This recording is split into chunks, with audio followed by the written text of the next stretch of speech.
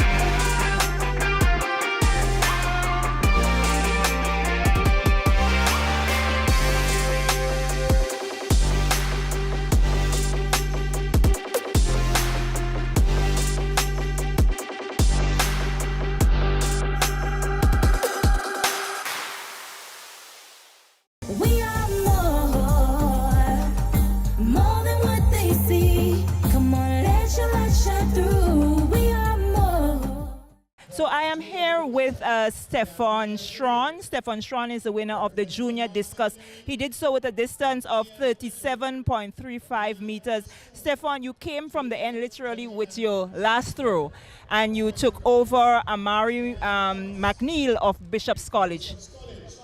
Amari McNeil of Bishop's College, 34.66 meters. Speak to us about that particular throw and all the energies that you had to put into it. Well, I was not really focused, so I just got my mind and I brought myself back to the time when I was practicing, and all the hard work and determination put forward into my training, and I perform. How hard did you actually prepare for today?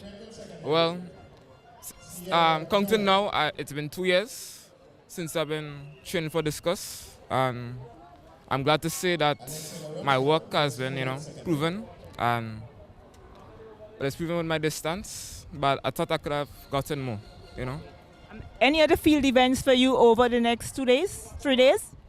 I'll be doing shot put. That's the only one. Thank you. That was the winner of the junior boys discus, Stefan Strawn, out of the Presentations Brothers College. He did so in a time of 37.35 meters. Amori McNeil of the Bishop's College, 34.66 meters. You were leading the junior boys discus up until that final throw from the athlete of the Presentations Brothers College. He got a distance of 37.35 meters. And speak to us about your preparations coming into today, because we do know that when we get athletes out of the C-style of Carriacou, we always get strong field athletes.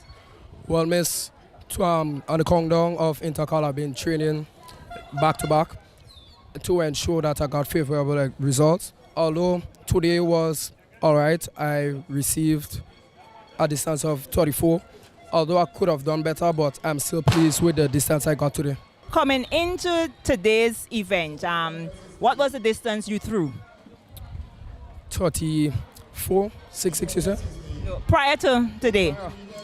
Prior to today, my official distance was 34.05 in my house sports. So you did get an improvement? Yes, somewhat. Officially, yes. Any other field events for you? Shot put and javelin. Thank you very much. That was the silver medalist in the junior boys discus, Amori McNeil out of Bishop's College in Carriacou. Elian Roberts got a distance of 32.66 meters, which gave you the bronze medal in the junior boys discus. And speak to us about your actual performance today. How satisfied are you? I am not fully satisfied because I believe I could have got a farther distance, but unfortunately my last throw was out of bounds.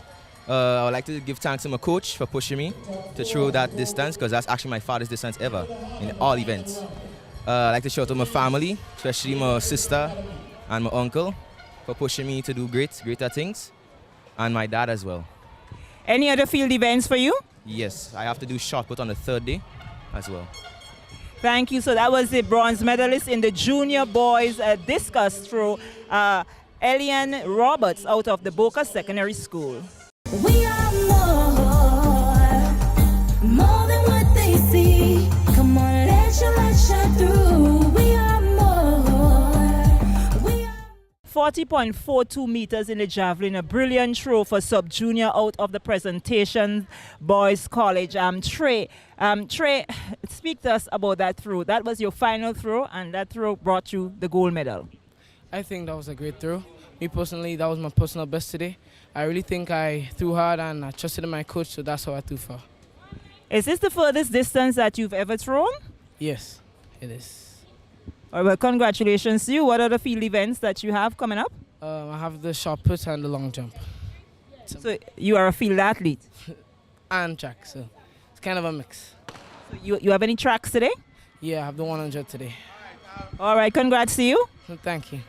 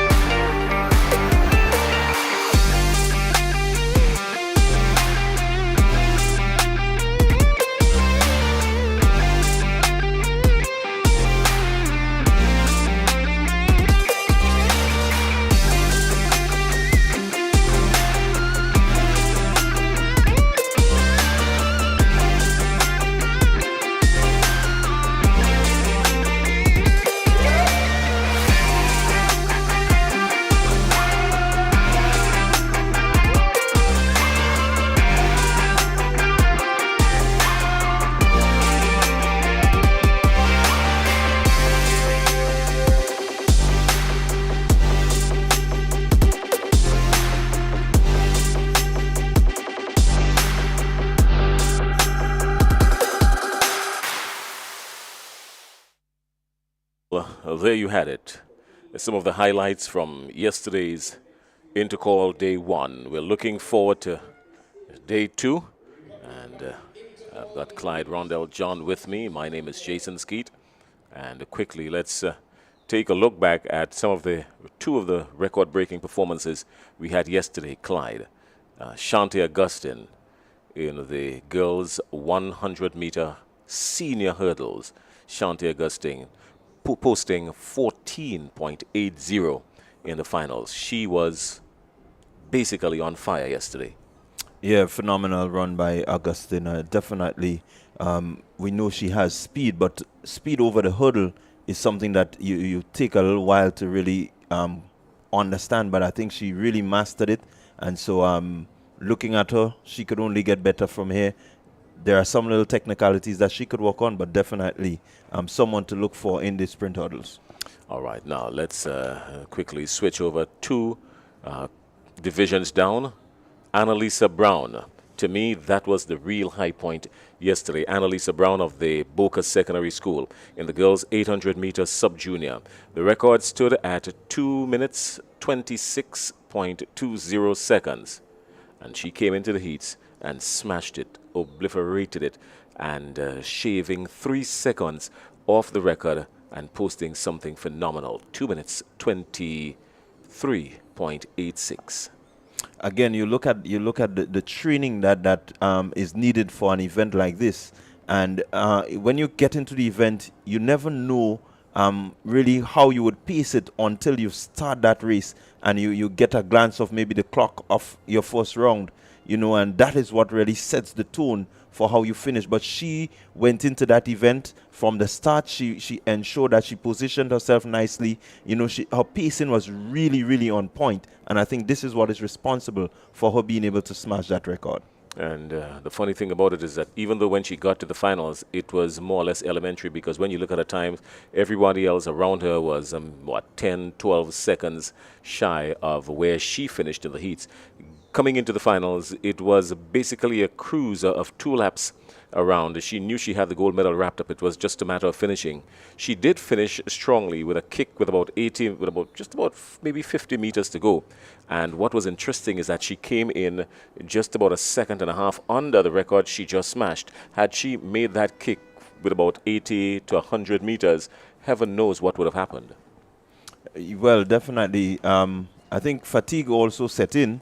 And definitely she was not really concerned. I think if she was concerned about lowering that record, we might have seen a different start from her. But from the start, you can see that she was just a bit sedated, not really looking to push the accelerator much. And so you can tell from that bit of body language that she didn't really concern about the record there. She already has it. All right. Well, the point standings to end day 1. Boca Secondary School knotted up with St. Joseph's Convent St. George on 30 points. And that too, everybody is speaking about what's to come, looking at the results, a lot of anticipation. And Anglican High School in second, and St. David's Catholic Secondary School, no surprises there out front. Well, this 2024 Intercol is shaping up to be one of many surprises. And it's nice to see the level of competition. Intercol before St. David's Catholic Secondary School closing day 1, they miles ahead. But this 2024 edition, they're being challenged. And true champions are champions that could rise when the challenge is really, really hard, when the challenge is tough. And so this is going to determine the school that is really, I would say, leaps and bounds above the others to rise to the occasion of that challenge. They have won. Once you're a champion, you win, that's your right. But when the challenge comes and you can answer, this is what makes the victory sweet. They're 8 points ahead of the Anglican High School. They're currently on 62 points. The Anglican High School is right behind them on 56 points. Just to give you an idea as to what Rondell was speaking about, yes, on day one last year they were miles ahead, so yes, there's some competition. As a matter of fact, last year they ended the St. David's Catholic Secondary School on 335 points, and the Anglican High School was right behind them on 221 points, over 115 points ahead. And that, in fact, painted the picture as to what you're speaking about. Now, the school that came in third last year was the St. Joseph's Convent St. George. They were 183 points, and that's where the separation really started, right? Even though St. David's Catholic was about 100 and something ahead, the separation started from there, come all the way down. In the boys' division, things were a little bit different. The Grenada Boys Secondary School ended last year on 331.5 points, edging out SAS because of the results of the final relay on 329 points. So it was the slimmest of margins going in to the final race last year in the boys division. Just a half a point was separating one from two, and St. David's Catholic Secondary third with 212 and PBC ending fourth on 200. Those were the top four. This year we're seeing basically a similar trend. Only thing on day one, it was a little bit dicey, a lot of lead changes back and forth between St. David's Catholic, between SAS, St. Andrew's Anglican Secondary, GBSS, and PBC. What are your thoughts on those three going into day two? Well, they have shown that there is some pedigree among the ranks, and definitely, again, it will boil down to a couple of things. The management of the athletes. When you look at the teams, you want to make sure that you manage your teams well. The fitness of the athletes will come into play. Definitely, your motivation of the athletes will also have a big part in terms of the results that is gotten. So it's really, really exciting to see the balance, that we have now, and so it could swing anywhere come day three. All right, well, here's how we're going to start day two. Day two will start with some field events, of course. We've got the girls' high jump seniors, the girls' javelin throw juniors, and the heptathlon girls' long jump open. That's coming up to start day two. Also, the octhlon boys' 110-meter hurdles. The hurdles are already on the track for that, so we can look forward to that as well. And the boys' 110-meter hurdles juniors. The girls' 800-meter seniors, that's also coming up. I wouldn't be surprised if Annalisa Brown elevates herself to compete with these seniors just to be able to give Boca Secondary a chance, because get this, the games record stands at 216.38. That's a record that was established back in 2001 by Jackie and Maureen. Now with the games record for the seniors being 2 minutes 16.38 and Annalisa Brown doing 2 minutes 23 yesterday with no contest at all, I'm just thinking it might be an opportunity there for them to step her up into this category just to compete to get some points. They're allowed to do that. So it's an avenue for Boca Secondary School to gain some points to separate themselves from St. Joseph's Convent. They knotted up in third on this one. We've also got the, still on the track, of course, the 800-meter senior boys and the 110 senior boys. The 100 meters senior girls and the 100 senior boys. We've got those preliminaries coming up, those heats coming up. 5 heats in the 100 senior girls and boys. So a lot of action on the track today. Today is going to be feisty. It is going to be feisty, and I know that once you are an old boy or an old girl of any of these schools that are especially at the top, you will be on the edge of your seat cheering to make sure, just encouraging. I listened to the views of a lot of persons yesterday, and persons were out of their seat. They couldn't settle because it was really this close in terms of the action that they saw. And so the anticipation is really there for an exciting and exhilarating day two. All right. Well, for those of you looking on GBN and GIS, good morning. And thanks a lot for spending time with us here. Pick up the phone, send your friends a WhatsApp overseas. and wherever else, and let them know that they can join in on the action too just by being a part of the pay-per-view. Day 2, the pay-per-view is only US $7.99. Day 3 is going to be a little bit more expensive because, of course, you know what happens on Day 3, the momentum builds. It's going to be $12.99. There are a couple of people who would have already purchased season passes, so they enjoy Day 1, they're going to enjoy Day 2 and Day 3. So if you're already if you have a Tizik account already, then that's automatic for you. Just click the link and follow the directions, and immediately you're going to be in. But for those of you still foreign to the pay-per-view, it's tizik.com. Go to tizik.com, and you can get in on the action here at the National Stadium. Yeah, so the anticipation is set. I think according to one of the soca artists, the mood is set, Jason. And so it's time for the action. We're going to get, on the way with some really exciting events. You're talking about the high jump for seniors, senior girls, the long jump heptathlon. Basically, these events are exciting events when it comes to the field. The javelin throw for junior boys, we saw yesterday very early PBC taking a really good lead in terms of the field events. Something that maybe surprised many. But definitely, if they're going to continue in that vein, then it means that the points are going to be shared throughout the schools. Excitement, excitement, excitement. One of the things I looked at yesterday, and I'm quite sure a lot of the folks here and a lot of the folks on the pay-per-view looked at it yesterday, and there was a little let down yesterday in the 4x100 meter senior boys relay. I mean, that relay was the relay of the day, and I'm quite sure it could well go down in history as maybe one of the better relays for these games, even though we're now starting Day 2. The picture was basically, for those of you who missed it, the picture was PBC was out in the lead at that point, or maybe they were in second, and GBSS was right there, SAS was right there. Those really carry some significant points, and so they needed to maintain the podium position to enjoy those points to give themselves the advantage. The first leg was very even. The second leg, PBC started to stretch the lead and was separating itself from the pack, and then the unfortunate missing of the baton passing on the third leg for Presentation Brothers College slipped up, and that opened the door and gave SAS and the GBSS the window that they wanted. They took full advantage of it. St. David's Catholic Secondary School came in third in that relay, of course.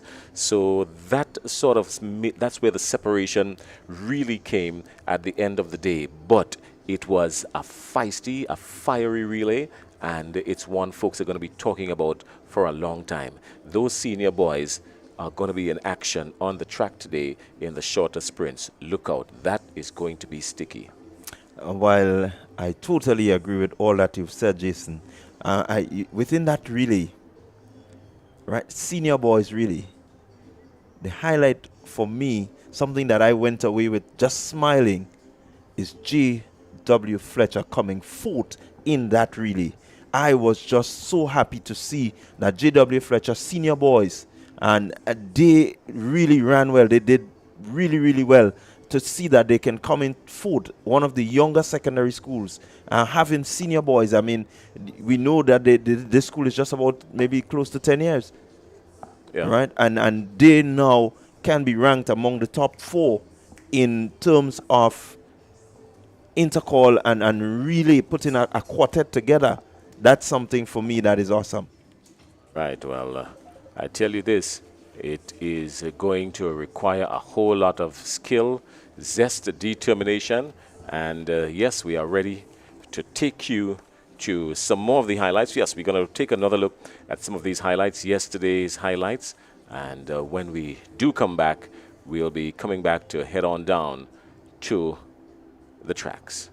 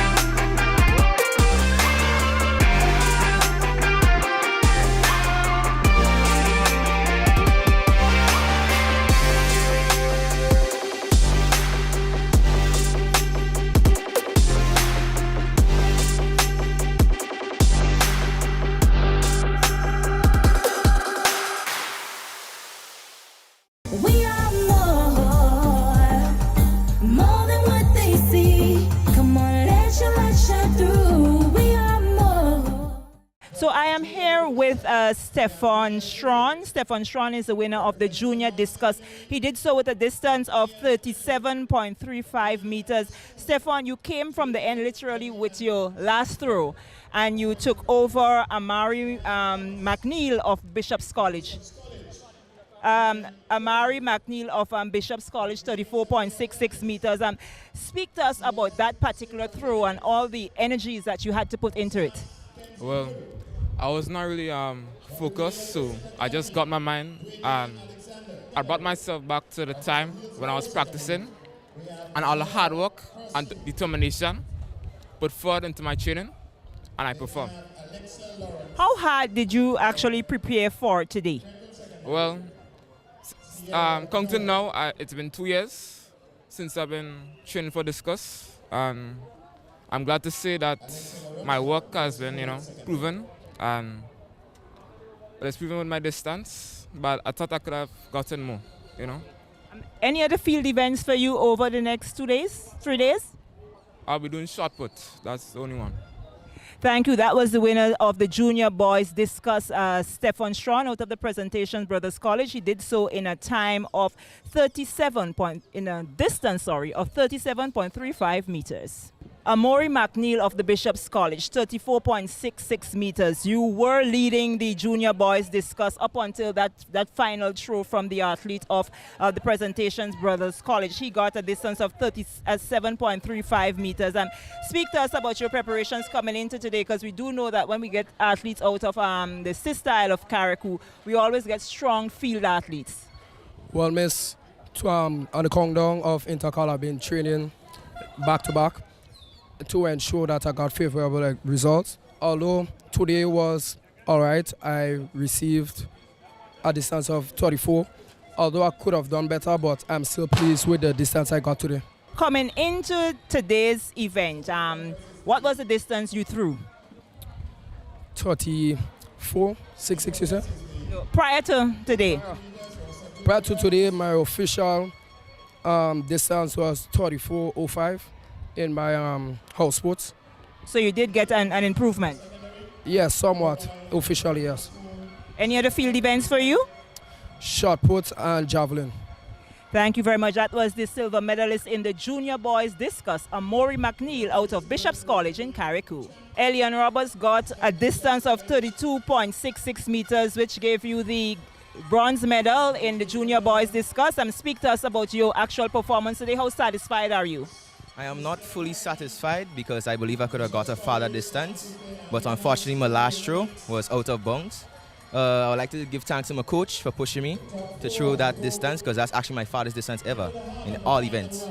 I'd like to shout out to my family, especially my sister and my uncle, for pushing me to do greater things, and my dad as well. Any other field events for you? Yes, I have to do shot put on the 3rd day as well. Thank you. So that was the bronze medalist in the junior boys discus throw, Elian Roberts out of the Boca Secondary School. We are more than what they see. Come on, let your light shine through. We are more. We are 40.42 meters in the javelin, a brilliant throw for sub-junior out of the Presentation Boys College. Trey, speak to us about that throw. That was your final throw, and that throw brought you the gold medal. I think that was a great throw. Me personally, that was my personal best today.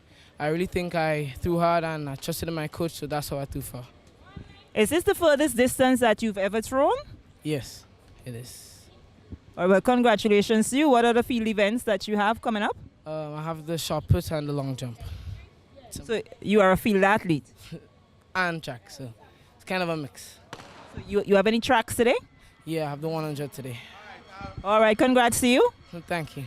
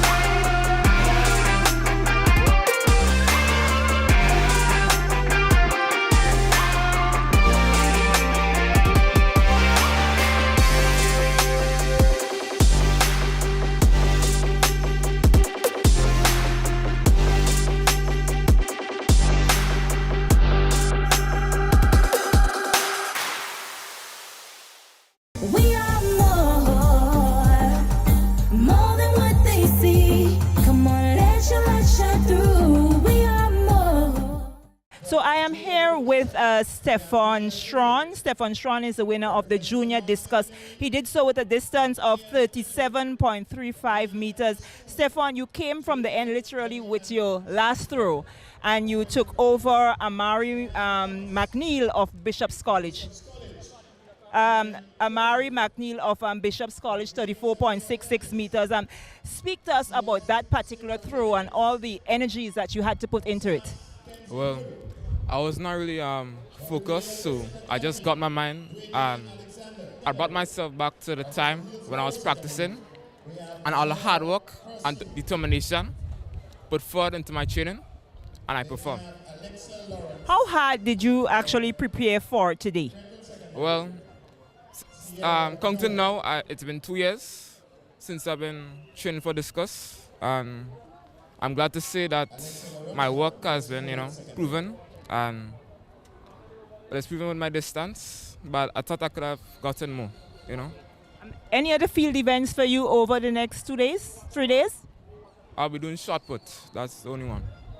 Thank you. That was the winner of the junior boys discus, Stefan Strawn, out of the Presentation Brothers College. He did so in a time of 37.35 meters.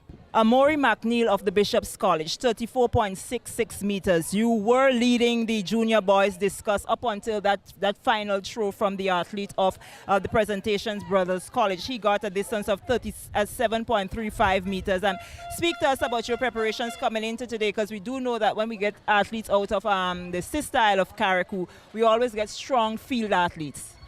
Well, miss, on the countdown of Intercol, I've been training back-to-back to ensure that I got favorable results. Although today was all right, I received a distance of 34.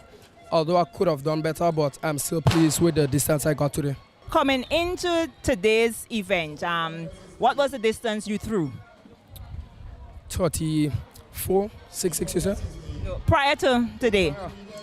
Prior to today, my official distance was 34.05 in my house sports. So you did get an improvement? Yes, somewhat. Officially, yes. Any other field events for you? Shot put and javelin.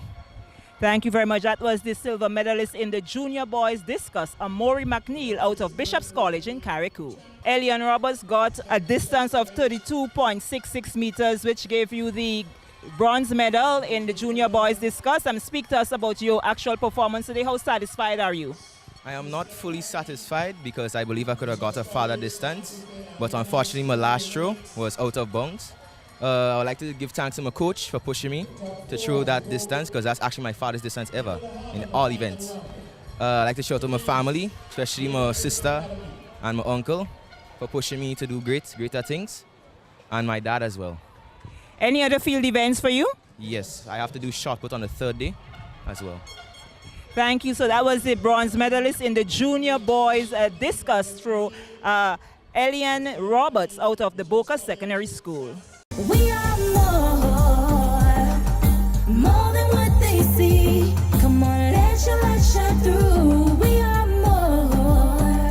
We are 40.42 meters in the javelin, a brilliant throw for sub-junior out of the Presentation Boys College. Trey, speak to us about that throw. That was your final throw, and that throw brought you the gold medal. I think that was a great throw. Me personally, that was my personal best today. I really think I threw hard and I trusted in my coach, so that's how I threw far. Is this the furthest distance that you've ever thrown? Yes, it is. All right, well, congratulations to you. What are the field events that you have coming up? I have the shot put and the long jump. So you are a field athlete? And track, so it's kind of a mix. So you have any tracks today? Yeah, I have the 100 today. All right, congrats to you. Thank you.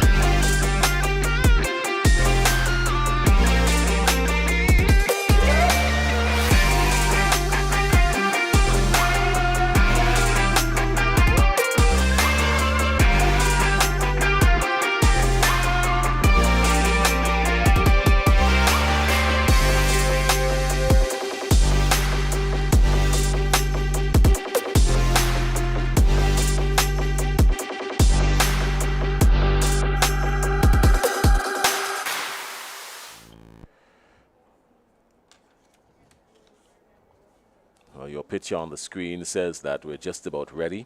The hurdles are on the field, and we're getting ready for the high jump as well. We've got the heptathlon girls long jump open. We've got the girls high jump seniors and the girls javelin throw juniors. So a lot of field events to start the day. But as we're speaking about the heptathlon and the octhalon, let's take a look at the point standings now for the boys octhalon open.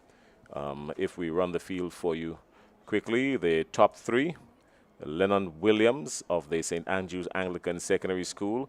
After 4 events, he's out there on 2,558 points. All right. Right behind him is Brian Isaac, also of the St. Andrew's Anglican Secondary School, on 2,498 points. And the St. John's Christian Secondary, Chetty Augustine, on 2,235. After 4 events in the boys octhalon. Yeah, really good to see St. John's Christian Secondary up there in the top 3. But SAS seemed to have a decent hold on the octalon, and definitely the other schools I know will be gunning. It's 4 more events to go, so they definitely will want to make sure that they raise their hands and put some points on the board. On your screen, what you're seeing now is the young ladies getting ready for the 100-meter hurdles in the... Let's go for the lane assignments. Maya Robinson in lane 5, representing the St. David's Catholic Secondary School, Anna Maria Paul. And running out of lane 6 from SAS, Christania Charles.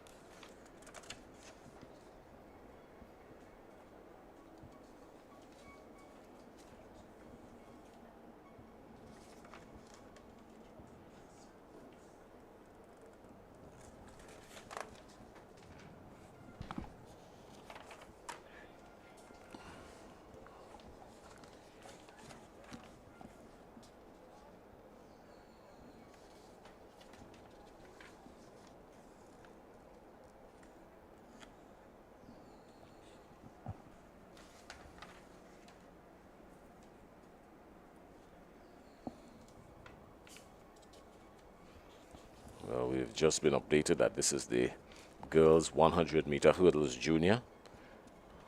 Looking for the start list on our program. It's not been forwarded. So we're going to have to take this one off the main board. It's not posted there either. But the girls 100 hurdles junior. Preliminary event.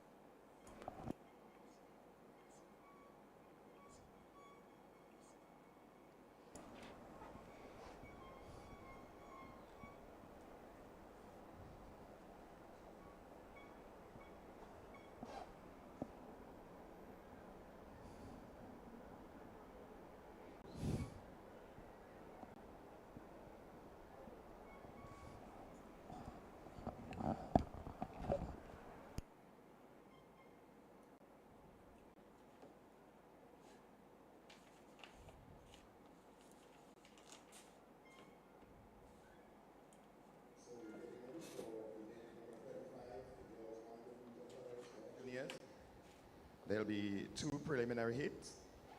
Remember, the top 3 in each hit goes into the finals, plus the next 2 best times.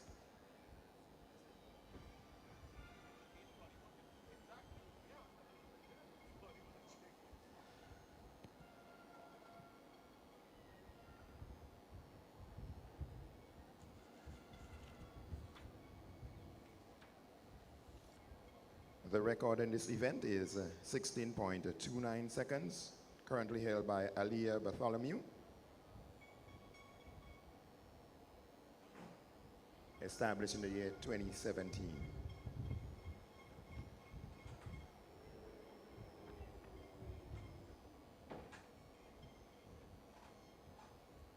So we are standing by for the action on the track, but in the meantime, we have other events in progress.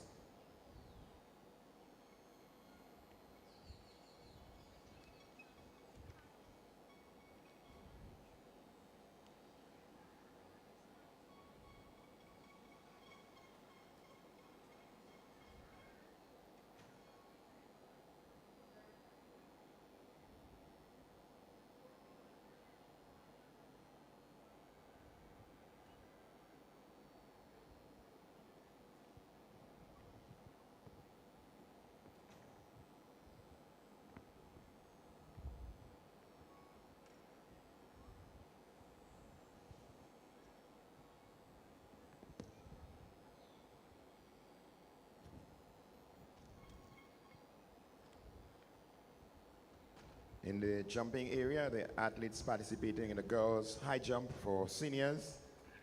Then we also have the long jump, open in the heptathlon for girls.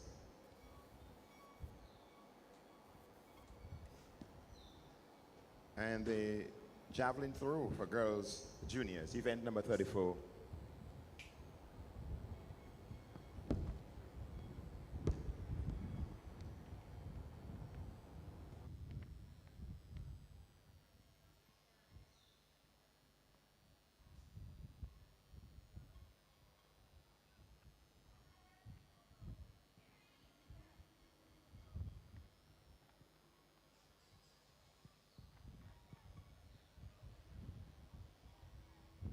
So back on the track, 100-meter hurdles for junior girls. Jada Roberts of Anglican High School in lane 2, from Boca, Nikaya Roberts in lane 3. Running out of lane 4, Maya Robinson of the St. Joseph's Convent, St. George's. In lane 5, Anna Maria Paul of the St. David's Catholic Secondary School. And in lane 6, representing the St. Andrew's Anglican Secondary, Christiania Charles.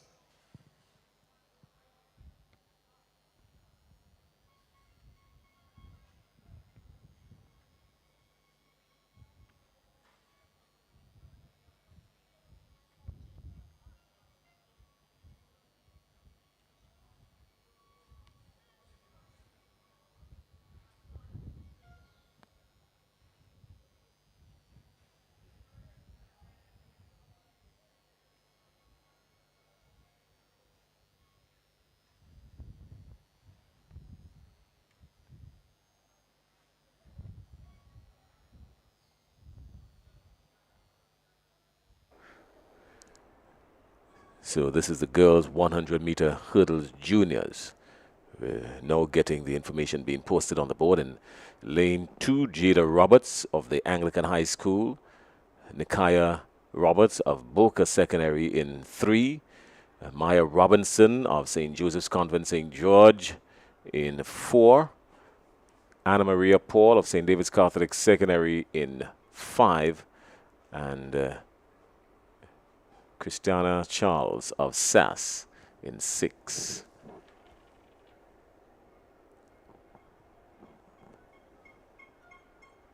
So heat 1 in the girls 100-meter junior, event 35. So we're starting on the track today. And we're also going to bring you up to speed with some high jump that's taking place. The girls junior high jump is in progress. We've got a total of 13 participants listed to start in that one. So we're going to be zeroing in on that in just a little bit. Shaffonia Houston of the Anglican High School is one of the athletes listed in that one. The girls senior high jump, the girls high jump senior.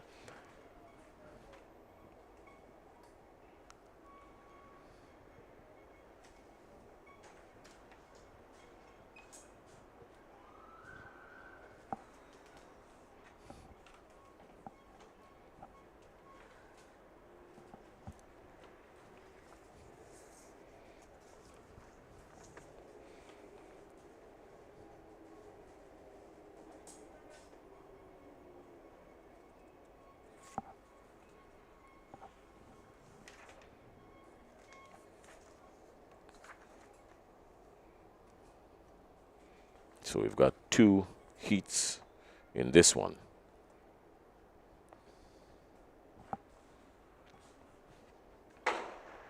Up, out, away, and the athlete from SAS, Boca, has crossed the hurdles first. Now a serious challenge is mounted from Charles of SAS.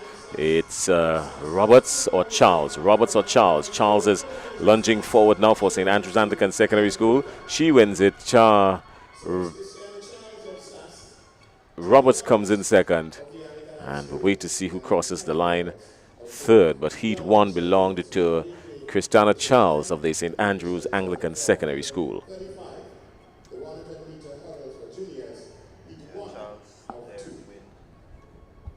Just what is needed. Again, you look at the technique. They're still basically jumping the hurdle and not really hurdling the hurdle. But as we keep saying, it's a work in progress. They're still more or less in a developmental stage, and so the hurdle being new to really most of these athletes, I think over time we would see, the coaches being able to really settle down and coach this event that we can see better times. Bernard, you've been very cautious of these hurdles and their technique. Charles coming through in 17.46. I've seen quicker. This is the 100-meter senior hurdles. Girls, I've seen faster, 17.46. What's your take on it, Bernard? What is quite obvious is that the athletes that have mastered or not even mastered, but that have some semblance of training with the technique, they do very well. Those that hurdle the hurdles, they do very well. So there's a lot of hope in this year. It is becoming a more popular event amongst the clubs and the schools. So going forward, I expect to see many more persons get involved in hurdles, especially the short hurdles, the sprints. All right, well, let's look at Heat 2. We're going to go down for the lane assignments in just a little bit, but they've got 6 in this one. Let's take you downstairs. Talia Decent, St. David's Catholic Secondary.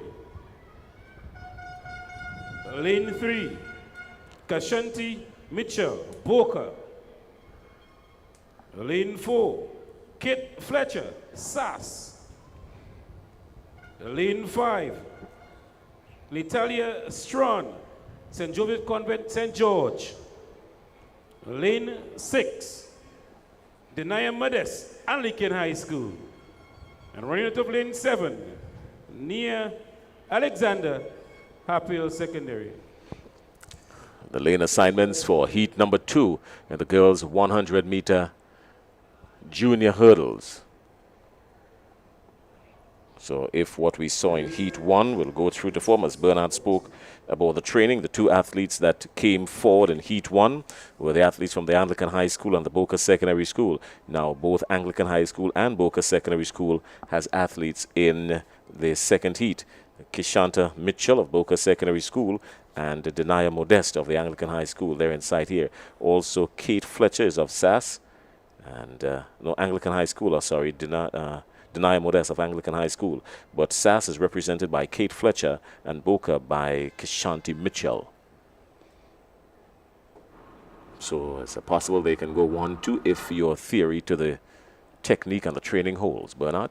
Yes, and one is really pleased. It is a pleasant sight to see when the technique is deployed, the difference in the times. Here we go. Just a little flinch. The starters are very sharp to see those things. Any little flinch when they're in the set position. The modus operandi is to get the athletes up to prevent them from false starting. Don't hold them in the set position for too long, because you're up on your fingers and your bicep, your arm, the muscles in your arm, all of that on intense position. It can't hold for too long. Something's got to give at some point.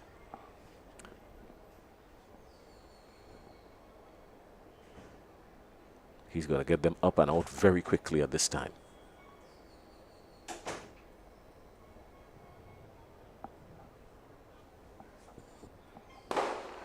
Yeah, up, out, and away, and they're gone. And immediately, look who lunges forward. A combination of St. David's Catholic Secondary School, Boca, and Sass. St. David's Catholic Secondary School, that's Desant. Thalia Desant is gone. She's gone with the wind. She's out, and the tussle for second. It looks like Boca Secondary School in the person of Mitchell. That's Kashanti Mitchell. So Desant first, Mitchell second, Fletcher third. Lanes 2, 3, and 4 in heat number 2 of the girls' 100-meter hurdles junior. Yeah, good run there by Desant. We saw her in the heptathlon for the national championship, and this was one of her events. And so coming in, you definitely know that she has the ability to do this event pretty well. And so she has shown that she has the ability, and really coming through nicely there is Desant. I think Desant did it more with speed than anything else. She was quick on the leading to the hurdles, but her technique going over the hurdles still requires a whole lot more. I share that sentiment. She's a strong young lady, and there's obviously she is into the sprints also. So that combination of the strength to the sprinting, with a bit of technique, saw her separate herself from the field quite easily. All right. Well, we've got. They're showing us now the girls' javelin. That's the girls' junior javelin. And on your screen, representing the St. Andrew's Anglican Secondary School, that looks like Avia Fletcher of Sass. 2024 points. Avia Fletcher of Sass. The red line that you're seeing on the bottom of your screen for the javelin, that's either the games record or, well, it has to be the games record, or is it the qualifying mark to go into the next round? Clyde Rondell John is just confirming that it's the standard to go into the next round. So maybe this is just the warm-up then.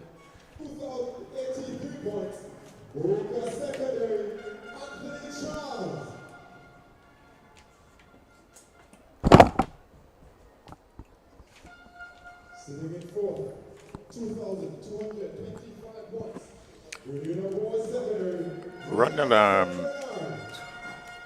what we have seen some association, and I would like to call it. Generally, when you have a sprinter, they gravitate either towards the hurdles to complement the sprinting or to augment the sprinting, or they gravitate towards the long jump. So generally, and one can think of the Carl Lewises and so forth, they go hand in hand and they complement one with the other. And what we have been noticing is that a number of athletes, in fact, they well, at this age, they're shopping. They're event shopping, so to speak. Let's see where I land, where I am suited best. And that's not a bad thing at all. It might be a bit foolhardy, actually, to start thinking about a specialist event when you're 14 and 15 and so forth. So the coaches who are working with these young people, I think they are doing the right thing, having them exposed to as many different disciplines as is possible. You definitely want them to be exposed for some of these, especially 14, 15, maybe even 12, 13. They're still learning to train. So it means that when they have understood training, then you begin development and that's where they learn to compete, and that is still a learning phase, right? So until these athletes get to about 19, 20 thereabout, they haven't really learned to compete. Well, Clyde Rondell John, if anybody has to get a medal this morning, I think the medal belongs to you, because that was a very salient point you make. Learning to train. Not training, but learning to train. That's important. Now we've got the boys 100-meter hurdles coming up, and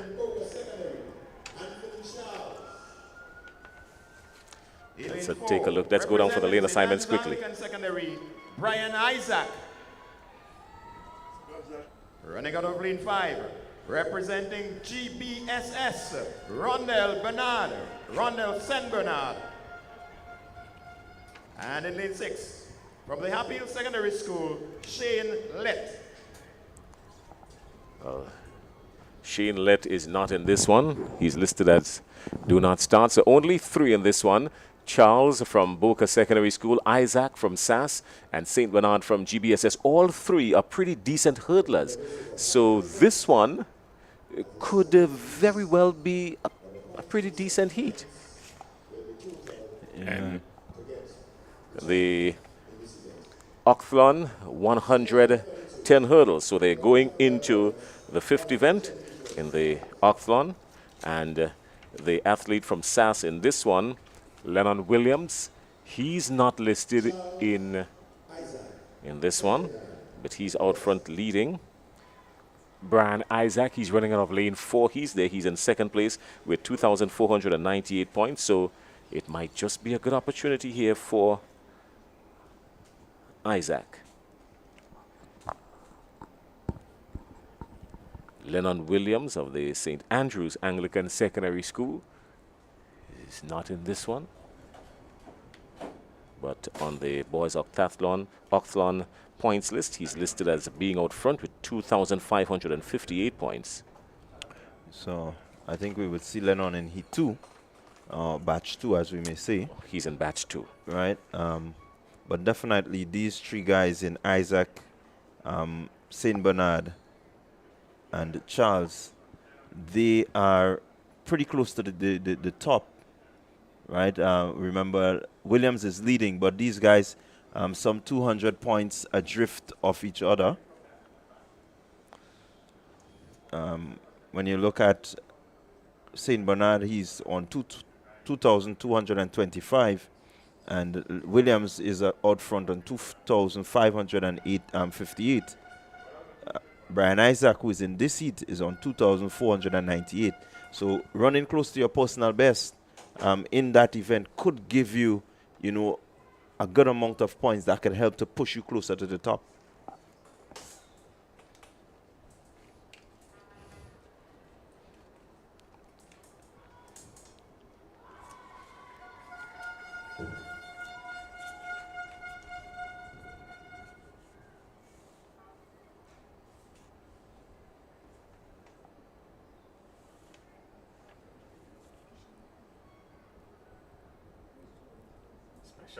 Competitors, the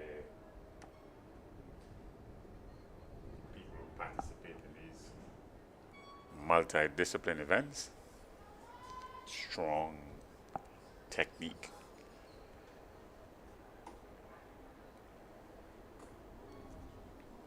So a slight delay to the start of this first event for the day. The boys who are participating in the oct.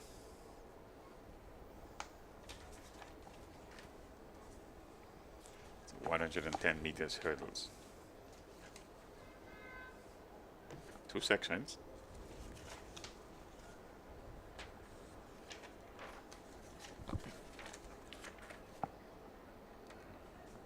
This is where the Kurt Felix would have started. Linden to Saint.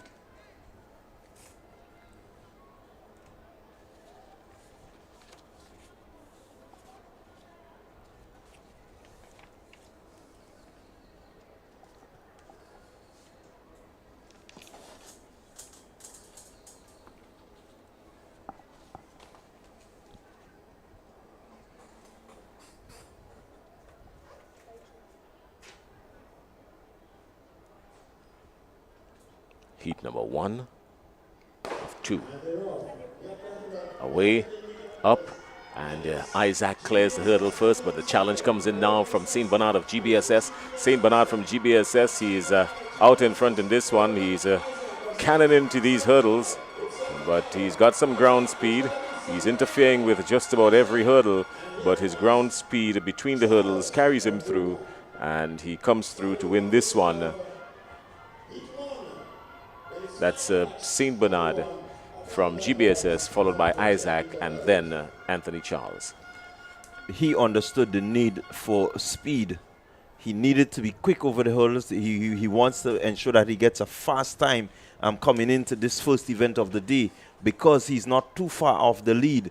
And so the closer you get to your best, this is what matters. A few stutters when he clattered into the hurdles, but his focus was just on getting the timing right so that he can achieve some really good points.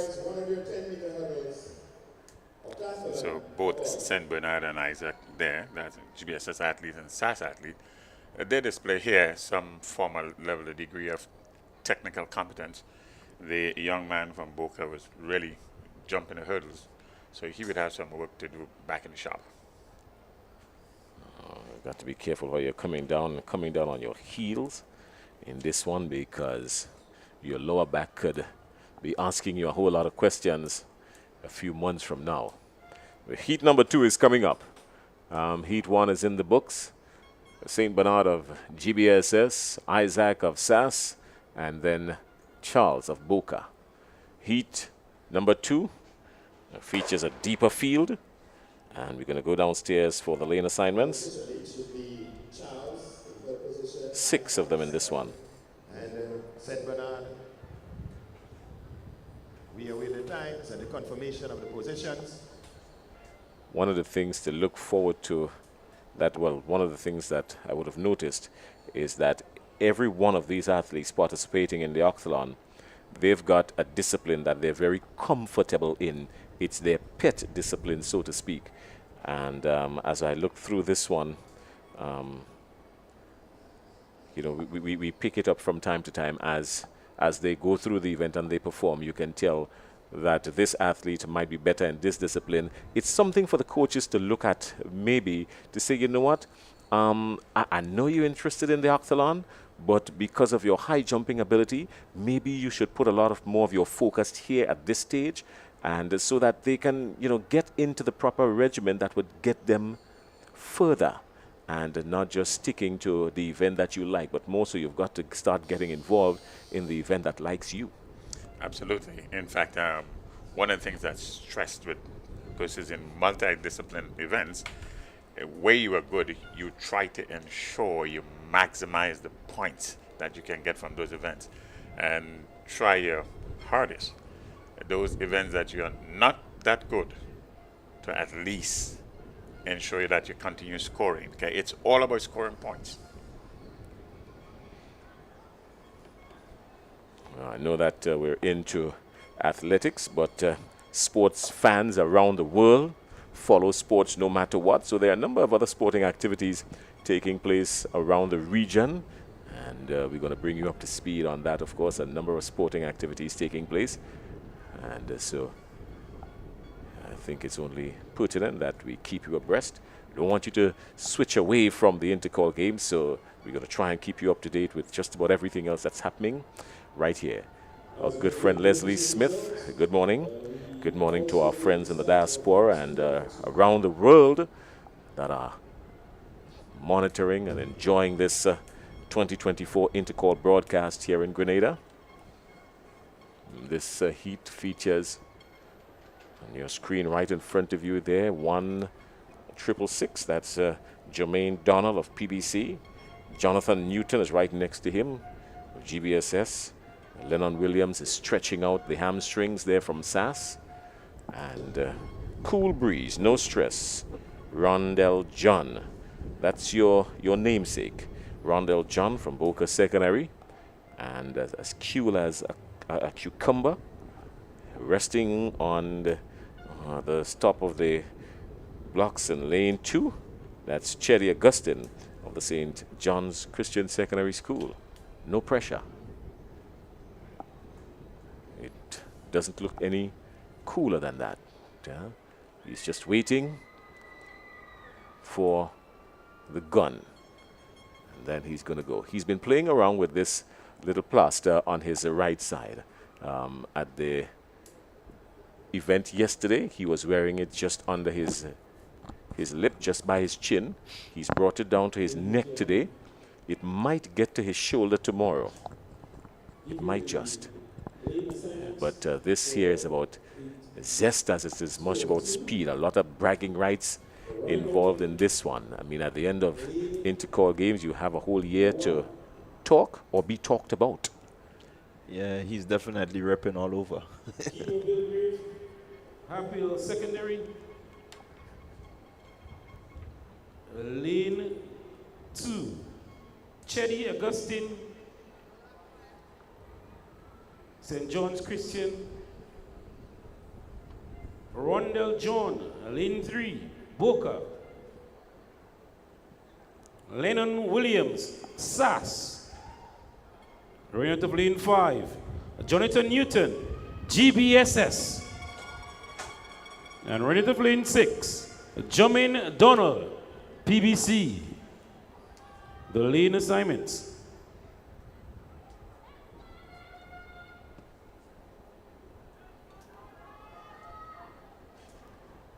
So heat number 2 of 2 in the boys' 110-meter hurdles octhalon. What's your pick in this one, Bernard? No clear favorites, but this, on paper, is the stronger of the two sections, so it should be more competitive. Well, obviously, there are more athletes in this one, period. So this should be more competitive here. As I understand it, the leader in this event is in this section 2.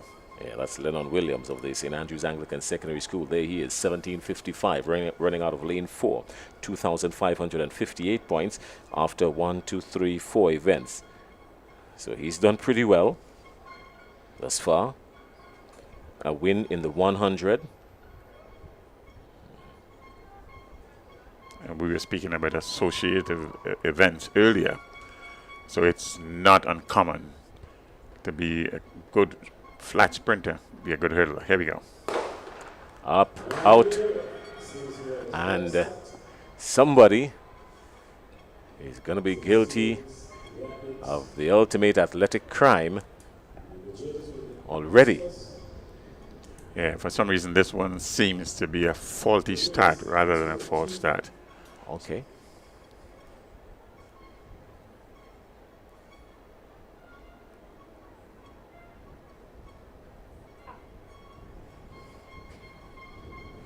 Let's see what the officials are going to do. Because if it's a false start, then it's Williams. 3 and 4. Williams came out ahead.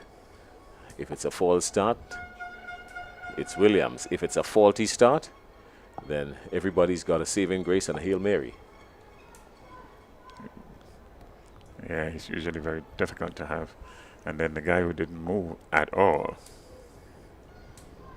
in lane 5.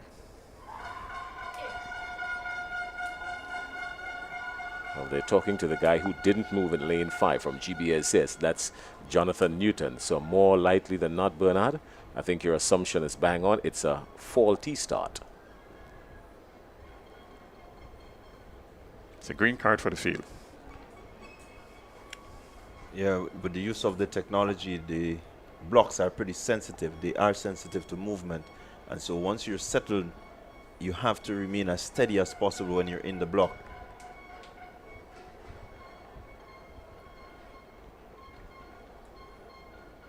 It should be told if you are not nervous at a starting line in an event as big as this, then something is not ticking properly all over. If we're going on looks, as into who looks most dangerous, then Chetty Augustine looks like a dangerous man, or the most dangerous of them all.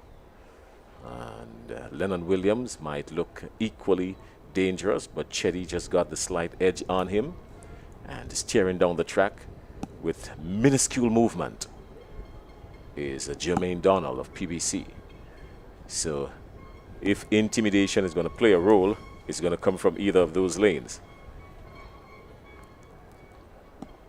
And anything to give one an advantage is usually deployed at the starting of any race.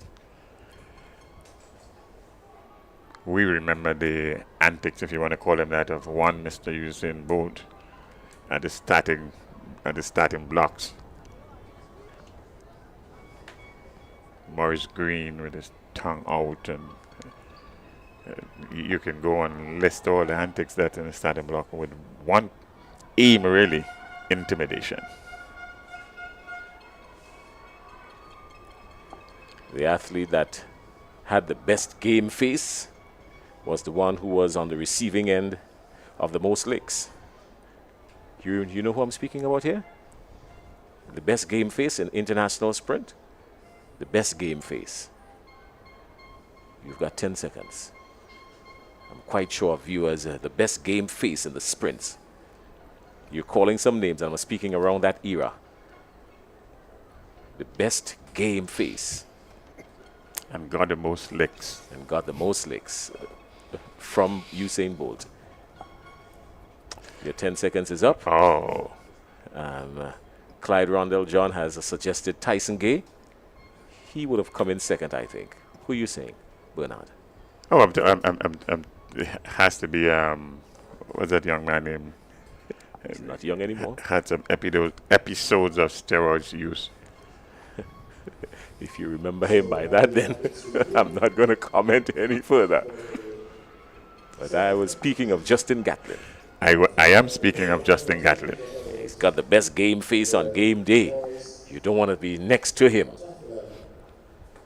But sadly, he was on the receiving end of the most near finishes.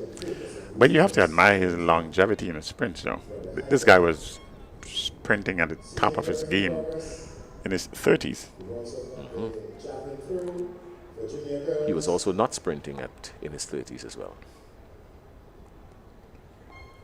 The operative word there is not. So the girls' javelin are taking place. I've got to forget Bernard and Clyde because they're going to get me in trouble. And they're certainly baiting me to say things, and I should be wiser than that. So I'm going to leave it alone. The girls' javelin throw, event number 34. You're seeing it there on your screen. Sherry Ann is down on the field. She's going to give us an update in just a little bit on this.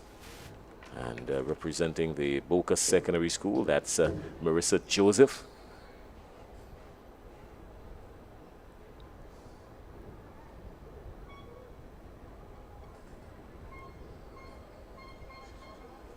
Marissa Joseph of Boca Secondary School.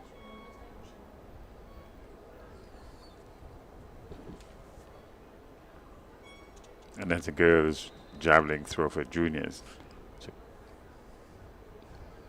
It's a good side, really, Jason. You're talking 25 athletes listed here participating in this one. That's good for the sport.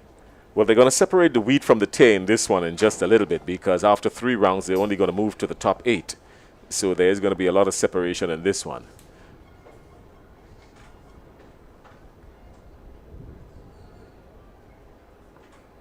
Fletcher of SAS.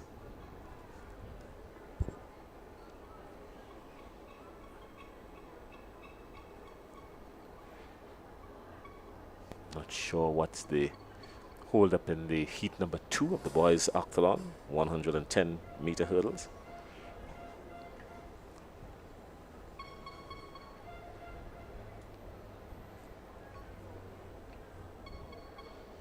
And if you were to take a close look at the young ladies throwing, you can in fact spot the differences in their technique, the way they approach the line to throw, and how the javelin is actually held.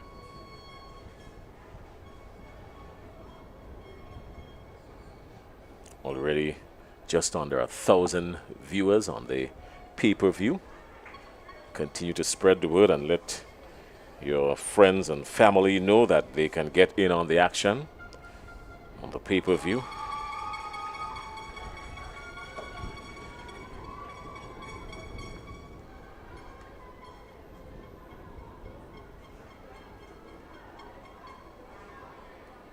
Naomi Jones from the St. David's Catholic Secondary School.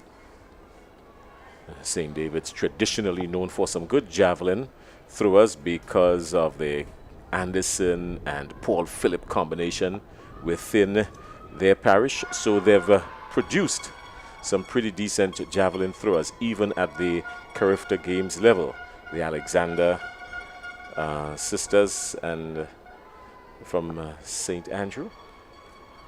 You also had Telesford. He was the under 17 gold medalist. That's Rayvon Telesford. So definitely you're spot on. A lot of work goes into the javelin throw, even at the primary school level. So they when they get to the secondary school, there's some degree of development that takes place there.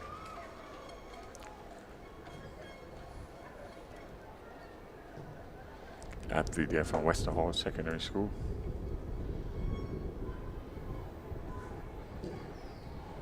Yeah, you also had Makim Felix coming from the Westerhall Secondary School, one of our javelin throwers. Again from St. Bernard. Kedona Bernard of Grenville Secondary School.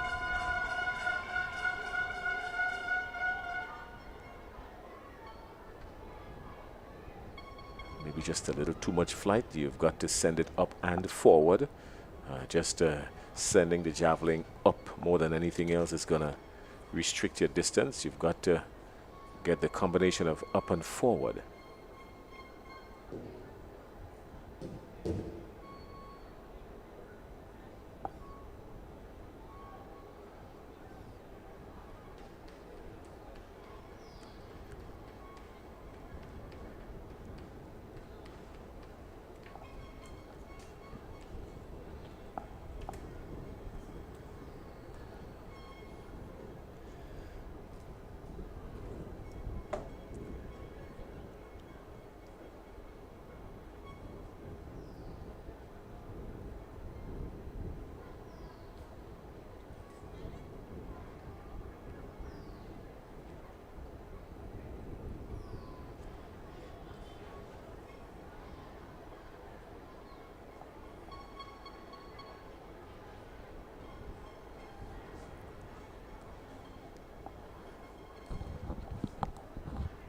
So while we wait for the resumption of the activities on the track, we can see some excitement building at the high jump.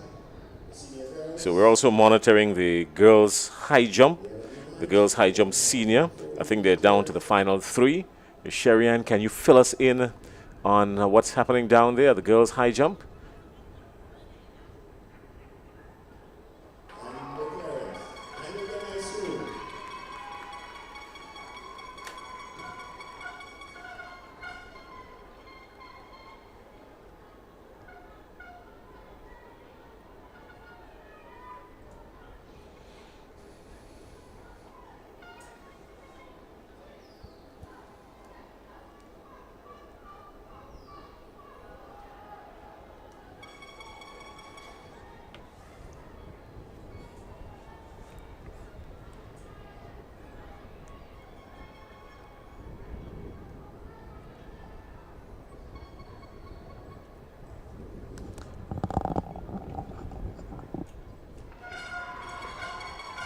And another attempt there from athletes from St. David's Catholic Secondary School.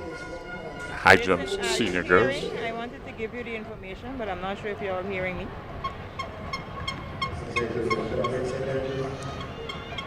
Yes, Sherry, you can go right ahead.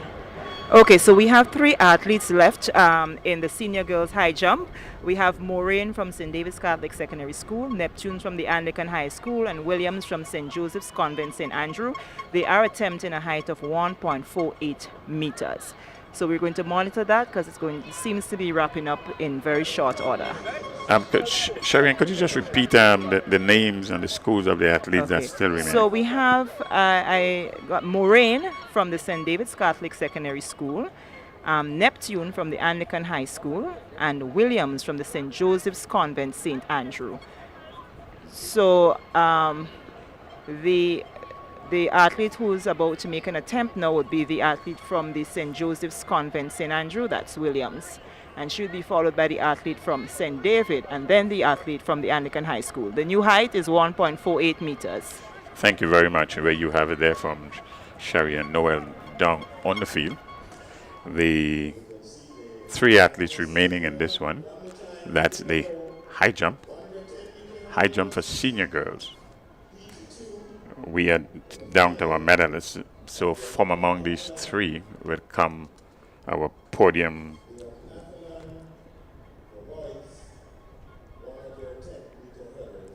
places here.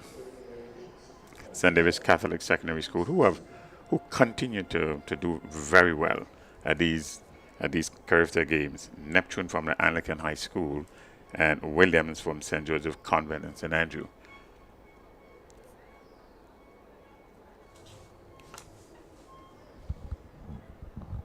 So on your screen now is Williams from St. Joseph Convent in St. Andrew, attempting a height of 1.48 meters.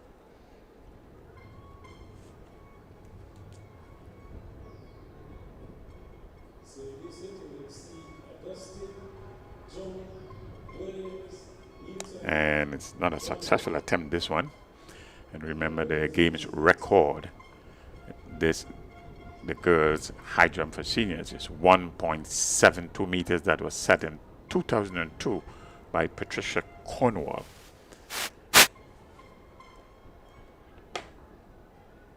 It's Maureen now. She steadies herself.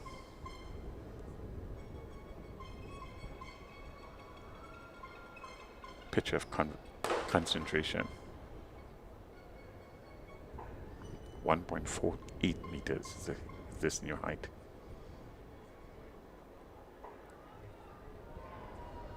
And it's a failed attempt.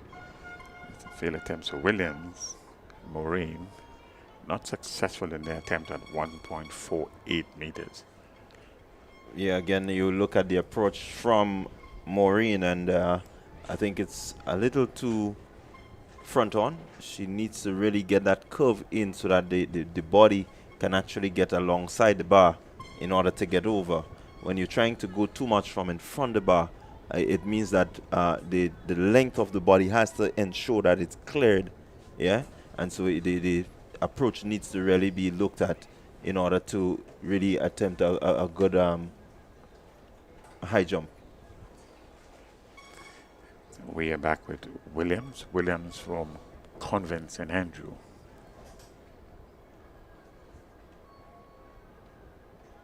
Another failed attempt there. Have a little bit of work to go back and do.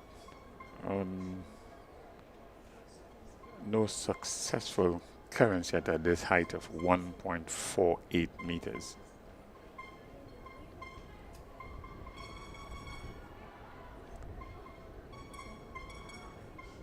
St. David's Catholic Secondary School in Moraine.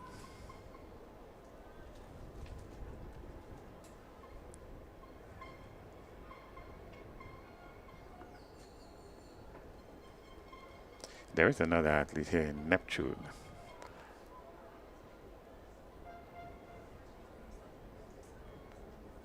However, we are back on there.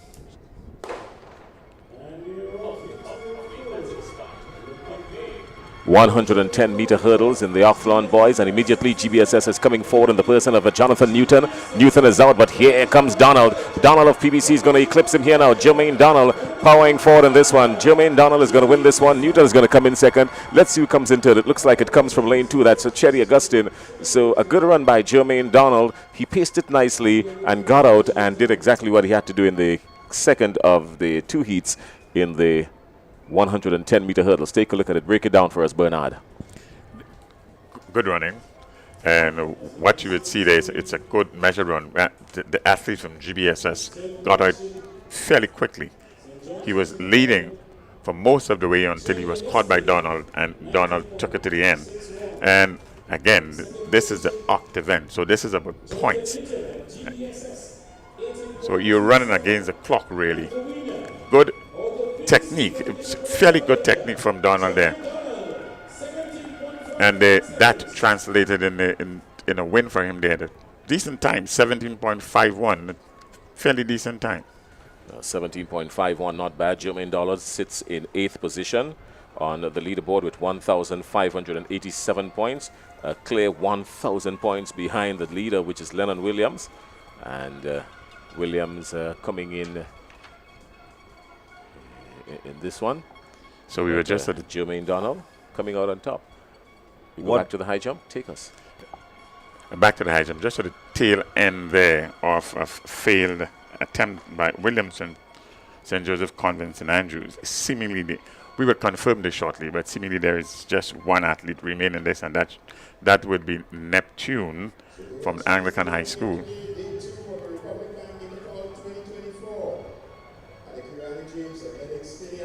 So a lot of coaching there for Neptune from the Anglican High School. Breeze fluttering in the wind. Flags fluttering in the breeze. So you've got to get the lips and the mind working together in this one. Without the proper combination of the lips and the mind working together, we'll be in total chaos. She's wearing number 38. And she's representing the Anglican High School.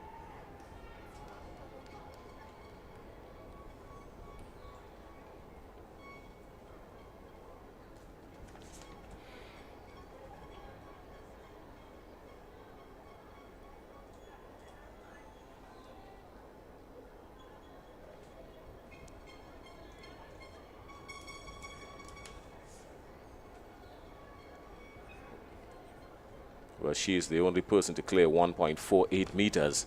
That's Neptune, Jemmy Neptune of the Anglican High School. So she's in conversation with her coaches now. Certainly what they're discussing is whether or not she's going to try to go up to establish maybe challenging for the record. The record in this one is 1.72. Well, she's a little bit distance off, but if she wants to challenge herself, she can keep going. So she already has the gold medal. And she's got a few moments to consider. And what will she do? Seems to be reluctant to continue at a higher height. But she's been encouraged and pushed by her coaches here. Coach, you mentioned, Jason, about the wind. And we know in track and field, whenever we talk wind, we are talking about either wind assistance, that is normally referred to as a tailwind, or we are talking about wind resistance, what we refer to as a headwind.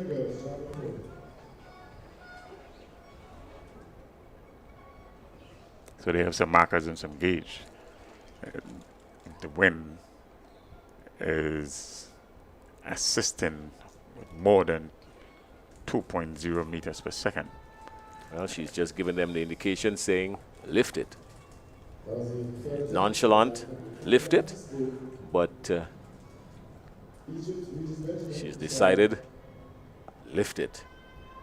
I'm going. So Neptune from the Anglican High School, what are they lifting it to? Not sure. It might go up to 1.5. Sherry-Ann might bring us up to speed on comms. Not too sure what they're going up to.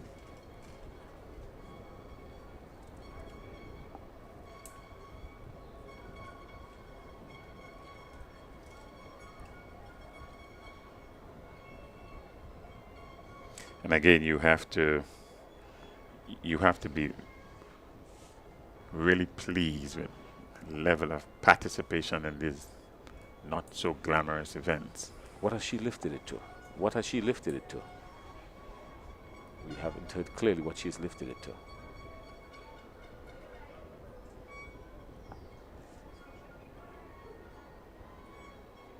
So we started with 13 athletes in this one.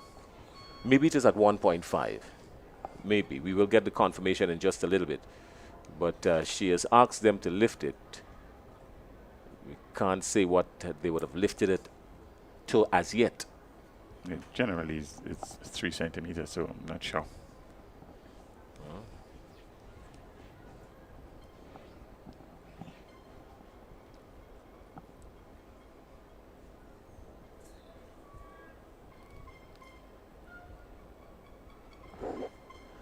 So we've just been confirmed that she's going to go up to 1.73 meters. Now the record is 1.72.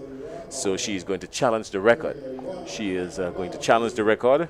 1.73. She's asking to lift it to this record. Is from 2002. And Patricia Cornwall. Patricia Cornwall is the current record holder, 1.72, established back in 2002. And Neptune has asked the bar to be raised to 1.73. She's already tied up the gold medal. Now she wants to put the record in the bag with it. And that's not unusual in events like this. You have 1 or 2 shots at the record and then call it a day.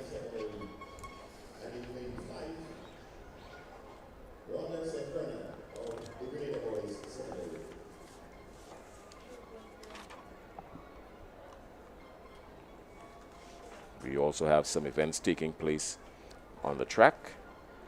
The boys 110 hurdles junior. We're torn between 2 lovers here, the 110 hurdles sub-junior heats and Neptune going for the record in the high jump. We're going to keep our eyes on the hurdles. Hurdles immediately. SAS lunges forward in this one. It looks like Isaac from SAS challenged by St. Bernard of GBSS. Bernard of GBSS. St. Bernard of GBSS. St. Bernard of GBSS. SAS. And then Charles of Boca. Well, they ran over heat 1. That's what just happened there in the 110 hurdles octholon. They just ran over heat 1. And coincidentally, we had the same results. I think the difference might be the times. And again, in events like this, it's really all about times. Not sure what the reason was.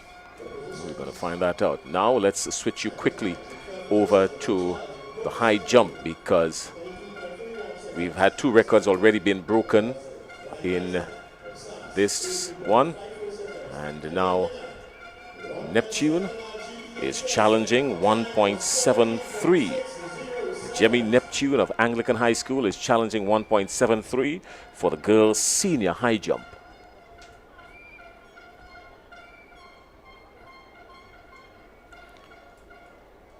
Well, Jason, what has just happened there is that St. Bernard of GBSS and Newton of GBSS, St. Bernard of GBSS just went 17.60. So he has some massive points because the record for the octathlon 110 hurdles is 18.01. So some huge points just being scored there. All right, well, thank you very much, Clyde Belchon. He's always on top of... Again, interesting, Jason. Donald of the PBC... Hold that thought. Hold that thought. Hold that thought, Rano. Hold that thought. Let's go to Neptune. Hold that thought. She's going for the record.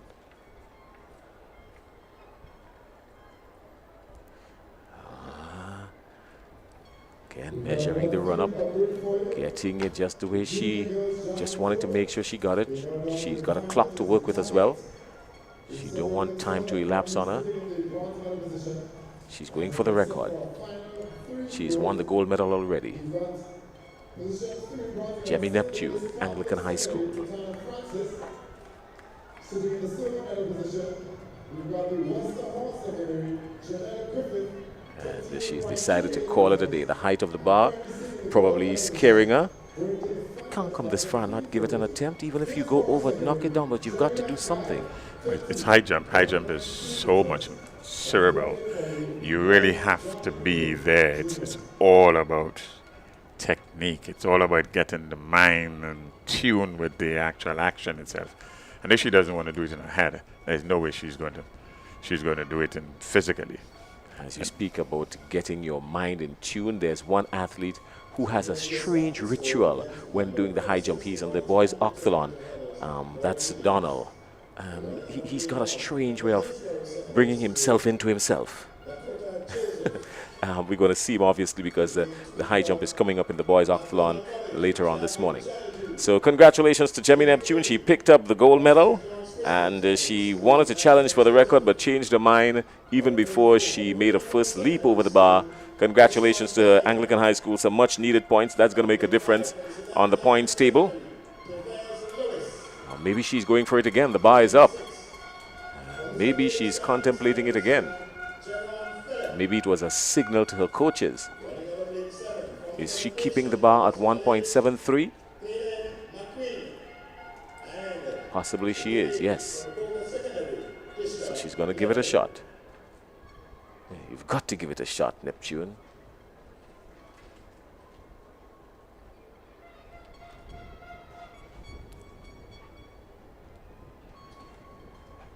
Sydney has all the attention to herself. That's not unusual with a high jump.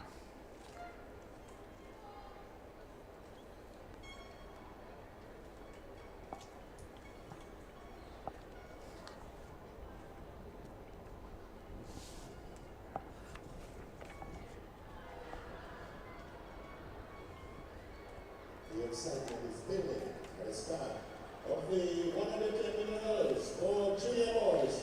Heat 1 coming up. Here goes Neptune.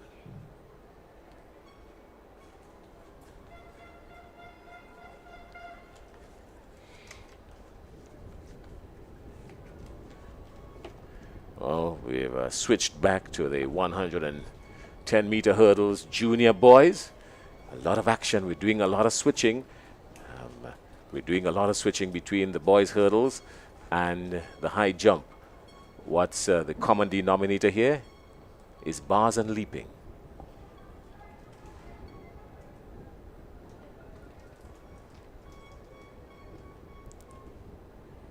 Surely this is tiring her out. She's gonna feel the effects of this even when she tries to go over the bar. That's a lot of gauging, a lot of up and down, stop and start.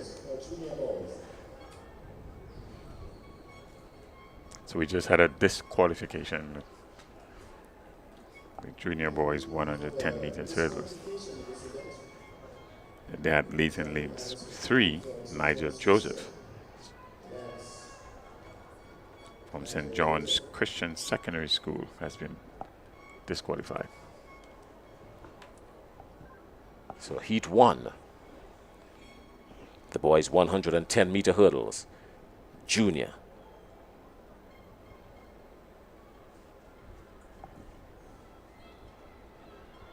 Heat 1 of 2. Up, out, gone. Sass in the person of Lewis. Sass, Lewis, GBSS, Daniel. GBSS, Daniel. Daniel of GBSS, Lewis of Sass. GBSS, Daniel has the lead. Daniel has the lead, and he's followed quickly by Sass, Daniel, and then, of course, St. David's Catholic Secondary School and Philip coming in third in that heat. So, good run from Rashawn Daniel of the Grenada Boys Secondary School, picking up heat 1 in the boys 110-meter hurdles junior. Pretty decent run, Bernard. Good run, good technique.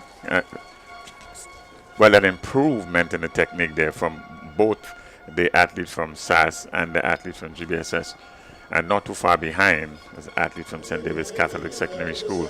But these young men, they have some speed. That's quite evident here. All right, well, it is official that Neptune has decided to call it a day, so she's going to hold on to the gold medal at 1.48. She's not going to challenge for the record. That's at the end of the day for her with the high jump. She's already secured the gold medal, and the Anglican High School have got some points in the bag. That's going to do some good for them as they continue to chase St. David's Catholic Secondary School. They're only 8 points adrift at this stage. So that's good news for the Anglican High School. Now, let's take you back to the track. We go down to the track for lane assignments in heat number 2 of 2 of the boys 110-meter hurdles. Let's look at this one here now. And 16.86 was Rishon Daniel, and Lewis of Sass was 17.09. As we get ready for heat 2 of 2, the boys, the 110 meters hurdles, juniors. Let's go down for the lane assignments.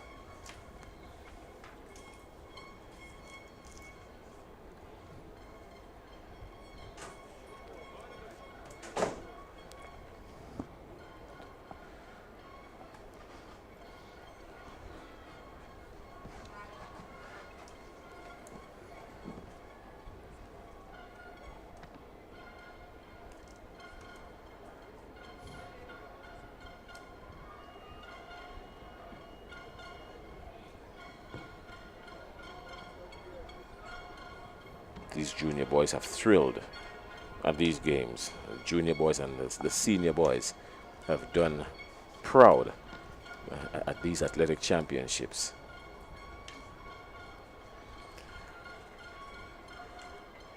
And we look in this shot is from the secondary pavilion. A lane assignment, heat 2 of 2. Running out of lane 2. Shime Philip, Westall Secondary. Lane 3, Golden Joseph, Sass. Lane 4, Vecchio Hines, St. John's Christian Secondary. Lane 5, Novel Nelson, McDonald College. Lane 6, Kamal Joseph, GBSS. Lane 7, Dishon Jones, St. David's Catholic Secondary. And lane 8, Lyndon Gonzalez, Boca.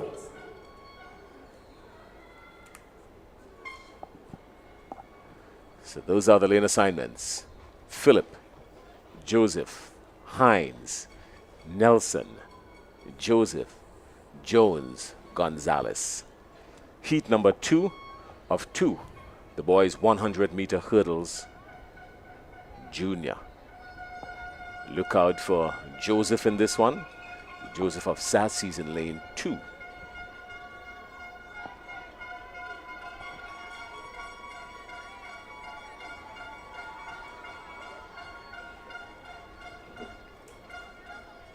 Still anybody's run.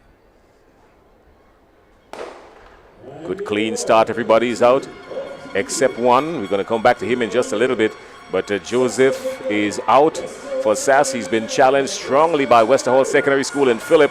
So Joseph and Philip, it's going to be tight going to the end. Joseph starts to come forward, and Joseph just getting through on the line. Philip from Westerhall Secondary is second. Those are the 2 automatic qualifiers in this one, so a pretty good run from Golden Joseph of St. Andrew's Anglican Secondary School. Clyde? Yeah, really interesting race there. I think really competitive all the way to the line, as you've seen it there. But definitely Joseph and the athlete there from Westall Secondary School in Philip, they got off really well. And you can see them stride for stride. They're heading down that lanes. And what is important there is just coming to the penultimate hurdle. You can see that the technical competence of Golden Joseph was a little bit better. His stride length and everything was just on point, that he was able to get a step ahead, one step ahead of Philip, and that made the difference. Well, Nelson of McDonald College never got off the blocks. He stayed. And Novel Nelson maybe had some kind of discomfort, so he was cemented in the blocks, never moved. And Golden Joseph, 17.22. It would be a shine on him if he were to pick up the gold in this event. When you've got the name Golden, you can't settle for silver, can you? Well, he still has to contend with Daniel from the GBSS, who seemed to be the faster of the two. He completed his heat in 16.86. You can actually see an improvement in the techniques as we go up the chain, if you want. In this heat in particular, there we saw some display and some pretty good technique. I really liked it to see the young man from St. John's Christian Secondary School. He didn't come in the automatic qualifying position, but he had some good technique. Got a bit left on the blocks. We've got Sherry Ann Noel down on the field, and we've got the girls' javelin coming here in progress, the girls' javelin junior. So, Sherry Ann, are you there with us? I am here, Jason, but I just want to give you a quick update on the results of the senior girls high jump before I reach next to the javelin. Jemmy Neptune of the Anglican High School, she won the gold with 1.48 meters. The silver medal went to Kayla Williams of the St. Joseph's Convent St. Andrew, 1.45 meter. And the bronze medal to Kira Moraine of the St. David's Catholic Secondary School, 1.45 meters. So that was the results of the senior girls high jump, and I am going to proceed now to the javelin and give you an update momentarily. 10:54 in Grenada. Well, we've had the results for the high jump, so that was just confirmation there from Sherry Ann Noel, and we're going to be monitoring the javelin, and she's going to give us an update on the javelin pretty soon. We also have a medal presentation coming up, and so we've got to zero in on that as well. So let's go down to the podium for medal presentation. From 1996 to 2002.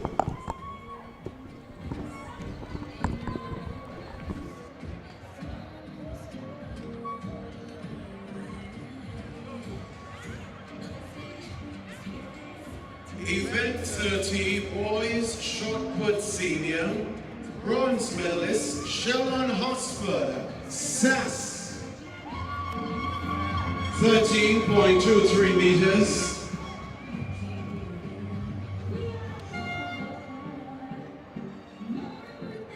Silver medalist Adam Williams, Happy Hill Secondary School, 13.27 meters. Your gold medalist, Kadeem Talispud, St. David's Catholic Secondary School, 14.88 meters.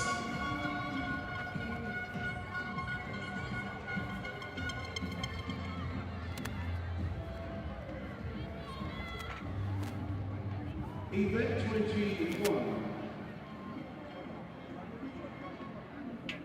We're going to back up to event 21, girls javelin throw, sub-junior.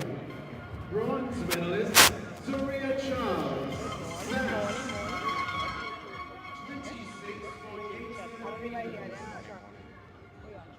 Silver medalist, Sydney Douglas, St. David's Catholic Secondary School, 28.84 meters. And your gold medalist, Nikeda Francis, also representing St. David's Catholic Secondary School. A distance of 29.15 meters.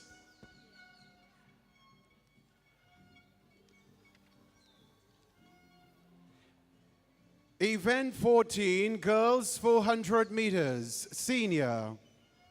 Presenting your bronze medalist, Francesca Henry, MacDonald College. 1 minute, 96 seconds. Silver medalist, Kamaya Telesford, St. David's Catholic Secondary School. 59.85 seconds. Ladies and gentlemen, your gold medalist, Shaphonia Houston, Anglican High. 55.90 seconds.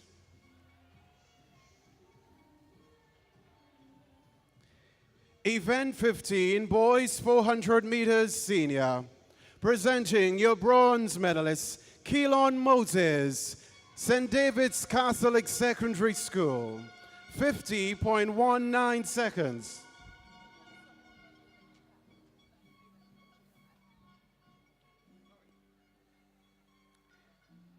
Your silver medalist now, Quanel Pear, GBSS, 48.85 seconds.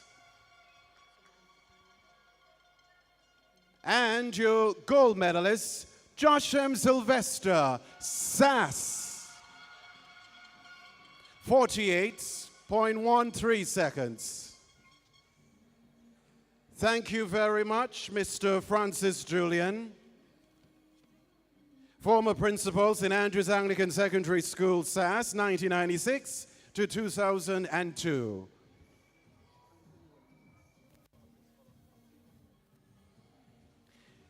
We're very pleased to invite Mr. Anthony Wellington, former principal of St. John's Christian Secondary School.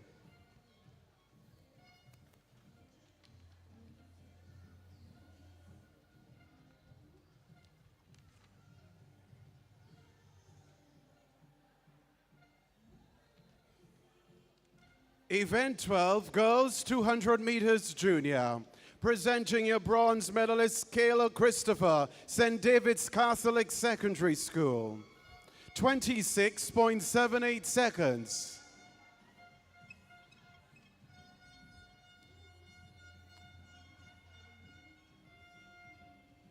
Silver medalist, Amaya Chandler, Boca Secondary School, 25.38 seconds. Presenting your gold medalist, Egypt Regis, Anglican High, 25.23 seconds.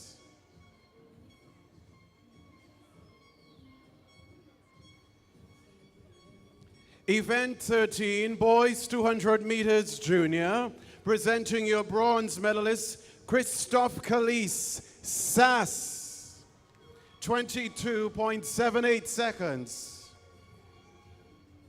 Silver medalist, Kanik Nixon, PBC, 22.62 seconds. And your gold medalist, Cameron Maslin, GBSS, 21.89 seconds.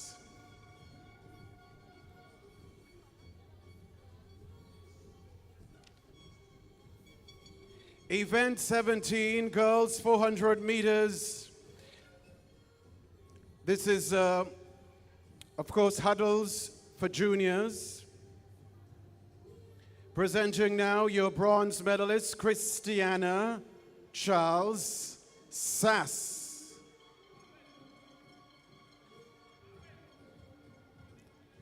One minute, 14.14 seconds. Silver medalist, Saraya Phillip, Boca Secondary School, 1 minute, 14.09 seconds. And your gold medalist, Khadija Norrie, Anglican High, 1 minute, 13.19 seconds. We move now to event 18, boys 400 meter hurdles junior. Bronze medalist Deshaun Jones, St. David's Catholic Secondary School, 1 minute, 02.19 seconds. Silver medalist Tevez Lewis, SAS, 1 minute, 01.23 seconds. And your gold medalist, Kirby Thomas Jr., also representing SAS. A time of 59.72 seconds.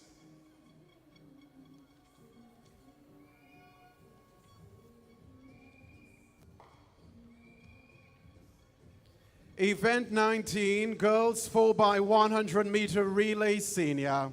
Presenting your bronze medalist, St. David's Catholic Secondary School. 49.99 seconds. Silver medalist, Happy Hill Secondary School.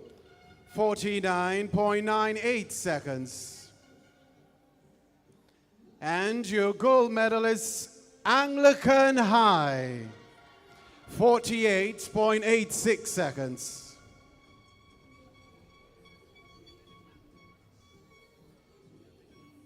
Event 20 boys 4x100 meter relay senior. Bronze medalist, St. David's Catholic Secondary School. 43.02 seconds. Silver medalist, GBSS. 42.40 seconds. And your gold medalist, SAS, 42.11 seconds.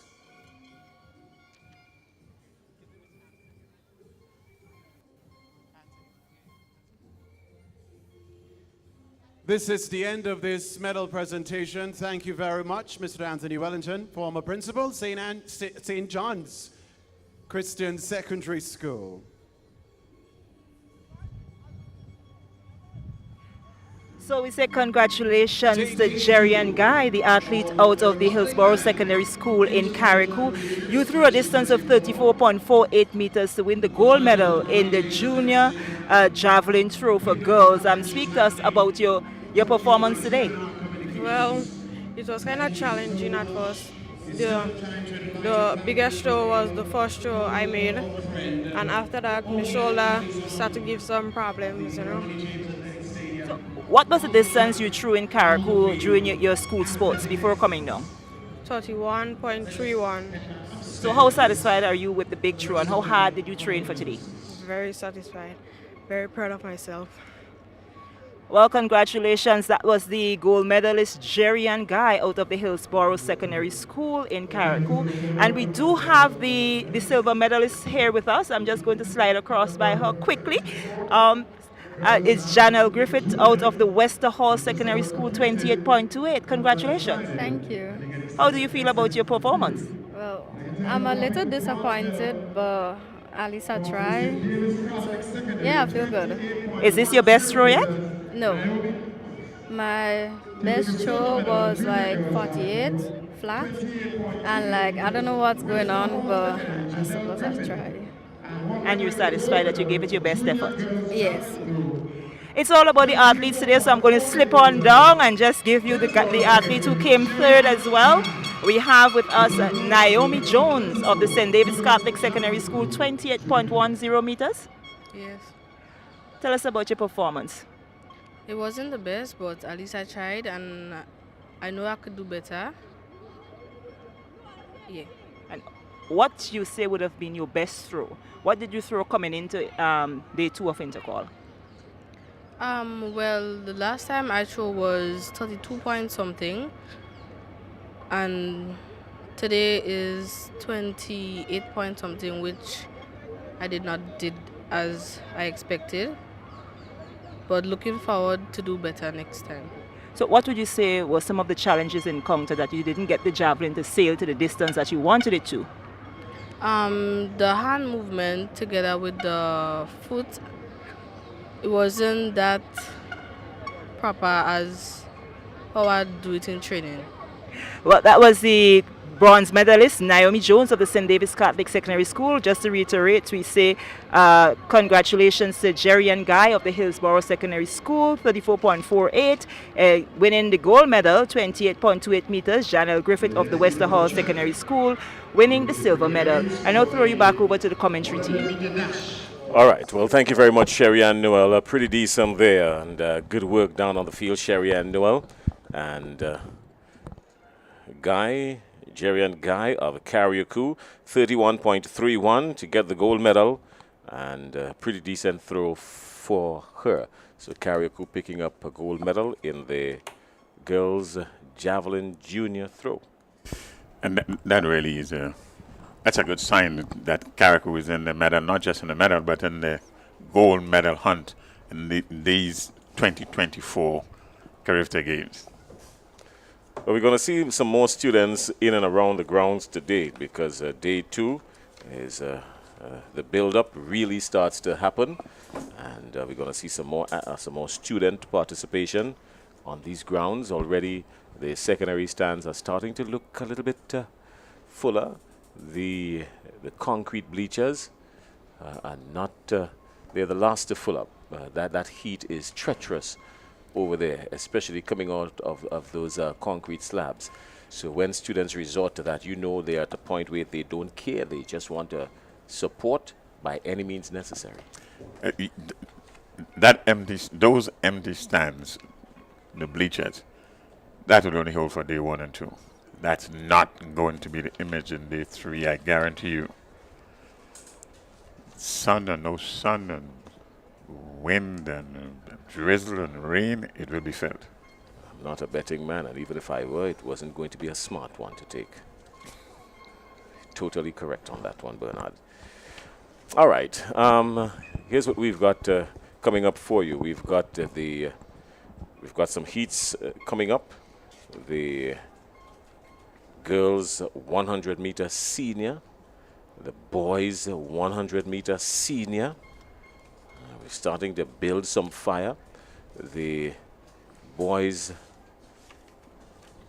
the boys high jump in the octhalon, that's coming up. So it's going to be some interesting times ahead. The girls 200 meters sub-junior as well. The boys 200 meters sub-junior.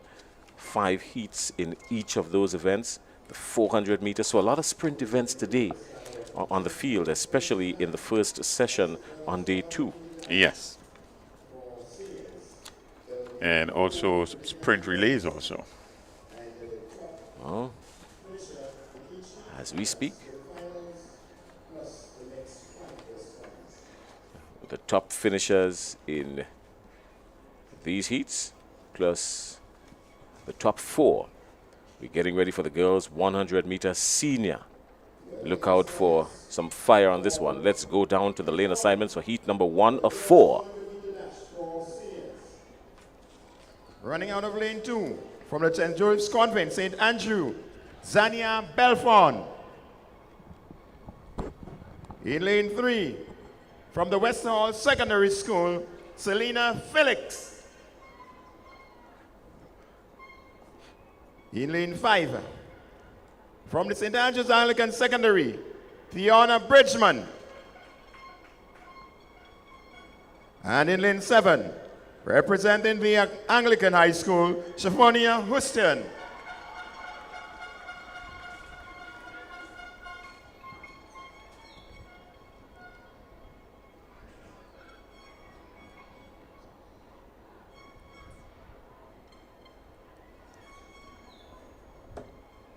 So the clear favorite in this one is Shaphonia Houston from the Anglican High School. But these races we've learned, and we've learned the hard way already, that it's not over until it's over. She's the favorite going into this one in white, cladded in white, representing the Tantine Bullets, Shaphonia Houston. She's right in front there. 7. Everybody's out, up, gone, away And immediately. Everybody's out, and it looks like Christian is coming forward, but it's Shaphonia Houston. Houston is going to take this one. Houston wins this one comfortably in lane 7. Houston wins this one. A pretty good run. No contest there for her. She glided to the finish line. Yes, she did, but we had a good representation of lane 2. Zania Belfon from St. Joseph Convent in Andrew. For a short while, she in fact was putting up a pretty good challenge to Houston there. So Houston comes through, and she's got heat number 1 in the bag. Shaphonia Houston 12.47, and shutting down with a few meters to go, even though she just eclipsed Zania Belfon of St. Joseph's Convent St. Andrew, and Tarina Bridgman of SAS in 14:08. She's going to have to wait to see what happens with the rest of the heats to know her fate going into the finals. Sophia Houston coming through on this one, 12.47. The game's record in this event is 11.50 seconds that was set in 2003 by one Sherry Fletcher. Remember, it's 2 or 4. The winner advances, and then the next best 5 finishes. There's 4 heats in this. So this was heat 1 of the 4. Getting ready for heat number 2. Here is a lane assignment. Running out of lead 2 from the Boca Secondary. Diana Joseph. We go trackside for the lane assignments. St. Louis Convent St. Andrew, Jadine Batiste. In lane 4 from the St. David's Catholic Secondary, Rihanna Frederick. In lane 5 from the Happy Hill Secondary, Alina Picotto. In lane 6 from the McDonald College, the Randall Roberts. And from the St. Andrews Anglican Secondary, Tamia Thomas, running out of lane 7.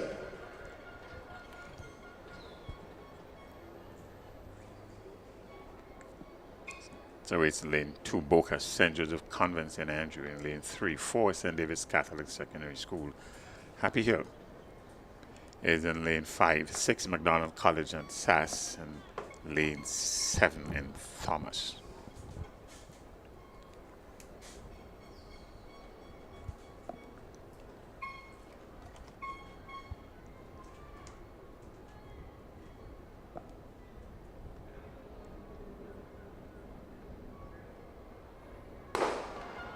Good clean start. Everybody's up, out and away, and no clear favorite yet. Now somebody starts to come forward. That's St. David's Catholic Secondary. That's Frederick.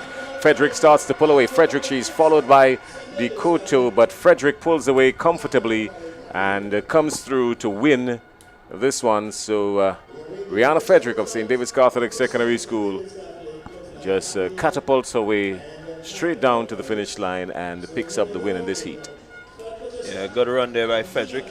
Pretty even start. Everyone looking set to really run something good, and you can see she just began to increase the momentum, leaving the rest of the field. Happy Hill Secondary and McDonald College coming in 2nd and 3rd. But it's Rihanna Frederick. She has cemented her spot in the finals.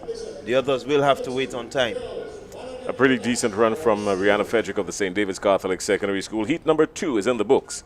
And it's 2 of 4 preliminary heats in this one. And they're going to take the top finisher, winning the heat. And then, of course, we're going to take the fastest 4 qualifiers coming in after that. That's how they're going to make up the field for the final 8. Heat number 3 is about to start, and the athletes are down on the track. Let's go down for the lane assignments for heat number 3.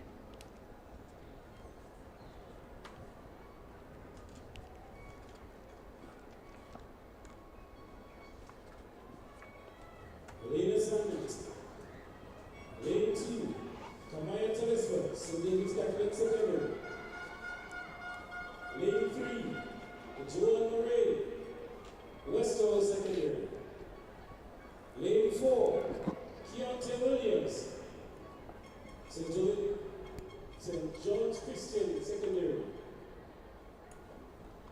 Lane 5, Kamala Phillip, St. Joseph Convent St. George. Lane 6, Talia Sampson, Happy Hill Secondary. Lane 7, Avena George, Greater Secondary Adventist. And lane 8, Princess Cador, Hillsborough Secondary. There you have the lane assignments in this 3rd heat, and remember it's 3 of 4. It's a girls' 100 meters dash. Pretty strong field there. Definitely some big names to look forward to. Kamadi Phillip Keontae Williams, Talia Sampson, Kamaya Telesford. Definitely some names that you've heard over the past few weeks, especially at the national championship. So definitely this field is a pretty decent field. Yes, and the athletes in this one would know one another. So we expect a rather keen contest in this. Let's see how this unfolds over the next few seconds. They're on the status orders now.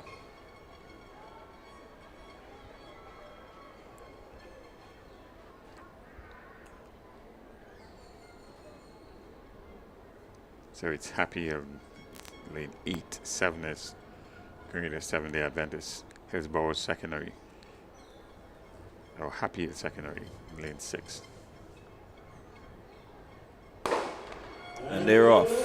Let's see who makes the first break. It seems to be Telesford. It seems to be Happy and Samson. These are the two, but there goes Samson. And so definitely Samson has automatically qualified for the finals of the senior girls 100 meter. And we keep our eyes on the times here. Second heat the winner was 12.47, and the first heat 12.71. Let's see what Samson would have recorded here. So really good run there. She was just able to up her momentum and really leave the rest of the field. And this is really good sprinting, 12.39. Winning this event, Talia Sampson, Happy secondary, with a winning time of 12.39 seconds. Telesford of St. David's Catholic coming in second in 12.88. Keontae Williams of the St. John's Christian Secondary coming in 13.10. So a good run by the rest of the field, but Samson really made a statement, and I think looking at her time, definitely she will be at the center of the field. Yes, she will be. Let's not discount heat number 2, where the first 3 athletes, they were all under 13. So it's going to be a good, well contested finals a little later on this evening. We go to trackside for assignments. From Boca, Cassidy Mitchell. In lane 5, from the St. Joseph's Convent St. George, Shanti Augustine.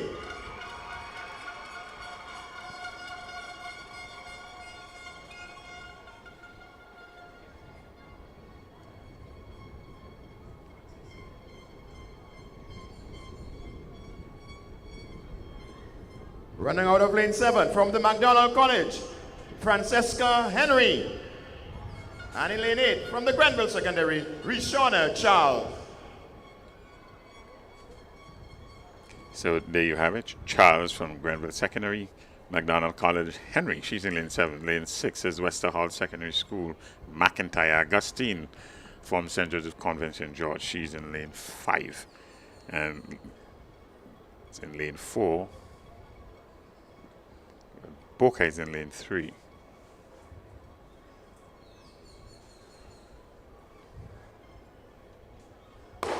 And there they go. And making a move. Up first, Augustine. Moving. Augustine in the center of your field is definitely dominating this effect. But McDonald College in Henry really gave it a good run. I think she pushed her all the way. Even though Augustine, when you look at how she left the block, pretty dominant, ensuring that she, kept everything simple. She didn't seem flustered at all by the fast charging Henry, and she just kept her composure and went all the way to the line. So a good run in there by Augustine, not really looking to expend too much energy. It means that she's on her way to the finals, and definitely Henry will look at her time in 12.77, 12.66. So 12.66 by Augustine, a really decent time. So more than likely, these two only will emerge from this heat into the finals. 12.6 Augustine, and as you correctly stated, fast finishing Henry from McDonald College would be quite an interesting competitor come the final a little later on today. I think she will get into the finals with 12.77. Let's see what the final list would look like. We will confirm the final listing to you a little later today. Up next to the boys. The boys 100 meters senior. We expect some good fireworks in these 5 heats. And again, it's the first in each heat, then the next 3 best times. So it's 5 heats. So the winners of all 5, and then the next 3 best times.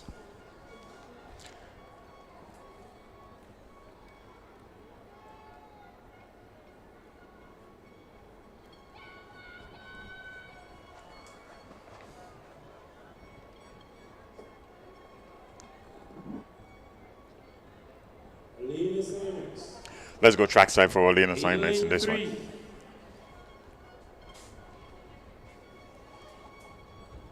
Randy Jones, Bishop College. Lane 4, Emilio Blanco Bishop, GBSS. Lane 5, Joshua Sylvester, SAS.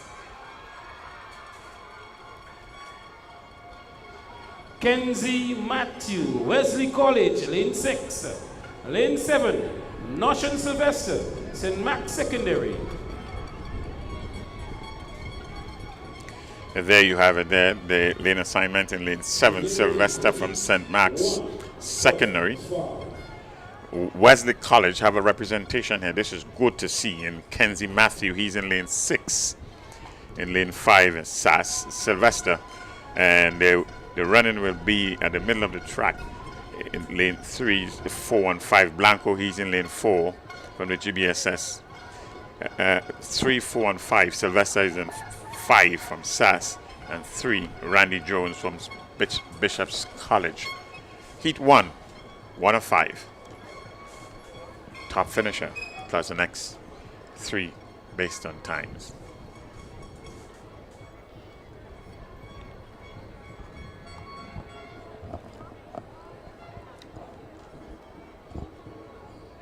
Jones, Blanco, Bishop, Sylvester, Matthew, Sylvester, Thomas, Bernard, and everybody's gone. Well, they thought it was a false start. Blanco Bishop is left in the back. Joshua Sylvester is gone. Joshua Sylvester is going to start to separate himself now. He does that. Joshua Sylvester separates himself. Bishop College in Randy Jones comes in second in the heat. And Emilio Blanco Bishop is somewhere in the distance. He started to come down the track and thought he heard something and stopped. And that cost him. Yes, take a look at it again. This is going to be interesting. As you look on the screen, the official results. In third position, Notion Sylvester, St. Max. So Nashon Sylvester, St. Mark's Secondary School, 11.98. Randy Jones of Bishop's College, 11.42, coming in second in the heat. And Joshua Sylvester, 11.28, winning the first heat of the boys 100 meters senior. No show for Bernard and Thomas to start this one. And Emilio Blanco Bishop not finishing.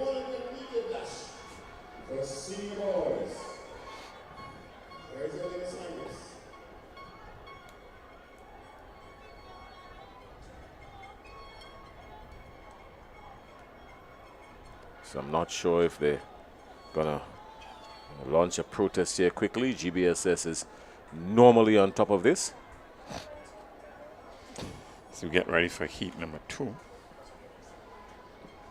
Very interesting development. He stopped. He just stopped. And he is or was one of the favorites in this event. In the meantime, while we wait for them to sort out that, of course, we're going to get the details on it. They're going to bring us up to speed. The GBSS supporters having They'll say Blanco Bishop has just spoken with his coach. So they're going to deal with that. In the meantime, let's go for the lane assignments for lane 2 for heat number 2 of 5. In lane 3, from the GBSS, Ethan Sam. In lane 5, from the JW Fletcher Christian Catholic Secondary, DeAndre St. Louis. In lane 6, from Westerhall, that's not Westerhall, that's Westmoreland Secondary School, Kevin Martin. In lane 7, from the St. John's Christian Secondary, Nairon Kiedo.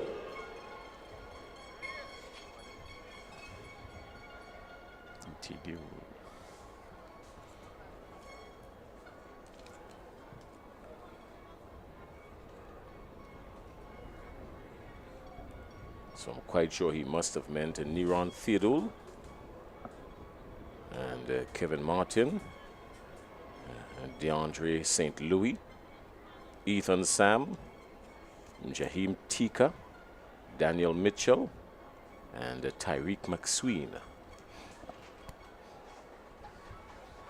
Heat number 2 of 5.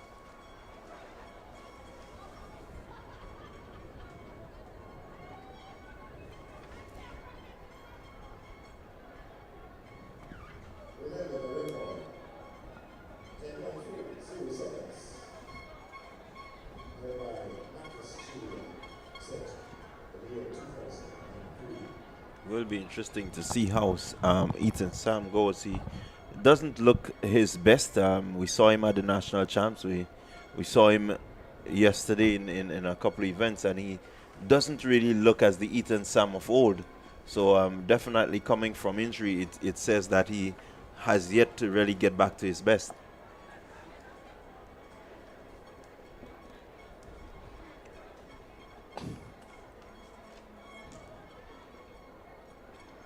And as much as you like, you really cannot rush recovery.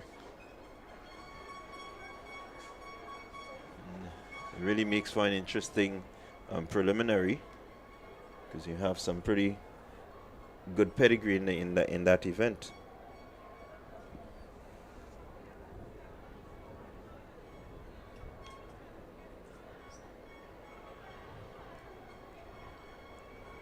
It's good to see Tyreek McSween from SGI, one of the smaller, newer schools represented here. We had what you can regard as somewhat of an upset yesterday. The winner from Gateway Academy.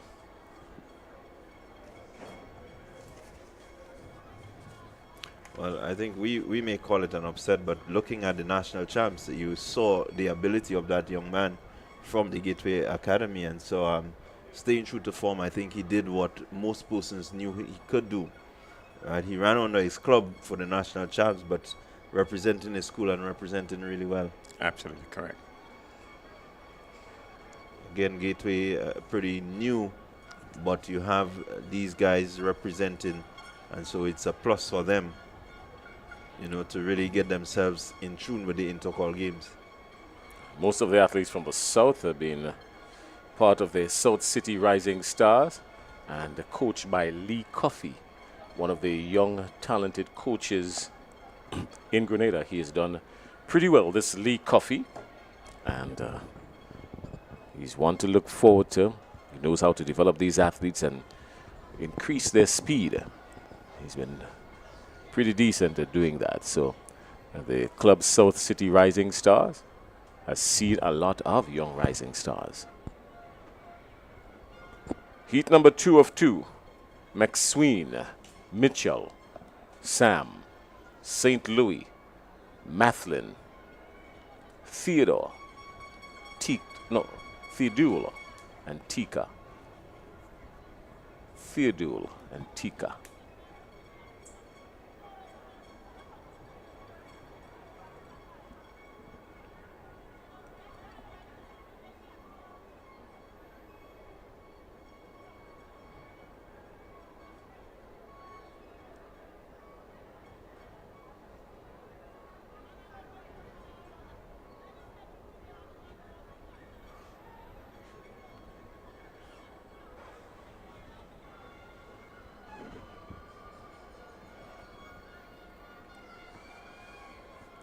pretty heavy wind.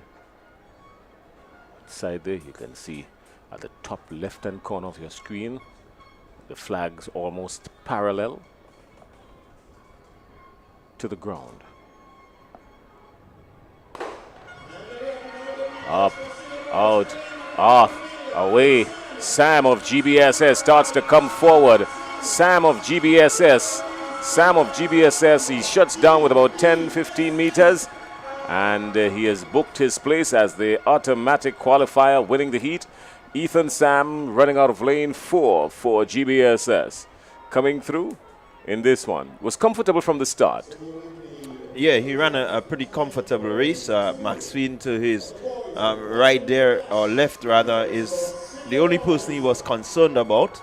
You saw the little glance across when he recognized his position. He was able to just ease down. And definitely a good run by him. 11.03 for Ethan Sam. Tyreek McSween, 11.24 on his heels.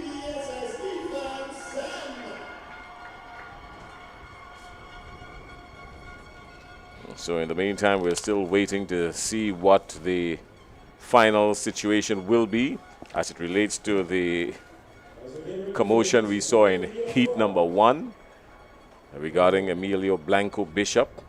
There's a lot of chatter still going on. We're monitoring the chatter as to a false start or not, or what didn't happen, or what happened. Was it a false start? And all sorts of things. We're still monitoring the chatter. We've got our microphones monitoring the chatter, but it's just chatter, nothing official just yet.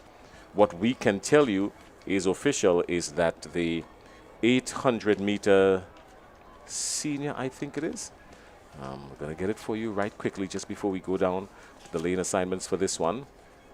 The 800 meters.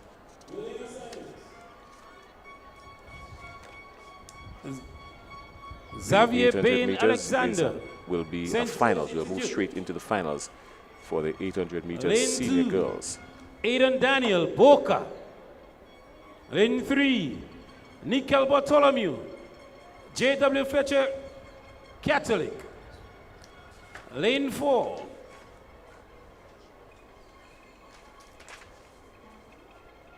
Ian George, St. John's Christian.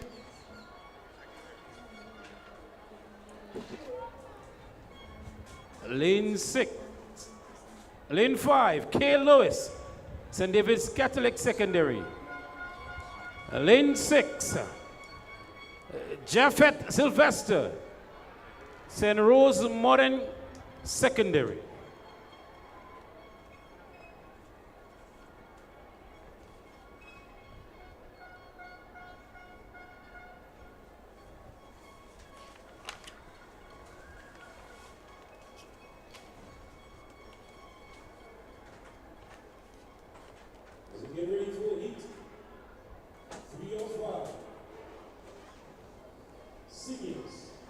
Heat number 3 off 5. There are 4 starters in this one. A thin outfield in this one. St. George's Institute running out of lane 1. That's Xavier Bain Alexander. And we leap to lane 4. Ian George, St. John's Christian Secondary School. In 5, we have Kyle Lewis of St. David's Catholic Secondary. And out in lane 6, Japhet Sylvester of St. Rose Modern Secondary School. So we have Alexander, George, Lewis, and Sylvester.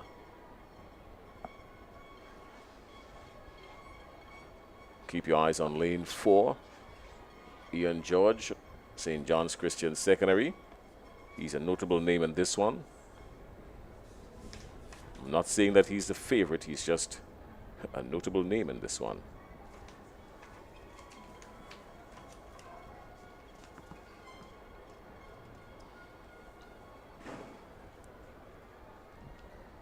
He has had a season's best 10.7.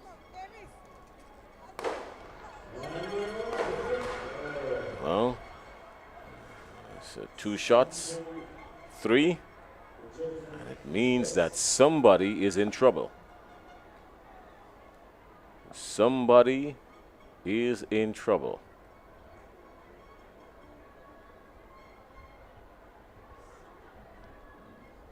It seems to be the entire field. I was just about to say that. Oh, there's a first for everything. There's a first for everything. I've never seen the entire field being charged with a false start before. But this is Grenada. So we've seen some strange things happen over the course of our lifetime. We've got a colorful history in these southern parts of the Caribbean. So this is going to be a faulty start. For who? Faulty start. Or a faulty start. All right. So they've charged themselves.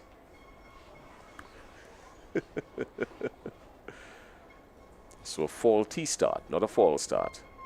Thank you very much, Bernard Antoine.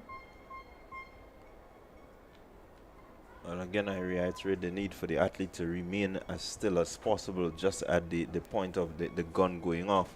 And I think this is where you get most of the false starts in the use of the equipment. These guys have to make sure that they use the equipment as it ought to be. It's really sensitive, the starting blocks. And so any little movement prior to, it sends a false start.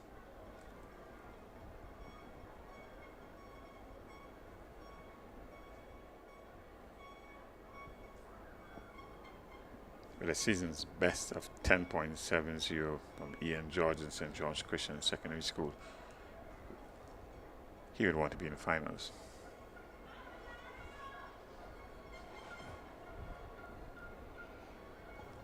Yeah, so you see the athlete that being spoken to, I think he just had a little trouble in the block and wasn't fully settled as he ought to be. That's Cale Lewis. Well, I can bring you up to speed with all the chatter that we've been hearing coming from downstairs. The final decision is that heat number 1 we will do again. The officials may have at least realized that it was faulty on their part. So heat number 1 we will do over again.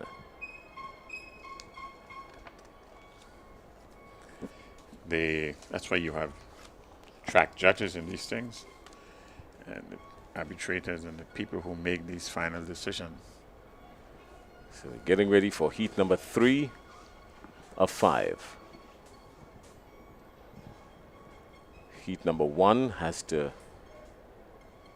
do it all over again. The athletes from heat number 1, they're going to do that just before they get into the 4x1 heats or the 800 heats. So it's going to come up in just a little bit. But in the meantime, we're at heat number 3. Bain Alexander, George, Lewis, Sylvester.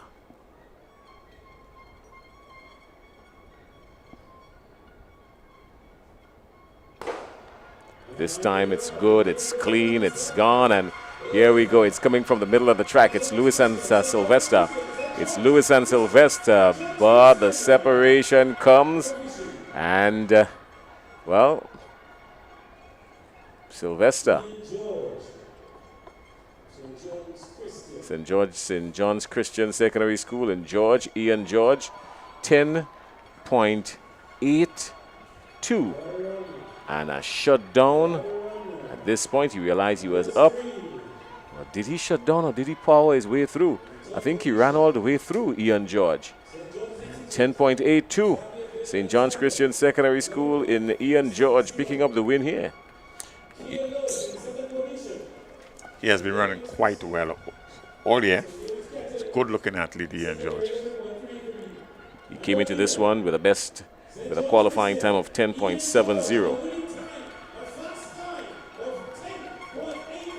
So he's the fastest qualifier so far going into the finals. Yeah, definitely George looking to make a statement. I think he's statement is heard or seen by everyone. So he is saying to the others, hey, you gotta come chase me. But looking at the heat so far and the field that has been put together thus far, I think it will make for an interesting final. If he continues in this vein of form, definitely we in for a pretty quick finals. Unsurprising time in this one.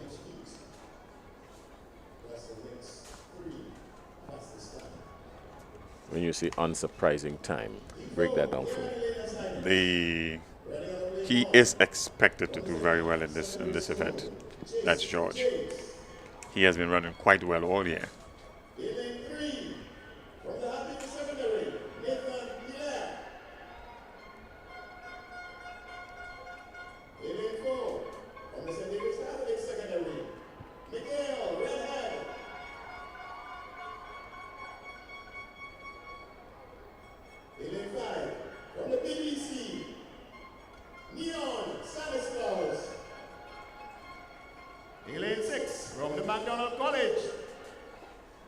Javelin Olive. And in lane 7, from the Grenville Secondary School, Radon Lewis. Heat 4. Well, Heat 4 has something attached to it. Heat 4 has some pretty decent names in it.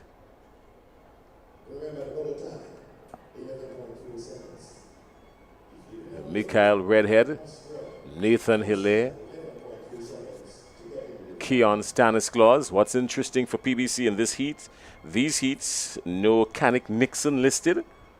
Canik Nixon, one of their better short sprinters, not listed to participate in the 100. That's strange. We've seen stranger things. So heat number 4.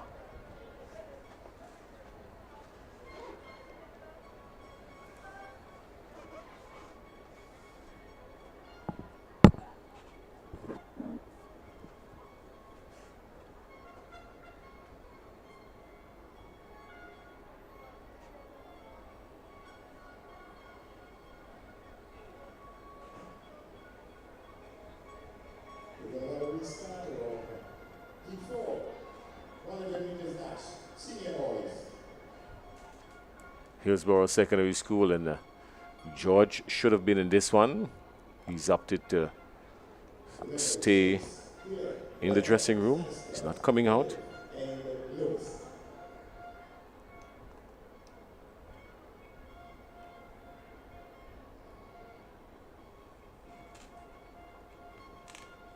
Just a little bit of a discomfort there.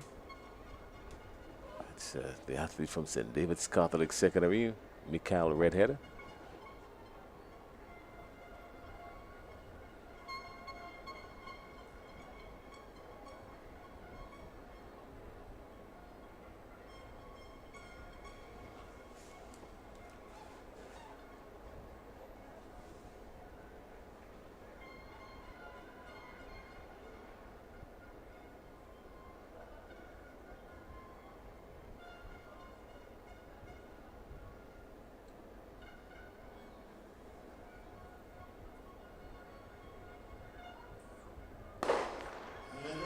Good. Clean start. Everybody's out. Redhead is out. Redhead is out, but look at Nathan Hilaire. Nathan Hilaire starts to separate himself. Stanislaus is coming through for second, so it's Hilaire first, Stanislaus second, and Redhead third. 1, 2, 3 in heat number 4 of 5. Interesting. Yeah, really good run there by Stanislaus.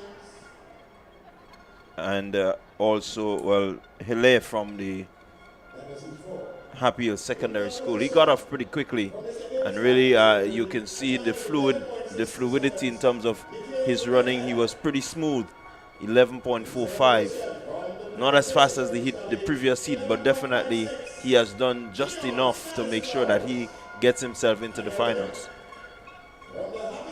11.45. 11.45 Nathan Hillaire. Happy Hill Secondary School, Stanislaus for PBC, 11.56. Second. Might just get through.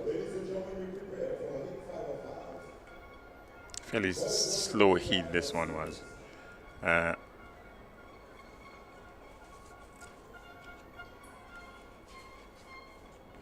Good start by Hilaire from Happy Hill Secondary School, but overall it's very slow heat.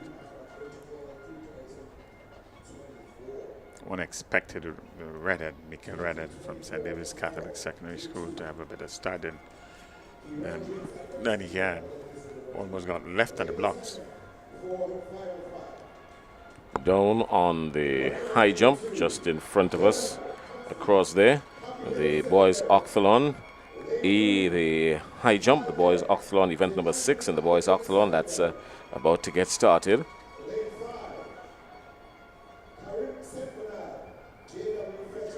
Catholic School, lane 6, Rickson Jills, Presentation Brothers College, and running out of lane 7, Rick Cadet, McDonald College. Lane assignment, E505. Just remember that Canik Nixon is a junior. He's not a senior. He only ran in the 4x1 senior yesterday, but he's a junior, so he wouldn't be featured in this here. He's a junior.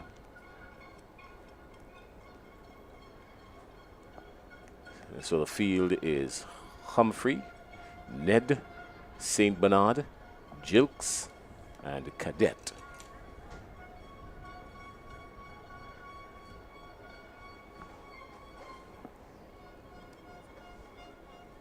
Kareem St. Bernard is in 5. He's flanked by Jilks in 6 and Ned in 3.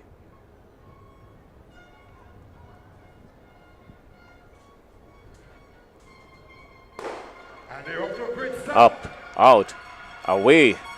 This is good. This is tight. Everybody's together, and now the separation starts. This is Ned and Jilks. Ned comes in first, Jilks second. So that's 1-2 in this one.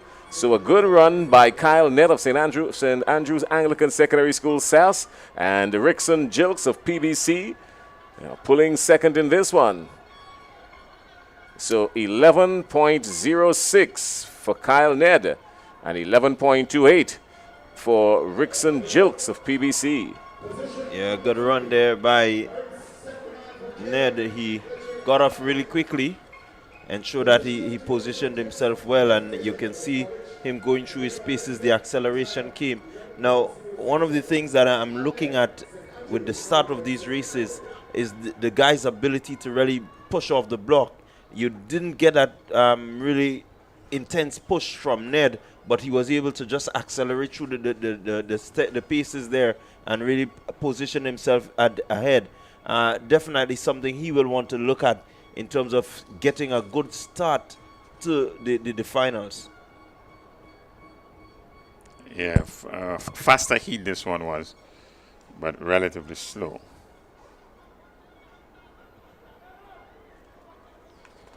So let's see what the final listing will be like. Bearing in mind we may do over heat 1.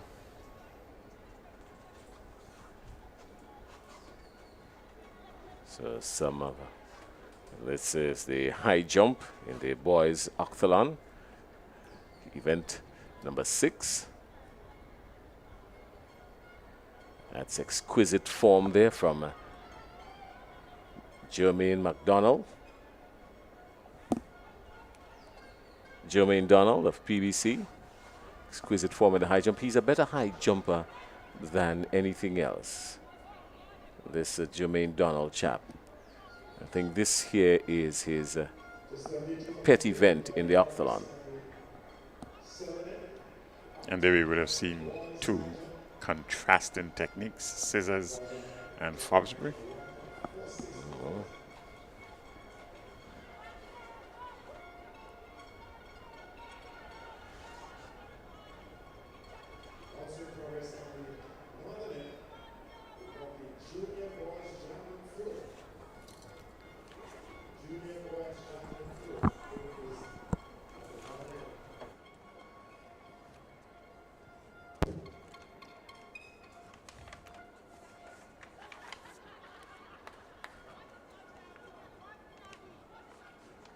So we're going to get an update from the boys octhalon. We're going to get an update from the boys octhalon because they're in progress. They've had one event, the 110-meter hurdles. So we're going to get an update for that for you, the boys octhalon. As it relates to the point standings, they're now competing in the high jump. It's just the javelin throw and the 1500 to come after. So we're down to the final 3 events in the boys octhalon.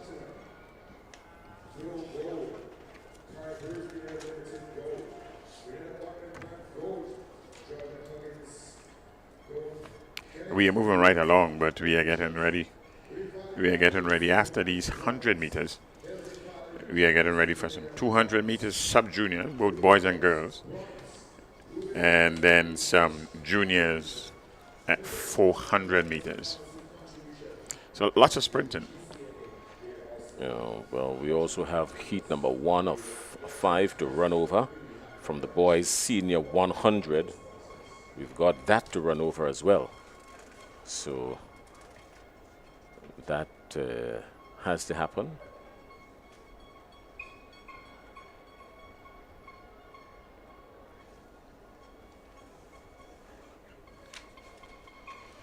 And there we see in the secondary stand, reserved for students, mind you, slowly being populated, and the student athlete at the top decker.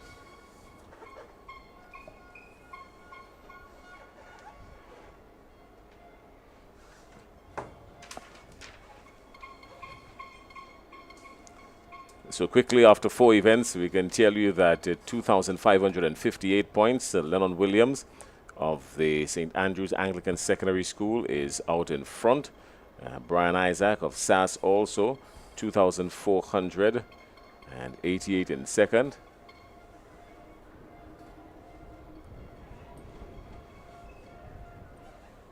And in third, Chedi Augustine of St. John's Christian Secondary, 2,235. Those were the last point standings we've had, but we've got an update coming for you in just a little bit.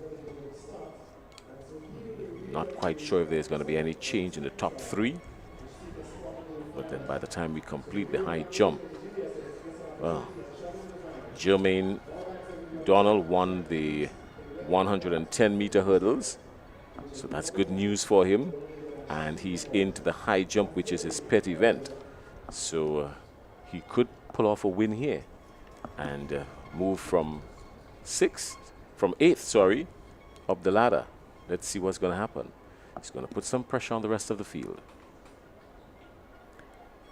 Yeah, definitely you finish close to your personal best or even advancing your personal best means the more points you gain. And so definitely at this point with only 3 events remaining, you really want to have one of these 3 be your pet event in order to really, position yourself for the final run, which is the 1500. I can tell you it's not easy to run a 1500 meter after you had a long day of 4 events.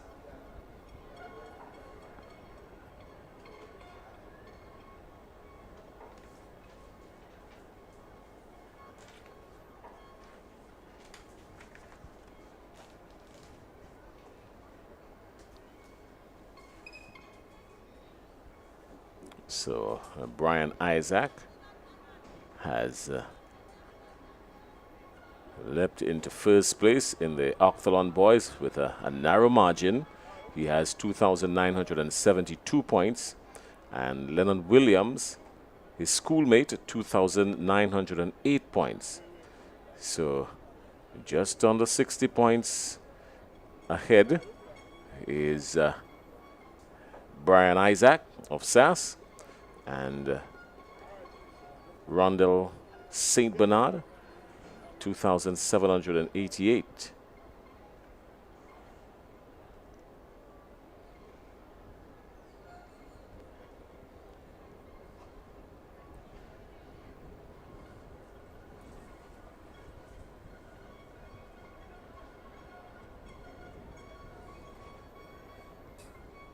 More field events coming up.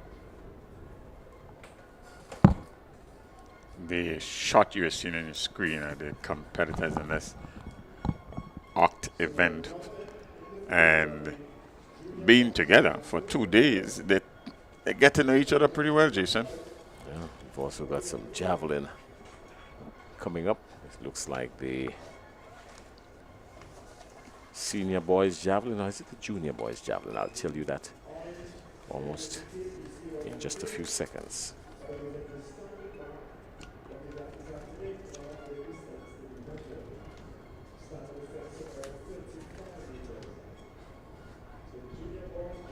The junior boys javelin. So they're getting ready for the junior boys javelin. It's coming up in just a little while.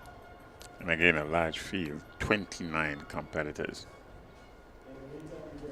Oh, they're gonna separate the milk from the sugar, the wheat from the tear, and they're gonna get to the final 8 in quick time. But it's such a beautiful sight to see so many schools, if not all, represented here. This is a really good sight. The track and field in Grenada is the winner in all of this.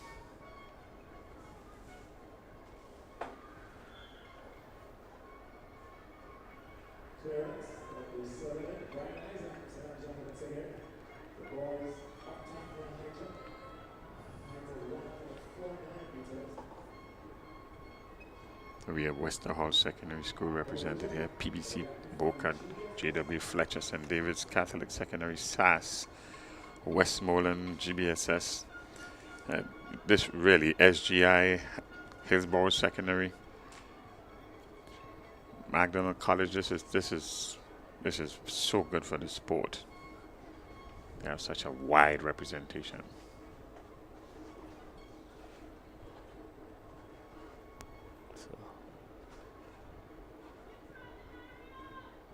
They have a qualifying mark. Well, the record in this event is 66.96. A 2017 record set by Sean Clark. 66.99 from 2017. That is some distance, I'm telling you. For junior throwers, that's some distance. Julian Simon for GW Fletcher. Didn't look like if it was going to get very far. It's not a legal throw either. The red flag went up.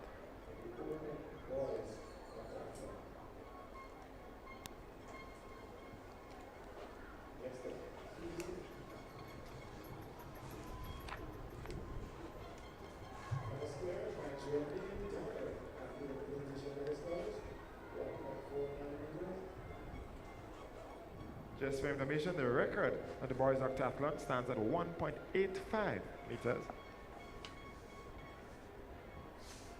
Nice smooth So clearance. while they're sorting out their business over there, the javelin throw, junior boys, a large field, we're going to take you back to the high jump in the boys octathlon.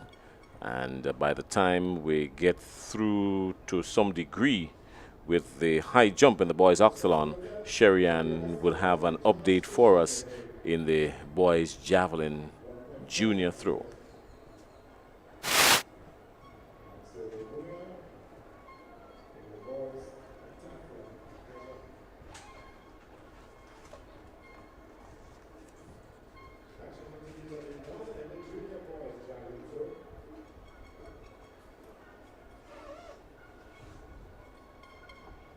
Not sure where they're starting. What height are they starting at in this one?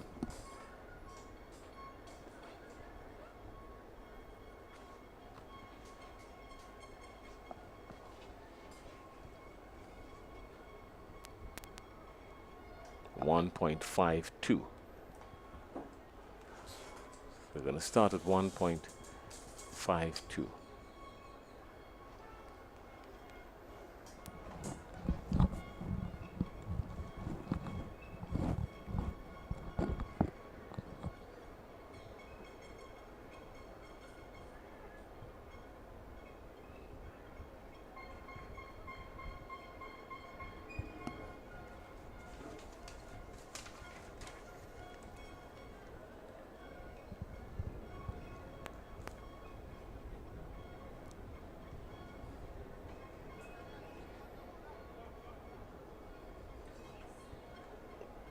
That's Rondell John, Boca Secondary School.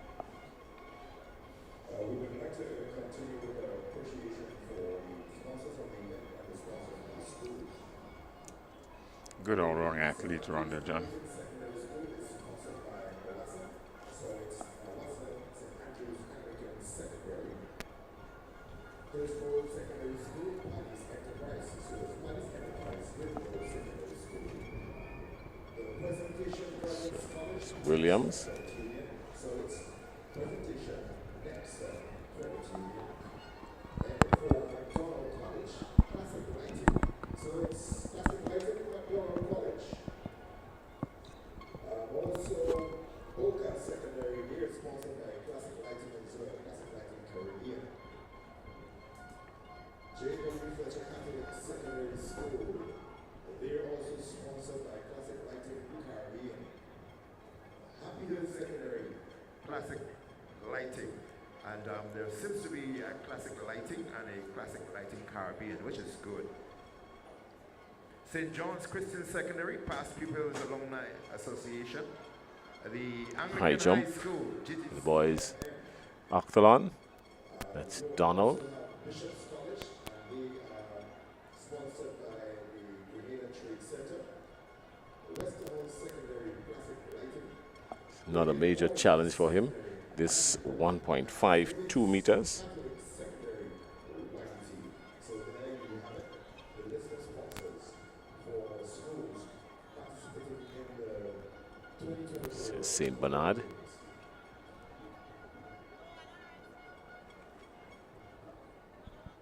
Having some difficulty at 1.52.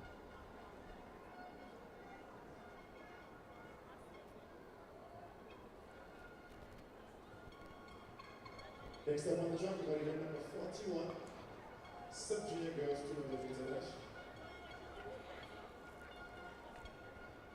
There will be 5 preliminaries in this one.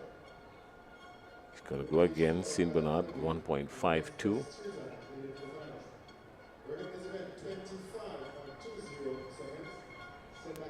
This time he gets what he was looking for. Changing the technique there. After 1.52, what did they do? Go to 1.55? Lane number 4, we did an SDA comprehensive, Jazara Bola. Yeah, they will go up 3. Lane number 5, Bishop's College, Kayla Allen.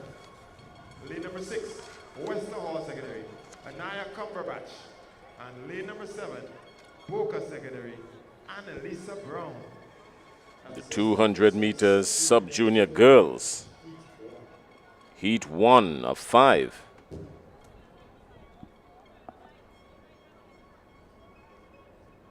Paul. Brown is there. Cumberbatch.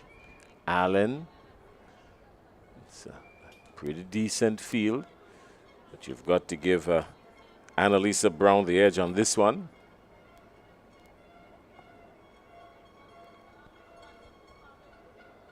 The 200 meter sub-junior girls. Brown having a really good showing thus far at Intercol Games 2024. And a lot rests on our shoulders in carrying the flag of the Boca Secondary School.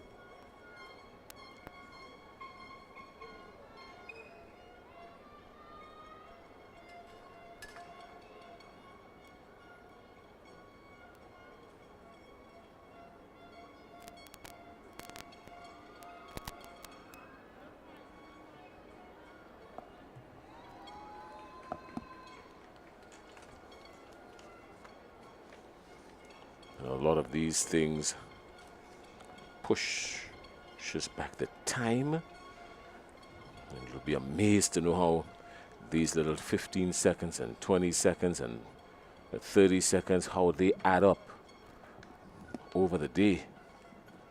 It catapults you into being almost an hour and a half behind schedule. By the time you catch yourself, it's too late.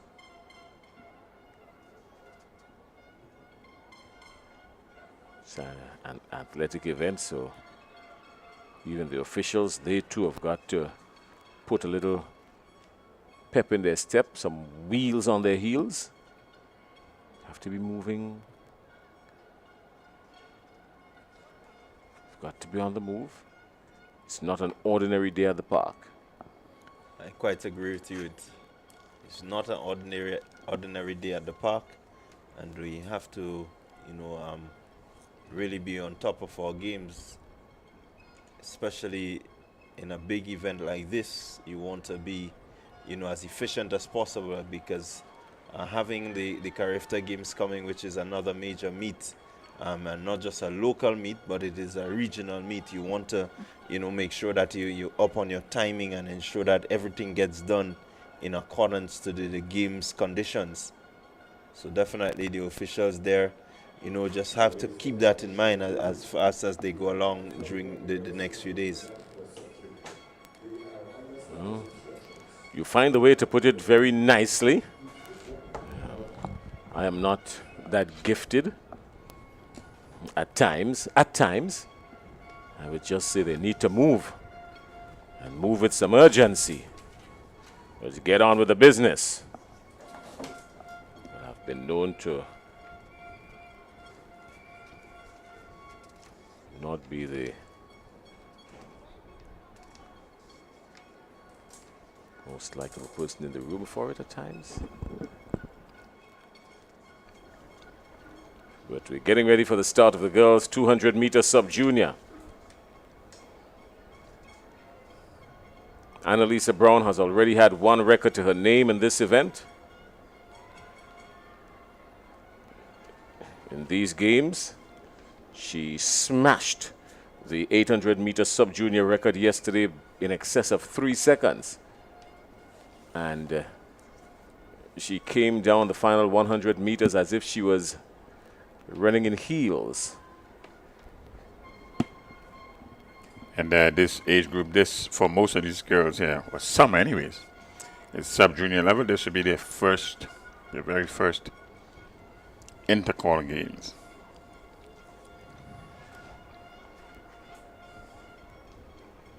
So when you get to Intercol games, you would have made a finals. That's some achievement.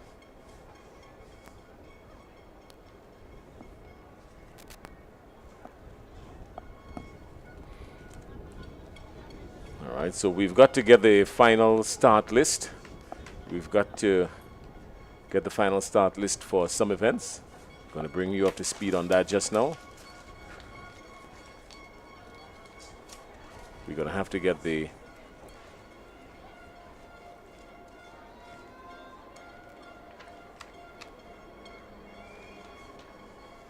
final start list for the boys 100-meter senior. The final start list for the boys 100-meter senior, and the final start list for the girls 100-meter senior.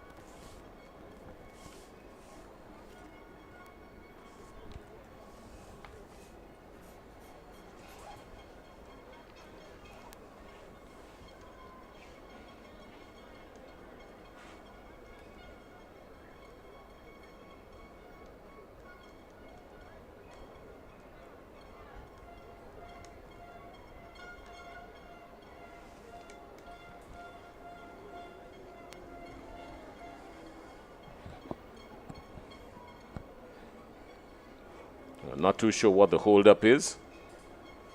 Again, these long pauses are not doing us any favors.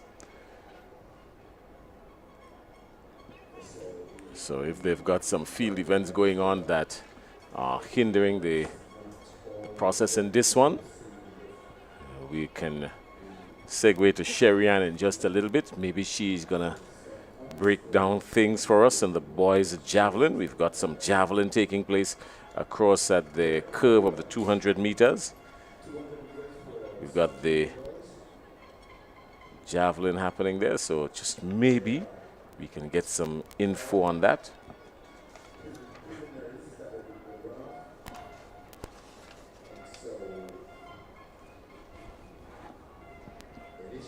The junior boys javelin throw is in progress.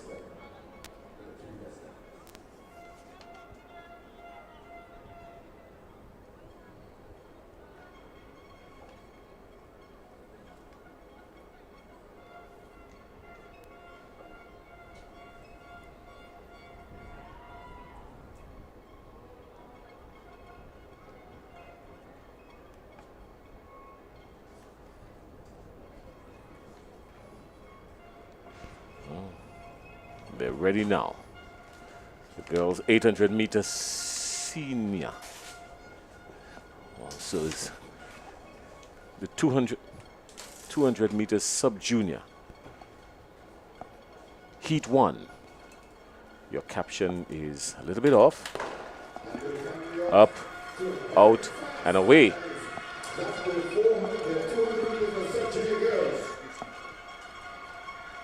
200 meter sub junior girls. Annalisa Brown comes off the curve ahead of everybody.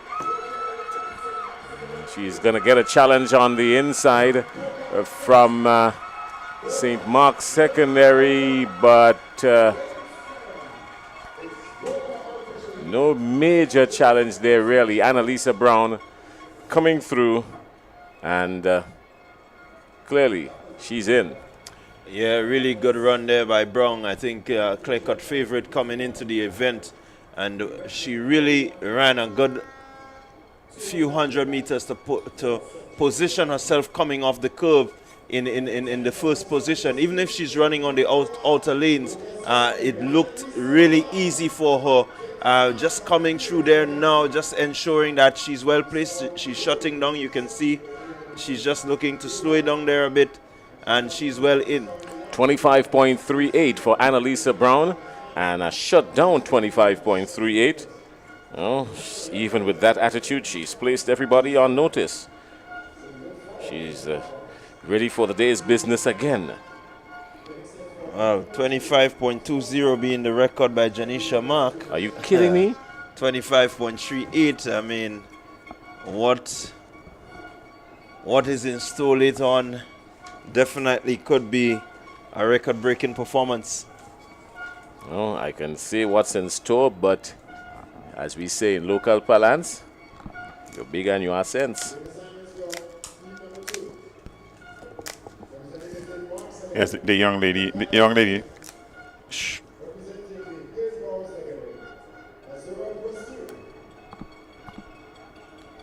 We're going to go trackside for the lane assignments. Heat number 2.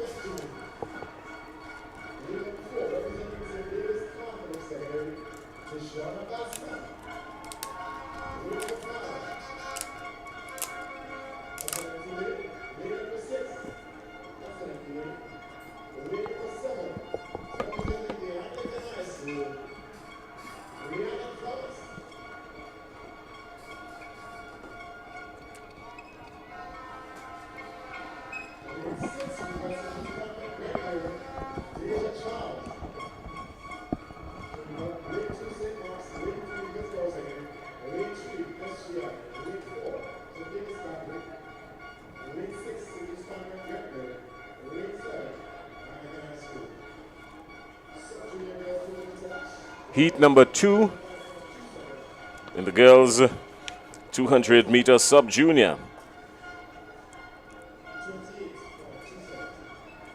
Look out for Rose Benjamin. Tishona Bascom is in this one. Micaiah Frederick is here as well in this one. This is a good one. This is a pretty decent one.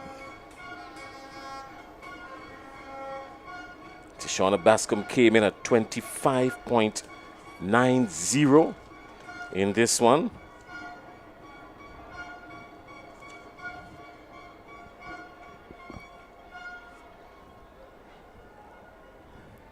The girls 200 meter sub-junior, heat number 2 of 5.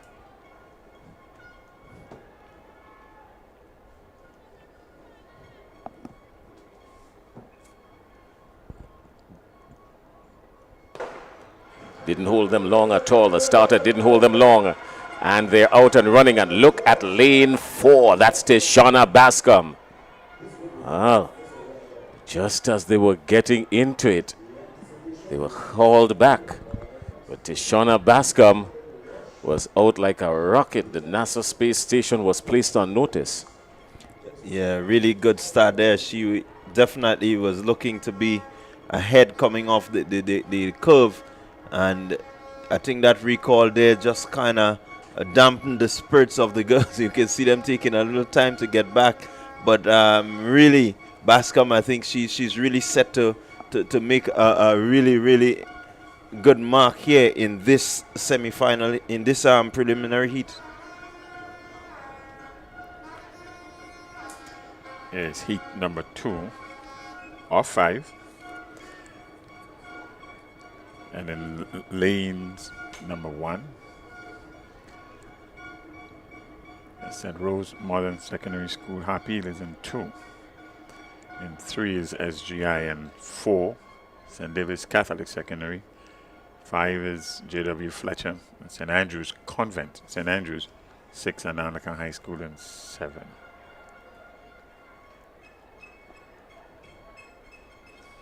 That's a future right there for you, sprinting, sub-junior level.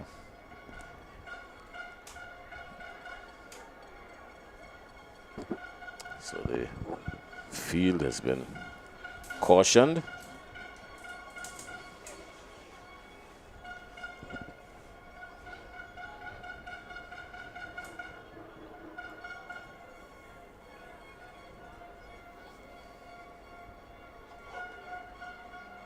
Tension starts to build at this facility. In the meantime, directly to the front of your screen, you're witnessing the javelin throw for junior boys.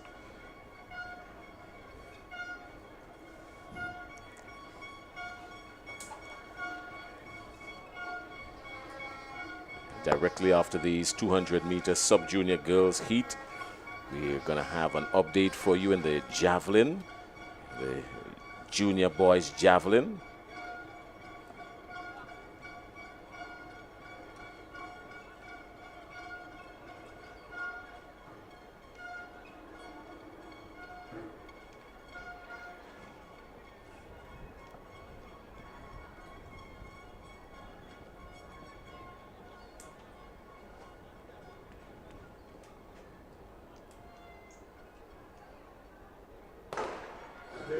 This time it's good. This time it's clean. This time she's gone again. Tishana Bascom has picked up the athlete in front of her. That's Charles of St. Joseph's Convent, St. Andrew. She has picked up everybody, as a matter of fact. And Tishana Bascom is off the curve ahead of everybody. And she is basically getting ready to shut down now. And she's going to waltz, literally waltz away to the finish line. No pressure. Tishana Bascom has now placed everybody on notice. Hear what? I am here. Definitely, again, second time around, getting out the blocks really quickly, looking to position herself really ahead, coming off the curve there, and just looking to ease her way through. You can see how relaxed she is. You can see the arms, not really pumping as it normally would. Right there, you can see that it's lowering, and she's just slowing down, making sure that she's conserved enough energy for her final later on. So good run, really good run, looking to assert her dominance. We saw in the 100 26.27. 26.27 for Tishana Bascom. And she's done pretty well in this one. The girls' 200-meter sub-junior.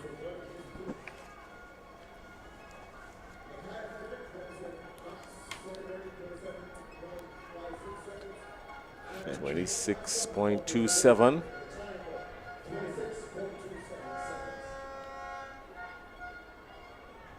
So the winner of each heat plus the 3 fastest losers. We've got 5 heats in this one. Getting ready for heat number 3 already. The athletes are on the track.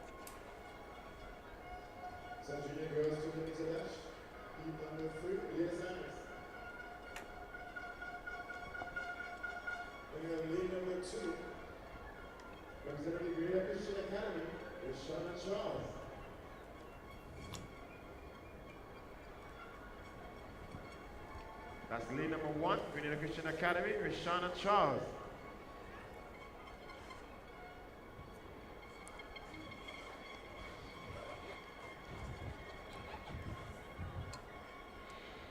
Running on lead number 3, representing St. Andrews Anglican Secondary, Brianna Oliver. Lead 4, representing the MacDonald College, Sanaya St. Louis. Lane 5, representing the J.W. Fletcher Catholic Secondary, Angelique Bain. And running out of lane number 7, representing the Happy Hill Secondary, Soraya Joseph. That's your start list for the sub-junior girls 200-meter dash heat number 3.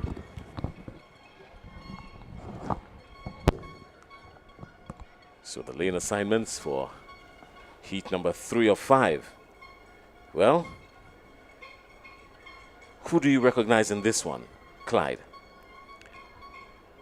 Well, it's an even field, but Sanaya St. Louis from the MacDonald College, she came in with a pretty decent time.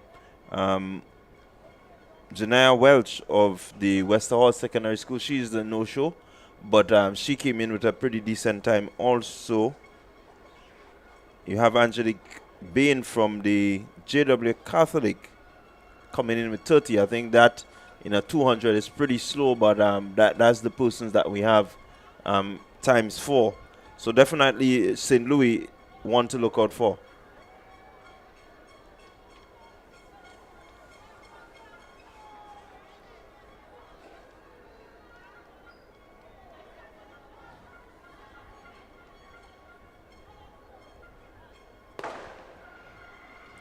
Well, everybody's up and out, and immediately St. Louis of MacDonald College is in 4.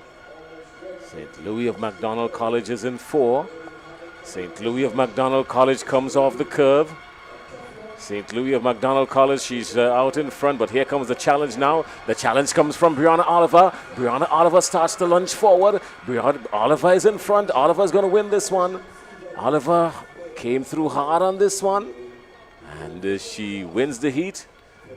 The thing about it is that only the first place finisher has a guaranteed spot. It wasn't a quick heat. So that's good news for Brianna Oliver. Yeah, again, you look at her coming around the curve, try to really explode out the curve, but look at her driving home. Oliver really picked up some momentum coming off that curve, and so she seemed to be the stronger of the two athletes in terms of her finishing speed, and definitely going past her. Again, if we had the seed times for Oliver, we may have been able to predict, you know, the finish, but definitely a good run from her. Well, you got it correct. A good run from Oliver. And she came in at 27.24. Sanaya St. Louis of MacDonald College, 27.42.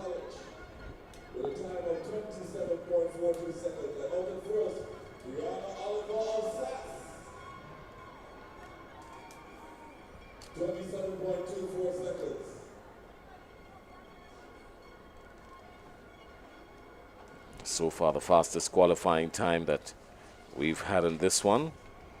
is a 25.38.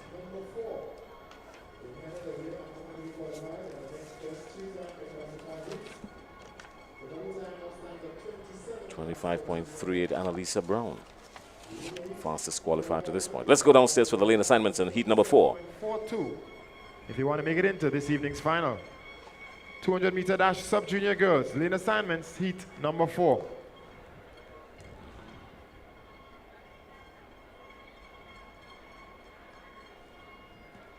Lane number 2, representing the Grenville Secondary School, Gabriella Prince.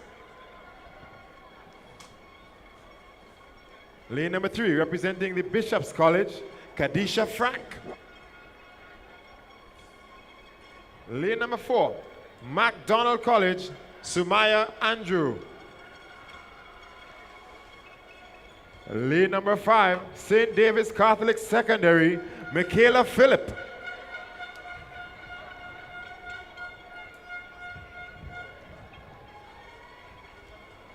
Lane number 6, representing the Westmoreland Secondary, Aaliyah Campbell.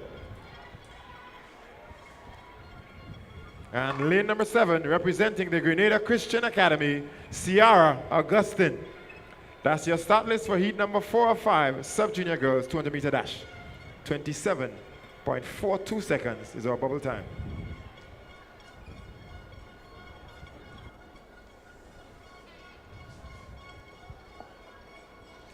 Look out for Westmoreland in this one here. Campbell.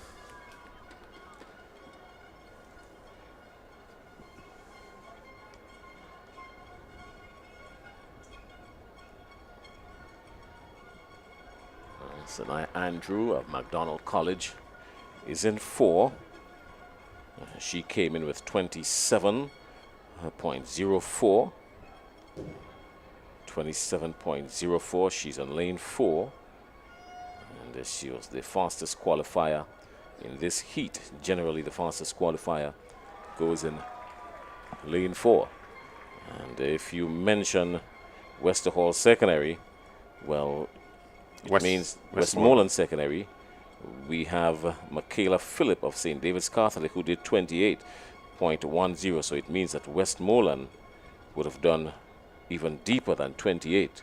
So it means that she's got to pull a trick or two out of the hat here. That's Campbell. But this is 200 meters. A lot can happen over this distance of 200 meters. But immediately St. David's Catholic Secondary in Michaela Phillip goes forward fast, quick, and in a hurry. But here comes MacDonald College around the bend. But it seems as there's no catching Phillip. Michaela Phillip of the St. David's Catholic Secondary. Her head is left to right. She's all over the place. Now MacDonald College starts to lunge forward. Well, this is a cruise. This is a cruise. This is a cruise in lane 4. Sanaya Andrew of MacDonald College literally got side by side and cruised past as if Phillip was walking or maybe stood still. That's a good run for Sanaya Andrew, 28.17. It's a slow heat. Very slow.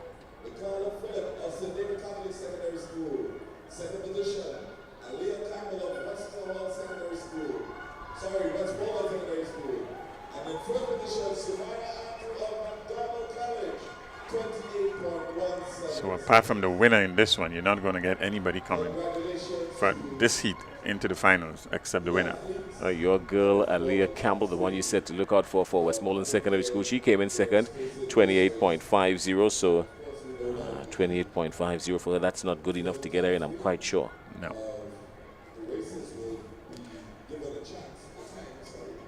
Heat number 5 is coming up. On paper, here it is a stacked field, but we're not sure what's going to happen by the time they get down to the blocks. So on paper, it's listed as a packed field, 1 through 8.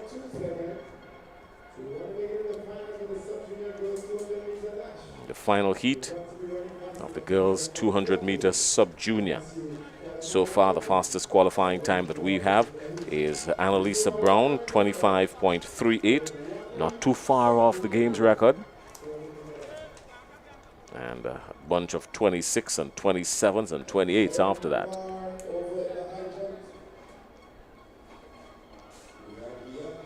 High jump still happening in the boys' octholon high jump. It seems as there's only one from where we at here now. Just one athlete remaining. It looks like a Jermaine Donnell of PBC.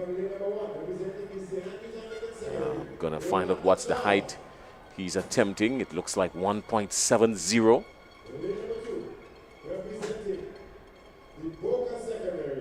Sarah Sandy. Lane number 3, representing St. Joseph's Convent, St. George's, Tiana Matlin. Lane number 4, representing the Grenville Secondary, Norcia Nelson. Lane 5, Anglican High School, Kea Swan. Lane 6, St. Joseph's Convent, Grenville, Jeremiah Felix.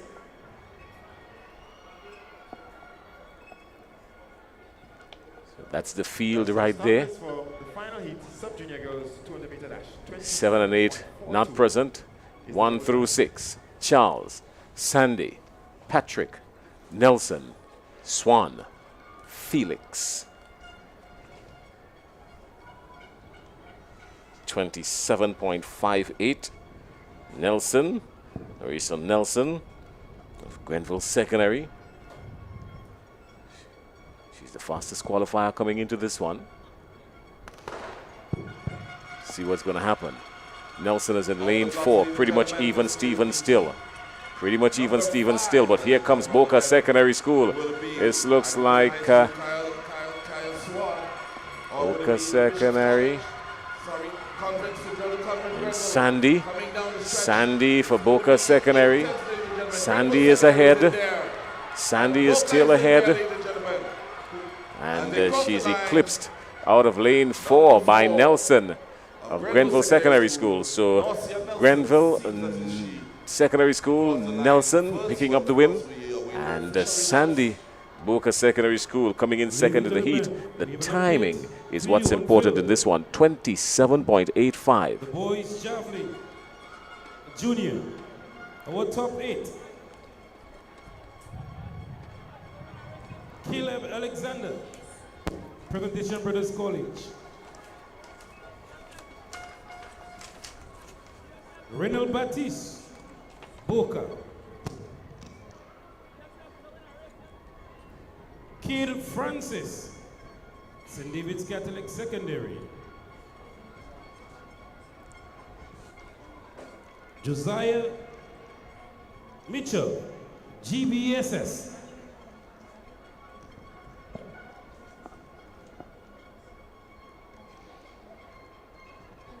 So 27.85. McDonald College. Yeah, And our top 3. Another slow heat there. King Francis. Delron Dumont, SAS.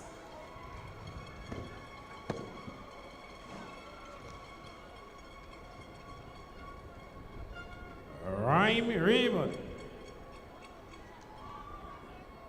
And leading the pack, Cubby Junior Thomas of SAS as they head into the final round. Well, you're getting some updates there for the boys' javelin throw.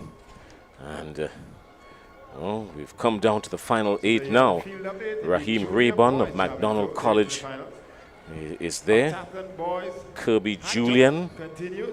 Of course, Kirby Julian of SAS. He's leading the field. Kirby Junior Thomas of SAS is leading the field.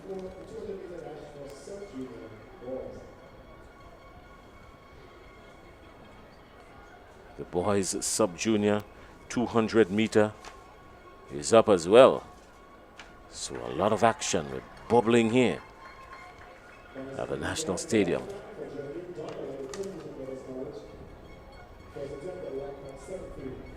In the meantime, we have 1.73 meters happening down on the high jump octholon boys. Let's go to the lane assignments.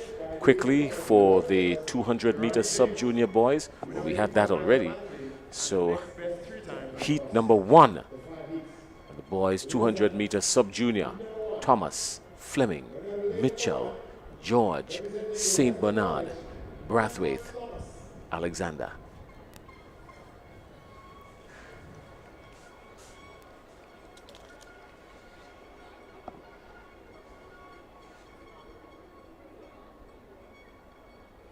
Yeah, they're holding them too long. Just a little flinch there. Maybe in lane number 2 from St. Rose Modern Secondary, Zuriel Fleming. Just a little twitch from him. He didn't come out the blocks, but once the officials see a little twitch, then they're going to hold it and tell everybody get up and let's do this over again. Yeah, lanes 2 and lanes 5.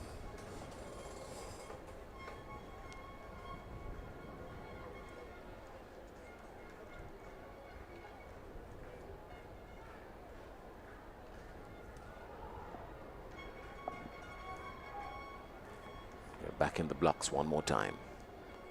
Heat number 1 of 5, the boys 200-meter sub-junior.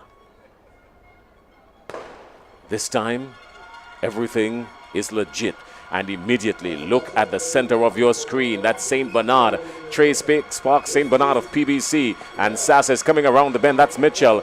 GBSS is coming up on him as well. GBSS in the person of George. It's George. It's George. It's Mitchell. Mitchell of Fleming. George Mitchell of Fleming. And George pulls.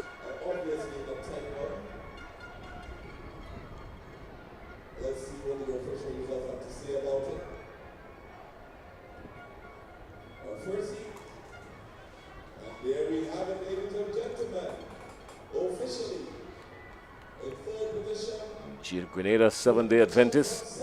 Kian George winning this one, 24.66. And Fleming, St. Mark's Secondary, 24.78. And Mitchell of Sass, 24.93.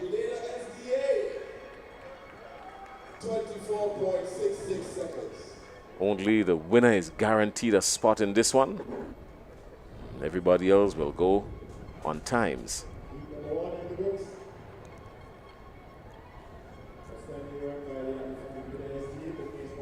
A little bit of a confusion with the colors there.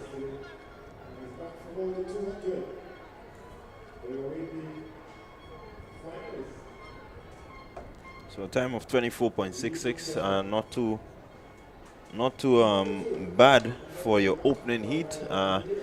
We look to see what the other prelims will bring, but definitely I can tell you the record in this event is 22.80, set in 2006 by Kirani James. So they're quite a way off if they're going to really challenge the record.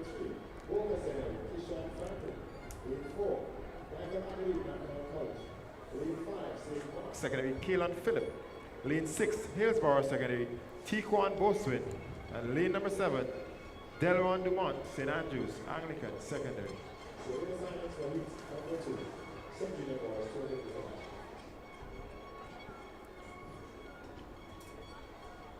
Heat number 2 of 5. These boys 200-meter sub-junior.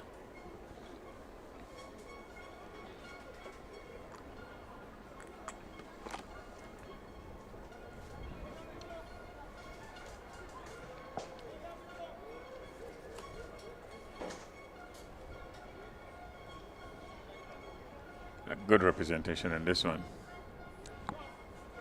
Sass, Happy Hill, St. Rose, Magdalena College, Boca, Bishop's College.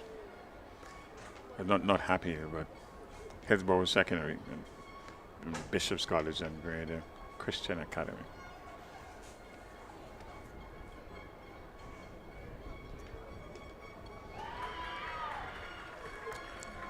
The noise you just heard is 1.76 being cleared down at the boys' high jump in the Octhalon boys for Jermaine Donald.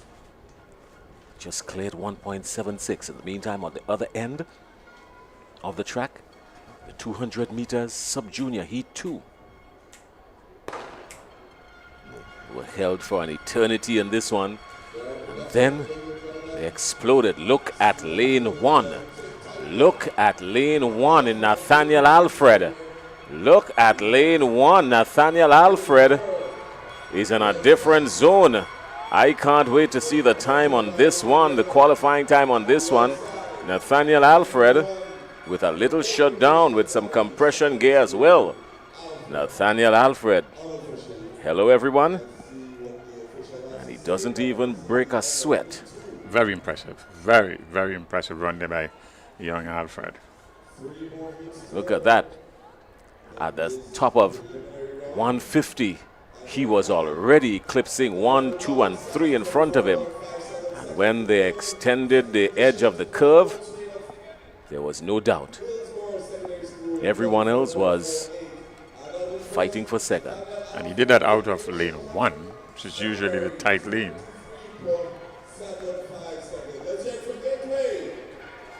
It's Gateway Christian Academy. Again, he's from the south, and that's the Lee Coffey influence, because I think he's also a member of the South City Rising Stars, Nathaniel Alfred. That's a very impressive time. 23.75. 23.75.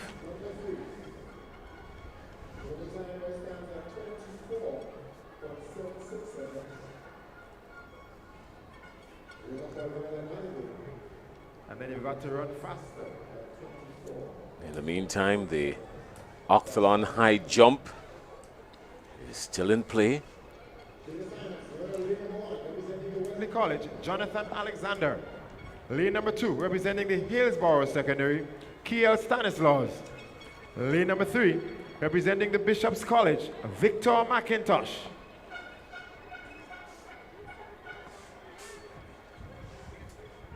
Lane number 5, representing the J.W. Fletcher Catholic, Christian Cato.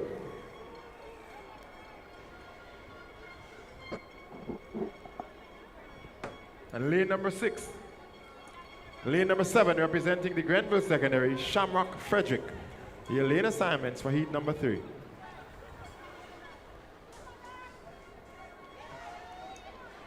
Oh, the details of lane number 3 has been shared. Alexander, Stanislaus, McIntosh, and they're Cato, off, ladies and gentlemen, Frederick, the bend already. and everybody's We out. have on the outside.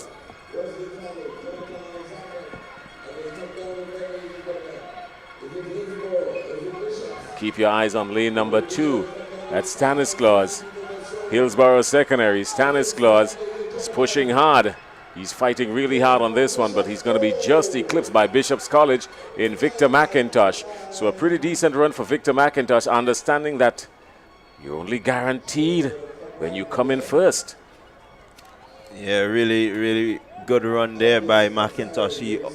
He understood the assignment, and he ensured that he carried out the assignment, coming in first place with about 10 meters, 20 meters to go. You definitely thought Hillsborough Secondary had a place in the finals, but he has to wait and see, because Bishop College has just eclipsed him right there at the end, coming through quickly and getting him just on the line. 25.38, that's the time here for you.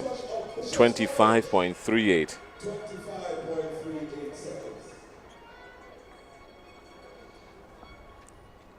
It's not the fastest of times. Don't think anybody else from that heat would make it. We've got a couple of 23s.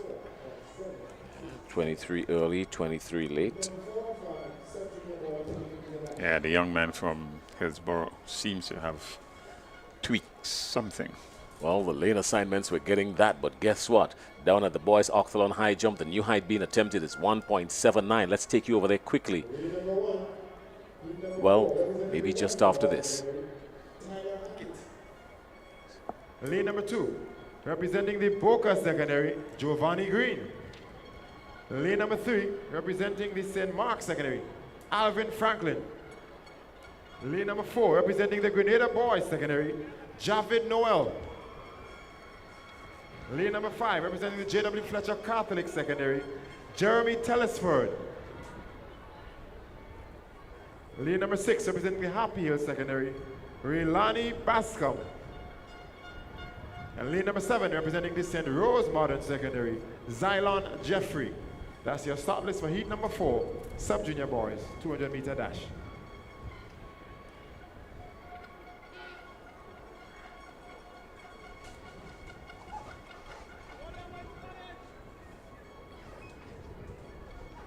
Start list for the boys 200-meter sub-junior dash.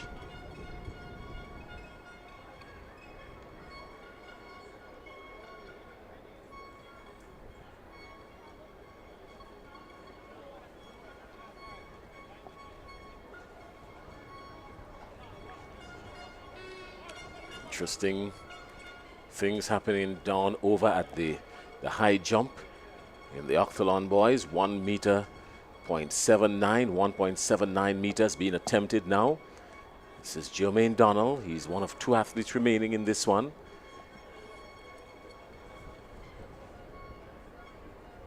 He's attempting 1.79.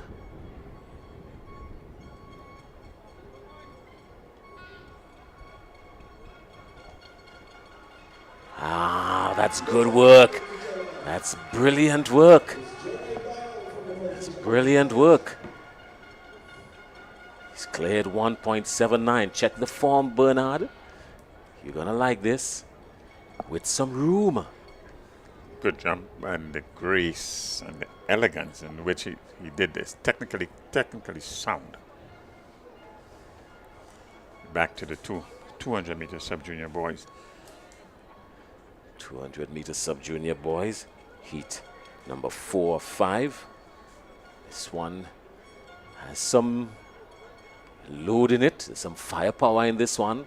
Hackett, Giovanni Green, Alvin Franklin, Javid Noel, Milani Bascom, Zelon Jeffrey. So there's some heavy artillery in this one. Yes, there's some athletes here whose name has been on the lips throughout the season. So let's see how they perform here. There's the big one.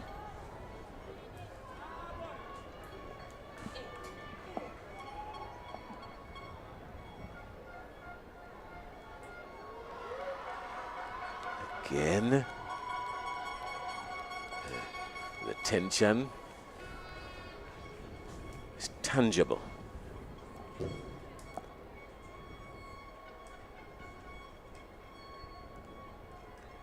Some big names in this one.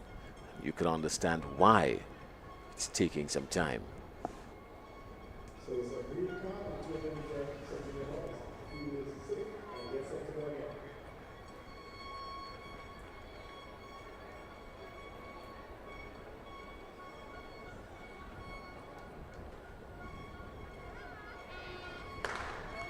Up, out, away. Noel, gone. Here comes Green. Noel, GBSS, Green, Boca, Noel, GBSS, Green, Boca, Boca, Green, Giovanni Green. Giovanni Green is gone. Giovanni Green is going to win this heat as he waltzed across the finish line as if he was in a cocktail or some kind of gala with little effort whatsoever. Giovanni Green of Boca, 23.78. Arguably the most impressive heat to date. He did this in style with lots to spare. Last 25 meters, he just jogged. What's interesting in this one, I want to take our viewers back to the curve. As soon as we get here, we're going to take, I just want to go back to the curve. Now, what's interesting in this one is that when he was coming around the curve, he was not extending his stride. He's not comfortable running on the inside lane, this Giovanni Green. He's not a short young man, so he wants to extend his legs. He can't extend too much on the inner lane. What he wants to do is to run anywhere between lanes 4 and 7. And if he gets lane 4 or 7, anywhere between there going into the finals, we are in for trouble. Well,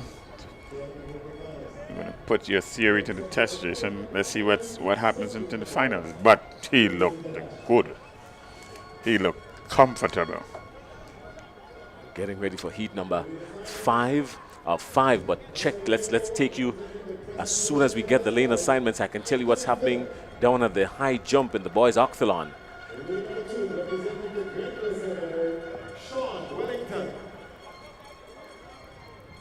Lane number 3, representing the Westmoreland Secondary, Josiah Francis. Lane number 4, representing the Grenada Boys Secondary, Cachet Stephen.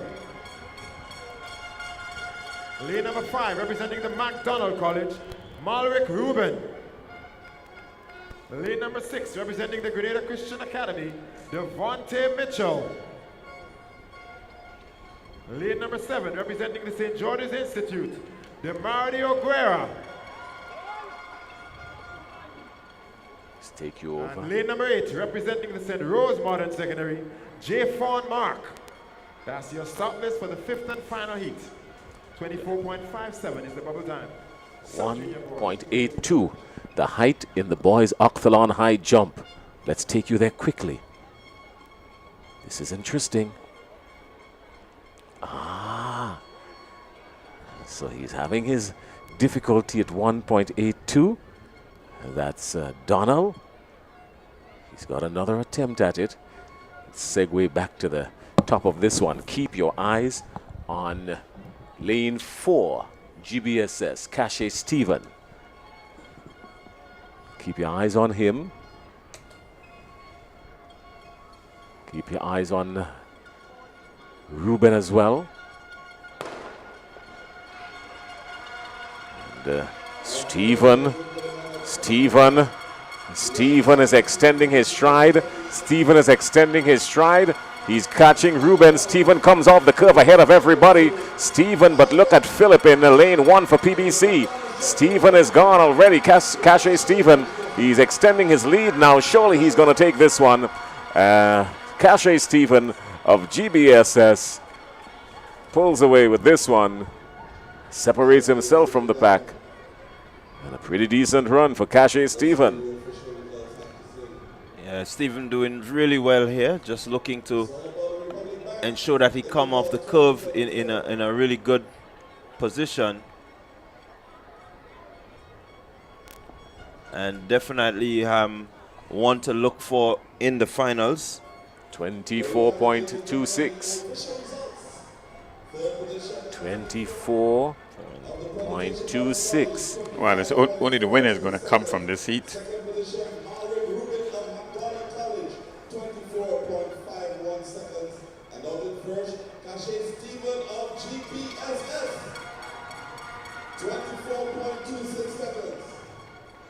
It's a fairly slow heat, so this is only one person is going to come from this one. The winner plus the top 5.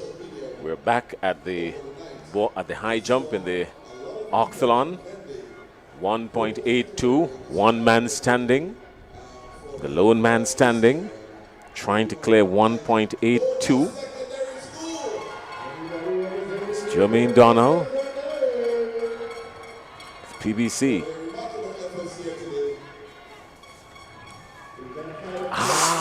Just clipping by the feet, just clipping the bar. Yeah, I think he knows that this is within his reach. He's going to give it a go again.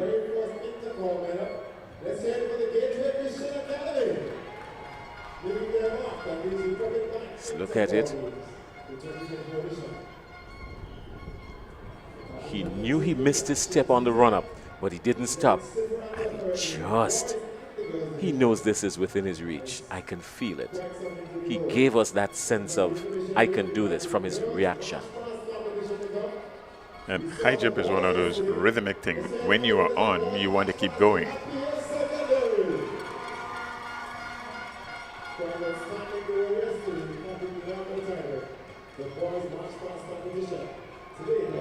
.82. That's what he's attempting. The record on this one is 1.85, which was established last year by Jordani Lewis. We have the results, the official results for the boys javelin throw juniors. Third position from Nawasa Stars, give it for Darren John.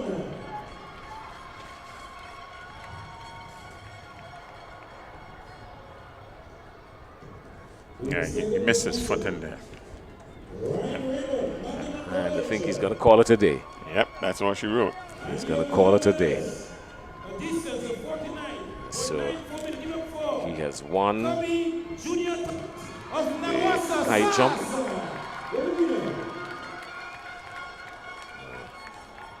That's Jermaine Donald. He's won the high jump in the octholon. Couldn't clear 1.82. He cleared 1.79 with some room. But after a while, you get tired. And you've got to live to fight another day. They've got the javelin throw and the 1500 remaining in this one. So Sherry-Ann Noel is down on the ground with us. So Sherry-Ann.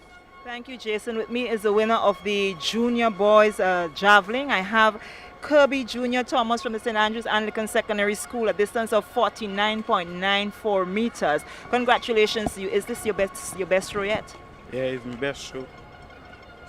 My goal was to throw 52, but I did not get it. So I had to take a 49.94. So what did you think were some of the challenges you encountered here this morning that hindered you from getting your 50 plus meters? My back did not good, but I still fight it. And true, a 49. Well, congratulations to you, and we're looking forward to see you in other field events. Yeah, thank you. All right, so we now speak to. We have the young guy from McDonald's College. He threw. His name is Raheem Rayborn, and you had a distance of 49.56 meters. How do you feel about that? You were tech behind of Kirby Thomas. Throughout your throws, you made it onto the top 8, and now you're second, receiving the silver medal. Speak to us about training and preparations coming into today's games. So I feel very good because I've been training hard since the national champs, and I didn't place. I go and train, and I come back and I get a medal. So I'm very happy. So what was your best throw coming into today's event? The first throw was the best for me. Okay. That is the 49.56, but did you throw a further distance than that prior than today? And did you have a particular distance that you would have liked to meet today, knowing that you said you lost at national champs? Today, that was my best throw. Yeah, and I hope I could go farther. That was the silver medalist from the junior boys javelin here at day 2 of the Intercol Games, the athlete out of the McDonald's College, Raheem Rayborn. And now we'll move back to our commentary team of Jason and Mr. Antoine. What's really interesting here, Jason, is the young man said, look, I performed at the national championship. I was expecting to medal. I didn't medal. I came back today more prepared. Silver medalist. Yeah, really good, outstanding commitment from the youngsters. He knew his potential. He knew he didn't live up to the potential, but getting a second opportunity to show at the big stage, he did just what he had to do and ensure that he got a medal. So congratulations to him. Silver medal. But extremely, you can see that it means something to these youngsters. That's one of the beautiful things about events like this, these secondary school games. Not just a competition, but the competitiveness. That really says a lot. And I think, again, I'm probably repeating myself like a broken record here. Track and field are in good hands in Grenada. Yes, definitely. I think the track and field, the level at which we're looking to take it, is really something good. For me, I really like the fact that these youngsters are enjoying what they're doing. They're competing and competing well. They're not afraid of the competition. but you can see them, really extending themselves and trying to go beyond. So this is what you really want. This is, to me, is the making of champions. Yes. There was a starting block on the 100-meter line, and there's only one. One would imagine it. Well, let's confirm that. Rather than speculating, we are going to confirm what this is all about shortly. It's Emilio Bishop. So he is going to do a solo run. He's going to do a solo run to see if he can qualify to get into the finals later today in the boys 100 meters senior boys. You would have realized if you were on earlier that there was some misunderstanding. I think we can term it that way, some misunderstanding. And he stopped, dead stop in his heat. So he is doing a solo run to see if he can make the qualifying time.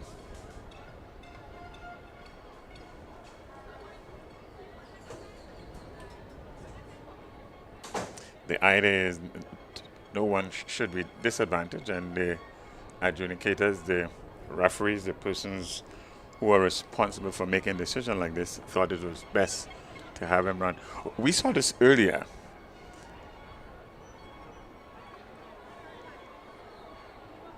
Or it might have been in another competition. A solo runner and ended up being the winner of I think it was in the primary school games. So Bishop would make an attempt to qualify for the finals 100 meters later today. In fact, he came into this event as one of the favorites. So no doubt he would want to distinguish himself.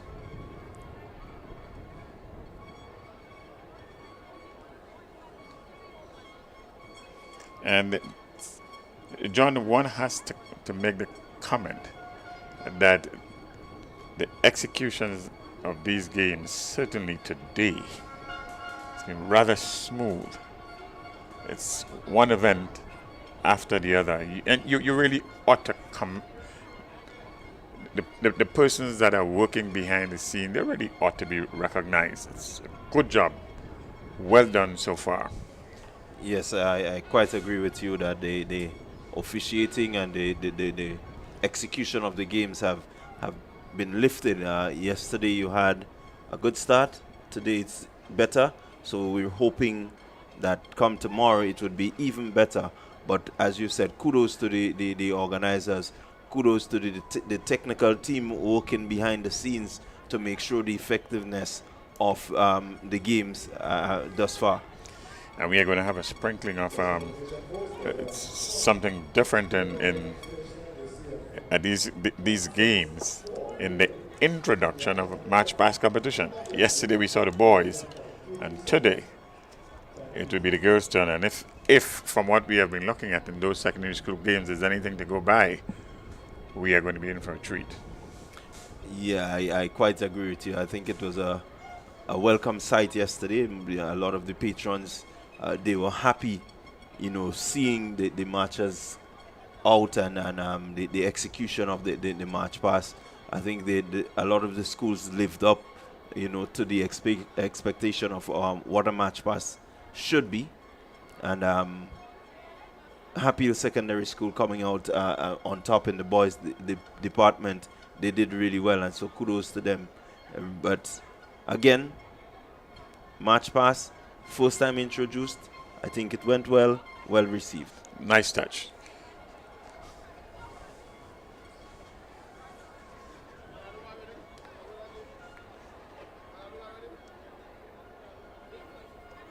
It's a 100 meters. Emilio Bishop, the GBSS.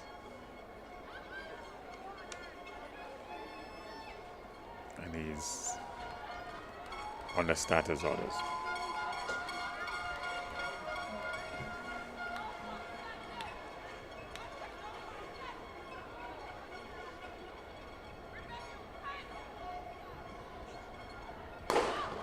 There he goes. He's looking for a time. A specific time is what he's looking for. It's Emilio Bishop.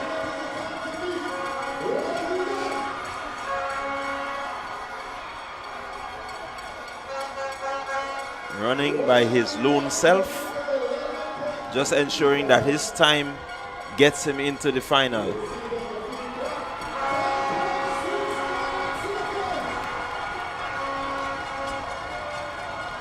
.69, but look at the win. The win is plus 3.4. So this may very well be recorded as win assisted. And again, we would have pointed it earlier. When the wind is behind your back, pushing you, we refer to this as win assisted. So it's 3.4. Legally, it should be 2.0. Well, a lot of the GBSS supporters are happy. 10.69. Very good time to get into the finals. That was the fastest qualifying time. Definitely the fastest by far. He needs to now go in and have a good rest and try to recover from a run like this, because I'm telling you, it takes a lot out of you to run this speed and still have to come and repeat it. Can I tell you that Emilio Blanco Bishop was ahead all the way for 80 meters in the 100 meters last year, and with just about 15 meters to go, Raquel Telemac came and caught him on the line. Remember that race last year, Bernard? That was Emilio Bishop that came in second. Certainly Since then, he has done a whole lot of work. He's done some good work at the Grenada Boys Secondary School, picked up a few medals in their sports meet in December. And so I'm not surprised he has done this year all by his lonesome. What's interesting is that what he does when everybody is there with him in the finals, this is building for something different. Yes, it's going to be an interesting finals later today, and let's hope the win settle down and to become legal. It was it was above the legal limit in this one, so he had a strong tailwind. Well, we've got some more events coming up quickly. We've now got the 400-meter junior girls coming up. Just to give you a quick update, we had Jermaine Donald winning the high jump, 1.79 meters in the boys octathlon, and that's going to make some adjustments to the point standings. He has won the last two events, the 110 hurdles and the high jump in this event. So a grueling event, 8 challenges in this one. The boys octathlon, and SAS is out in front 1 and 2, and St. John's Christian Secondary in 3. We're going to keep you in the loop on that. They're going to rest for a while. They give them a 30-minute rest after every event. So we're going to bring you up to speed on that. We're going to get the point standings for this in a little bit. We also have the heptathlon, some events in the heptathlon, which will be contested later on during the course of the afternoon. Now, let's go down to the track for event number 43. Clyde and Bernard, take us through these paces. The 400-meter girls junior. Okay, well, you have basically a time of 56.40. That being the record for this event, set way back in 1998.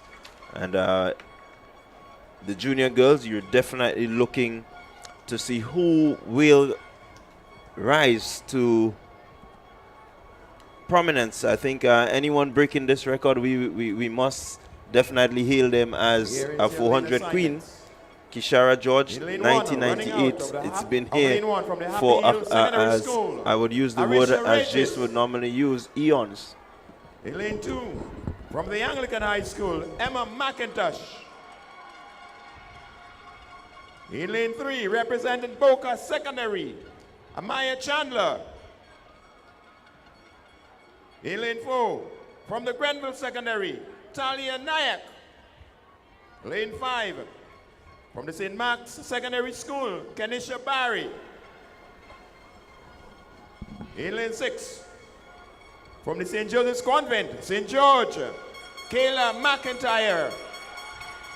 And running out of lane 7, from the West Hall Secondary School, Lexon Mahon.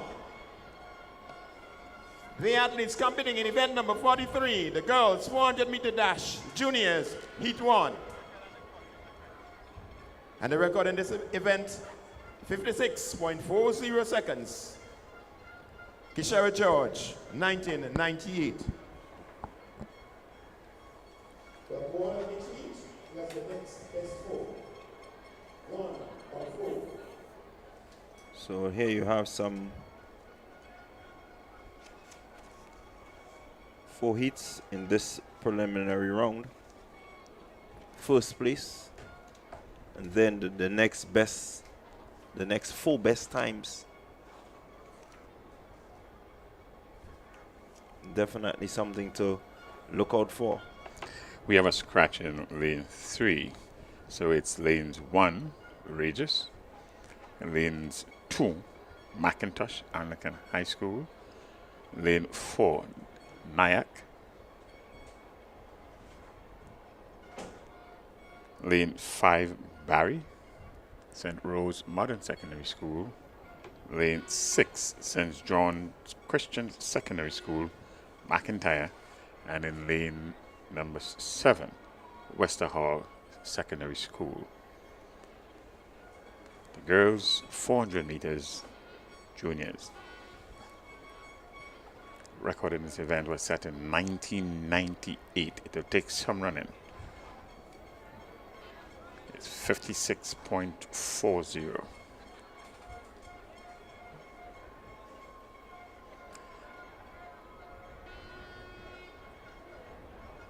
All systems and go. We should be off and running shortly. They're on the status orders.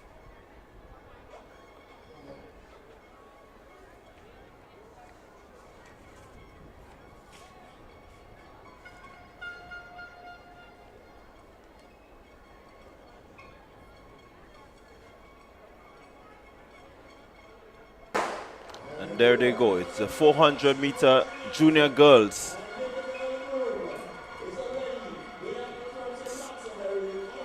McIntyre, Convent St. George, Anglican High School is there.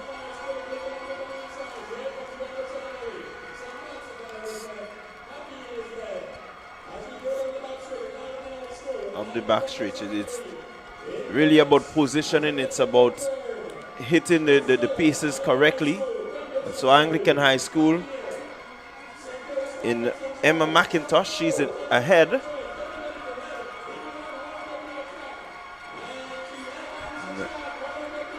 Going well is McIntosh. She's coming off the curve now and she's quite a distance ahead, and all she needs to do here is to maintain her stride, maintain her movement.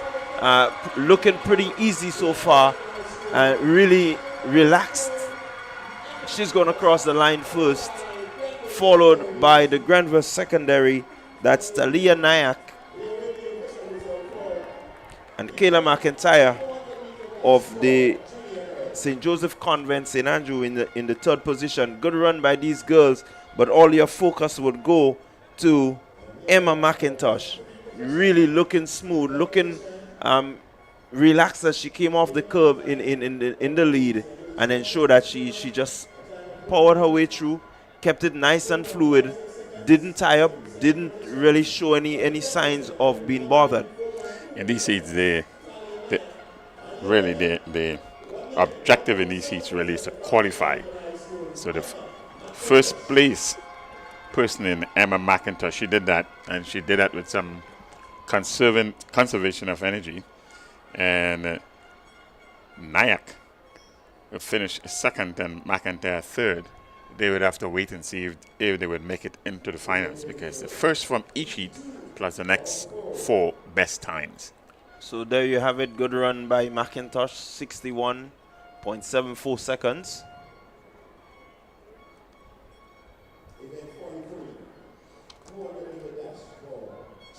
Heat number 2.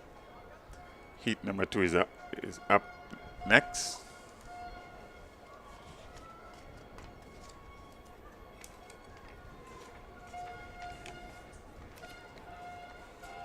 He seems to have full field represented here from lanes 1 to 7. Let's go down to track side for the lane assignment. Lane 2, from the St. David Catholic Secondary School, Ali and Harry. In lane 3, representing the Anglican High School, Egypt, Regis. Running out of lane 4, representing the Grenada Secondary School, Rikayla Charles. In lane 5, representing the Boca Secondary School, Soraya Phillip. In lane 6, St. Joseph's Convent, St. Andrews, Sashana McCollum. Sashane McCollum from St. Joseph's Convent, St. Andrews. And from Wesley College, Jada Joseph, lane 7. Your competitors in heat 2 of the girls' 100-meter dash for juniors. So heat 1 was won by Emma McIntosh of Anglican High School and Talia Nayak and McIntyre. They're on the fence, waiting to see if they would make the finals. Heat number 2.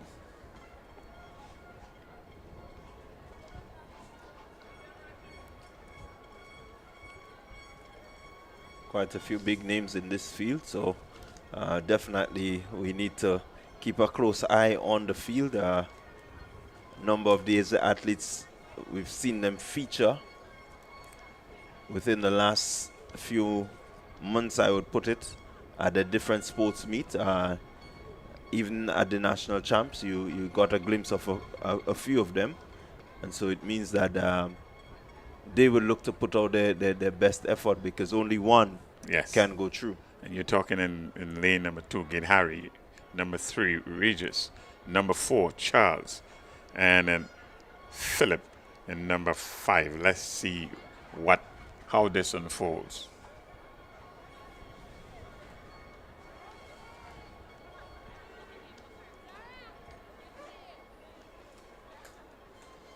This is juniors. It's 400 juniors. And that will be followed by the male version. Heat number 2 of 4.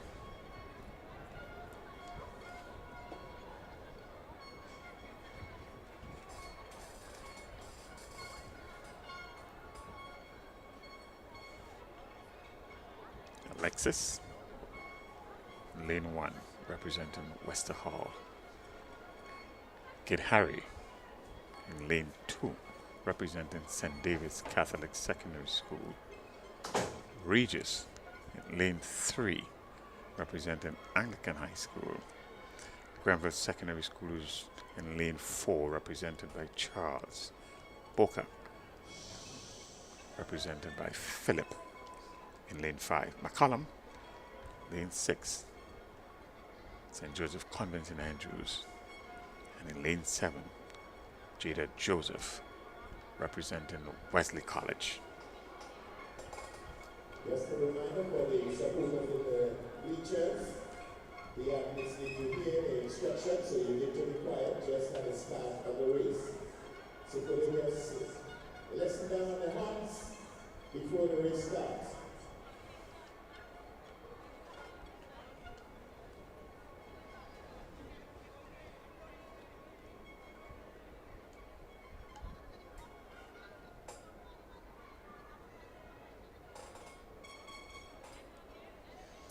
And the buzz, the noise from the bleachers is having an impact on the athletes hearing starters, so they're making an appeal for quiet at the start of these races.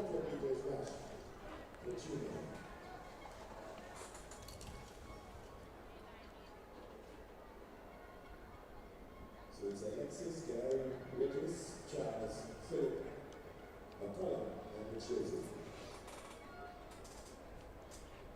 It's only one that's guaranteed an automatic spot in this.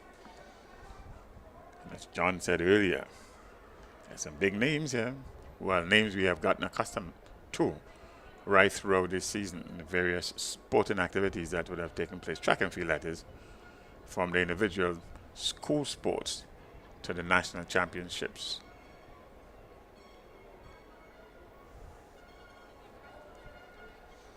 Some of the mini meets.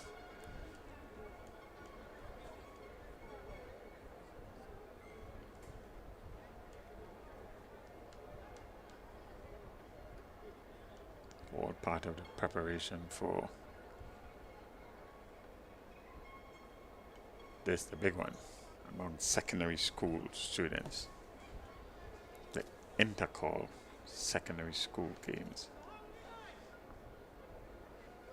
Now there's a hush around the ground.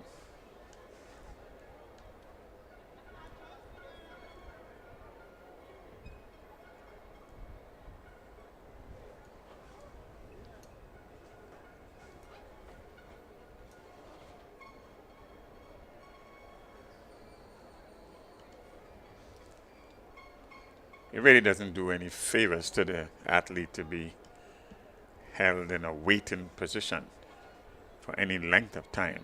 You want to get out there and run. The nerves get going, the mental fatigue.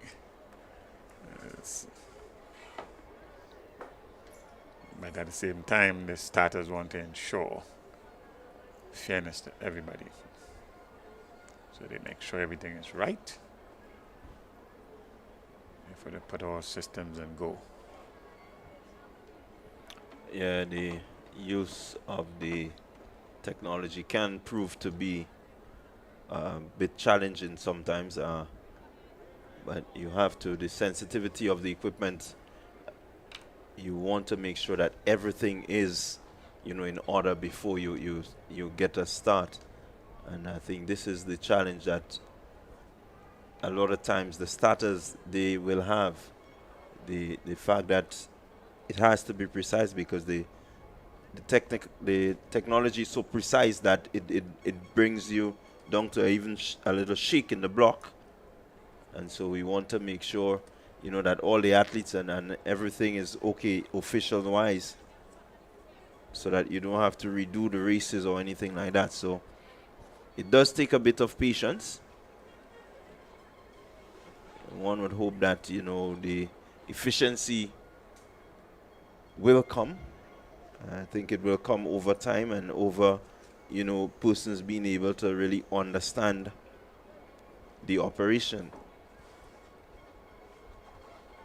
So we are still holding for heat number 2 of 4, the girls 400 meters juniors.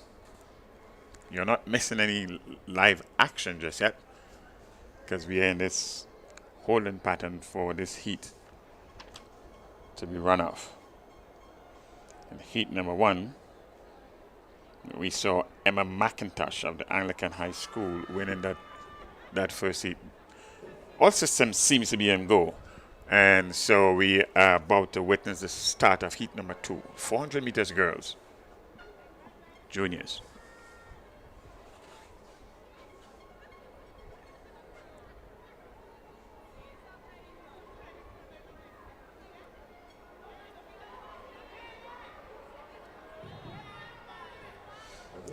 Once again,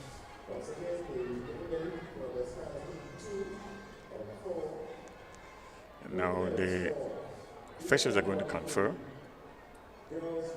The athlete in lane 3, that's Regis, was up, and now they are being asked to get back on their backs.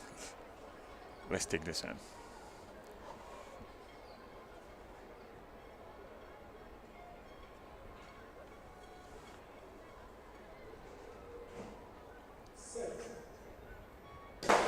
And they're off. There we go. It's the 400-meter junior girls. Really important run here for quite a few of these athletes. Out well is Regis from Anglican High School. She has made up the stagger, and Joseph of Wesley College is going pretty well. But in the middle of your field, Egypt Regis has already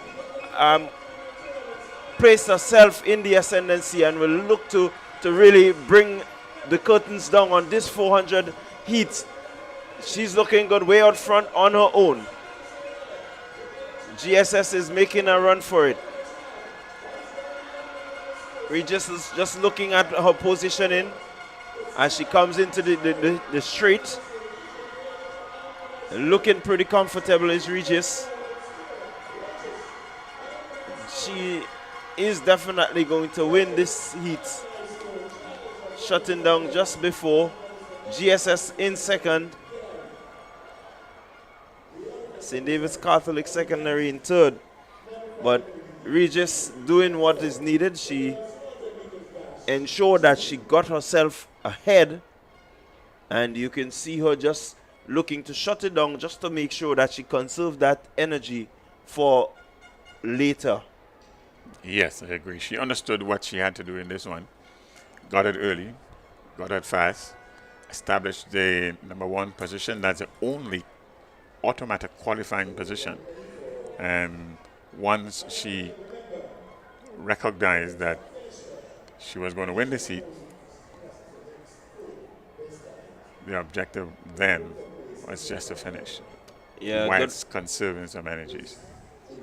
Yeah, good run there by the athlete Charles from GSS. But the time is really what will be important. 63.29 by Regis. 64.90 for Charles in second position. So far the heat one in this preliminary round of the girls 400 junior dash, it's 61.4, your winner from heat one.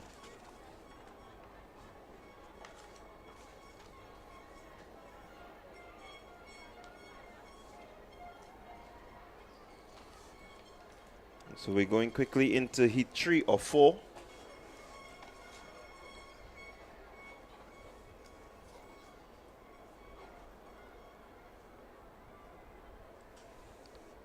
Again, we seem to have a scratch in lane number 5. So heat 3 or 4.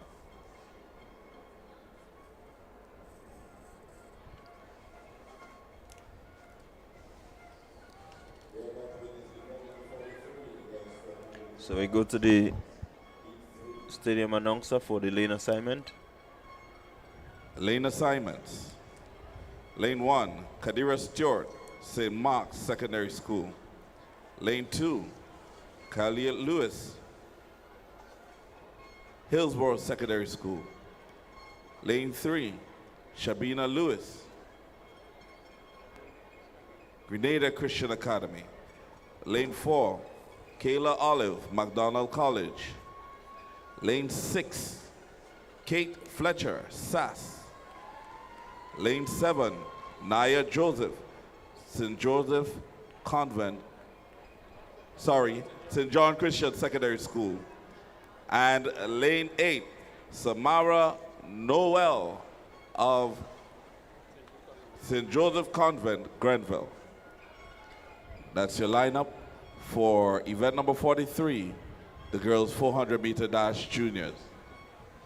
So after some lengthy delay, heat 2 seems to go rather quickly. In this third heat, in lane 8, it's Noel from representing St. John Christian Secondary, St. Joseph Convent, St. Andrews, sorry. St. John's Christian Secondary in lane 5, that's in Joseph. SAS in 6, that's Fletcher. McDonald College, Olive. Grenada Christian Academy in lane 3. Hillsborough Secondary School, lane 2, and St. Rose Modern Secondary School in lane 1. That's Stewart.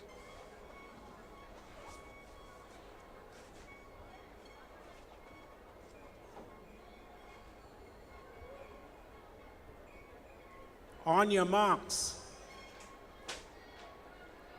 And they're on the status orders.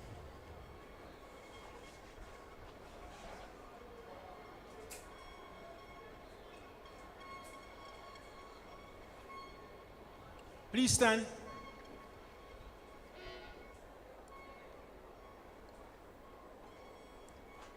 Status are showing that things are all right before they go ahead with this one.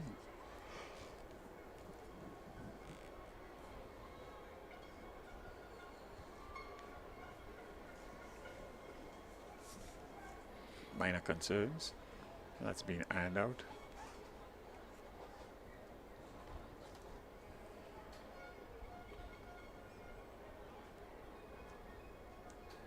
So it's asked to go back on those status orders.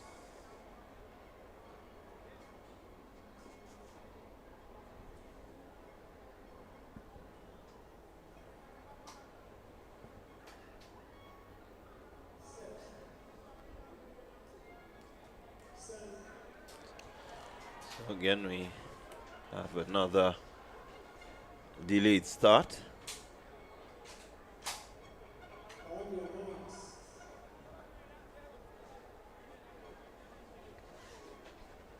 Let's hope that they get off this time.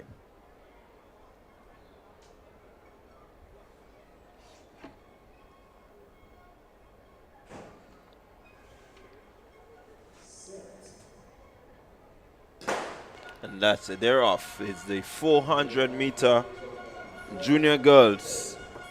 Only first place guaranteed their spot. So we look at St. Joseph Convent, St. Andrew.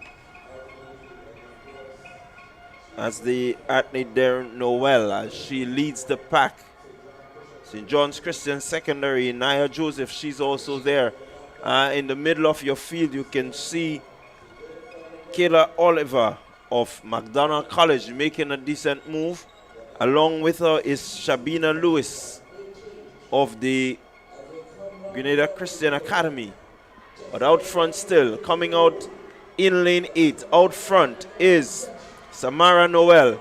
And look at the middle of the field now. They understand it's only one, but Noel is doing what she needs to do. Out of lane 8, Noel is going to hold on, and she comes across. So she has guaranteed her spot in the finals of the 400-meter. Good run there in the middle of the field by McDonald College in Olive and Shabina Lewis, but it's all about your winner right here, doing all that she needed. Lane 8, not an easy lane to run, but she did what she had to do. She did, and it's Noel from St. Joseph Convent St. Andrew running from the front from start to finish, as it is referred to, running blind, as it were, from lane 8, and she is guaranteed a spot in the finals later this evening. Her time 61.19. Second position to Olive, 62.51.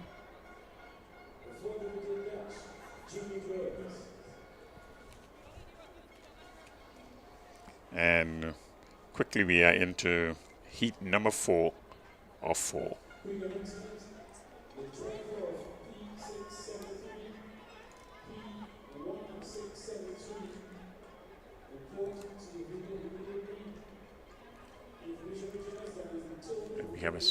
We have two scratches in this one. Lane number 3 and lane number 7.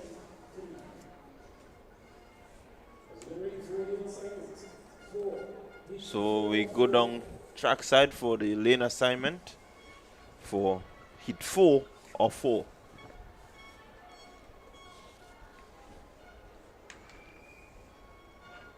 Running in lane 1, Christina Charles of SAS. Lane 2, Talia Dason, St. David's Catholic Secondary.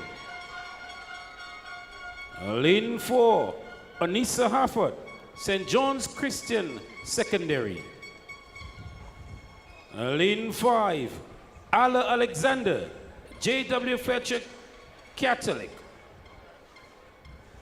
Lane 6, Shadeja Walcott, St. Joseph Convent, St. George. And lane 8, Tafara Francis, Westmoreland Secondary. Lane assignments.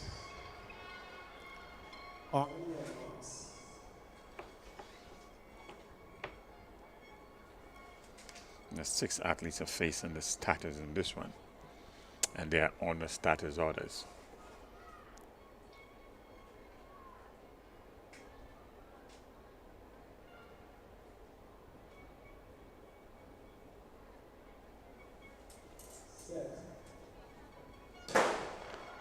And there they go. Hit 4 of 4. Who's gonna cement that final automatic place? Let's look at the athlete out there in lane 8.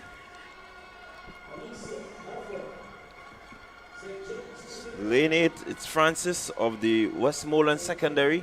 Ahead so far, but making up the stagger. You can look at the field. St. Rose there. St. Joseph Convent, St. George. In Walcott is there. St. John's Christian Secondary. In Horsford is also there. Horsford coming off the curve. But here comes St. Joseph Convent. Here comes Horsford, St. Joseph Convent, St. George, looking to cement her place. She's just moving ahead. Here comes St. David Catholic Secondary School. But it's St. Joseph Convent.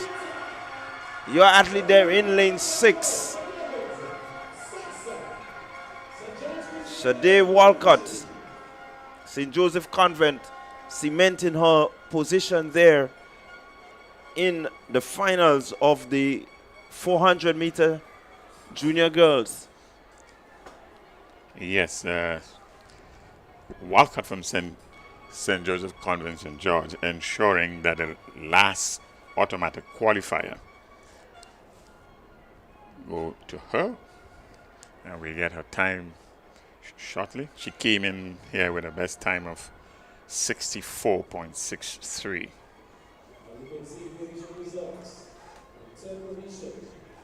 66.59.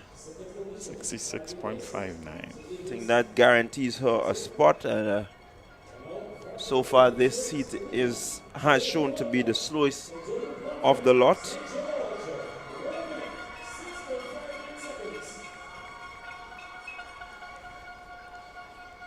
And so definitely she may be the only competitor going through. More than likely, yes. And that brings an end to the 400 meters junior girls. And we will go right into the 400 meters junior boys. We have 5 heats in this one. And the winner of each heat, plus the 3 best times, will be running in the finals later today.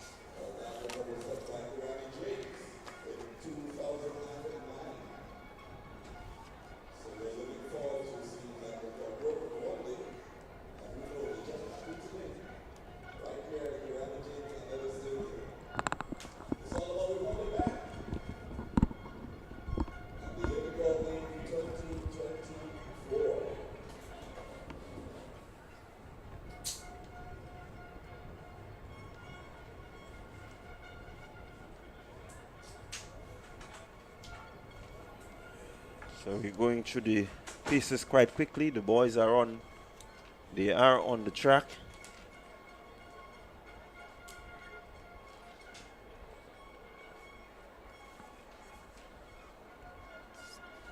Boys 400 meter junior. Lane assignment. Let's go to the lane assignment. Lane 1, Jaquil Charles, McDonald College. Sorry, lane 1, Cavon Louison, St. Rose Modern Secondary School. Lane 2, Tariq Thomas, McDonald College. Lane 4, Cameron Mathlin, GBSS. Lane 5, Cameron Richardson, Grenville Secondary School. Lane 6, Kai J. Walters, SGI. And lane 7, Kareem Sampson, St. Mark Secondary School. On your marks.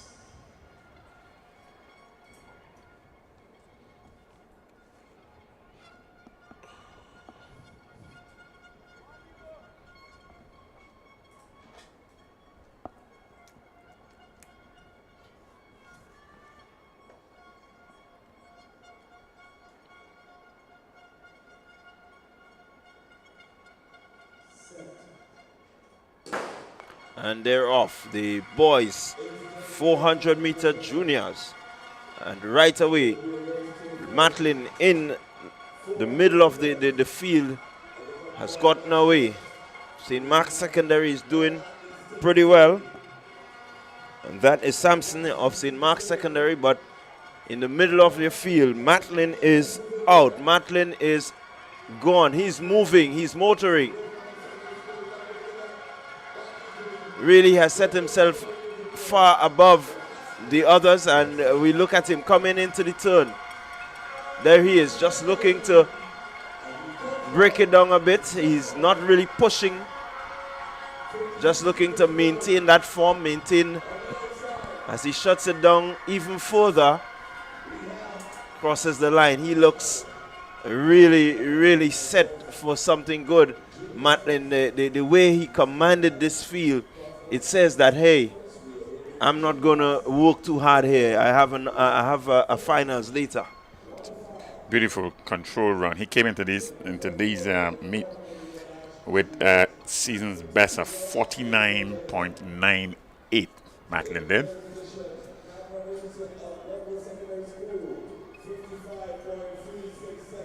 .42.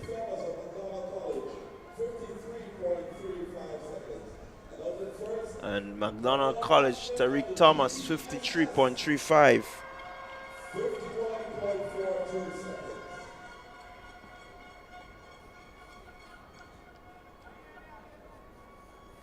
So, good run there by Thomas from lane 2 to come into the second position.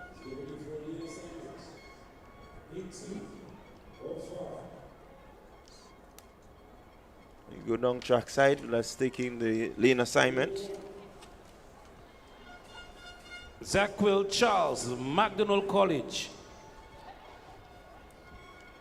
Lane 2, Caleb Sandy, Happy Hill Secondary. Lane 5, Cian Burris, J.W. Fletcher, Catholic. Lane 6, Keldon Cooper, Boca Secondary. And running out of lane 7, Tristan Richardson, St. Mac Secondary. Lane assignment, heat 205.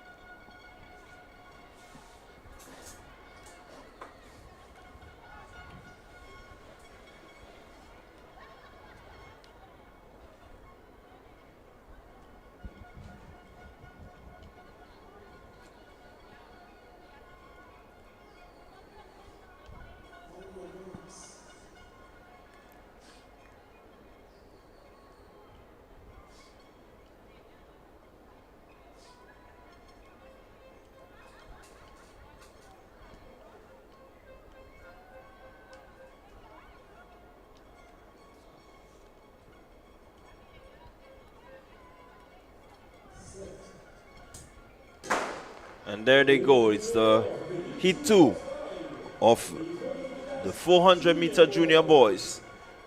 Quite early, it seemed to be Boca Secondary. It's Keldon Cooper making his early move. J.W. Fletcher in Sion Burris is there. Looking to really get a position coming off the curve. But it's Cooper, Keldon Cooper. Followed by the J.W. Fletcher in Boris. Cooper coming off the curve just about now and heading into the straightaway. He's ahead, but here comes McDonald College. Here comes Zakil Charles. Zakil Charles, Cooper, Charles over Cooper. So Zakil Charles has just cemented his place in the finals of the 400-meter junior boys. A good run from him. Cooper definitely giving it up there just at the end. Really doesn't seem to have the physical strength to really push Charles to the end. And Charles just coming past him. Pretty good race there. A good tussle between Cooper and Charles. Cooper from Boca Secondary and Charles from McDonald College. Quite an interesting finish there. Right to the end. Realizing or knowing only one position is guaranteed into the finals later today, so one can understand the reason for trying to finish first in this one. It's 54.16 for the winner, Charles from McDonald College. Well, looking at the end of this race, you seem to get the feeling that Cooper trying to shut it down, but was looking to his left instead of looking to his right. Looking to his right rather than looking to his left, and the competition came from his left. Yeah, he did not see Charles at all. Yeah, I think that is what happened there. He looked at it as if he was just shutting it down, and eventually the competition to his left is what really got him into the second position. Well, let's go trackside for the assignments of lanes. Lane assignment. Lane 1. Jane Fletcher, St. George's Institute. Lane 2, Shamu Andrew, St. Rose Modern Secondary School. Lane 3, Jamie Matthew, Bishop's College. Lane 4, Tariq King, Grenada SDA Comprehensive Secondary. Lane 5, Tashawn Purcell, St. David Catholic Secondary School. And lane 6, Christophe Calise, SAS.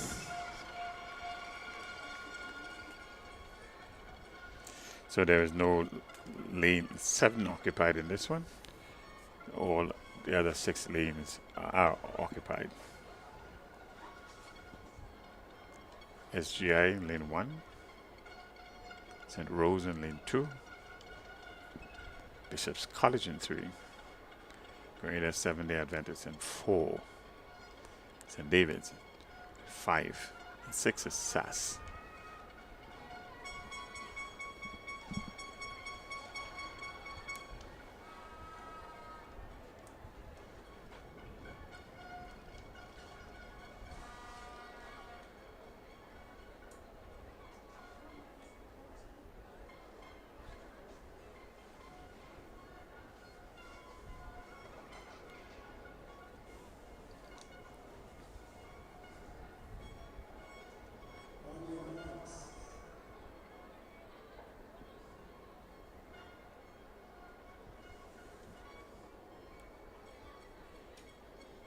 They are on the status orders.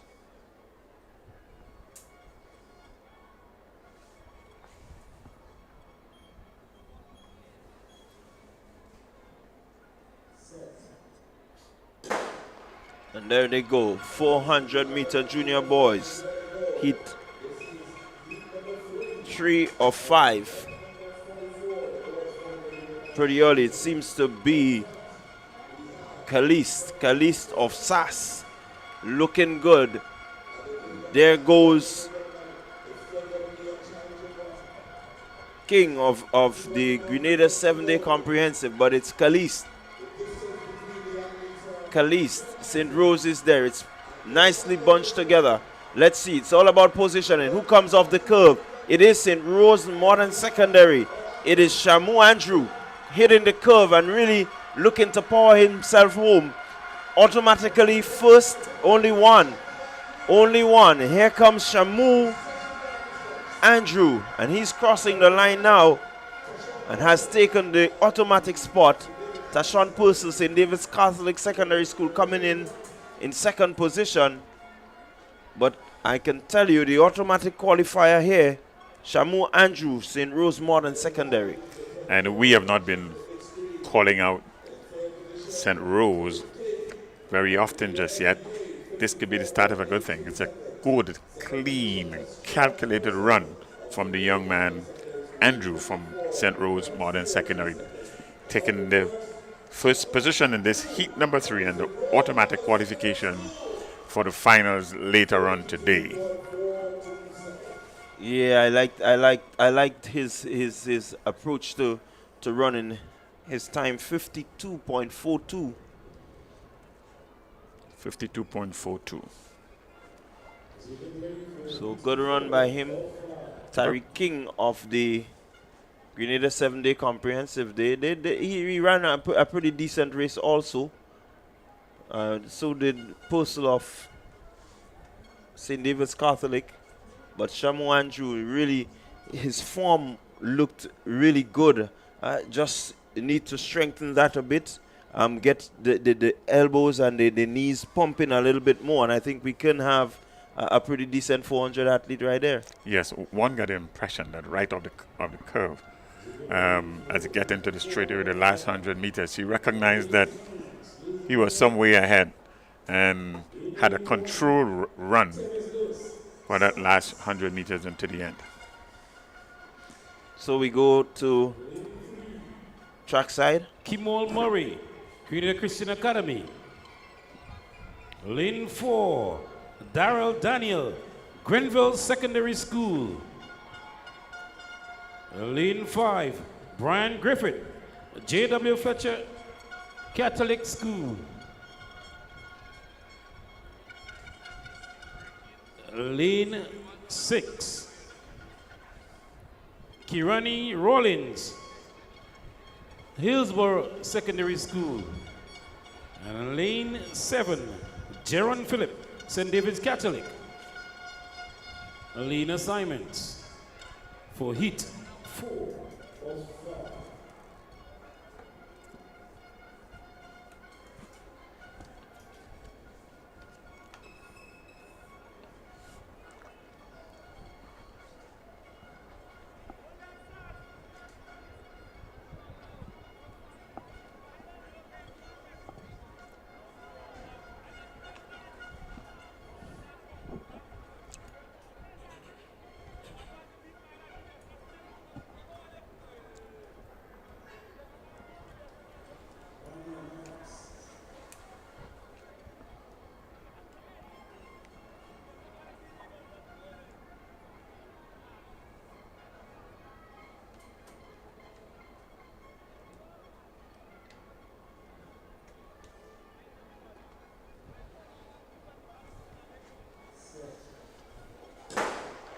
And there they go.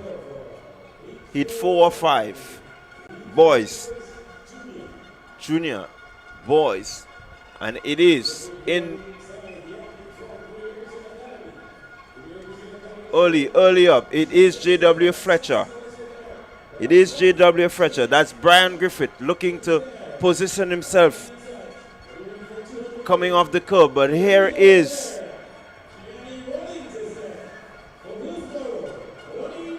here comes Murray. It seems to be Murray on the inside. Looking to position himself nicely, coming off the curb. And Murray, there he goes. It's Kimal Murray, Grenada Christian Academy. But he's being chased by Rollins of Hillsborough. And it is Kimal Murray of the Grenada Christian Academy. A good run there by Kirani Rollins. He did all that he can. But coming off the curb, I think Murray had a really good position. And all he needed to do was to maintain his stride, maintain his arms movement. And he really did exactly what was needed. Looking to his left, he recognized there is no one. And to the right, he didn't really look, but he knew he had it in the bag. 51.80. That was Murray there punching his automatic qualification spot to the finals later today. Good control run too. He started hard. Was chasing JW Fletcher early on. And then he ran his race towards the end. So we're going to trackside for the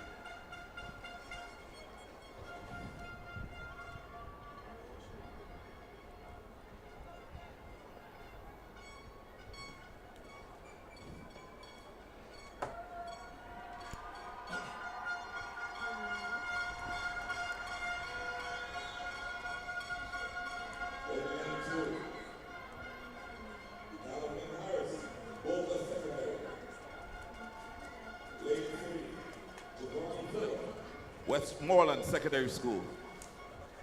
Lane 4, Caden McQueen, Presentation Brothers College. Lane 5, Josh Thomas, GBSS. Lane 7, Keith Charles from the Grenada Christian Academy. That's your lineup for this race. Over to the starters.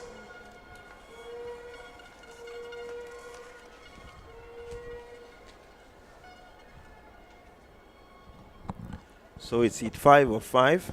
On your marks.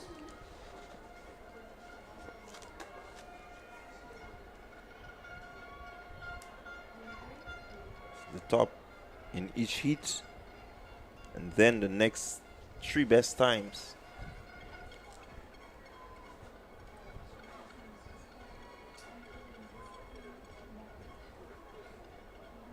Set. And there they go. And they are off, ladies and gentlemen. There they go. First. This is heat number 5.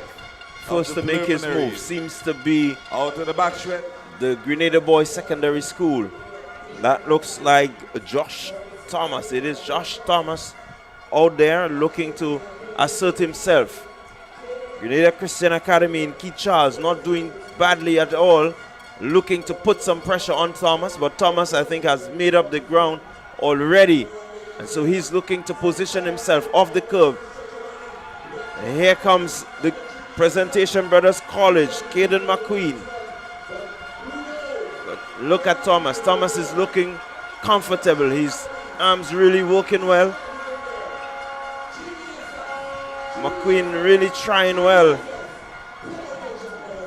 But it's Josh Thomas of the GBSS just shutting it down with a few meters left. He knew that he has his automatic qualifying place, and so he shut it down just at the right time. And an interesting finish there. Coming into these meets, both McQueen and Thomas, they had almost identical season's best, 52.42 and 52.41. Let's see what they would have run here. But the automatic qualifying spot here is to Thomas.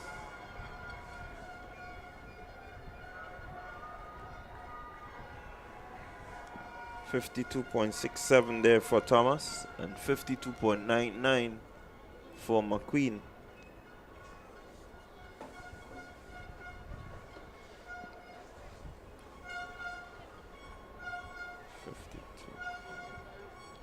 So good run there. Keith Charles of the Grenada Christian Academy coming in third position. Looking at that time of 55, I'm not sure that he's going to get in, but we wait and see.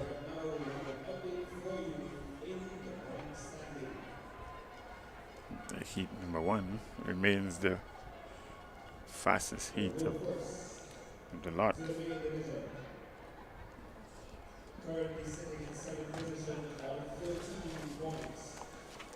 Next event on the track, it will be preliminary to the relays.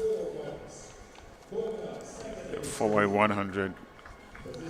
Let's take the 27 points. McDonald College.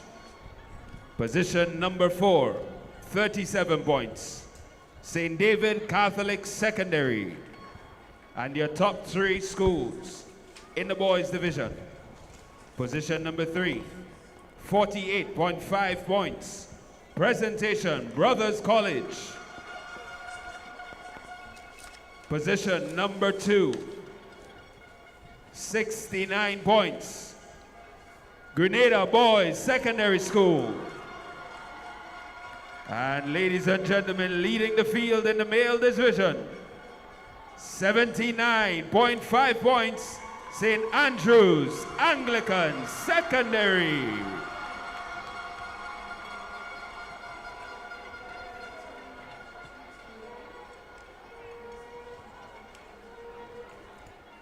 We turn now to the female division.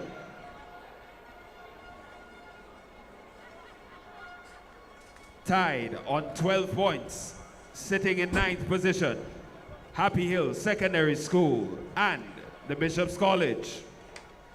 In 8th position, 18 points, Hillsborough Secondary School. In 7th position, 25 points, McDonald College. Position number 6, 27 points, St. Joseph's Convent, Grenville. Currently tied for 4th position on 30 points, Boca Secondary School and the St. Joseph's Convent, St. George. Ladies and gentlemen, your top 3 schools in the female division. Position number 3, 30.5 points, St. Andrews Anglican Secondary. Position number 2, 64 points, the Anglican High School. Position number 1, 71.5 points, St. David Catholic Secondary. Your point standing in the male and female division. Thank you, Russell. We want to take this. So that was the point standing. We go straight back to the track, and we're going to see the boys 400 hurdles senior. These boys 400 meter senior hurdles coming up. Good afternoon again, gentlemen. Clyde, Rondell, John, and Bernard Antoine. We've been running some marathons over the last couple of days. Tomorrow is the final day of our marathon. Or is it? We've still got the private primary school games coming up, so we're in the full athletic season.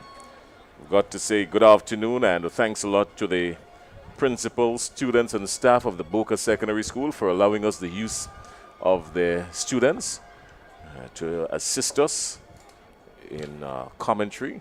They've been up and about on their toes, getting information from upstairs to downstairs and vice versa. So they have aided well in the dissemination of information, and it has brought us to a position where we can bring a better broadcast to you. So kudos to them. Thank you, students. We're going to probably introduce them to you at some point. We've got head of state with us. We've got members of parliament. And that young lady that you're seeing right next to the GG there, that's the young lady, her name just slipped me. That's the young lady that was in the sprints, the under-9 sprints in the national champs when she came blistering through down the finish line. I can't remember her name. I'm going to get it for you. Somebody please help me out.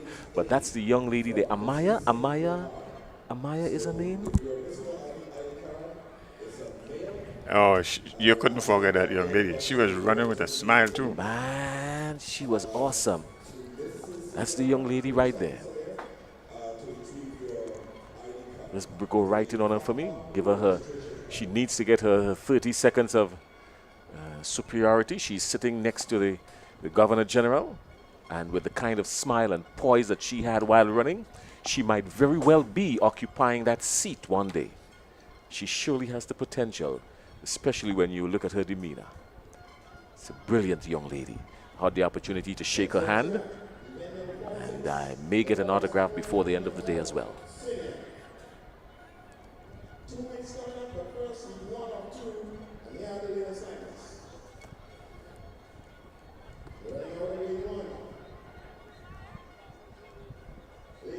From Boca, DeAndre Smith.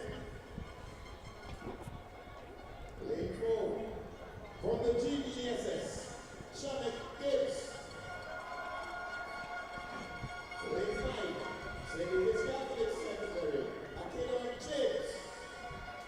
Lane 6, from the McDonald College, Rick Cadet.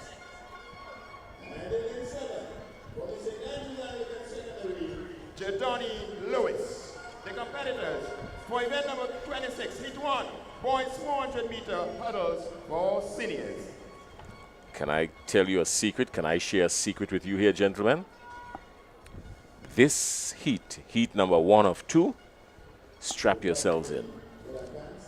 Because even though Joshua Cadet is not in it, look at the field. DeAndre Smith, Gibbs, Akadon James, Cadet, Lewis. Wow. Strap yourselves in, gentlemen. This is going to be a good one. The boys for Amaya McIntyre. She's from the South City Rising Star. That's the name. We got it. Good afternoon, Michael Bascom. You're always on the ball. What would I do without you, my brother? There she is. Amaya McIntyre. She's an athlete from the South City Rising Star. She was on show last weekend at the National Champs.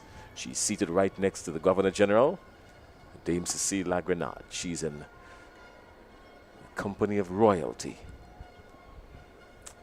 I'll seek an autograph from her before the end of the day, certainly. All right, well, let's get back to the action on the track. Action on the track, heat number 1 in the boys 400-meter senior hurdles. I'm so happy that the camera inside our broadcast is not constantly active, because folks would not like to see. Some of us sit, some of us can't sit. We have to stand. I don't know. We also have a young man who's interested in the field of sports commentating in the studio with us. He's a member of staff of the Republic Bank. So Republic Bank is also giving their staff the opportunity to be a part of the growing and the experience and the knowledge and the wisdom and the training and the everything that comes with athletics. It's not just being a sponsor, but it's about personal development. I needed to say that. All right, now the focus is on the track.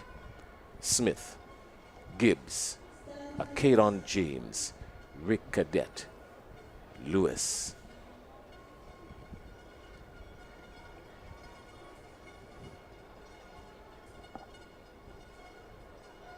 The boys 400-meter senior hurdles.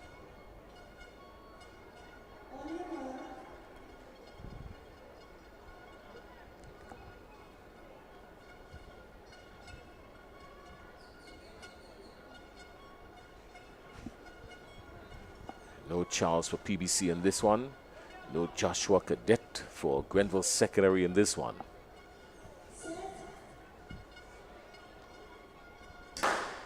Ah, the gun goes, so they go as well.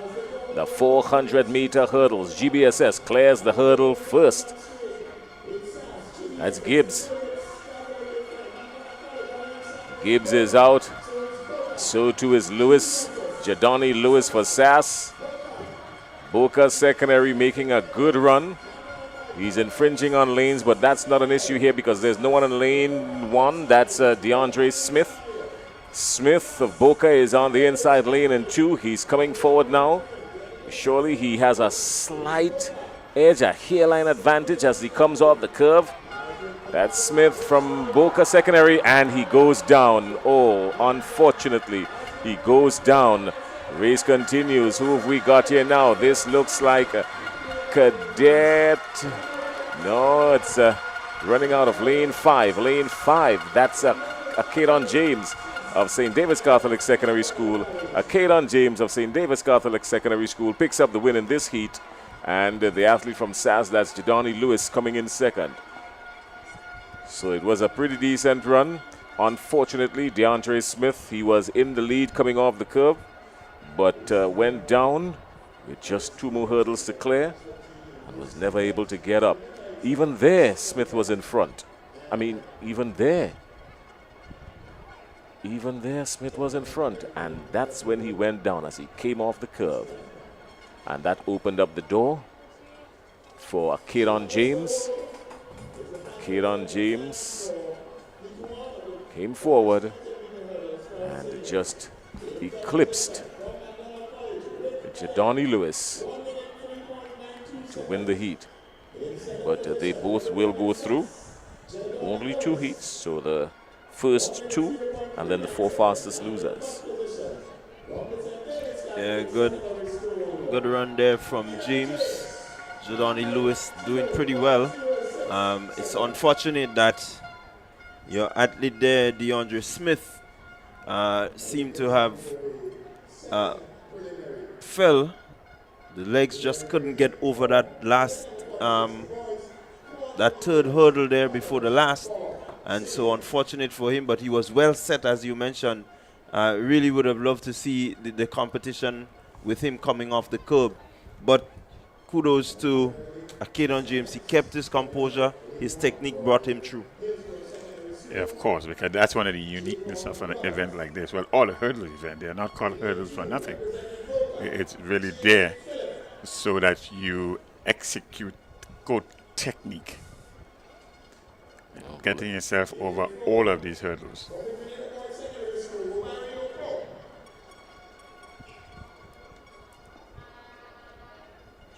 And in lane 7, from the Javelin Catholic Secondary School, we have Shem Smith. The athletes participating in event number 46, preliminary hit number 2, and the boys 400-meter hurdles for all seniors.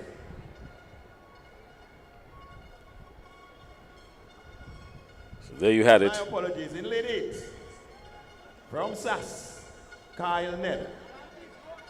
So a full field listed for this one. Oh no, we've got some exceptions. We've got Aidan McIntosh of PBC is not there, and Junior Alexander of Grenville Secondary not there as well. So Aidan McIntosh and Junior Alexander, non-starters in this one. So the field in this one runs Roberts, Phillip, Stafford, Lewis, Smith, and Kyle Ned. The first 3, then the fastest losers, the 2 fastest losers.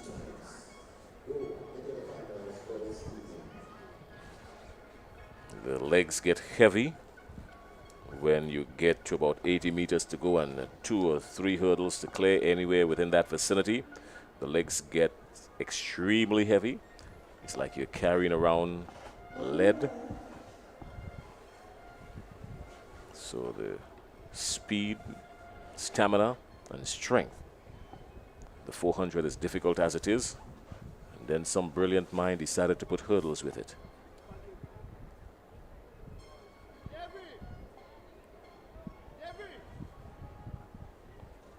Heat number 2.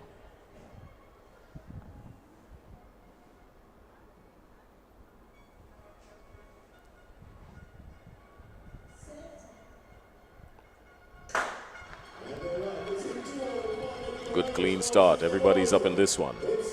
The 400-meter hurdles. Still early days. Still too early to call. But J. Phillip of Boca Secondary School is coming up the back straight. Here he is now. Hurdles are being crashed into by Roberts. He's out there on the back. It's difficult for him to recover now. But Sass is out front in Kyle Ned. He's extended his lead out there in lane 8. He's running in a difficult lane, Kyle Ned. He's clearing these hurdles. He's going to come off the curve just ahead of everybody. But he's going to face a challenge now from Boca Secondary School in the person of Jay Phillip. But will he have enough? Kyle Ned, will he have enough to get through down the straightaway? He's still got one more leap. Kyle Ned is out in front. There's no catching him. Surely he's going to go to the finish line with this one. So he's going to qualify. And then, of course, the lane 5. Lane 5 is Lewis of the St. David's Catholic Secondary School. And Jay Phillip will come through after. So the top 3 and then the 2 fastest losers from these heats will make up the final list for the 8 going into the finals later on this afternoon. Clyde? Yeah, Ned definitely showing his technical competence in the 400. You can see the way he ensures that he gets over the hurdles. You look at the tree leg. As the tree leg gets over the hurdle, he ensures that he tries to get the leg as flat as possible so he doesn't clatter into the hurdle, and that is important. You've seen a good glimpse of a potential 400 hurdler there in this young man. Yeah, surely he has some potential.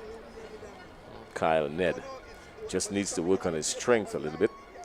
And, not necessarily to put on body mass, but he needs to just work on some leg strength because he would need that. The 400-meter hurdles is not an easy run at all. Bernard, whether you have attempted something like this in your day? I'm quite sure if this was around, we would have attempted that. In our day, you didn't have much of a choice when you were told you had to do an event. It was school, so you had to do an event when you were told. It's not quite so these days. It's a lot different. The kids are given choices and all of that.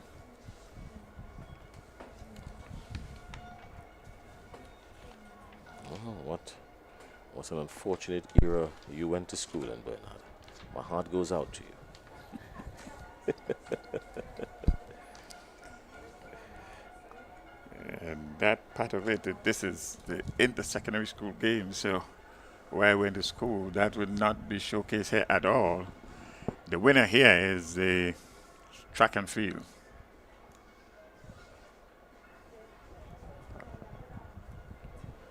It's one of the better shots you'd see. Camera crew is doing some magnificent work. Cruise ship in port. We're in the middle of the tourist season. These are some good days for tourist vendors, arts and craft, spices, food and drink.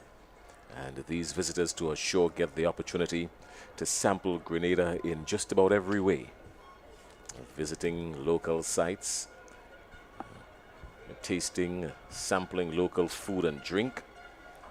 A lot of foreign currency being deposited onto our shores. It makes good 6 months of commerce looked forward to by the tourist vendors and everyone within the service industry really in Grenada. There's a spin-off factor. No matter what chronological order you look at it, there's a spin-off factor for everybody within the sector and even those on the periphery of the direct tourism sector. Yeah, very much. A lot of people depend on this, for their livelihood. Whenever we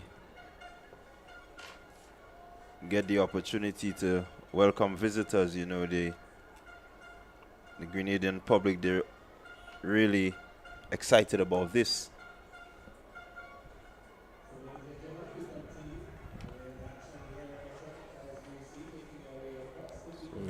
I did mention that we've got some other sports taking place around the region.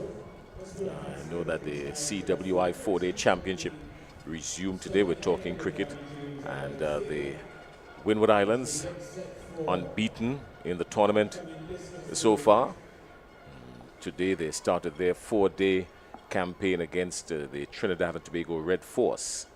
And the Windward Islands doing pretty well. They've not won this tournament in quite some time, if ever. And this year is their best showing in a very long time. You big into cricket. Clyde, you're going to give us the score in that. Where are the Windward Islands in this one? Well, what I can tell you is that they have lost 6 wickets.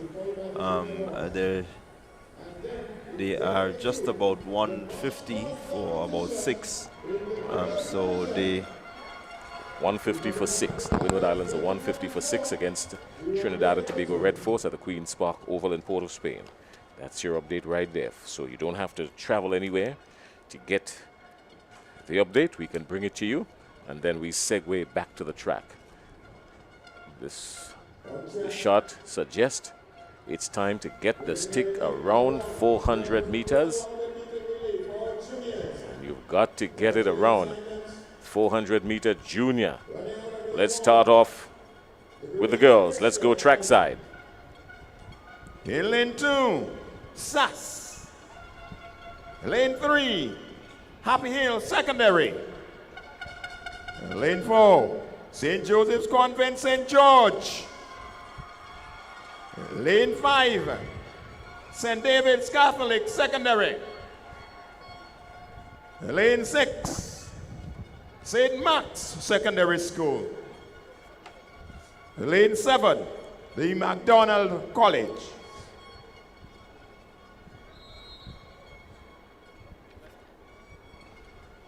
Well, there's no lane 8. St. John's Christian Secondary. They were listed to be in this one, but they're not in this one. So, St. David's Catholic Secondary, look at this. They've got Tishona Bascom, Kayla Christopher, Thalia DeSant, Shade John. They listed 6 athletes for this one. Not sure who the final 4 is, but they've got a pretty awesome team in this one, the St. David's Catholic Secondary School. They've got some serious firepower.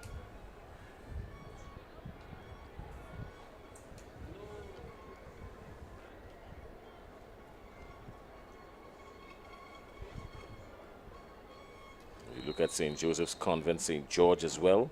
Rosemary Thomas, Kayla McIntyre is there. Brandy Taylor, Sophia Stephen. That's a pretty decent team for St. Joseph's Convent, St. George as well. Yeah, I think you look at the teams and they're quite balanced. You just get the feel that something in the middle of the track is going to give. This is for qualification to the finals later this evening. Yeah, and you're only guaranteed a position if you win your heat. Well, there are 2 heats in this one. Only 2.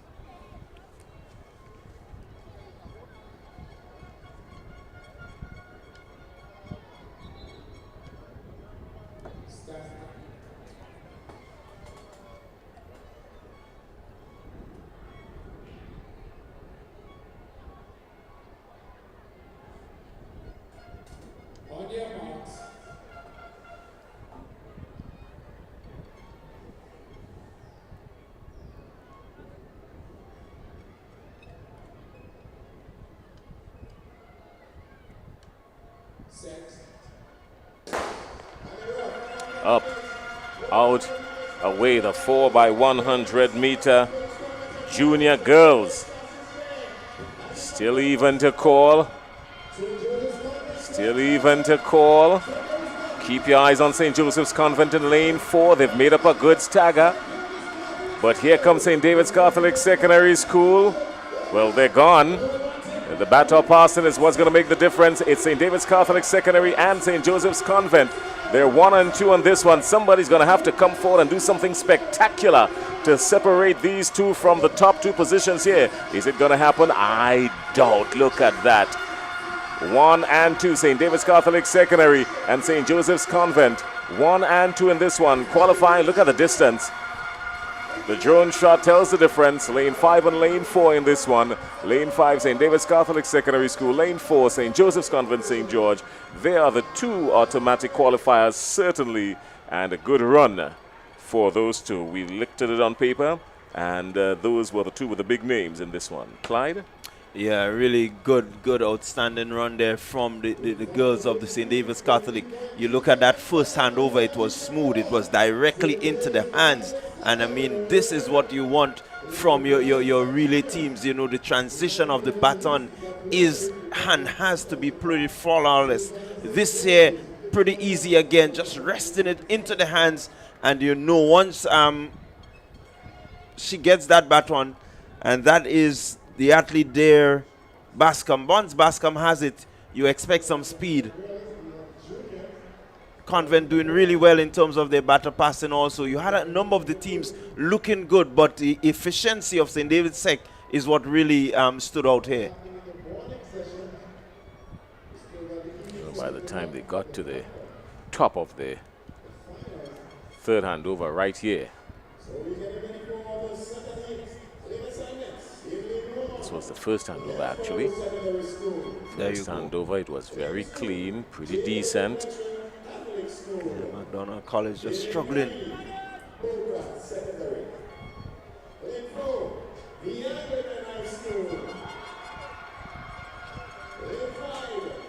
At that point, you knew it was St. David's Catholic and St. Joseph's Convent. Not taking too many chances, staying within the changeover zone, waiting for a little longer. And then, after that, at this point, it was automatic. All the way through to the finish line. Well, they've completed the lane assignments for the next one on the track, heat number 2 of 2. This one, only St. John's Christian Secondary School did not participate in the previous one. There you see the times, 50.27, 51.74, and Happy Hill Secondary School, 53.04.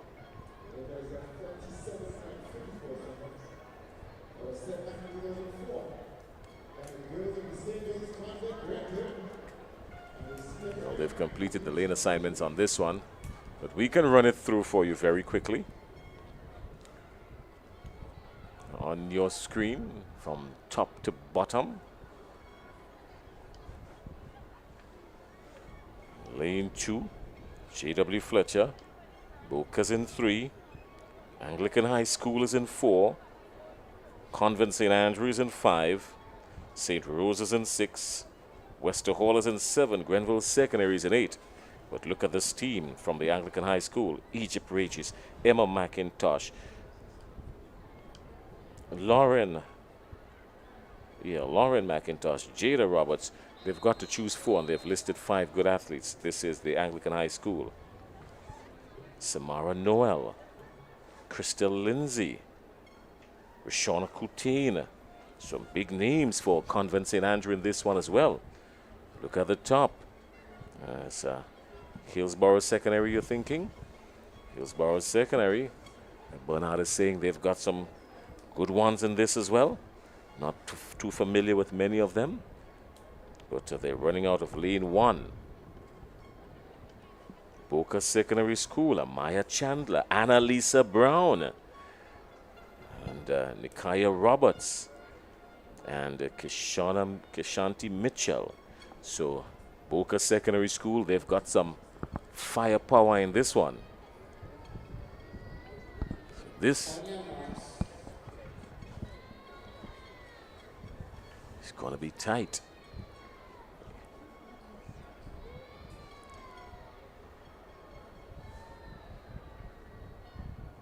Set.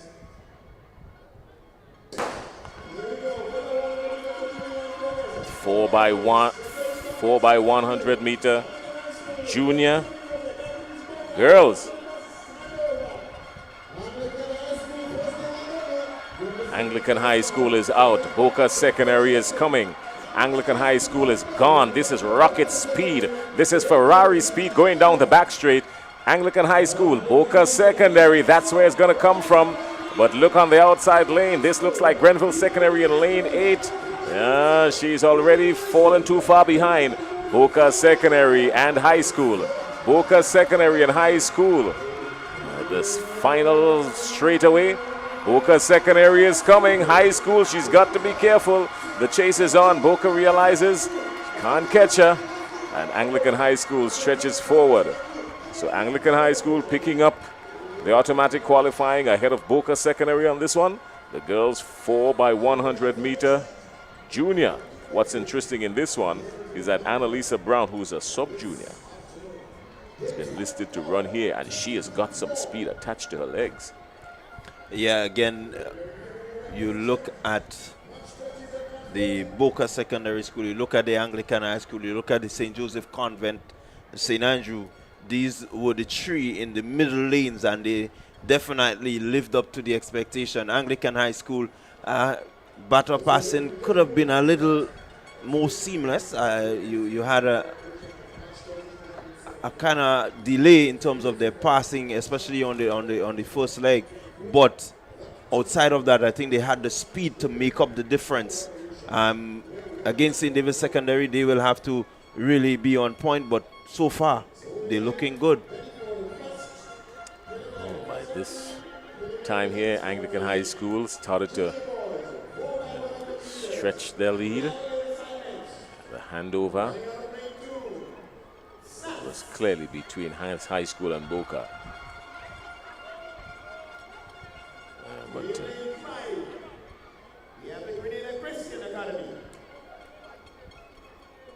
in lane 6, SGI, St. George's Institute. pretty good run here from these two. St. Mark's Secondary. Oh, we switch over to the boys 4x1 junior. Oh, this is where things are going to start to get dicey. Some big names in this one will come from the St. Andrew's Anglican Secondary School.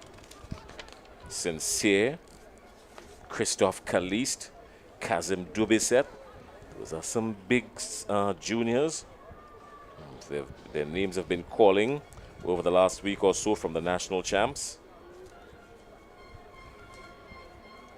Grenville Secondary School.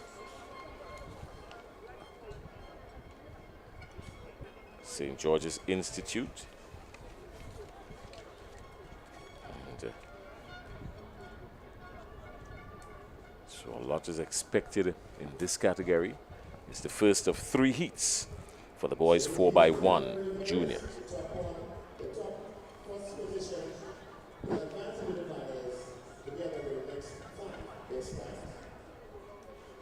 So the top from every heat, and then the best 5 times. So only your win is a guarantee.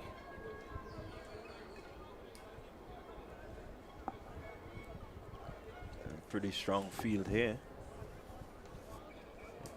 Look at the teams in this field, and definitely you have to wait to see who can get this baton across the fastest. Well, the girls more often than not would stand at the top of the changeover zone, and when the baton is in their hand, that's when they start to do some acceleration. They don't take too many chances. The boys are a little bit more flamboyant in going through the proper routine, so they start off the run, and then you hear the call and it goes up. It's a flawless when it's done properly. It looks good as well. It's good for the camera when it's done properly. It's just that the door is open for a lot more uncertainty, but when it's done properly, it's picture perfect.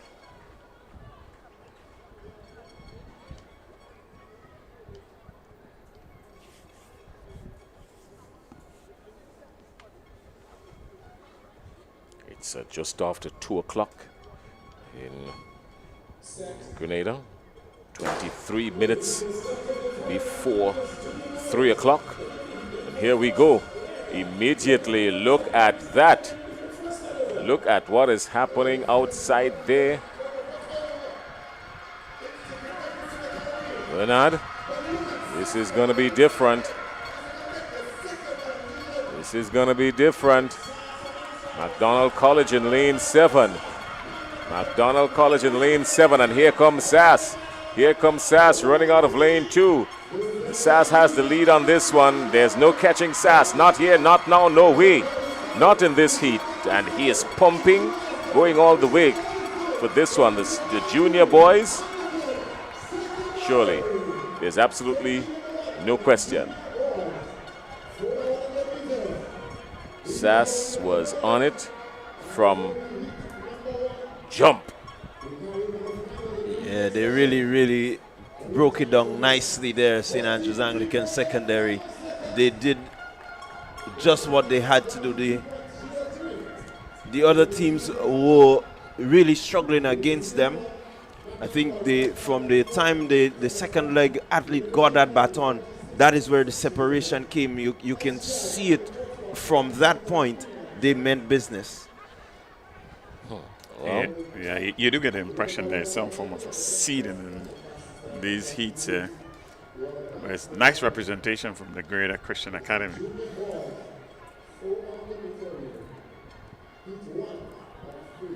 And SGI, but SAS was the favorite, and they did this rather easily in the end. You mentioned SGI, but SGI is going to have to wait on a miracle or two to get into the finals.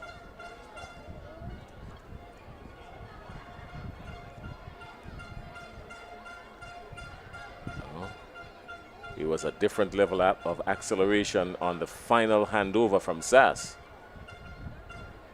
The acceleration was different. Even in slow-mo, it looked fast. 43.85, so really outstanding running there by the St. Andrews Anglican Secondary.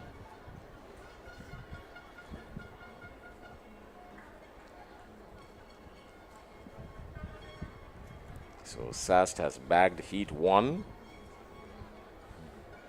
Heat 1 of 3. After these relays, we go to a quick intermission. After these relays, we take a short break, refresh ourselves, make sure that we're ready for the resumption, because this afternoon is going to be pace. We will have a medal presentation. We will have a medal presentation after the third heat, and then we'll go straight into the intermission.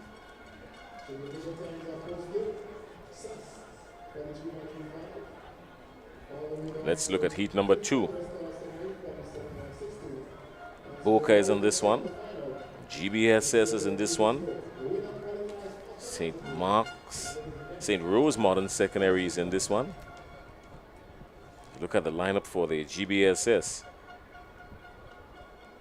Rishon Daniel, Cameron Mathlin, Josh Thomas, Jaden Pierre. They've listed the 6 athletes, GBSS. They're not saying which 4 are here. They're wearing numbers. We might be able to pick them up, but sometimes it's difficult. But by the time they get to the finals, they're going to zero in on the final 4, and they're going to go forward with that. It's going to make it a little bit easier for us to call when they get to the finals. But now it's just about the schools themselves qualifying. But they've listed 6 potent athletes here, and we use the word potent based on their showing over the last day and a half here and what we would have seen last week at the national champs. Yeah, really, the final quartet will definitely be the fastest.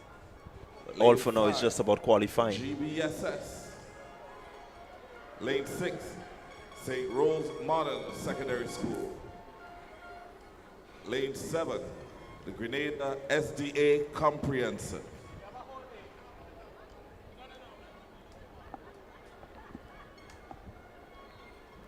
So 2 through 7. St. Mark's Secondary in 2. Boca in 3. Hillsborough in 4.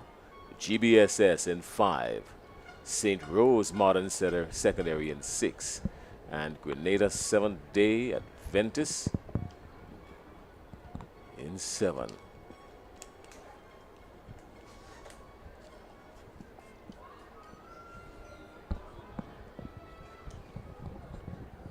Heat number 2 of 3. Take a sip of something, Bernard. Calm your nerves. We've been furnished here with lemongrass tea and coffee and water. So sip on something and calm your nerves.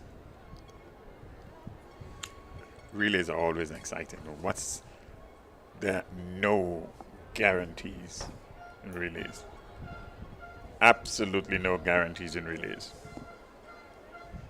If your life hinged on a relay here, who would you call on? Which one of these teams here would you call on right now? Well, I'm not sure who's going to win, but I didn't ask you who's going to win. I'm saying if your life depended on this relay here, which team will you call? Oh, it would have to be St. Rose Modern Secondary. Yeah, he's a madman, isn't he? All right. Well, let's see where St. Rose Modern Secondary comes in this one. We've got a good team. Zion Fraser, Kevon Louison, Jaden Knight. He's going to look for some redemption on this one. If you ask me who's going to win, that one is a little bit clearer. Bernard, come on, really? All right.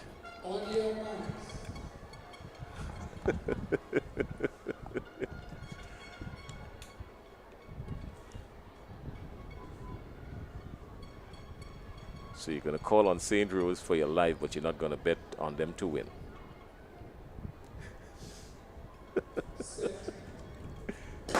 Heat number 2 of 2, everybody. The 4x1 junior. Well, look at this. No clear just yet. No clear just yet. Not just yet. Now GBSS starts to make a run for it. Now GBSS starts to make a run for it. St. Rose Modern Secondary is there. It's St. Rose Modern Secondary and GBSS, but GBSS has asserted themselves now in this one. On the final handover, here we come. The call is up, and GBSS is driving a Ferrari. Everyone else is in a Corolla coming down the straight. That's it. That's it for the Heat.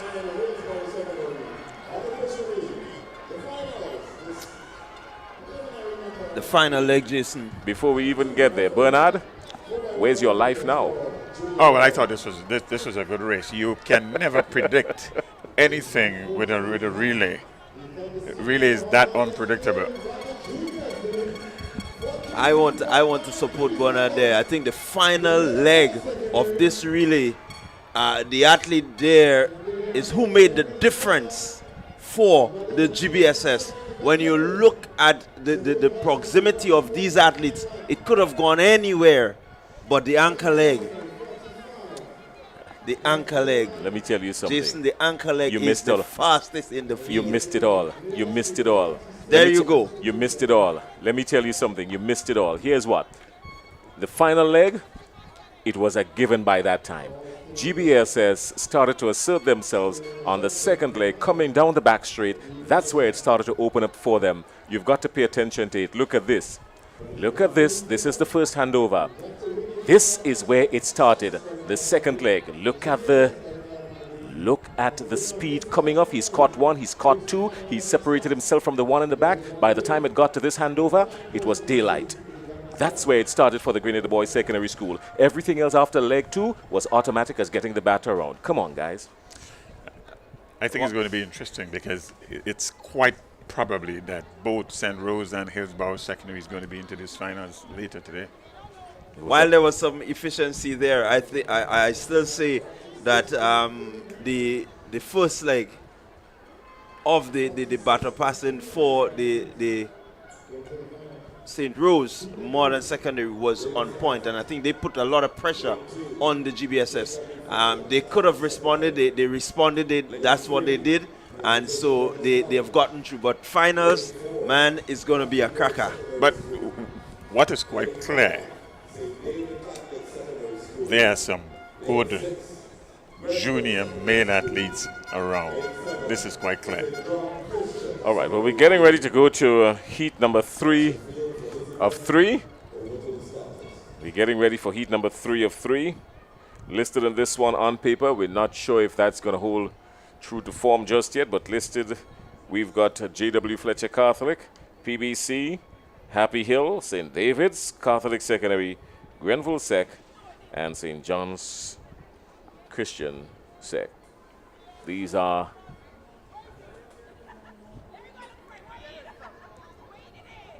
that's the story in this one. These are the 6.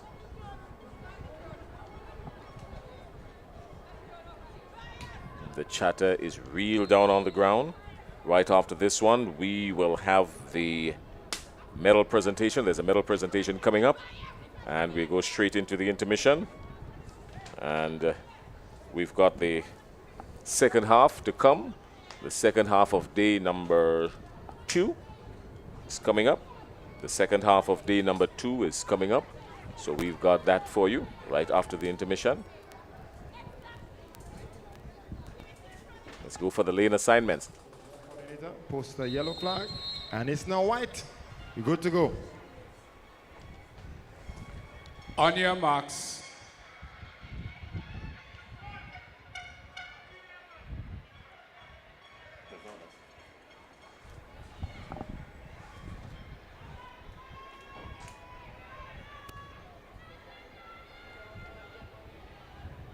These are juniors. Take a look at this team. I think PBC does have a good team in this one. Happy Hill has a good team in this one. St. David's Catholic Secondary is a good team in this one.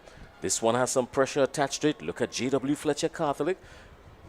Josiah Harris, Andrew Charles. Look at PBC. They've got Caden McQueen, Ethan Auguste, Canik Nixon, Adriel Mitchell. It's a good team. Jeron Phillip, Ronell Hosford for St. David's Catholic. So this one is going to be good. Baton passing. Set. They're up and they're off. It's the final heat. And away. This 4 is by 100 heat meter relay, 4 by boys. 100 meter St. John's junior boys. Here we go. Presentation Brothers College already making up the stagger. PBC is gone. That's Canik Nixon, the handover for PBC. Yeah, he's not going to make any mistake with it like he did last night. Here we go. PBC clearly has the lead on this one.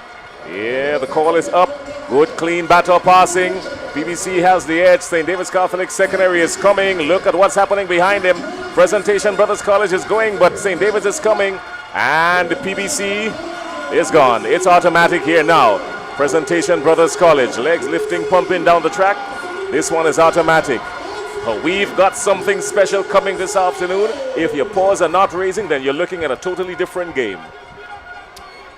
Definitely, I want to agree with you. We got something coming. Something explosive is going to happen come this evening. That final bit of relay action is going to be epic.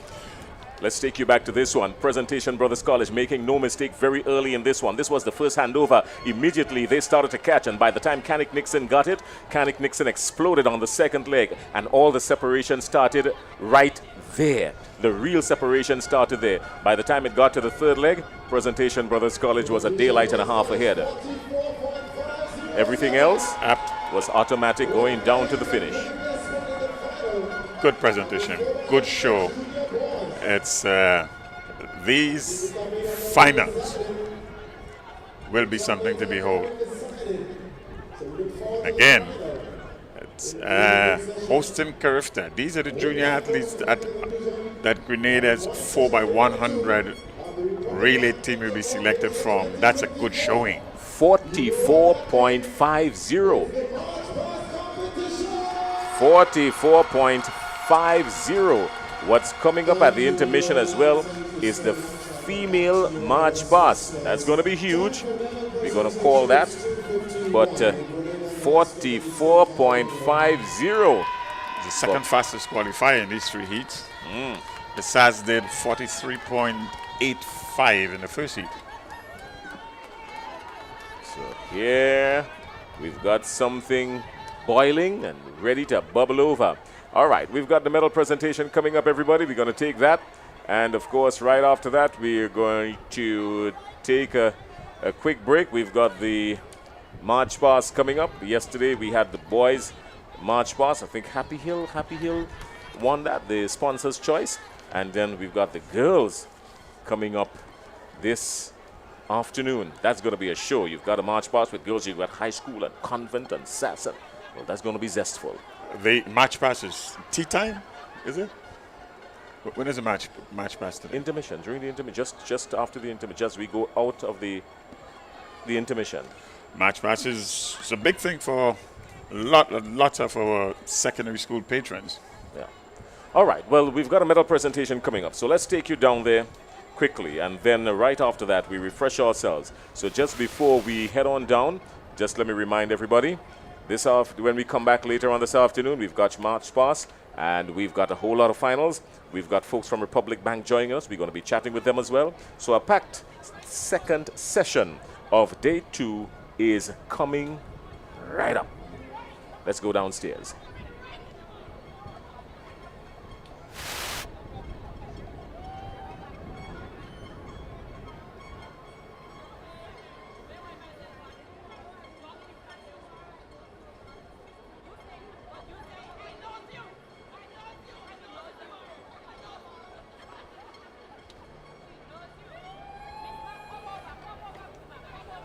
I just want to let people know that there are restrictions for live streaming the event.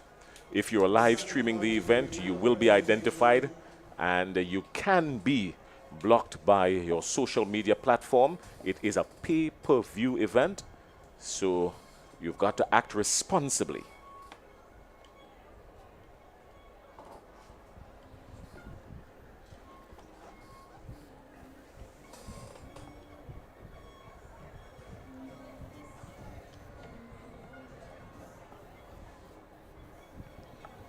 Medal presentation coming up.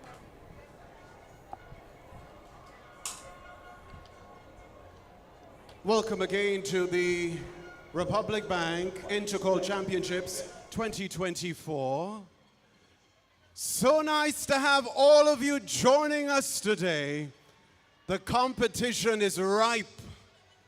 It's ripe with a capital R, but you won't want to miss a beat for the rest of the day, and no doubt for day 3.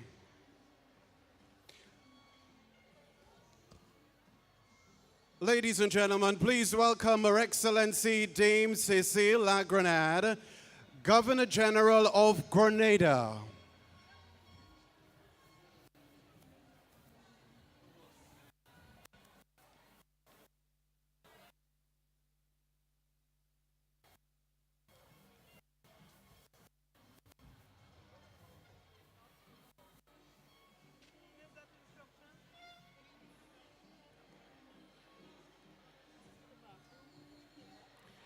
Event 33, Girls High Jump Senior. Bronze medalist Akira Moraine, St. David's Catholic Secondary School. 1.45 meters.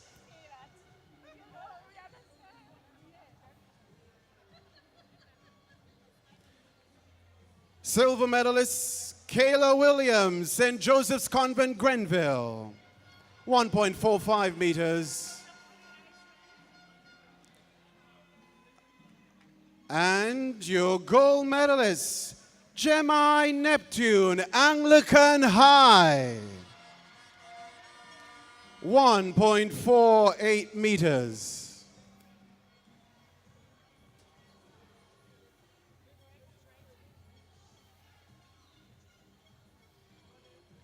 Event 34, Girls Javelin Throw Junior. Presenting now your bronze medalist, Naomi Jones, St. David's Catholic Secondary School, 28.10 meters.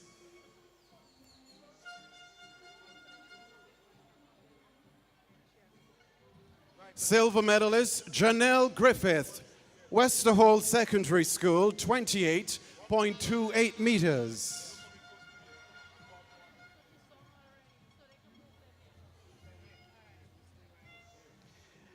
Presenting your gold medalist, Jerian Guy, Hillsborough Secondary, 34.48 meters.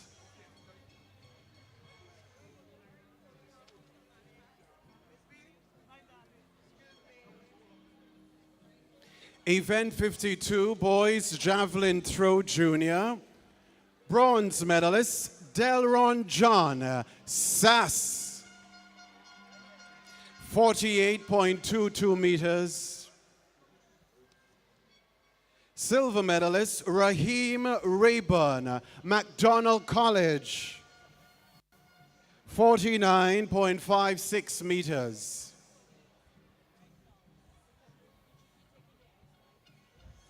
And your gold medalist, Kirby Thomas Jr., representing SAS,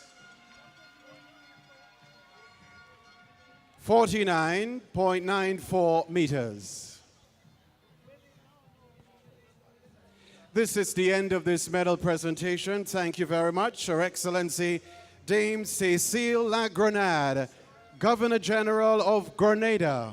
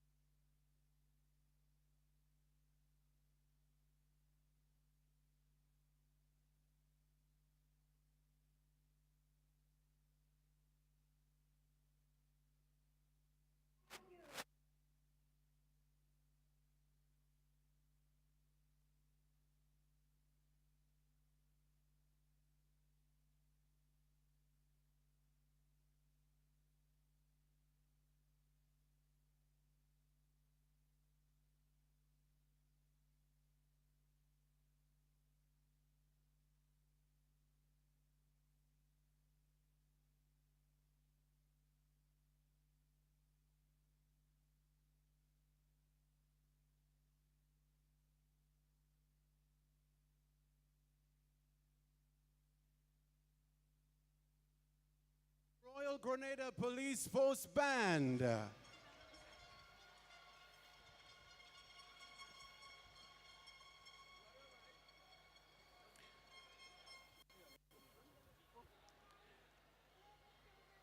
Her Excellency Dame Cecilia Grenada is back with us, Governor General of Grenada. She's here for the March Past competition, Classic Lighting Caribbean March Past Competition 2024.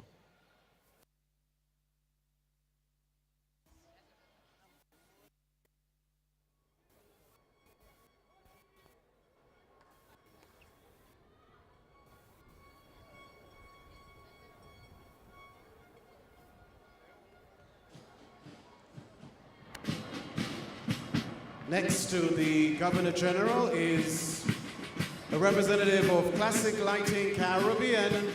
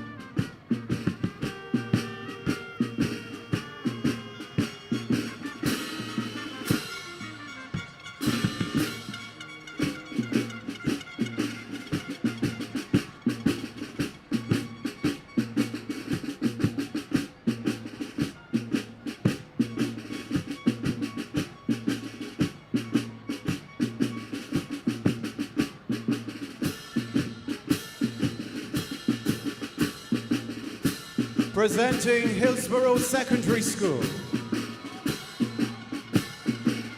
Located in Hillsborough, Carriacou, Principal Brian Lindor, established in 1971. Current student population 284, boasting 120 females. The Hillsborough Secondary always pursuing, ever achieving.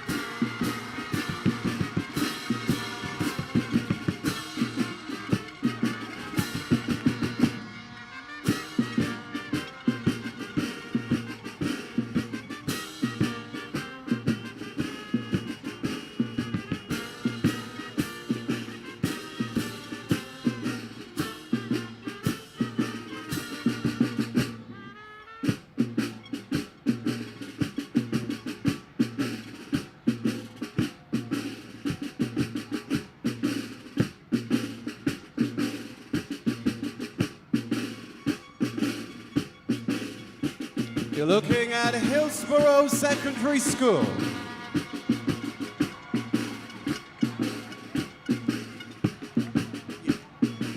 We're making way for the St. George's Institutes.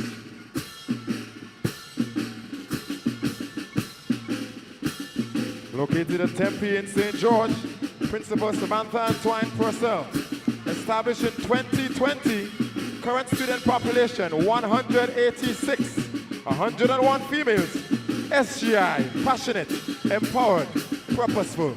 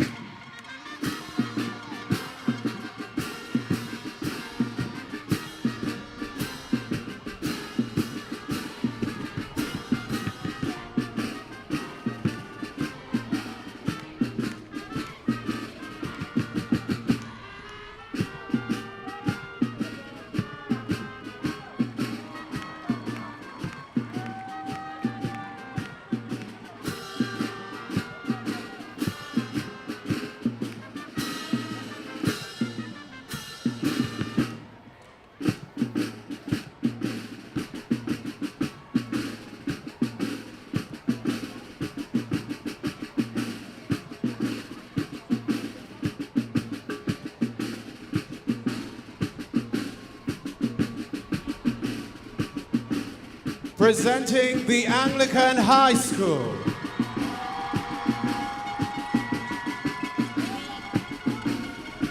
The Anglican High School celebrates a golden jubilee.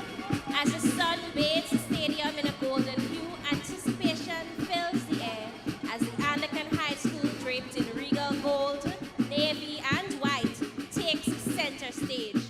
These colors, steeped in heritage and spirit, symbolize our journey to excellence. With each step in the procession, our team demonstrates resilience and determination, upholding our legacy of athletic prowess. The gleam of gold reflects our commitment to sportsmanship and achievement, while navy embodies our unity and strength. White represents the integrity and fair play on and off the field. With a legacy of excellence at the games, our athletes carry the weight of expectation, grace, and poise, ready to write another chapter in our storied history. Amidst the resounding cheers, they embody dedication, unity, and integrity, leaving an impression of pride and inspiration in their wake.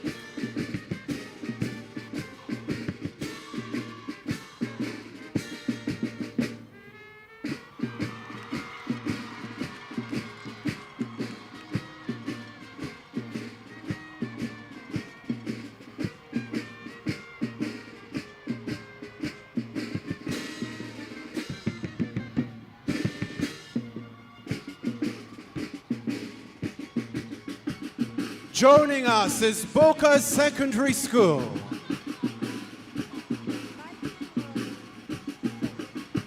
The Boca Secondary, located in Boca, St. George. Principal Valine Hagley, established in 1978.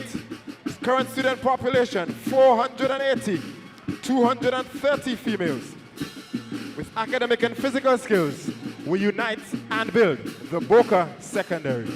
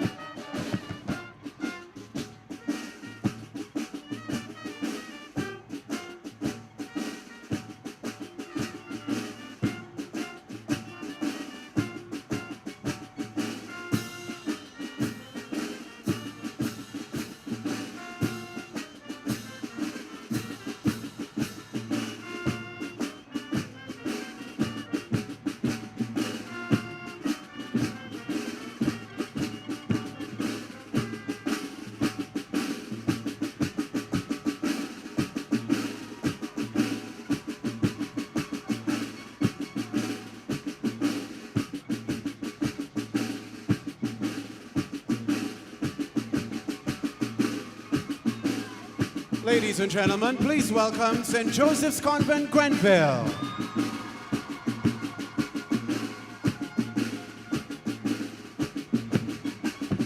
St. Joseph's Convent, Grenville, located in Grenville, St. Andrew. Principal Linda Francis, established in 1953. Current student population, 529. The Grenville, St. Joseph's Convent, Grenville, come there, opossum. With God, all things are possible.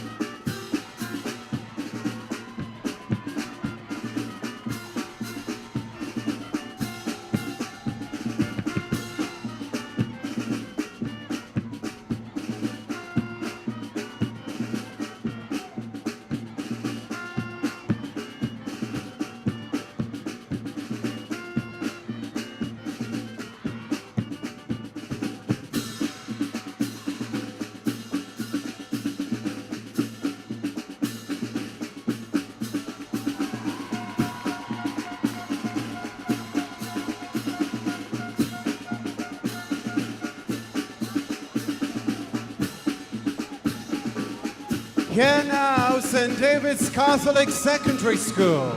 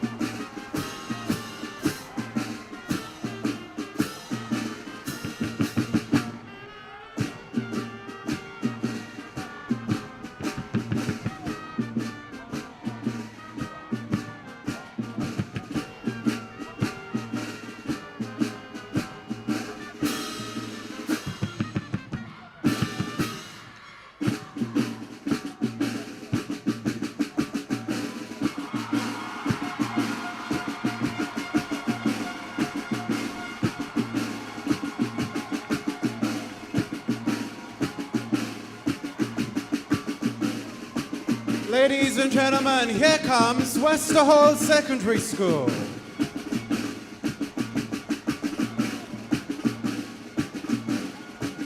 Located in Westerhall, St. David, Principal Bernadette Samuel, established in 2000, boasting a current student population of 365, 157 girls. The Westerhall Secondary, laying the foundation for a disciplined, spiritual, and productive society.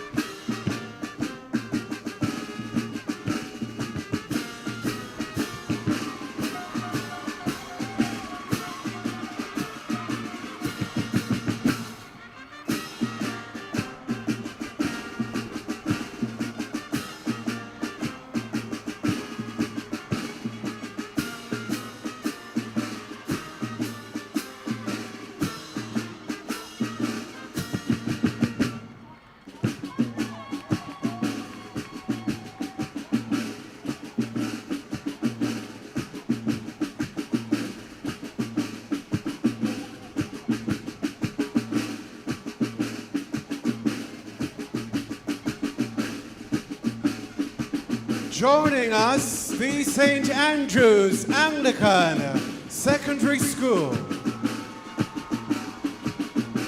Located in Telescope, St. Andrew, Principal Diane Abel Jeffrey. Established in 1984. Current student population 705. 258 girls. Semper Navigans, always sailing.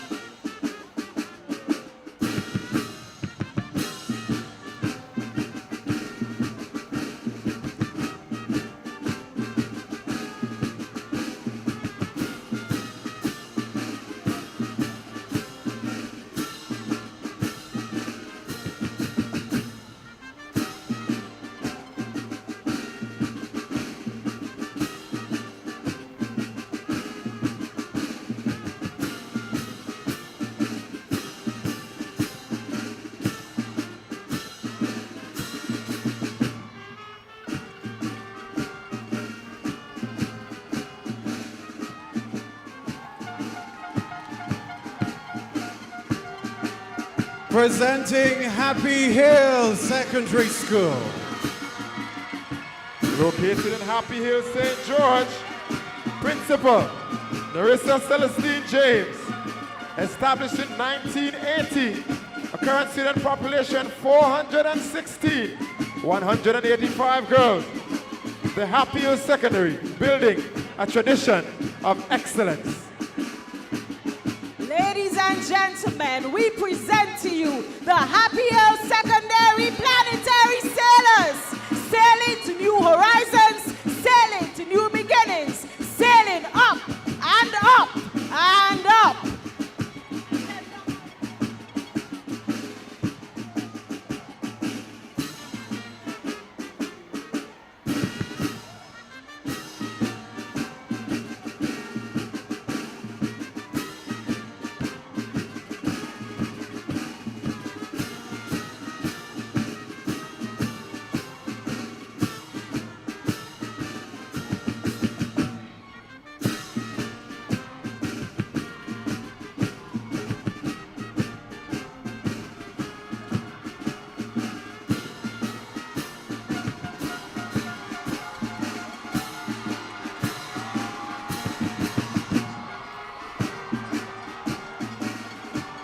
Time now for SJC St. George's. Located at Upper Church Street in St. George. Principal Jill Vivek Filbert. Established in 1875. Current student population 559. Laborari is Orawi. To work is to pray. The St. Joseph's Convent, St. George's.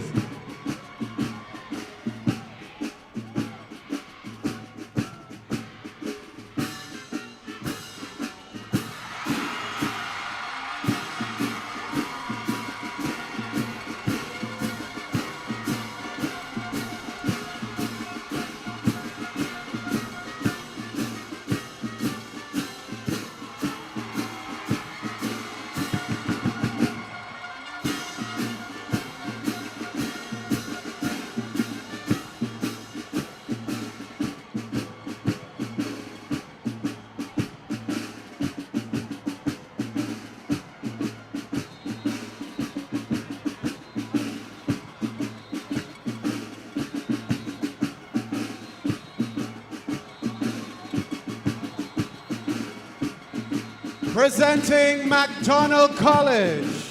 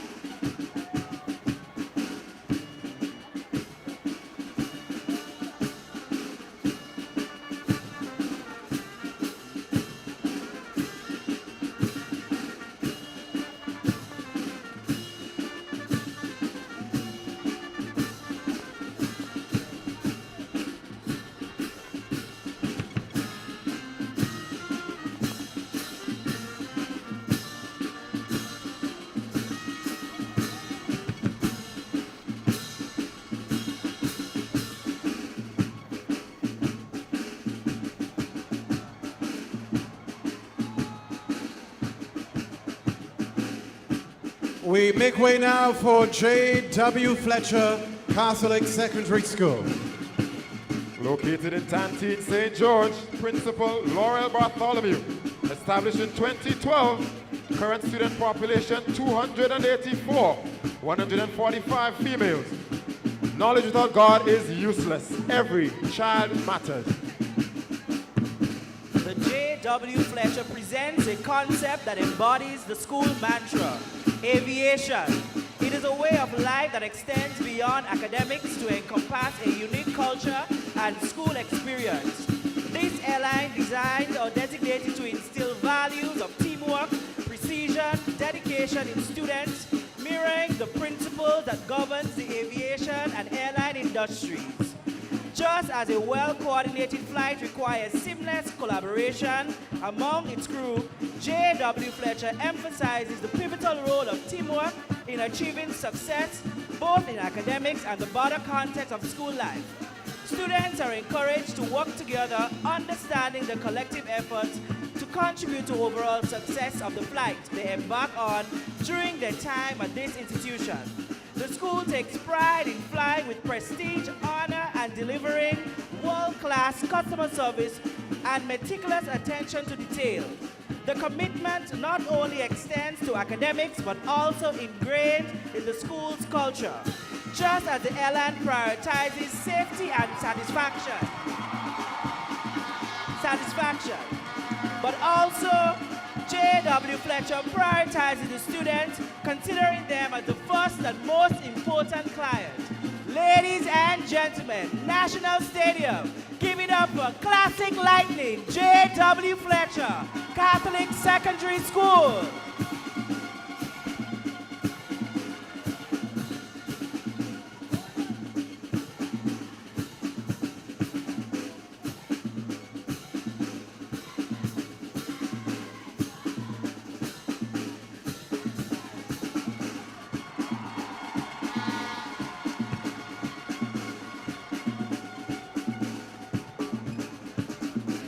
Please welcome Grenada Seventh-day Adventist Comprehensive School.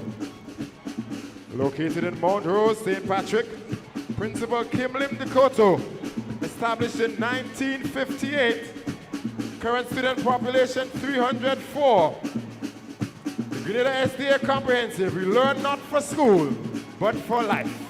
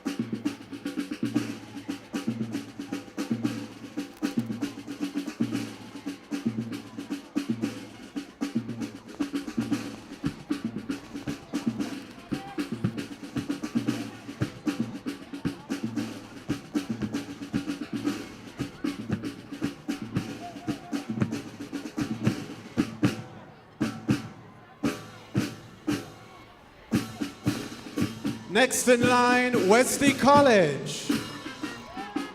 Located in Queen's Park, St. George, Principal Donald St. Bernard. Established in 1976. Current student population, 319.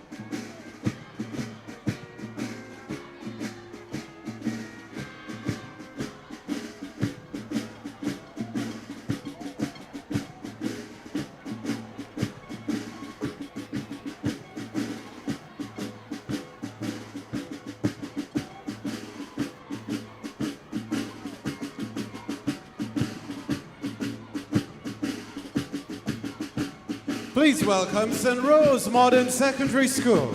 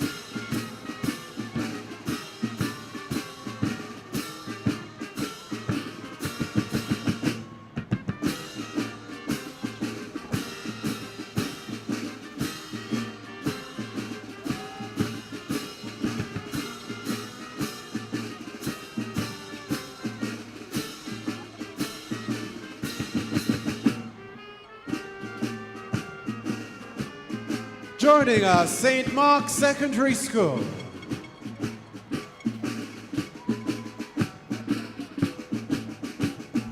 Located in Waltham, St. Mark, Principal Caris Gans, established in 1984. 465 students, 207 females, striving towards morality, alacrity, reverence, and knowledge. The St. Mark's Secondary School.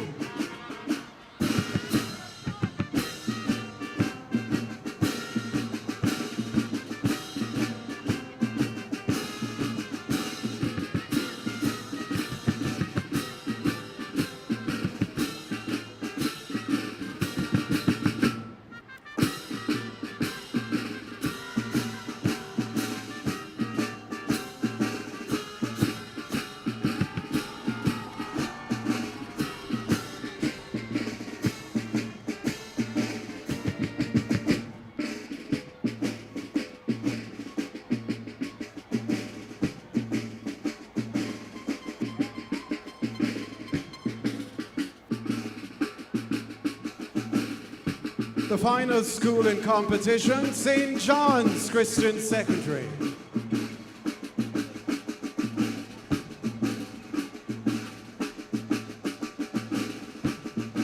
Located in Brothers St. John, Principal Noreen Augustine, established in 1965.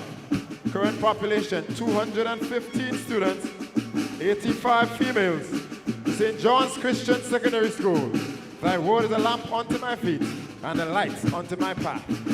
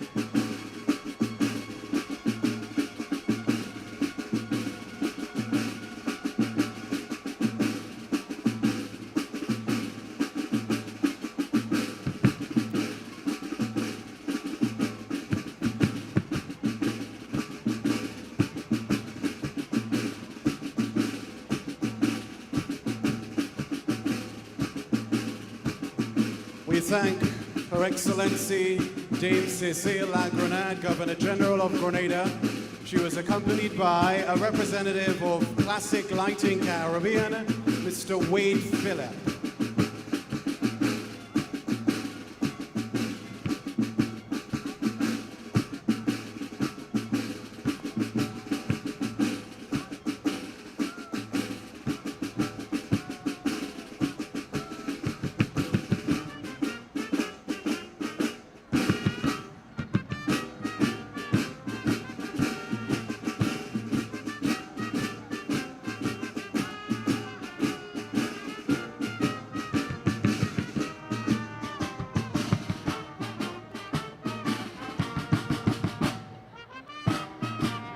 Put your hands together for the Royal Grenada Police Force Band.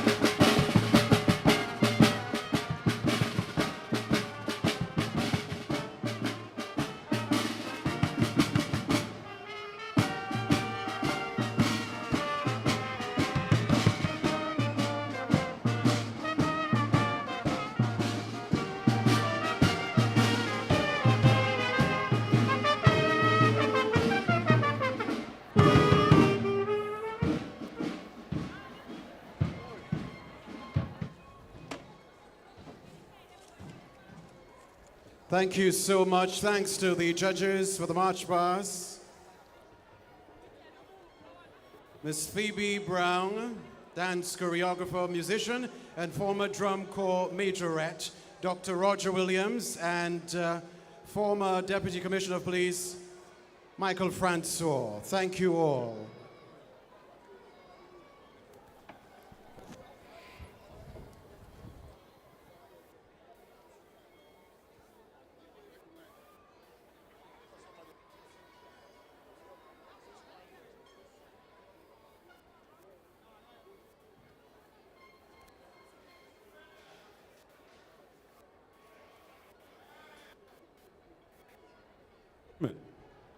Ladies and gentlemen, we have an update for you on the field.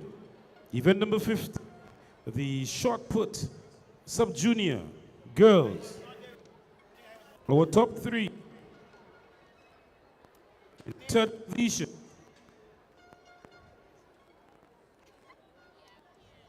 Nazir Pierre, Anglican High School.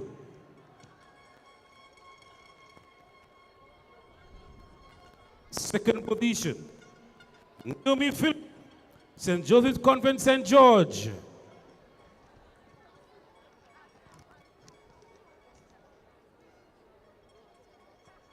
And the winner, a distance of 9.97 meters. Give it up for Tabitha Francis, St. David's Catholic Secondary School. The results of event number 50, the shot put sub-junior girls.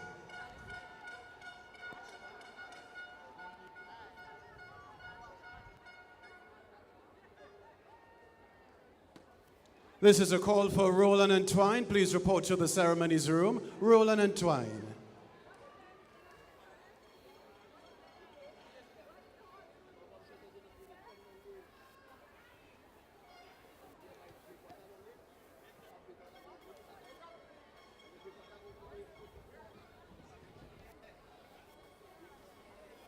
Ladies and gentlemen, an update from the field in event number 49, the girls long jump juniors. We're heading into the finals, and your top 8 heading into the finals. Please put your hands together for Samara Alexis, Westerhall Secondary School. Amaya Chandler, Boca Secondary School. Talia Desant, St. David Catholic Secondary School. Natalia Strawn, St. Joseph's Convent, St. George's. Kate Fletcher, St. Andrew's Anglican Secondary. And your top 3. From the Anglican High School, Carneal Francis. From the St. Andrew's Anglican Secondary, Christiana Charles. And leading the field with a jump of 5 meters from the Anglican High School, Egypt Regis Benjamin. Your field heading into the finals of the Grand 49, the girls long jump juniors.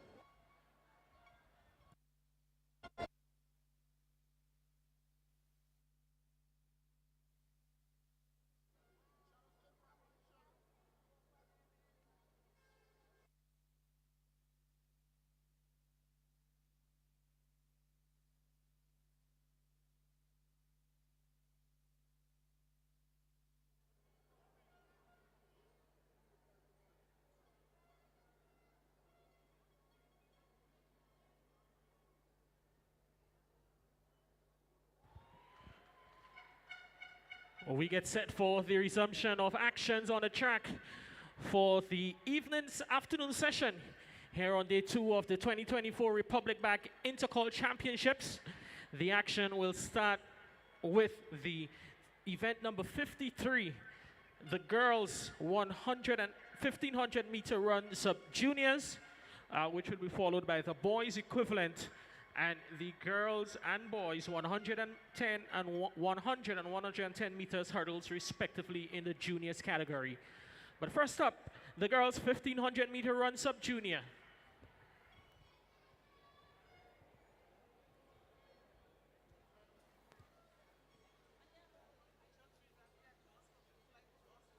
Ladies and gentlemen, I've come all the way up in VVIP to acknowledge the presence of Anderson Peters, double world champion in javelin, fifth all-time best javelin thrower in the world, 93.07 meters.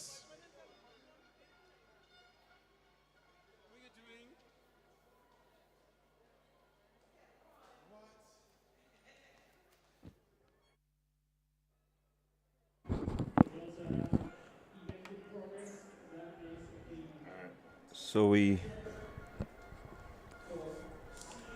want to welcome you back to the Kirani James Athletic Stadium.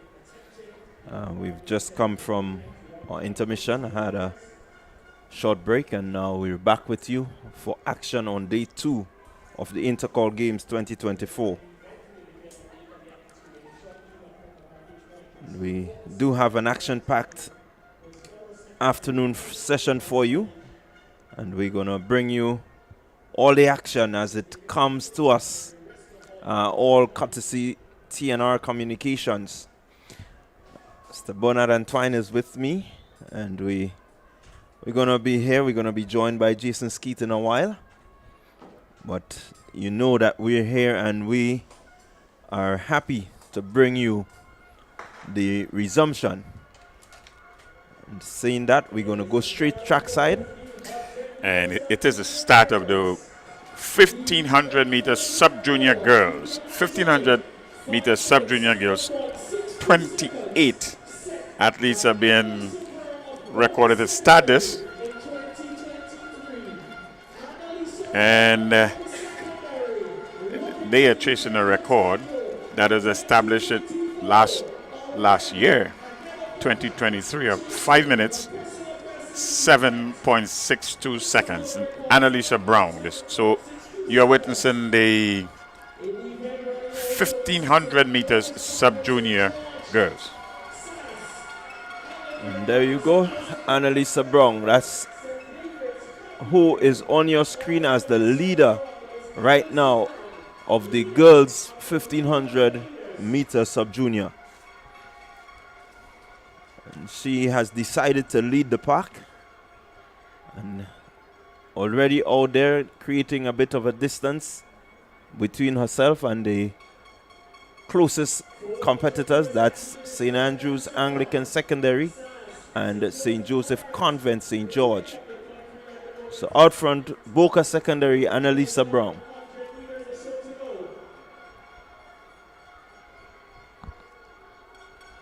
Quite early, the 1500 meter. It's a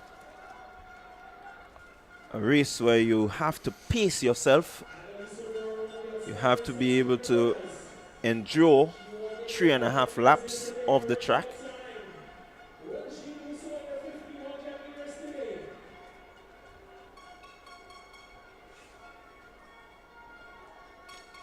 Looking pretty steady so far is Brown. Not really been threatened in any way.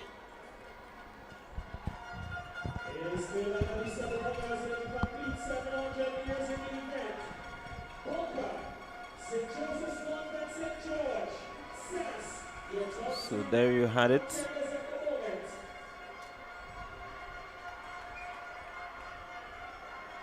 Two rounds remaining. And she seemed to be establishing a bigger lead. Really no challenge for her as yet.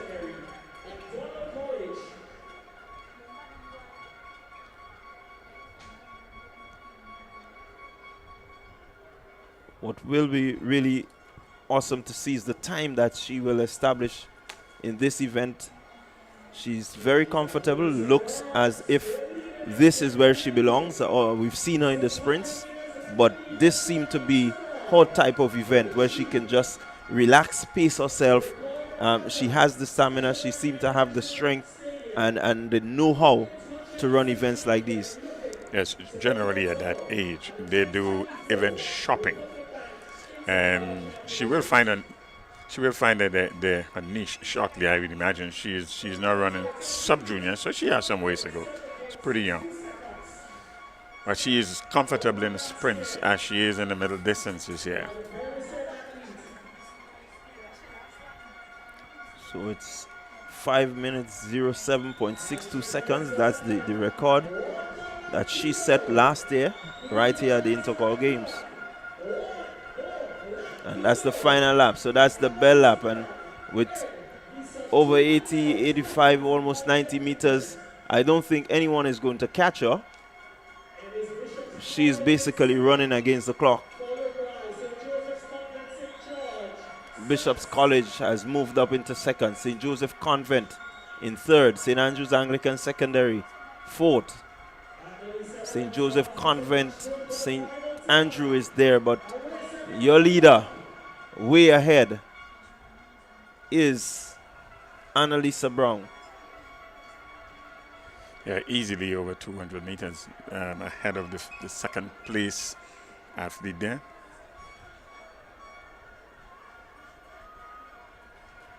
And there she is lapping the first athlete she's lapping. And here she comes. Seems to be picking up the energy a bit.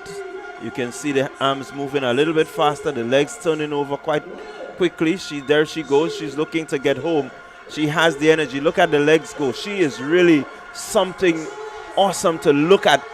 This is really awesome. Annalisa Brown. Annalisa Brown. Look at her speed coming home.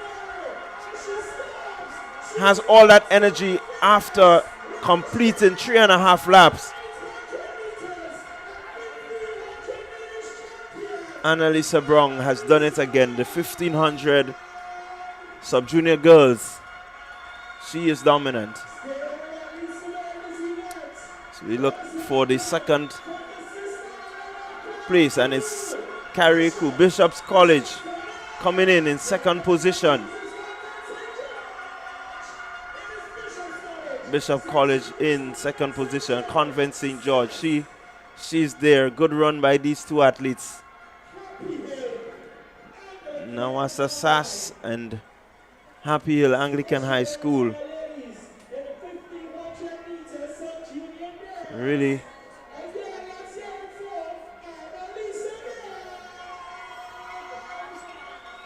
congratulations to all the finishers, but they were treated to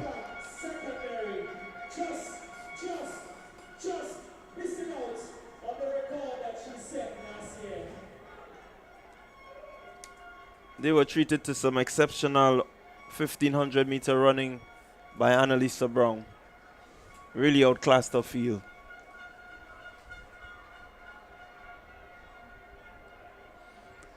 And so the race has come to an end. The The young ladies are well spent, but good race.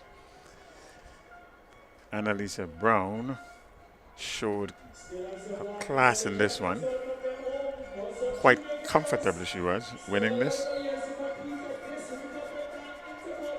Second position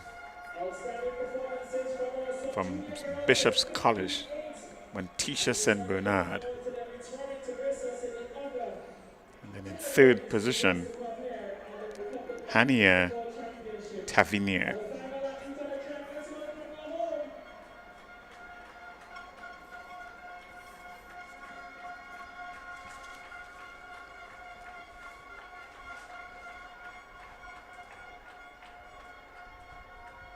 Top three finishers in the event.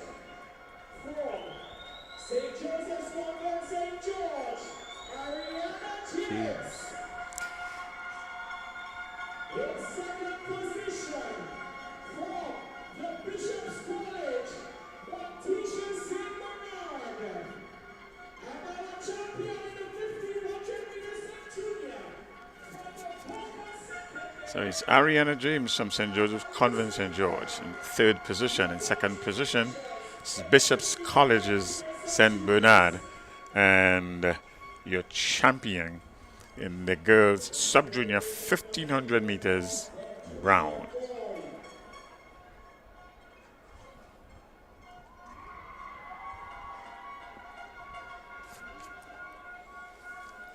So we are going to be picking up the action again shortly in the 1500 sub-junior boys. And again, quite a large field, some 23 athletes slated to compete in this one. Again, we may be sounding like a broken record, but it's really heartwarming to see the number of athletes taking part in these numbers of non-sprinting events.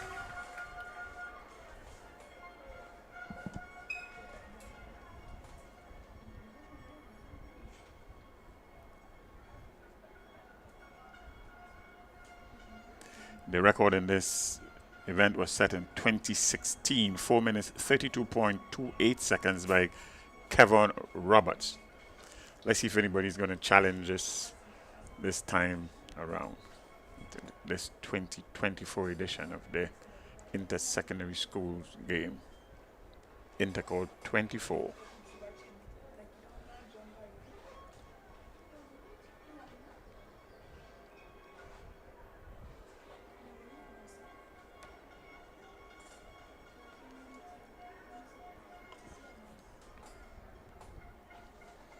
So you have representation from the McDonald College, St. Mark's Secondary, St. John's Christian Secondary, St. David's Catholic, PBC, Boca Secondary, St. Andrew's Anglican Secondary, J.W. Fletcher, Wesley College, the GBSS, Grenada Seventh-day Adventist, Hillsborough Secondary. And that's the 1500 meter sub-junior boys.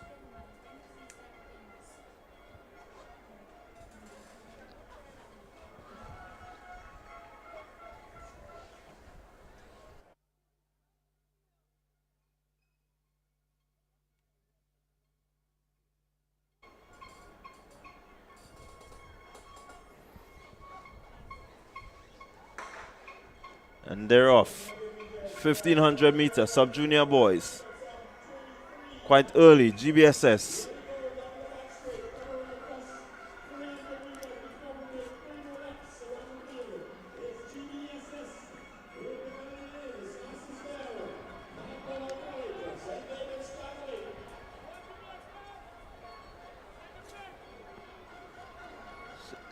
Emron Anthony out front. Jordan Hazard is there. McDonald College.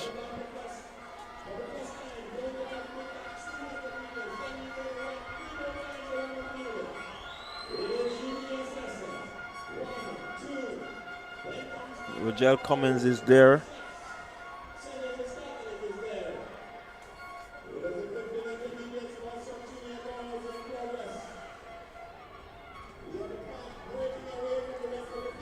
We have a front pack that is SAS, McDonald College, Grenada Boys Secondary, St. David's Catholic, and then GBSS. So that's your front runners.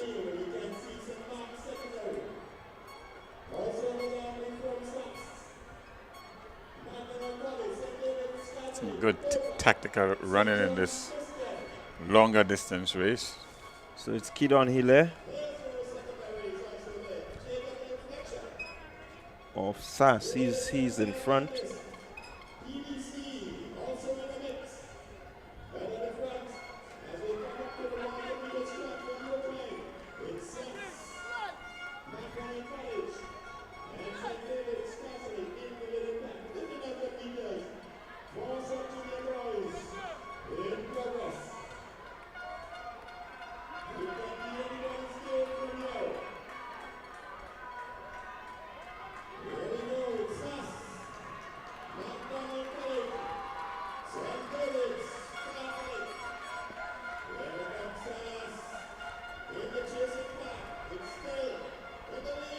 So it's Hille, it's Cummins,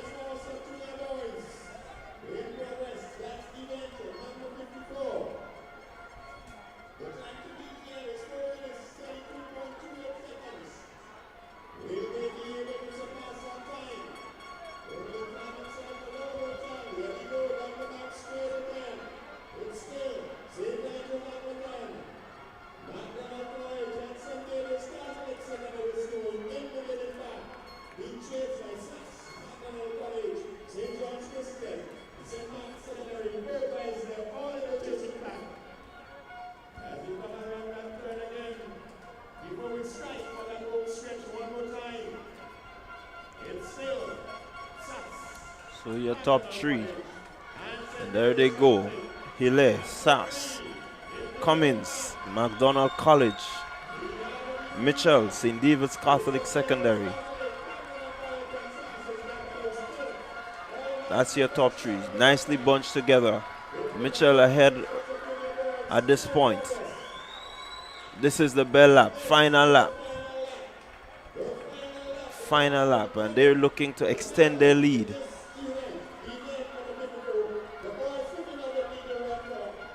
Nothing really between the three. SAS seem to be dropping back now as Mitchell and Cummins, they're looking to really take the pace up a bit. It's looking good. Hille looking well. Cummins there just seem to be biding his time. They're separating a bit from the St. Andrew's Anglican Secondary School.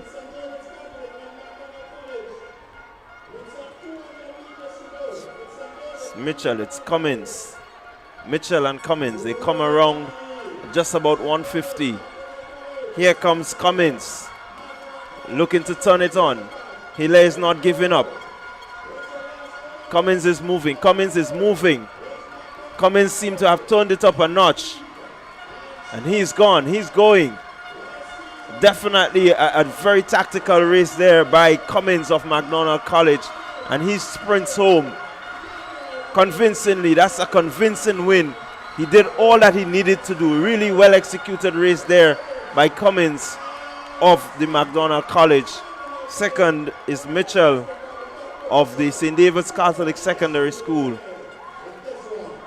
Really, really well executed race there by Roger Cummins of the McDonald College. You're absolutely correct. He never led until 150 meters or so to the end. It's just biding his time, stayed with the lead pack right at the start. He stayed with the smaller lead pack, and it was right on the shoulder of the athlete from St. David's Catholic Secondary School, 150 meters to go, and then he went for home. And in the end, it's quite easy for him actually in the end. Yeah, you look at him and you recognize that he is a powerful chap, and definitely he's able to, conserve that energy. He had enough energy that he can make that kick towards the finish. At this time, if there was a challenge by Mitchell, definitely he showed that he had enough in the tank to make sure that he got home. So here is someone to work with. His physics seems to suggest also that he's built for this sort of an event, the longer distances, nice and cool and relaxed. Here we see a replay here with the towards the end of the race, and if you look on his face, he could have gone some more. Yeah, 4 minutes 47.38 seconds. Really good running there by Cummins. Second position, Jensen Mitchell ran a good race. 4 minutes 54.36 seconds. Ethan Abraham of SAS, 4 minutes 54.99 seconds.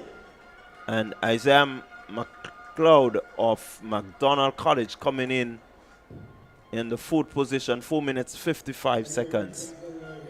So really good run by all the athletes, but the standout is Roger Cummins of the McDonald College.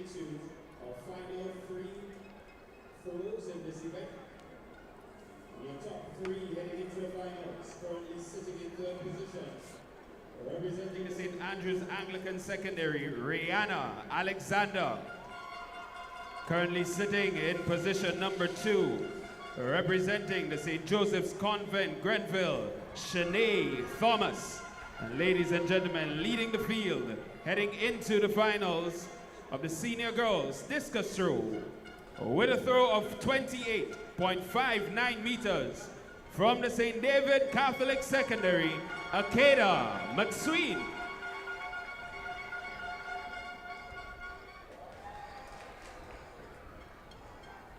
So we just got an update of the discus throw. So quite a few field events happening. We have the senior boys high jump taking place. You have the discus throw. But for now, the action would turn to the hurdles. We got an update from the field.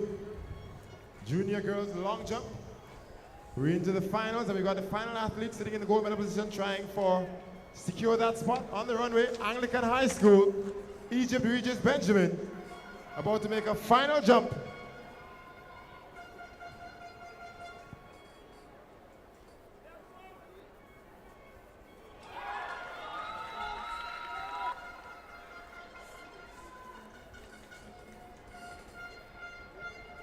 As we get ready for event number 35, girls 100-meter hurdles for juniors. The record in this event is held by Aliyah Bartholomew. Just want to let you know that the evening session comprises of final events. Yeah, so the points will be changing as fast as the results are coming in. And definitely we have quite a few events to be completed. You're going to see the completion of the heptathlon for girls. You're going to see the completion of the octathlon for boys. That would be finishing this evening. These persons would know their position at the end, the gold medal, the silver, the bronze, and then all the other events on the evening session finals. Yes, it's an afternoon, punctuated with final events and field events as well as events on the track. But then up next on the track, it's the girls 100 meters hurdles, junior girls.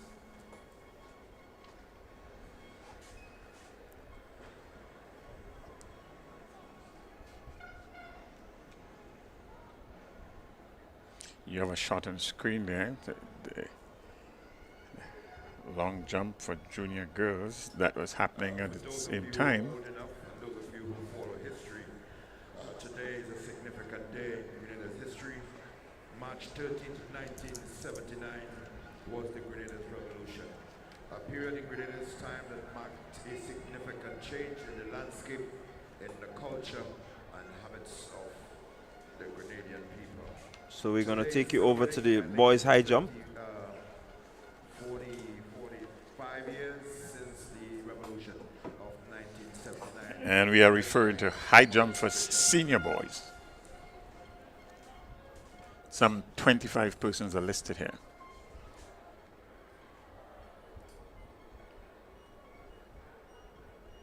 And I can tell you that they are attempting 1.86 meters.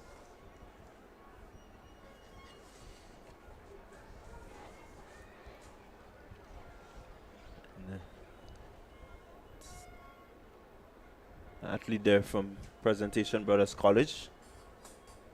He's up at 1.86. Let's see what he will do.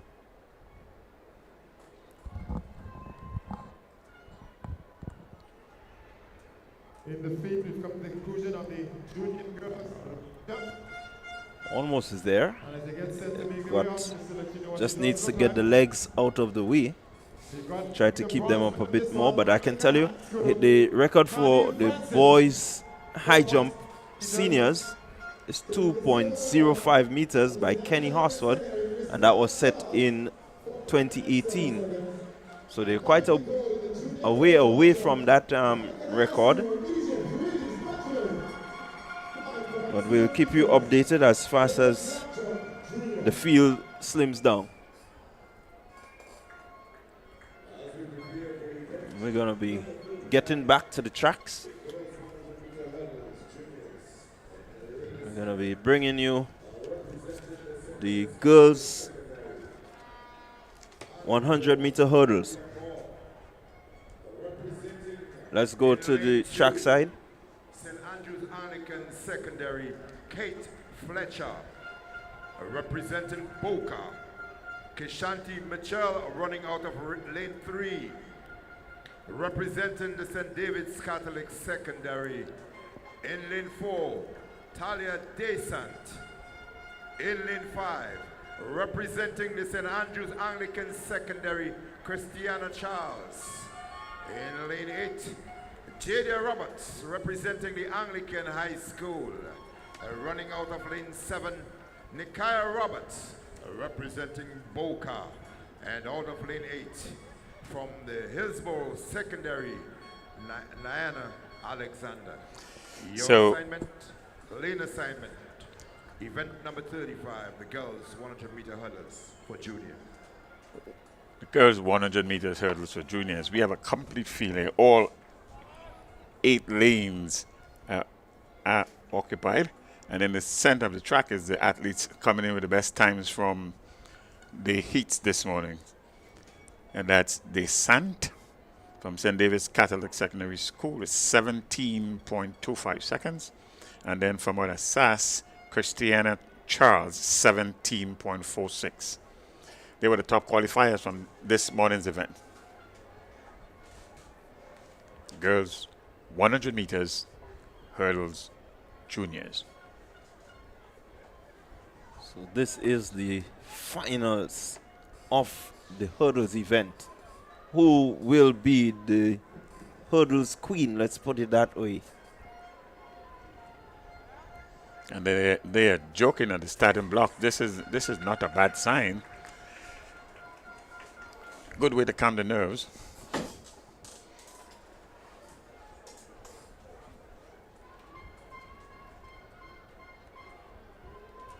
So it's St. David's Catholic Secondary, SAS, Boca, another St. David's Catholic Secondary, another SAS, then Anglican High School, and another Boca, and Hillsborough Secondary School. You're going to keep your eyes on the middle of the track. The 2 best times coming into the event. They're off.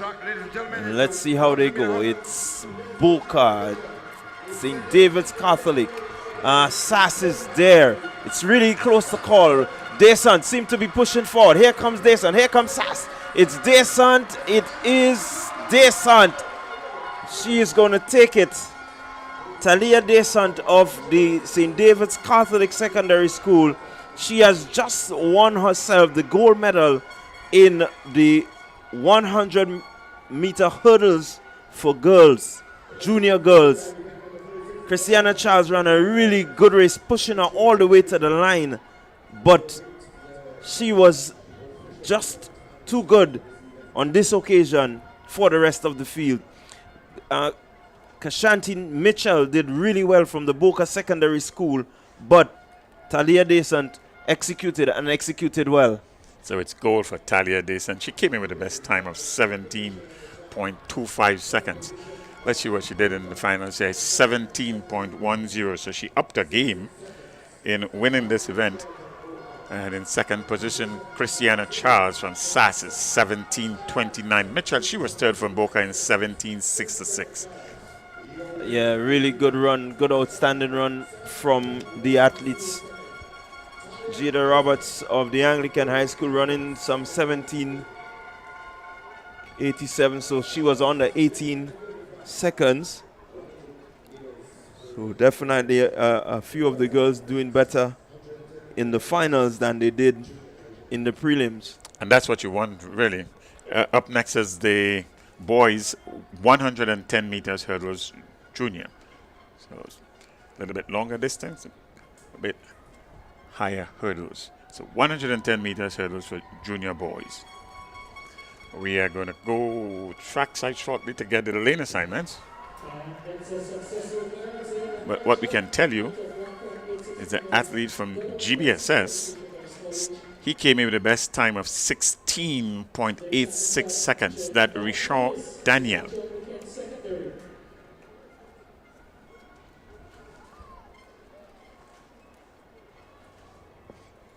That's Richard Daniel. He will be in lane number 4.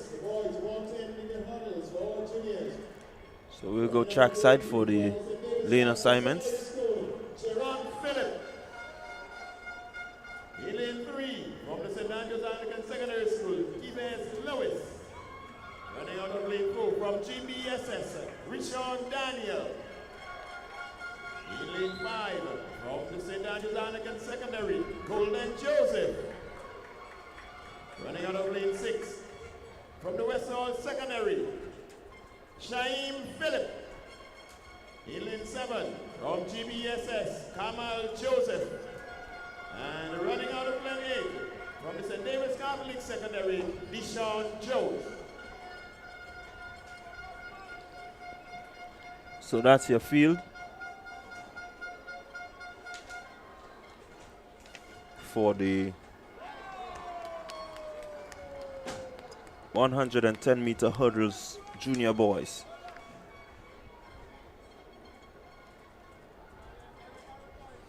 It's an event with power, speed. Have to be a good tactician in this one also. One of the technical events. You miss a hurdle or two on your races all over. Yeah, very tactical. Yeah, it's a rhythmic event also. If you really intend to get over the hurdles, you have to ensure that the rhythm in which you get over the hurdles is consistent as possible.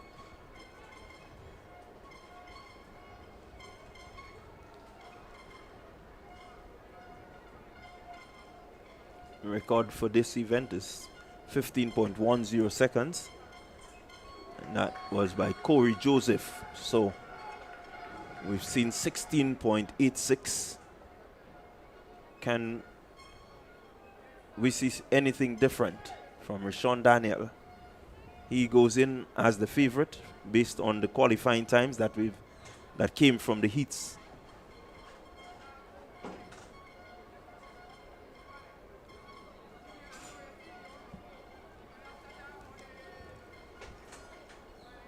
And like we said earlier, a number of associated events, generally you see the sprinters either in hurdles or flat sprints.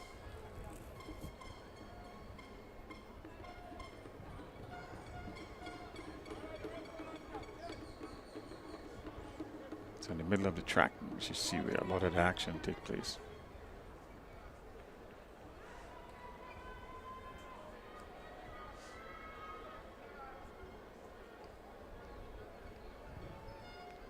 GBSS, SAS, Wester Hall, that's where the running on paper should take place.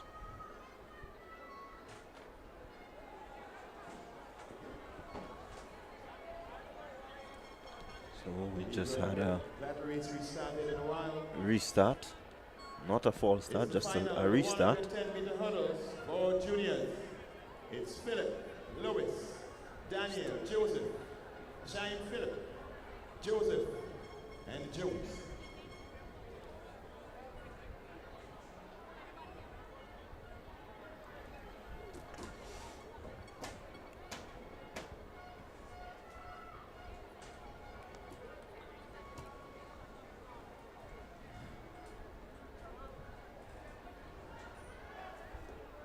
So we're about to see the start. Finals. And they're off. And let's see who's out front. It's SAS, it's GBSS, it's Daniel, it's SAS. SAS seem to be heading. There goes SAS. It is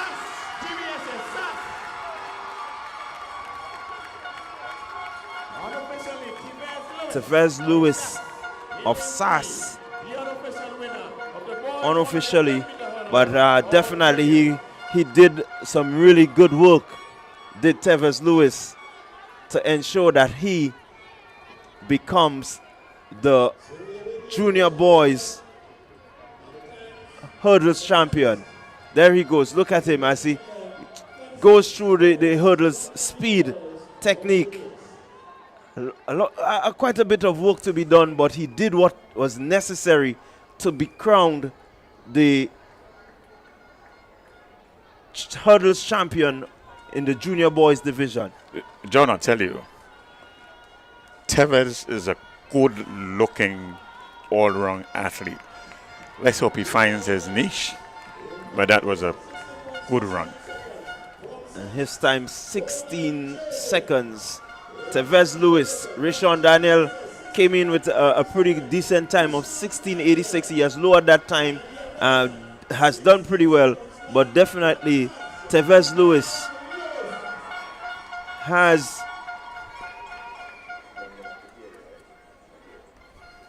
it's a huge difference from the heats to the finals. You move from 17.09 seconds to 16 seconds. That's what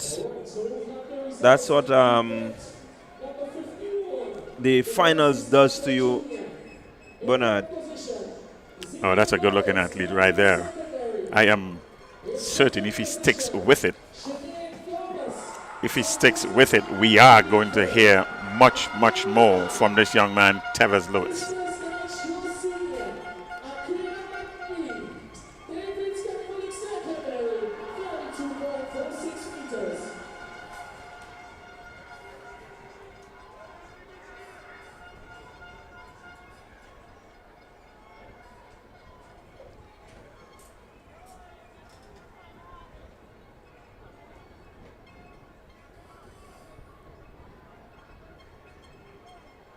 In the high jump, the unit 1.89 meters.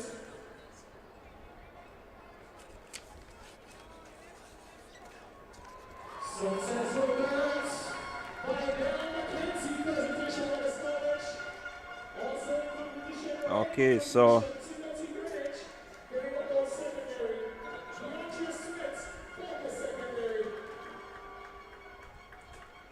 viewers, we have a little treat for you.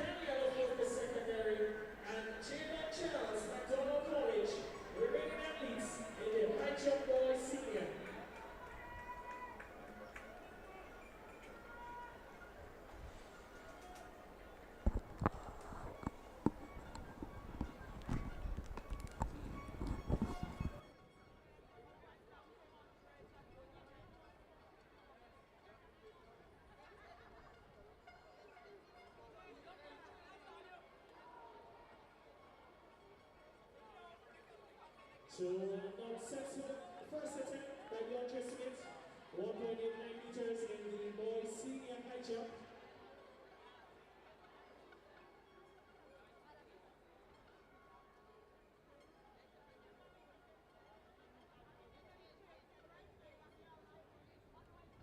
From the jump, we can stay for the final.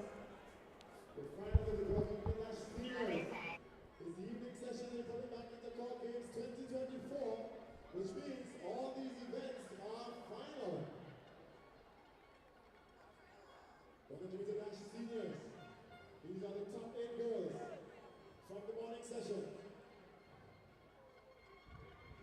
Running out of lane number 1, representing the Happy Hill Secondary.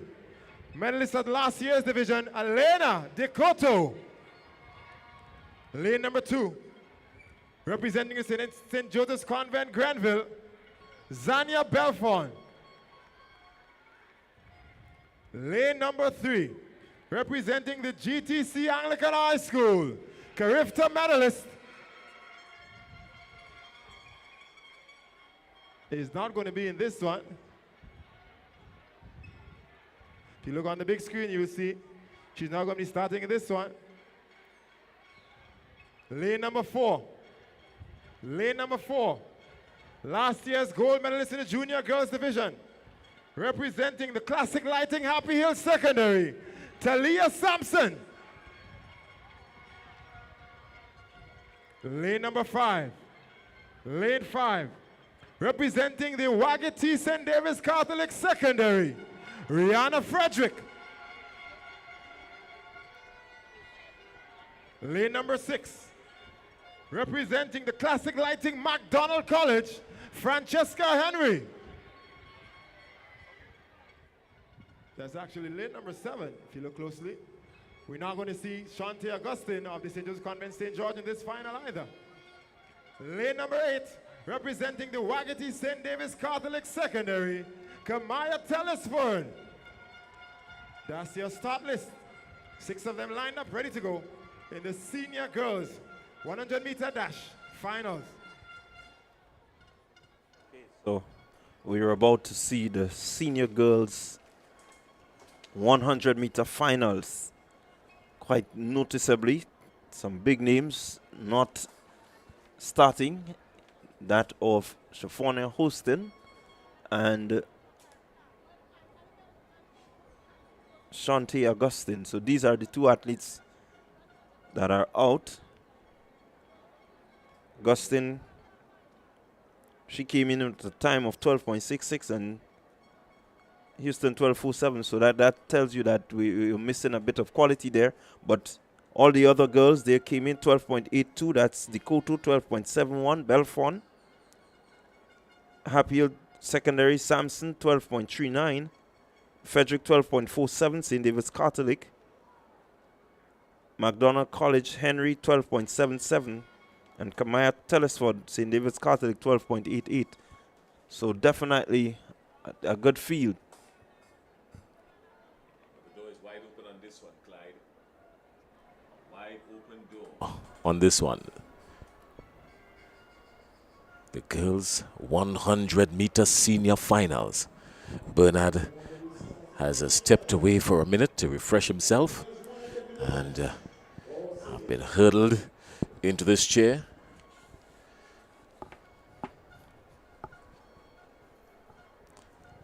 The finals of the girls' 100 meters.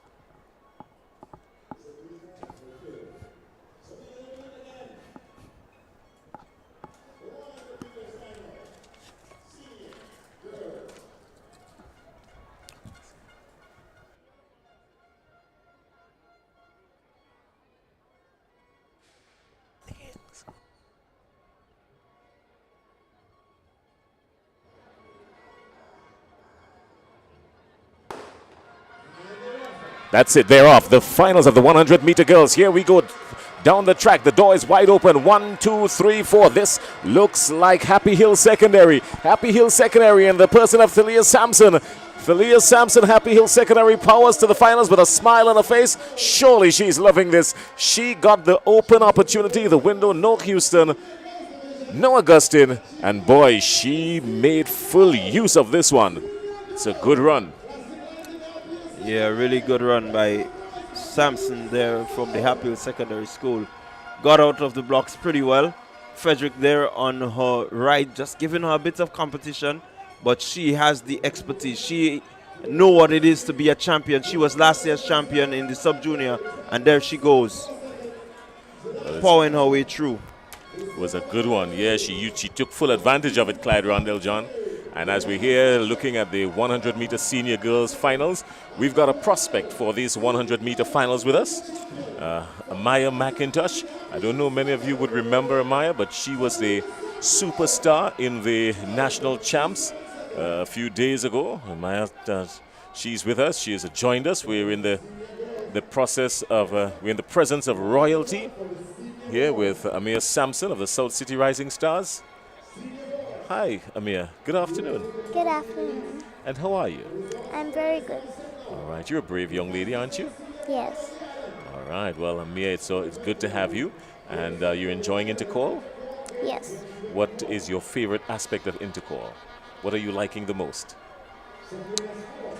So I like the relays, and I watch others like Jeffana form, because her form is very good. You like her form? Yes. All right. Well, you're en route to becoming one of the good senior female athletes. What's your favorite event? 150. Oh, the 150. That's a big one. Yes. All right. And what's your second best?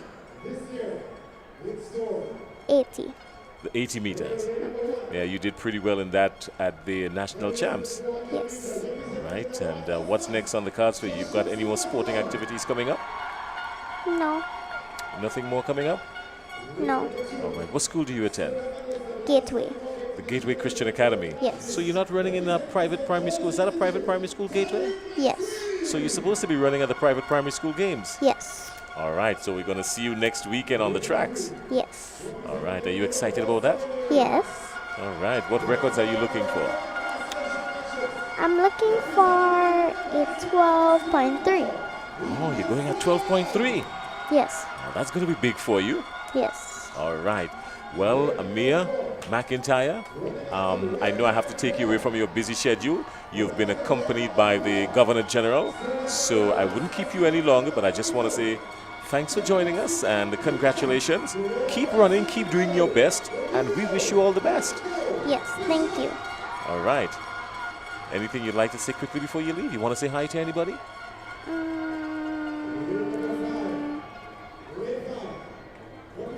No. All right. I hear you. All right, everybody, that's Amir McIntyre, young sprint sensation superstar. She's attached to the South City Rising Stars. That's a club in the South. And we're going to be hearing a whole lot more of her. Now, let's go down to the track side for the lane assignments. We've got the boys on the track.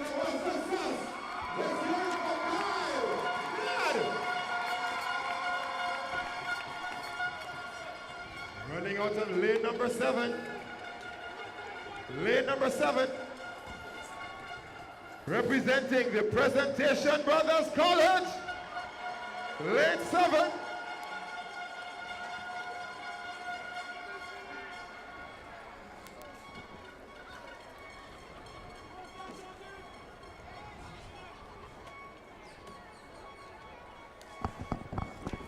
Lane number 7. Representing the Presentation Brothers College, athlete number 1662, Rickson Jukes. And running out of lane number 8.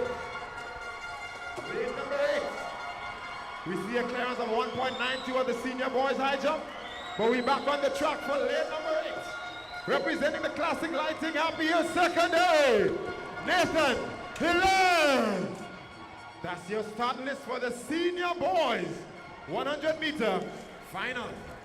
Well, the senior boys 100-meter final. Somebody, call somebody, talk to somebody, because somebody is going to get a gold medal somewhere, and somebody's going to be upset. Hear this. Emilio Blanco Bishop ran alone to qualify for this one. He's in the middle of the track in lane 4. That's because he had a blister of a qualifying time. He's flanked by his compatriot Ethan Sam. Right outside of him is Tyreek McSween. He is no slouch and he means business. Joshim Sylvester is in lane 1. He's in this one. Ian George, St. John's Christian Secondary is here. Kyle Ned of SAS, Jilks of PBC, and Hilaire. This is a field. Well, Jason, this is not a time for a snail to be around. Snail pace, no way. This is going to be quick. Lanes 4, 5, and 6 for me. All right. Well, I am not that brave, not this afternoon. I'm holding all my predictions close to my chest. What a field. It's a fantastic field that's assembled here. The boys 100-meter senior. If you're live on pay-per-view, good luck. You did well. If somebody's missing it, they don't know what they're missing.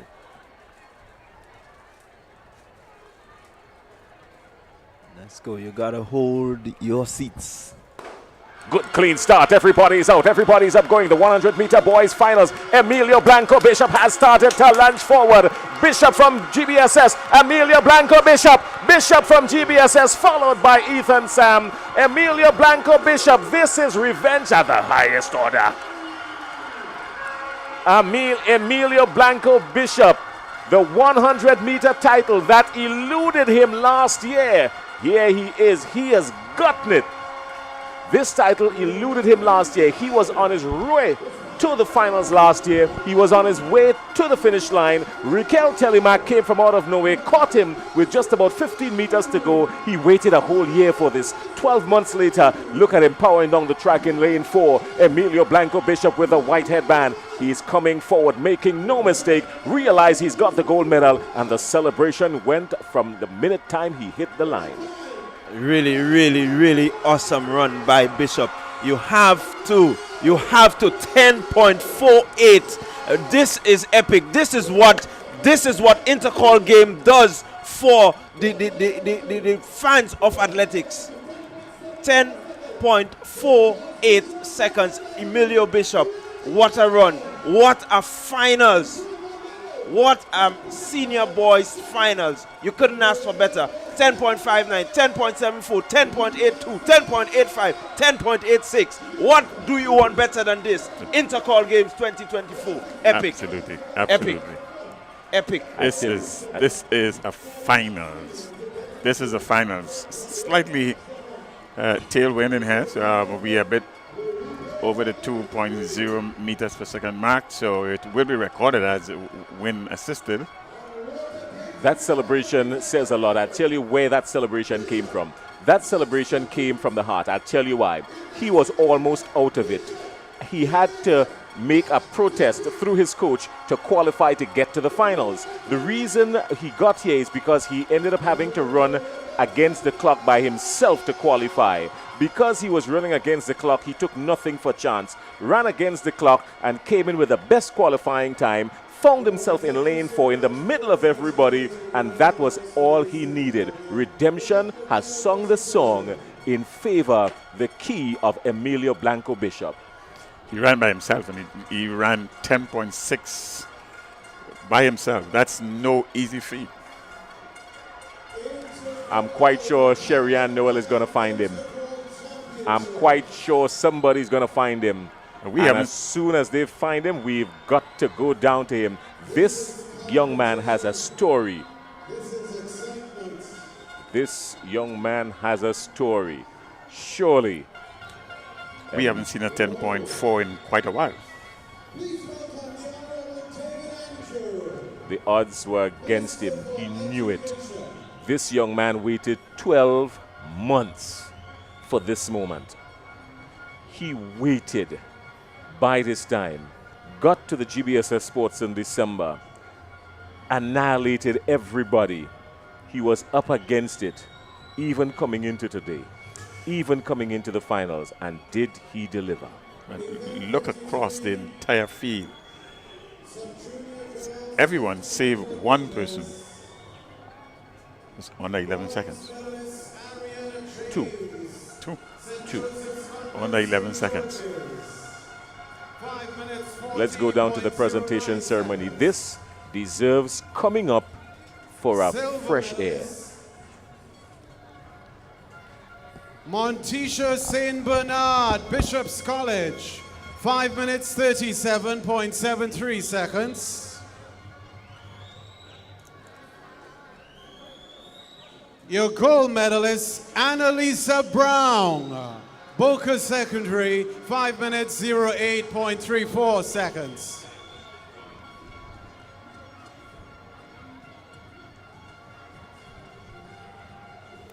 Event 54, Sub-Junior Boys, 1500 meters.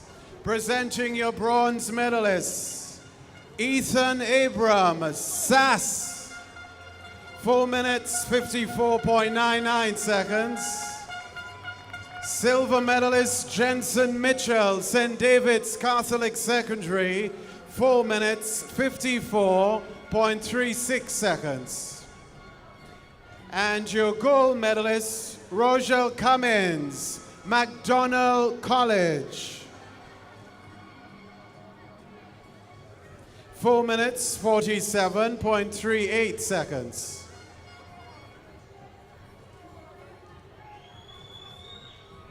Let's back up to event 35, girls 100-meter hurdles, junior. Bronze medalist, Gashanti Mitchell, Boca Secondary, 17.66 seconds. Silver medalist, Christina Charles, SAS, 17.29 seconds. And your gold medalist, Talia Desant, representing St. David's Catholic Secondary, 17.10 seconds.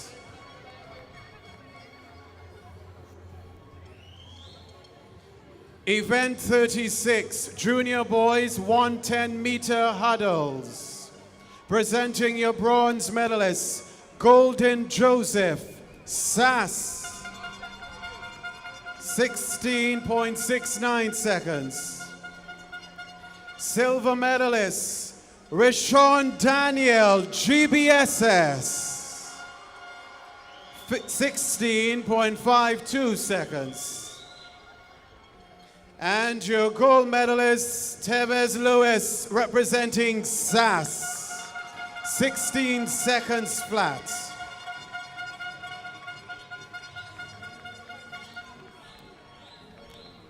Event 50, 5-0, Sub-Junior Girls Short Put, bronze medalists, National Pair, Anglican High, bronze medalist Nazir Pair, Anglican High, 9.48 meters. Silver medalist Nomi Phillip, St. Joseph's Convent, St. George's, 9.67 meters.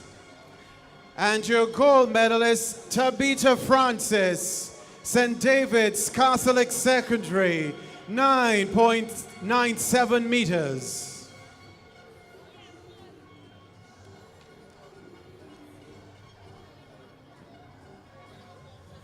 Event 51, Girls Discus Throw Senior, presenting your bronze medalists, Zanaya Collins, Grenville Secondary, 24.59 meters. Silver medalist, Shania Thomas, St. Joseph's Convent, Grenville, 29.15 meters. And your gold medalist, Akeda McSween, St. David's Catholic Secondary, 32.46 meters.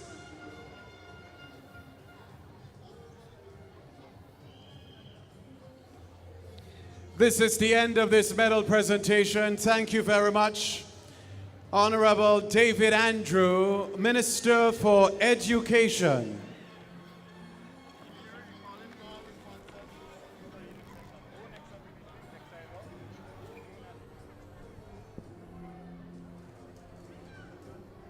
Ticket to go of the Public Bank. Intercol Championships 2020. At the conclusion of the medal presentation there, so we back live for some live action.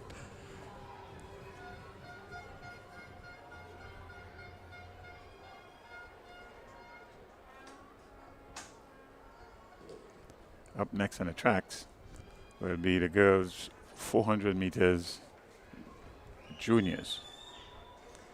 And that will be followed by the 400 meters for boys. They're already on field, so we'll go trackside shortly to get a lane assignments. 400 meters junior girls. Convent St. George's, Kayla McIntyre. Lane number 2. You saw her win the medal in the 200 meters. She's back for the 400. GTC Anglican High School. Egypt, Regis Benjamin. In lane number 3, representing the McDonald College. Lane number 3, representing the Classic Lighting McDonald College, Kayla Olive.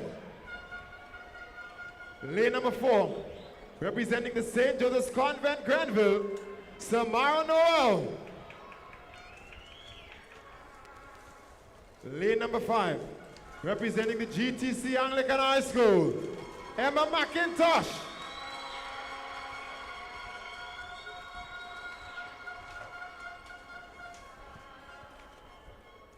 Lane number 6, representing the Grenada Christian Academy, Shabina Lewis. And running on lane number 7, representing the Grenville Secondary, Talia Nayak. That's your start list for the finals of the girls 400 meter dash juniors. It's the final. So the girls 400 meter junior is up. Save and accept Walcott of St. Joseph's Convent St. George. Lanes 1 through 7 is fully occupied. McIntyre, Regis, Olive, Noel, McIntosh again from AHS, Lewis, and Nyack. 400 meters. The girls 400 meter finals junior.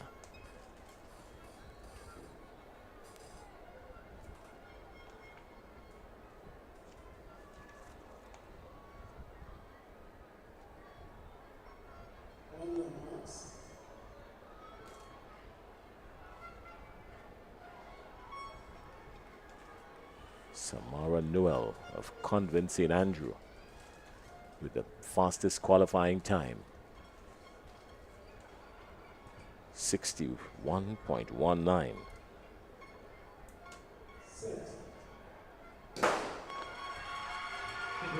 Up, out, away. 400 meters. Girls juniors immediately. Anglican High School. That's Emma McIntosh in 5. Emma McIntosh in 5 has already jumped in front and she's going down the back straight. Emma McIntosh still with a pretty decent lead. Egypt Regis is also there. She's running out of lane 2. Look for her. She's going to make a push for this at some point. McIntosh is still outside there. McIntosh is still on her own. They're coming around the top now with just about 100 and something to go. Emma McIntosh is out there by her lonesome. She came off the curve all by herself. But Egypt Regis is coming. Egypt Regis is coming. Egypt Regis is taking it now. Look at this. Olive is right there as well. But Regis wins from out of lane to a good run from Egypt Regis of the Anglican High School, picking up gold in the girls 400 meters dash. Junior. Good, really good run there by Regis. I think she did exactly what she wanted to do. She, according to you, Bernard, she ran her race and ensured that she positioned herself well. She didn't try to go too hard. She just maintained a good position. Coming off the curve, she knew she had reserve. She knew she had a kick, and there she goes, powering all the way through. arms pumping. You look at the arms. This is what you ask 400 athletes to do. When the legs is gonna be tired, you gotta get these arms up and moving.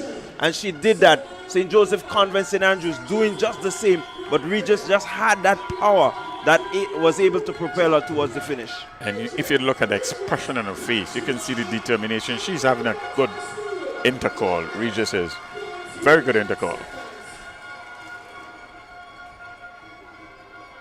McIntosh, I thought, went out too hard, too quickly. Yeah, McIntosh was outside there. Even with 300 meters to go, she was already out in front going down the back straight. And yes, Bernard, I'm quite sure that would have taken a toll on her.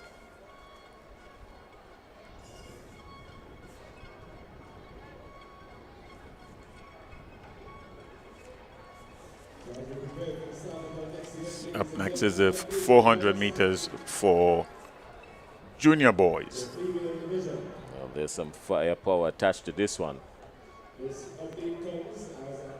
The point standings is going to change. We've got some results coming in. Let's take the point standings. Let's go downstairs. Boca Secondary School, third position, 46.5 points. St. Andrews Anglican Secondary School. In second position on 82 points, the Anglican High School. And currently leading the field, 102.5 points, St. David Catholic Secondary. Your male division comes after our next event.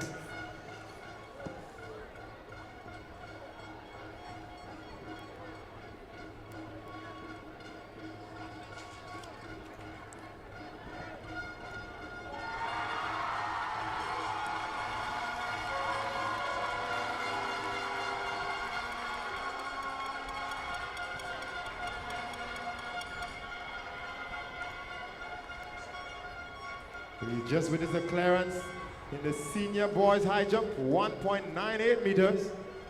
For the athlete from the GBSS.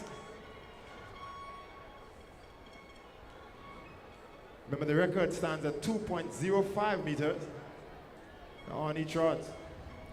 On your marks. The boys 400-meter junior. Charles, McQueen, Andrew, Mathlin, Murray, Rollins, Thomas.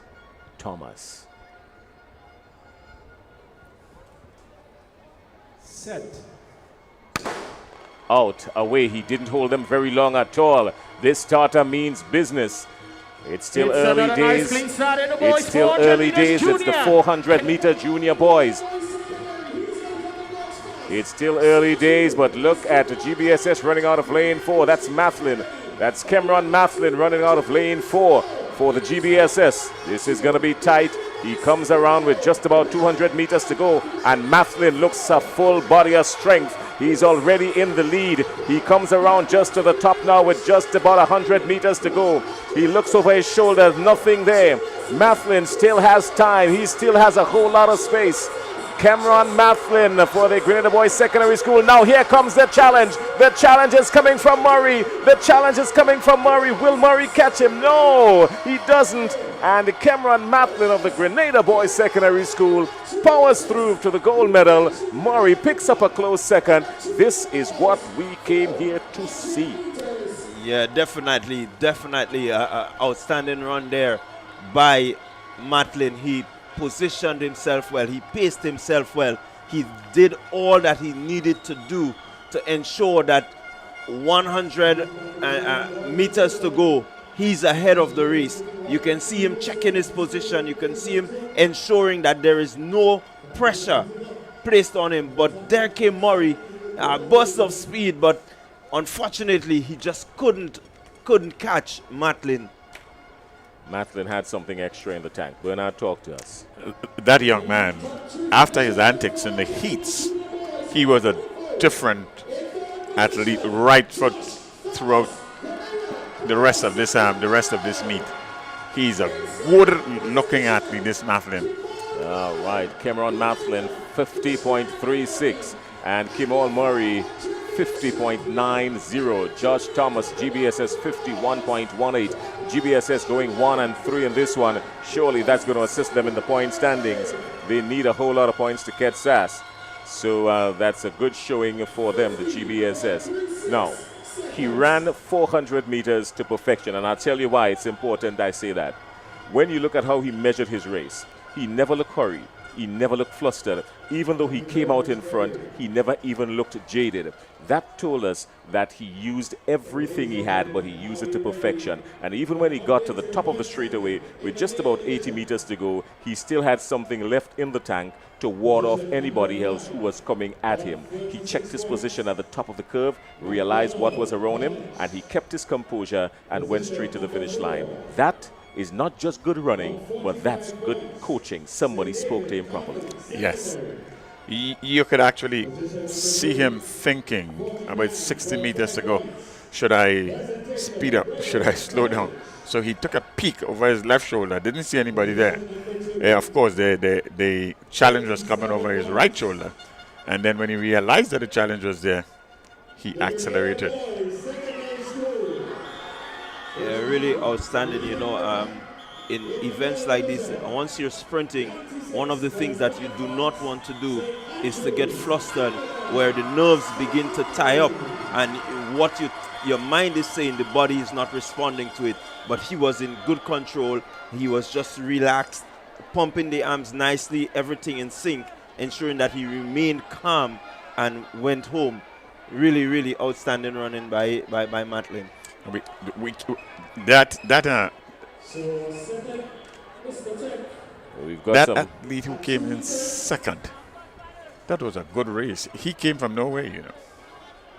Oh, we've got some high jump taking place on the field just before we get to the top of the 800, because we've got the 800s to come. But we've also got some high jumps taking place down in the distance. The boys high jump senior. And, I don't know if Sherry-Ann is down there to bring us up to height with what's happening. But the athlete from the Grenada Boys Secondary School, the jumper there, he's getting some good coaching. As soon as he turns around, we'll get his number. Can't recognize him from where he stands. But the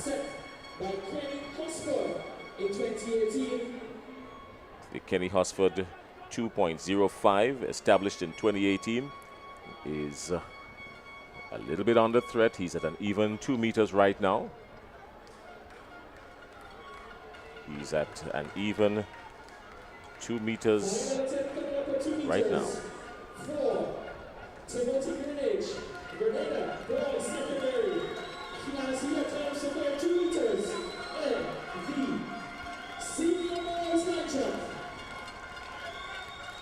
the senior boys match up Timothy Greenwich of the GBSS. Goes under. Timothy Greenwich. One man stands alone. He calls it a day. He calls it a day. He's got the gold medal in the bag. And that's good work there by Greenwich. Timothy Greenwich of the GBSS winning the boys high jump senior. Attempting to go 2 meters, but couldn't get there. But he had the gold medal in the bag, and that's good work. Yes, it is. A good long jumper to Greenwich. He's a really outstanding athlete. I like his work ethic. I did a little bit of work with him prior to the national champs. And when you look at the effort that he puts in, he always puts in an extra just to make sure that, you know, he keeps earnest. So good work ethic by him. And so I no doubt the high jump, challenging the record, or the will to challenge the record, he has that sort of temperament. So good win by him. All right, well, we have the girls 800 meters senior. Girls 800 meters senior. That's what's going to be before us on the track. The girls 800 meter senior. Grenada Exterior Comprehensive, 1 point. St. John's Christian Secondary, 2 points. Wesley College. Pretty decent field. Pay attention to this field. The girls 800 meter, Peaches Panchu is listed as being there. Classic Latin Western Hall, 8 points. Grenville Secondary. Let's take a listen to this. 3 points. Bishop's College. Let's take a listen to this. The point standings. Hillsborough Secondary, 20 points. Happy Hill Secondary, 22 points. McDonald College, 28 points. Tied for 5th, the sister schools, St. Joseph Convent St. George and St. Joseph Convent Grenville, 41 points. In 4th position, Boca Secondary, 42 points. In 3rd position, St. Andrew Anglican Secondary, 46.5 points. In 2nd position, the Anglican High School, 91 points. And still maintaining the lead on 102.5 points, the St. David's Catholic Secondary School.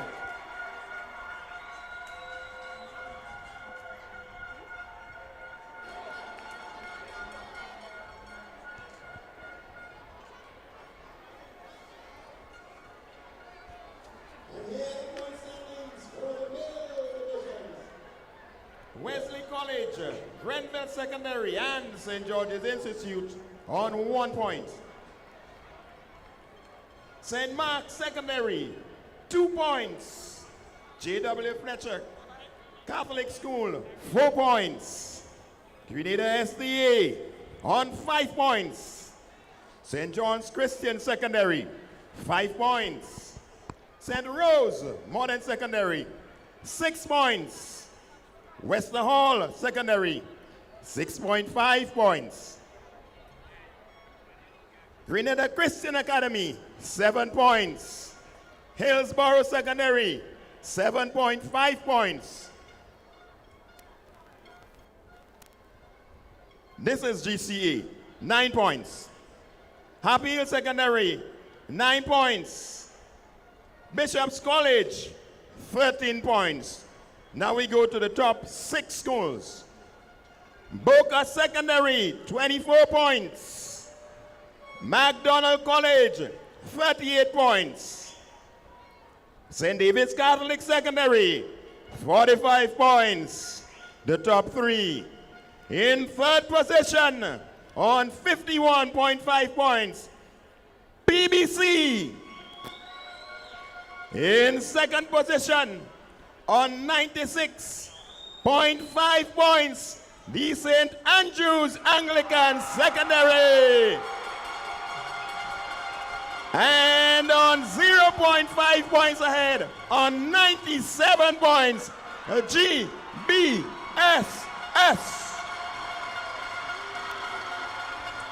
Well, we've had a change in the guards.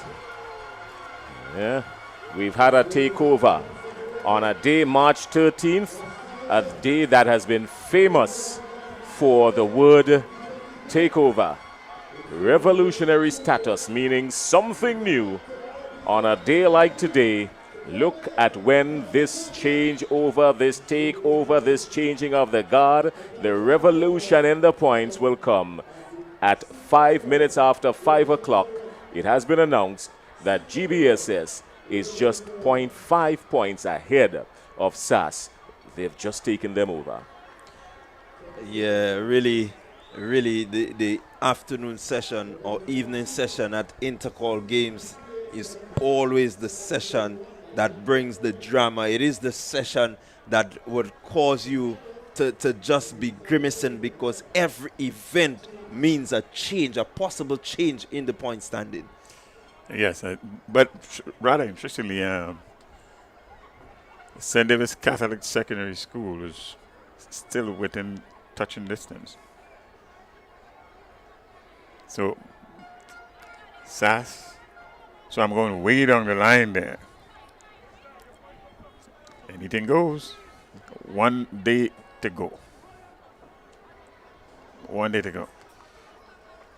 But really, the performances this second day, there are some tremendous performances this second day, and we can highlight a whole bunch of them. So 800 girls, senior girls, that's up next on the track. The 800 senior girls up. Peaches Panchu, Murray, Hazard, Sylvan, Philip, Petal Houston, Francesca Harry, all inside there. 800 meters. All I can say is,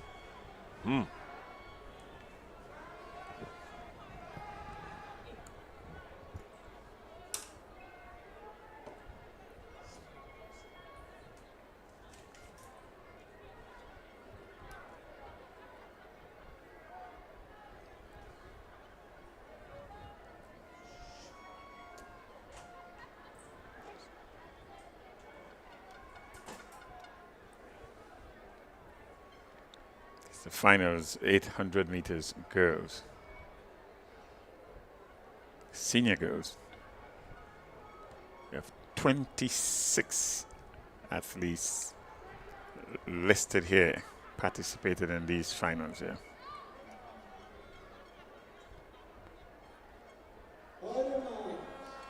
And they're on the status orders.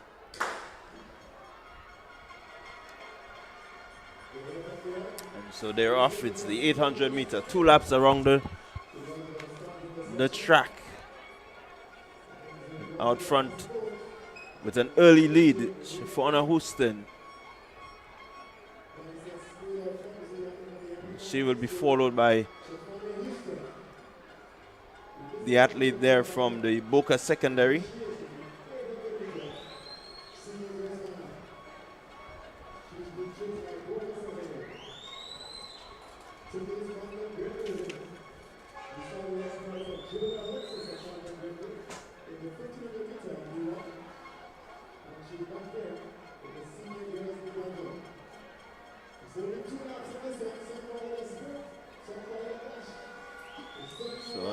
Hazard of the Boca Secondary, second position.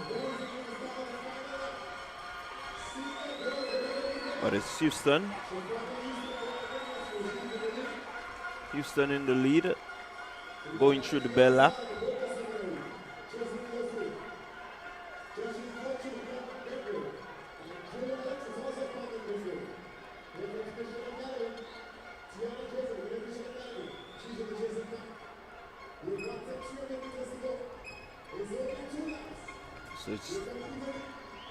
They're just coming around the 250 mark. Houston still ahead. Looking at her, she's followed by St. Joseph Convent, St. Andrew.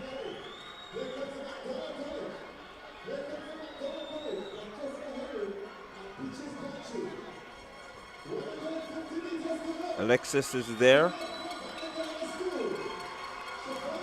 But it's Houston. Houston looking to extend her lead.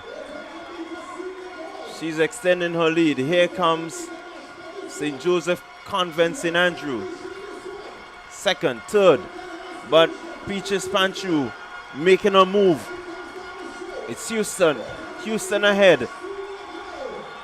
It's now the race for second and third. Houston all the way.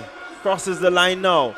But the race is on. It's who is going to come second and third.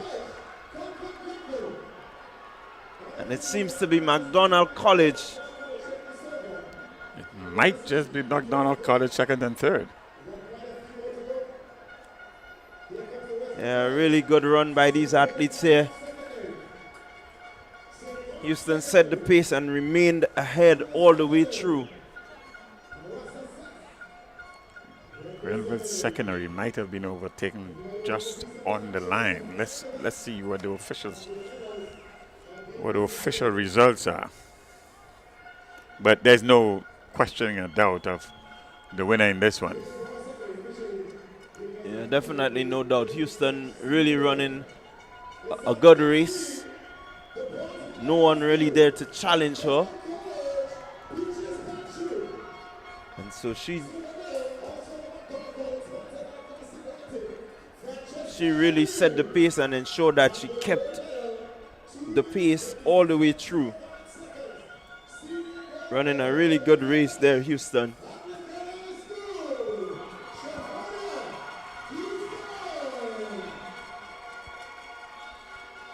You look at her looking all relaxed. You can see she has really put out some energy, but still maintaining a relaxed look.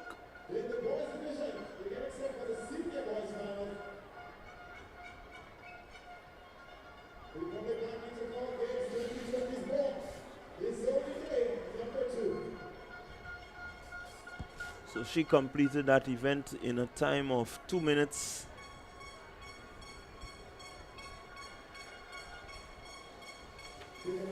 .09 seconds.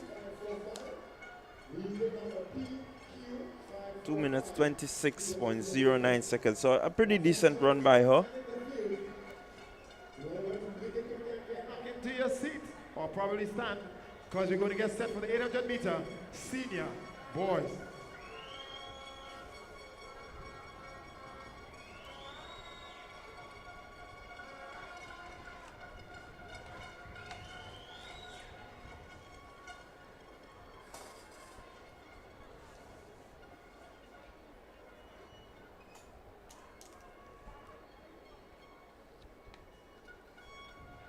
The next event on track, event number 38, boys 800 meter run, seniors.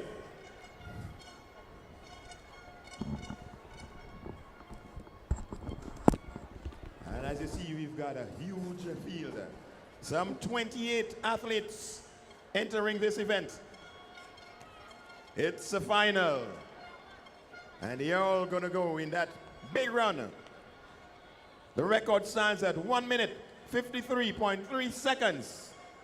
Set since 2021, the turn of the century.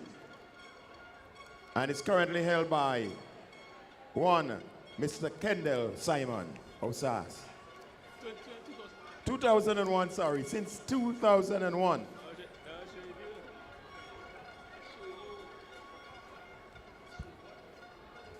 So it's the 800 meter senior boys. Definitely a very big field. It's only 2 laps, so these guys will want to set the pace quite early. The leaders will want to ensure that they get themselves up front as quick as possible and make sure that they're well placed coming to maybe the last 200, last 150 in order to really make a race out of it. We've seen the 800 become a sprint event, and so you definitely expect the pace to be up a bit. If you're challenging 153.30, definitely you have to have a bit of pace about your runs.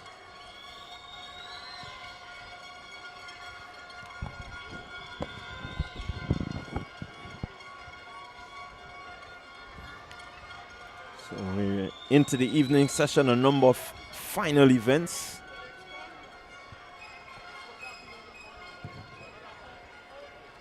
On field you have the boys discus throw happening, while on track we are with the 800 meter senior boys.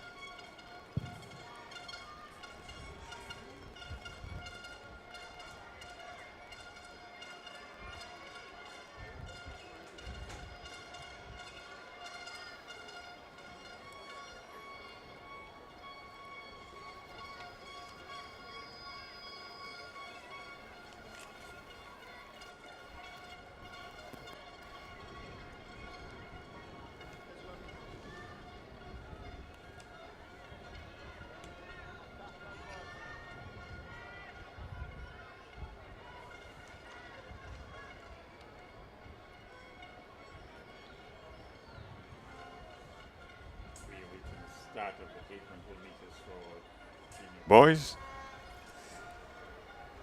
And what we can tell you, it's a packed field.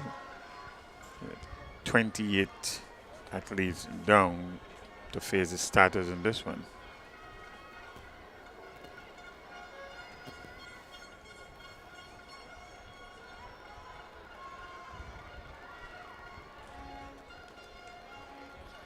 So quite a bit of action to come a little bit later on.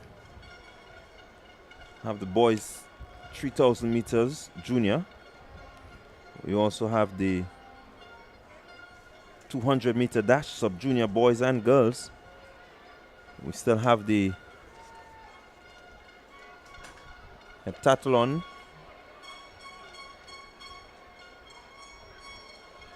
and the octathlon to come. The 1500 for boys octathlon. That would be the final event.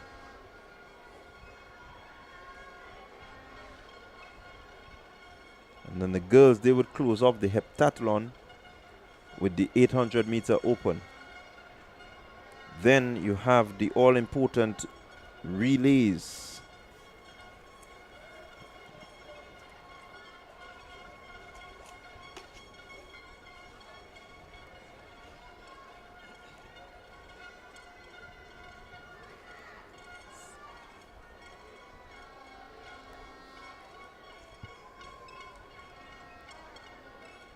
On your marks. So they are on the starters order. And we're gonna do it all over again. Event number 38. It's quite unusual to have for seniors. It's quite unusual really to have a false start in 800 meters. But there we go, false start, they're going to do it all over. That's a boys 800 meters. That's the senior boys. 28 athletes down to face the starters in this one. It's a large field. Should be quite competitive.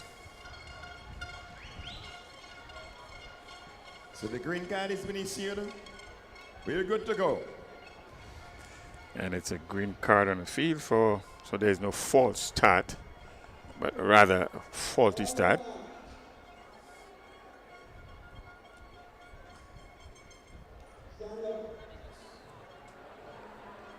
And the boy seems to be eager to start this one.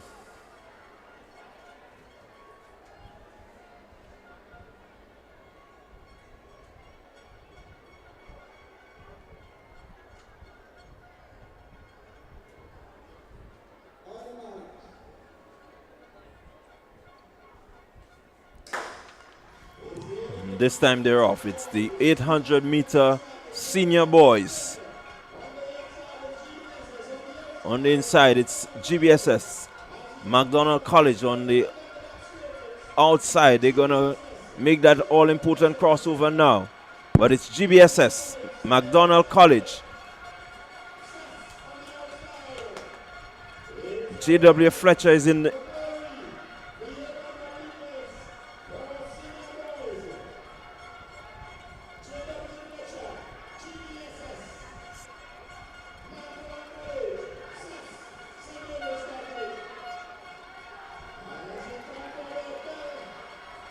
still early days as they approach the bell lap. It's McDonald College, J.W. Fletcher. Here comes Sass. Grenville Secondary is there.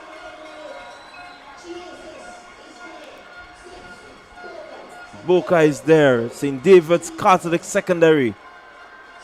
Bishop's College. It's really too close to call. No major separation as yet. These boys are going to run an epic time. Here, let's go. It's McDonald College. It's Grenville Secondary. GBSS is there. Bishop's College. St. Rose.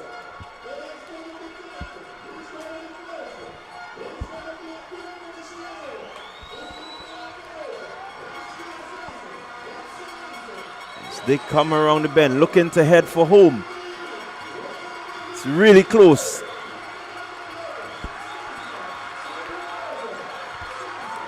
These boys are running. It is SAS. It's St. Rose. And it's going to be SAS. McDonald College third. GBSS in fourth. Really awesome race. Really, really good 800-meter running. Now you had a pack that was just bunched together all the way through. And at the final 100 meters is when you got a separation. It was competition right throughout. They challenged each other, and it'd be interesting to see what time that's posted then. This was a fairly quick race.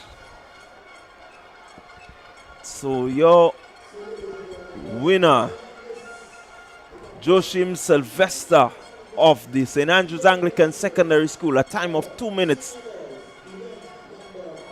0.24 seconds. That name, Sylvester, again, what a beautiful athlete. Romel Charles, second position, St. Rose Modern Secondary School, 2 minutes, 0.83 seconds. And Nickel John, McDonald College in third position, 2 minutes, 02.44 seconds. Really, really good running, good outstanding 800-meter running. Really good 800-meter event. Intercol Games 2024. Definitely epic running. That young man, Sylvester, is proving to be a real force to be reckoned with. Beautiful athlete. Well-trained. Determined. Now that's what you want to see in an athlete. Never say die. Never give up.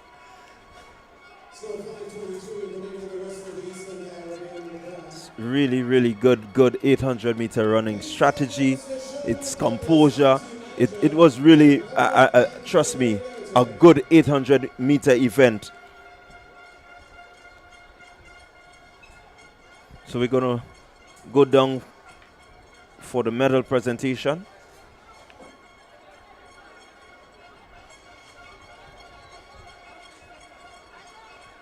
Event 49, girls long jump junior. Bronze medalist, Carneal Francis, Anglican High. 4.74 meters. Silver medalist, Christina Charles, SAS, 4.97 meters. And your gold medalist, Egypt Regis, Anglican High, 5 meters.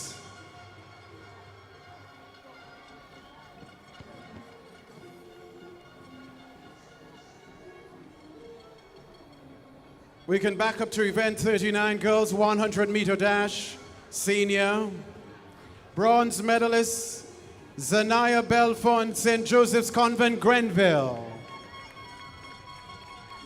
12.74 seconds. Silver medalist, Rihanna Frederick, St. David's Catholic Secondary. 12.59 seconds. And your gold medalist, Talia Sampson, Happy Hill Secondary, 12.27 seconds.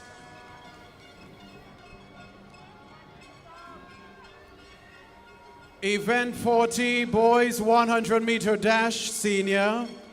Presenting your bronze medalist, Ian George, St. John's Christian Secondary, 10.74 seconds. Silver medalist, Ethan Sam, GBSS, 10.59 seconds. Ladies and gentlemen, presenting your gold medalist, Emilio Blanco Bishop, GBSS. A time of 10.48 seconds. Event 43, girls 400 meters, junior. Bronze medalist, Shabina Lewis, Grenada Christian Academy, 1 minute 88 seconds. Silver medalist, Samara Noel, St. Joseph's Convent, Grenville, 1 minute 42 seconds. And your gold medalist, Egypt Regis, Anglican High, 1 minute 8 seconds. Event 44, boys 400 meters, junior. Bronze medalist, Josh Thomas, GBSS, 51.18 seconds. Silver medalist, Kemal Murray, Grenada Christian Academy, 50.90 seconds. And your gold medalist, Cameron Mathlin, GBSS, 50.36 seconds.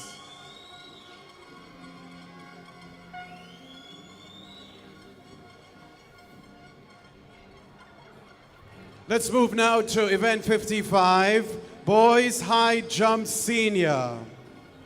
Bronze medalist, Adon Daniel, Boca Secondary School, 1.86 meters. Silver medalist, Dillon McKenzie, PBC, 1.89 meters. Ladies and gentlemen, your gold medalist, Timothy Greenwich, GBSS, 1.98 meters. This is the end of this medal presentation. Thank you very much, Mr. Sherman Douglas, Manager of IT at Republic Bank, Grenada Limited.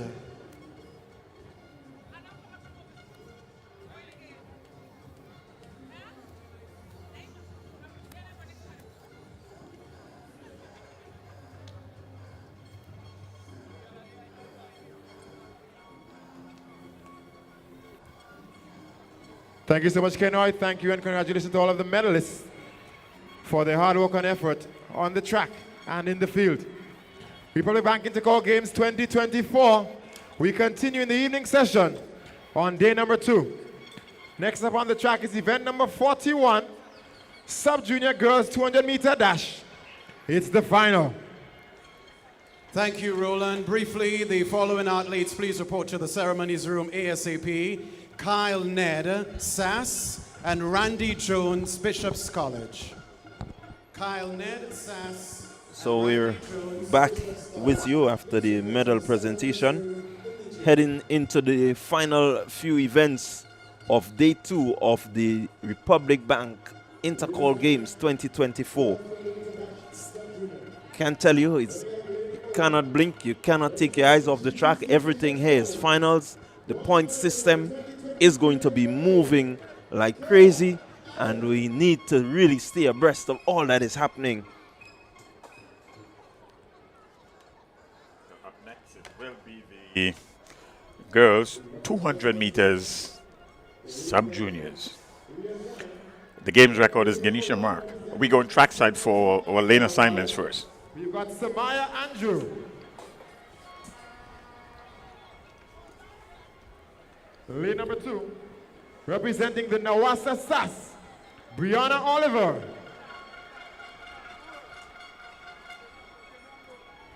Lane number 3, representing the GTC Bishop's College, bronze medalist at last year's games, Kayla Allen. Lane number 4, representing the Classic Lighting Boca Secondary. She took gold in the 800 meters. She took the bronze in the 100 meters, and she's back for the 200 meters. Annalisa Brown.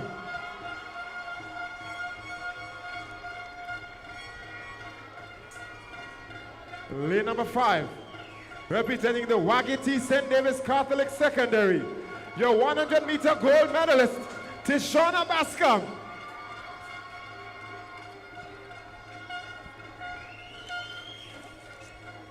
Lane number 6, representing the St. Joseph's Convent, St. George, silver medalist in the 100 meters, Sophia Stephen. And running out of lane number 8, representing the Classic Lighting MacDonald College, Senaya St. Louis.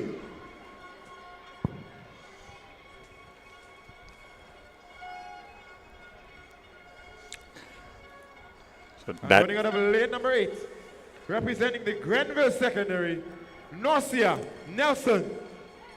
That's your start list for the sub-junior girls 200-meter dash finals. So it's the sub-junior girls finals. You have Allen, Andrew, Oliver, Brown, Bascom, Nelson, St. Louis representing Bishop's College, MacDonald College, SAS, Boca, St. Davis Catholic Secondary, Grenville Secondary, St. Joseph Convent St. George, and MacDonald College. That's your finals. Girls 200 meters sub-junior.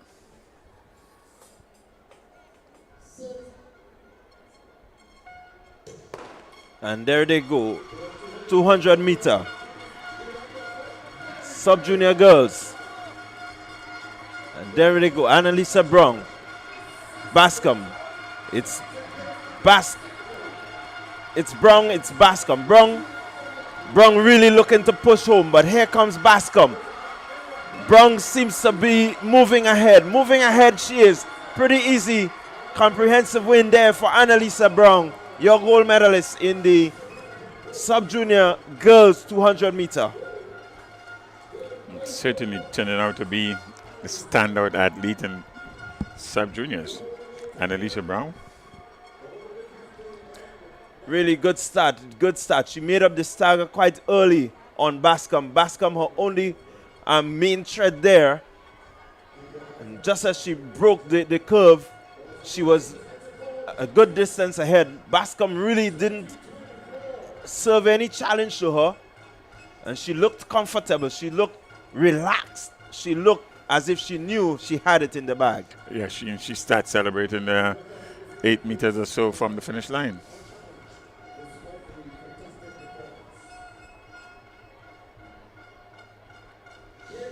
So your winner, Annalisa Brown from Boca, 25.94 seconds. Second place is St. Davis Catholic Secondary School's Tishwana Bascom, 26.43 seconds, and Kayla Allen from Bishop's College, the other medalist, in 26.86 seconds. Yeah, really good run there by Allen of the Bishop's College. Did really well. Bascom tried her best, but Annalisa Brown, sub-junior, is just a class act. She really is. She really is. And her range of events actually spans the spectrum. It really does. Up next is the 200 meters for sub-junior boys. And we are going to go trackside for lane assignments.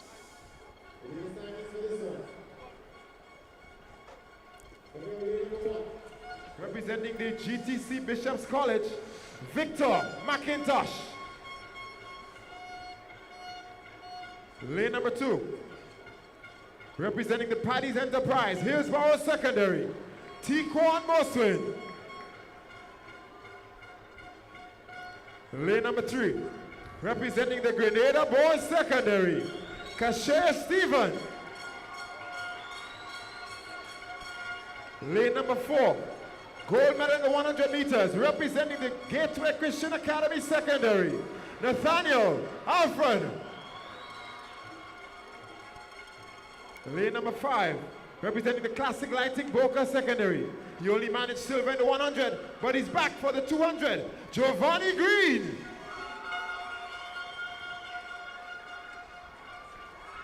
Lane number 6, representing the Grenada Boys Secondary, your 100-meter bronze medalist, Javelin Noel.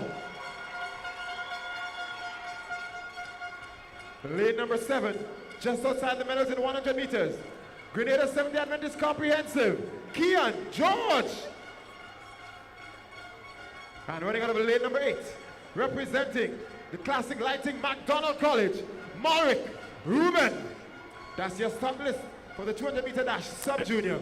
There we have it, ladies and gentlemen. Your start list for the 200-meter sub-junior. And if we can go by the times here, your medals will come from lanes 4, 5, and 6 as they were in the 100 meters, actually. Well, it's really interesting. It's really, really totally interesting. 23.75, 23.78, 24.13, and 24.26. That's your middle, the middle of your field. Sit. And there they go. 200-meter boys, sub-juniors. Quite early, it is Giovanni Green. It is Nathaniel Alfred, head-to-head as they approach the straight. There they go, head-to-head. It's quite close to call. It seems to be Green. Green. Green has just won himself the 200-meter sub-junior boys. Really, really, really good, awesome race by these two youngsters, Alfred and Green. I suspect that to be a rivalry for some years to come, because what Green has just done, he has upgraded his silver in the 100 meters to gold.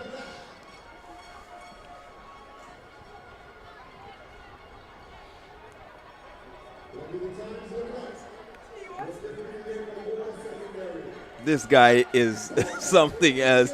He just ran that race with a smile on his face, though the competition was there, but somehow he was just confident that he had this. This is what youthfulness does to you.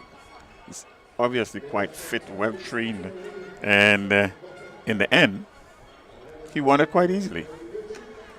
He eased up with about 10 meters to go and smiling. 23.24 seconds. 23.24. He really make a mockery of what he ran in the heats of 23.78. Nathaniel Alfred of the Gateway, a really good run from him. Javid Noel of the GBSS, 23.77. Really, these guys did an awesome job in making the finals of the 200-meter sub-junior boys what it has been. Definitely something that we would remember for a while.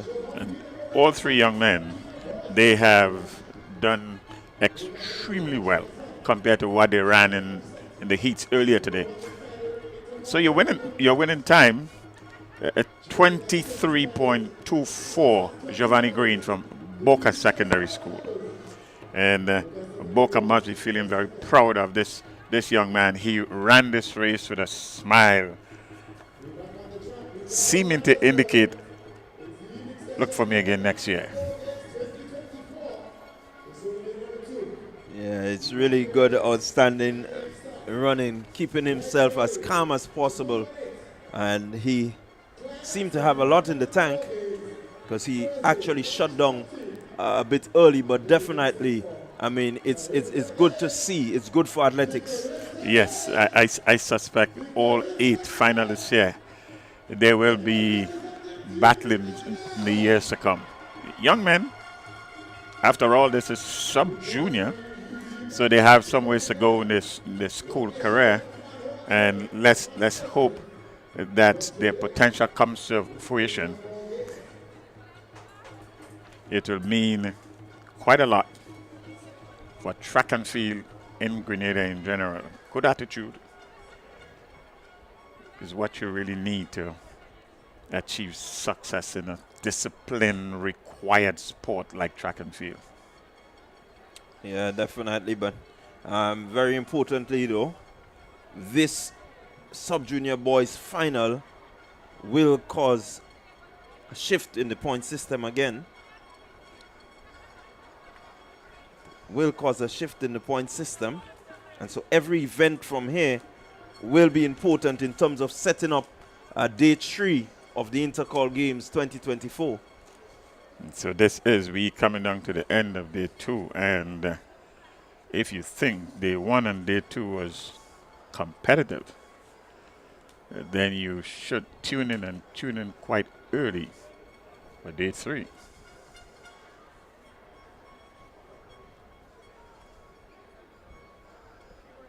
So the next event on the track is the 400 meters hurdle for senior girls. That's 400 meters for senior girls. That's the next event on the track. Crystal Mapson is our record holder in this. She would have set that record in 2018, 1 minute 7.88 seconds. That was in 2018.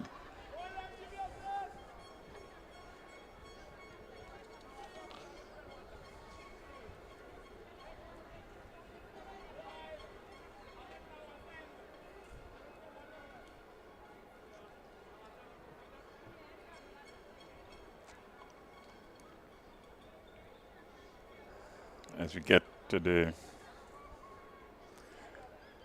end of this second day, it's now 5:41 p.m. This is Wednesday, March the 13th. Slightly overcast as we get towards the end of the day.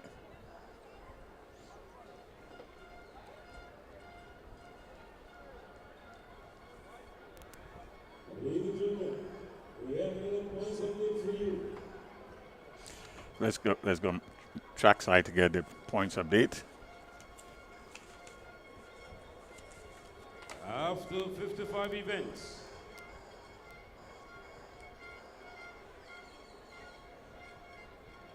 St. George's Institute, 1 point. Girls, Grenada Seventh-day Adventist Comprehensive School, 1 point. St. Mark Secondary, 1 point. St. John's Christian Secondary, 2 points. Wesley College, 4 points. Classic Light in Westerhall, 8 points. Grenada Christian Academy, 8 points. Hillsborough Secondary School, 14 points. Bishop College, 20 points. Happy Hill Secondary School, 21 points. MacDonald College,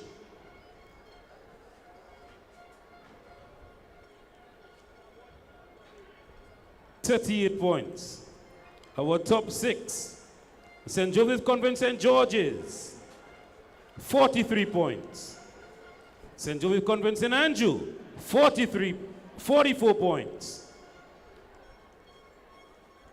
In 4th position, 47.5 points. Give it up for St. Andrew's Anglican Secondary School. In 3rd position, Boca Secondary School, 49 points. In 2nd position, on 98 points, give it up for Anglican High School. And out front, 108.5 points. Give it up for St. David's Catholic Secondary School, the leaders in the girls category. We move over to the boys category as the girls get ready for the 400 meters hurdles. We're going to give you the top 5. 5th position, MacDonald College, 45 points. In 4th position, St. David's Catholic Secondary School, 46 points. In 3rd position, the Presentation Brothers College, 56.5 points. In 2nd position, Nawasa SAS, 105.5 points. And out front, on 112 points, the Grenada Boys Secondary School.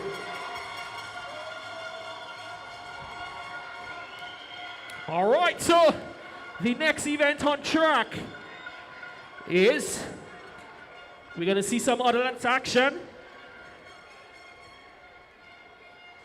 That will be event number 45, the 400 meters hurdles. One.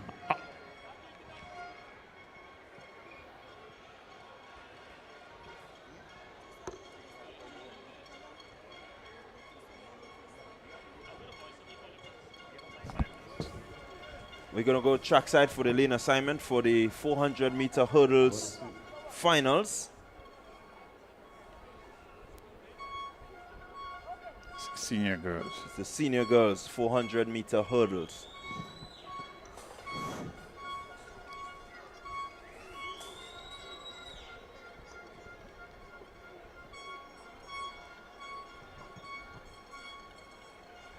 On your mark.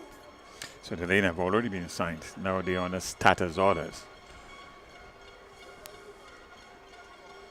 What we can tell you is lanes 1 to 7 is occupied.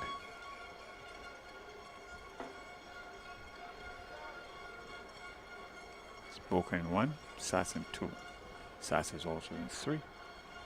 Anglican High School in 4, Boca in 5. 6 is St. Joseph Convent St. George. And then 7 McDonald College. And they're off. The 400 meter hurdles. The 400 meter Senior hurdles. Let's see girls. who. It's And Augustine taking the lead so far. McDonald College is there, but Augustine has made up the stagger, and she's looking pretty easy going through the paces. There she goes.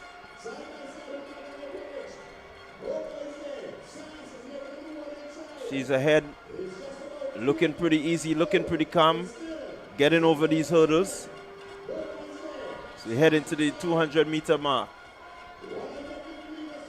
Go 150, let's go. She's ahead, not really pushing as yet, but just looking to ensure that she clears the hurdles. And here comes St. Andrew's Anglican Secondary on the inside.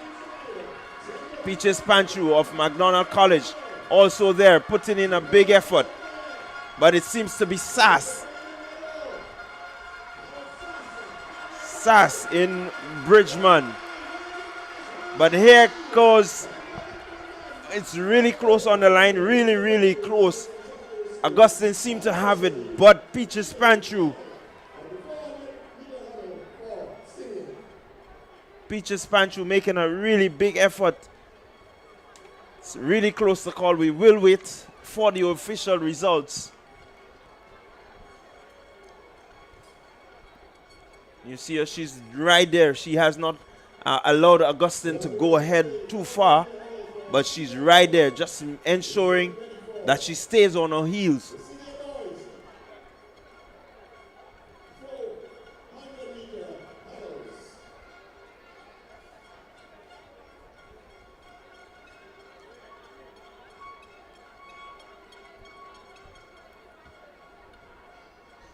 We'll get official results to you.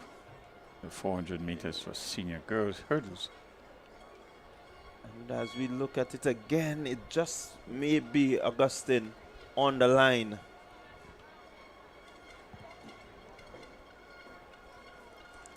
And the next event on the track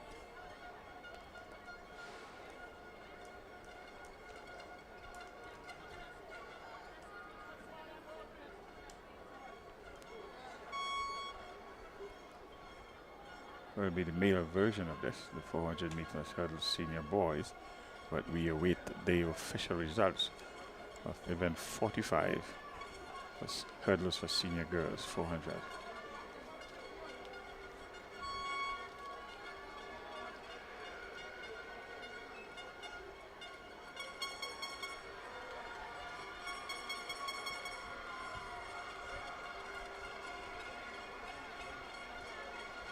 So we have the confirmation. In the gold medal position is Augustine, Shanti Augustine, St. Joseph Convent, St. George. 1 minute 12.15 seconds. Peaches Panchu, McDonald College, 1 minute 12.16 seconds. And third position, Tanya Thomas from SAS, 1 minute 12.66 seconds. So these are your medalists in the 400 meters for girls seniors. Yeah, good run there by all the athletes in the top three. They really made a good competition of it.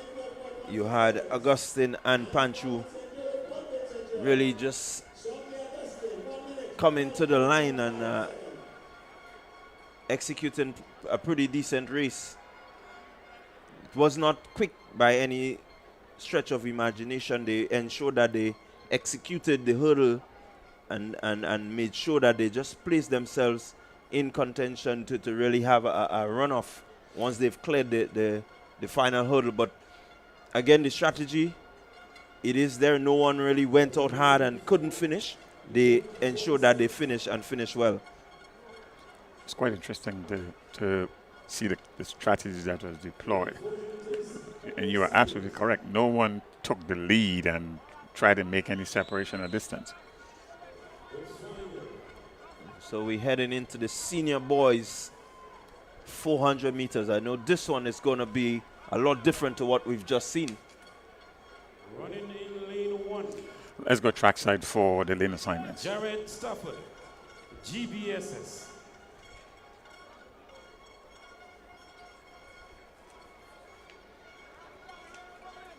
Lane 3, Jordani Lewis, SAS. Nawasa SAS. Lane 4, Kyle Ned, Nawasa SAS. Lane 5, Akidon James, Wagiti St. David's Catholic. Lane 6, Kyle Lewis, Wagiti St. David's Catholic. Lane 7, Rick Cadet, Classic Lighting McDonald College. And lane 8, Shem Smith, Classic Lighting, J.W. Fletcher, Catholic School. The starting.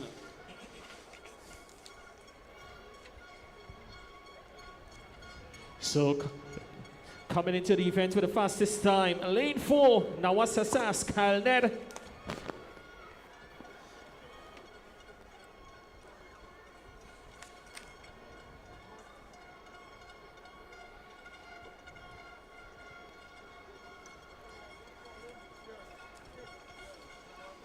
The start of the On your marks. and they're on the status orders.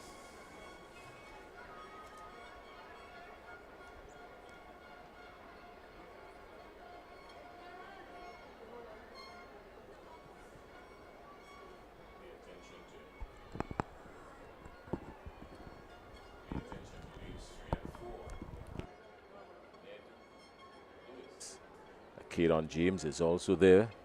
It's a stacked one, Bernard and Clyde. Heavy.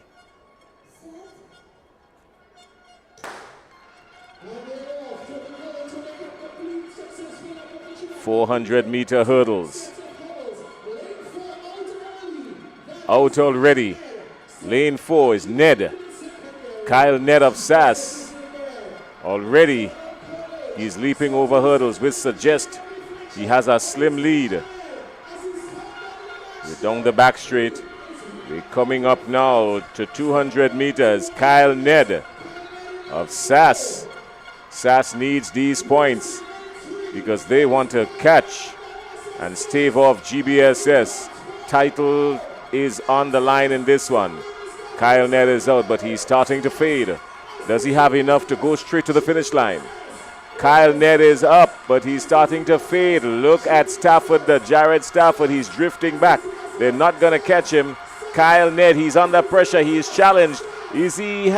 Yes, he has enough just to make it because Lewis from St. David's Catholic was coming, but he ran out of real estate. And Kyle Ned, gold in the 400-meter senior boys hurdles. I see you smiling, Bernard. Well, you have to like the heart of this young man. The sheer determination. I am going to get to the finish line first. You really have to admire this. He is no doubt beat, spent, if you will. But he was not going to relinquish, certainly not without a fight.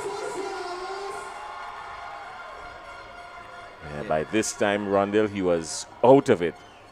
He had one more hurdle to go, and he barely made it. Yeah, according to Bernard, sheer determination. He knew exactly what the job was, and in his mind, he has to get it done. He came out of the blocks, he made up the stagger very early, ensured that he got himself ahead of the field, and ensured that he ran that race ahead. Had just enough to complete it. You can see that he was beat, he was spent, but kudos to him. Big heart. SAS going 1 and 3 in this one, separated by Kyle Lewis of St. David's Catholic Secondary School. So some much needed points here for the St. Andrew's Anglican Secondary School in the boys division. That's going to play a part in the story as we come closer and closer to the end of day one. GBSS in Jared Stafford finishing 5th in this one. Akadon James of the St. David's Catholic Secondary finishing 4th. Lewis from SAS, Lewis from St. David's, and Kyle Ned 58.19, your gold medalist.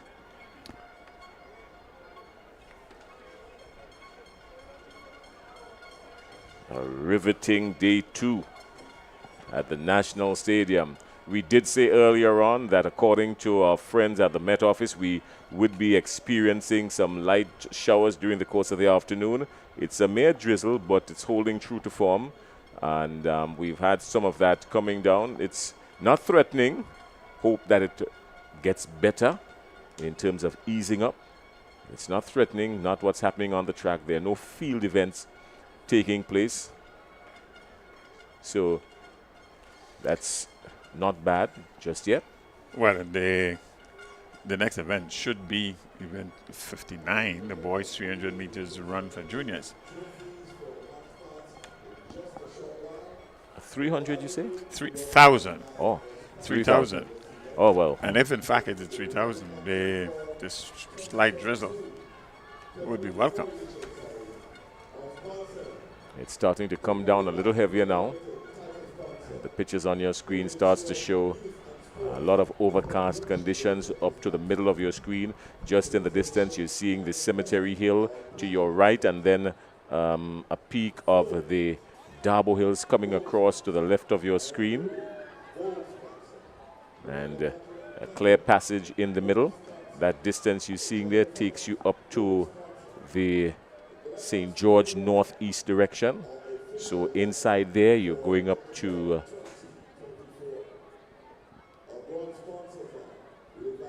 well, no, actually, that takes you up to the Tempe area, kind of thing. Tempe, Bolio, yeah. side over That's there. St. George northeast, Yeah. yes. Mhm.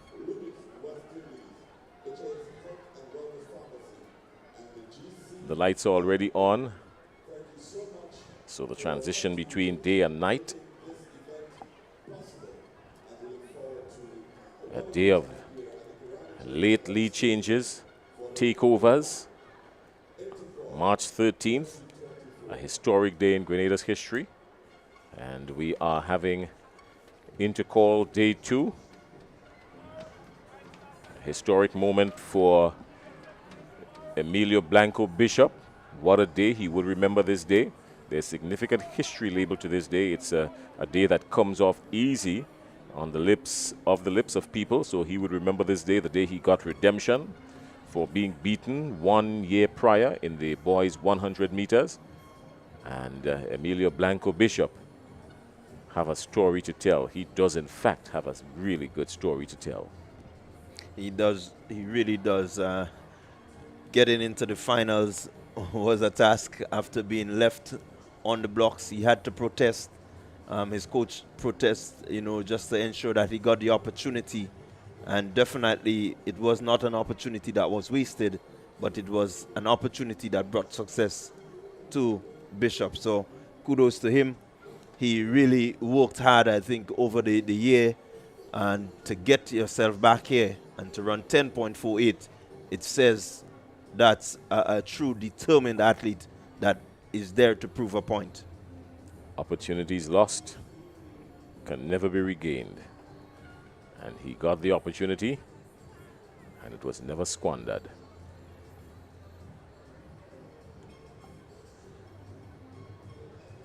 So Intercol Games 2024 nearing the end.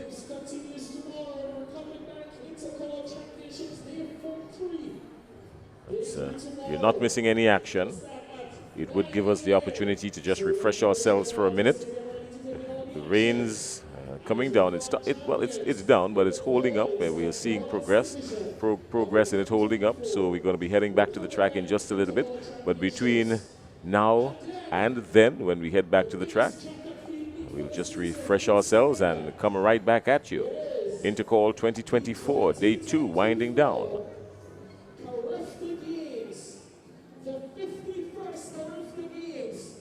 Will be hosted by Grenada in the 50th anniversary of our independence.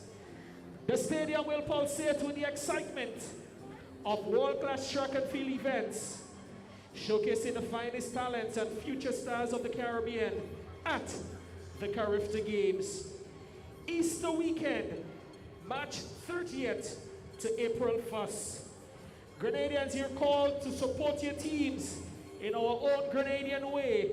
Come, rep our national team with your colors. Saturday, March 30th, you're asked to wear red. Sunday, March 31st, it's Green Day. And on Monday, April 1st, as we celebrate our Golden Day, it's gonna be gold. You're asked to flood the stadium with gold on April 1st. The tickets are almost sold out, so secure your seats today. The Carifta Games, right here at the Kirani James Athletic Stadium, Easter weekend, March 30th to April 1st. Make it some dates to remember. Easter weekend, Carifta, Grenada, gold in the Spice Isle in our Golden Jubilee.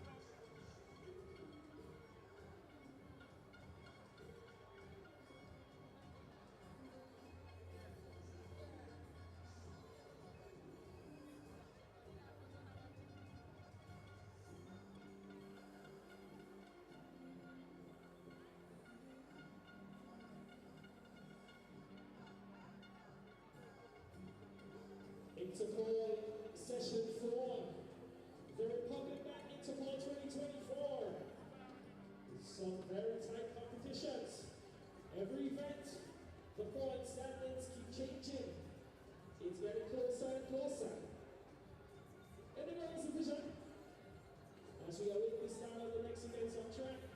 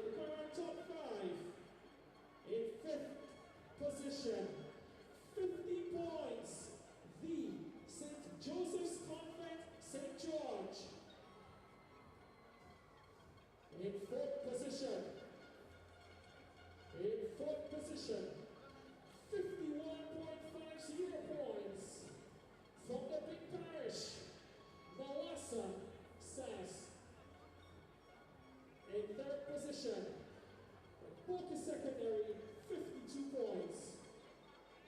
In second position, the Anglican High School, 99 points. And still maintaining the lead, St. David's Catholic Secondary School, 108.5 points. This was after event 55, the 400 meters hurdles. We don't even the boys standing in a while. But first, we go back trackside. Thank you, Kerry. Very well. Time for medal presentation.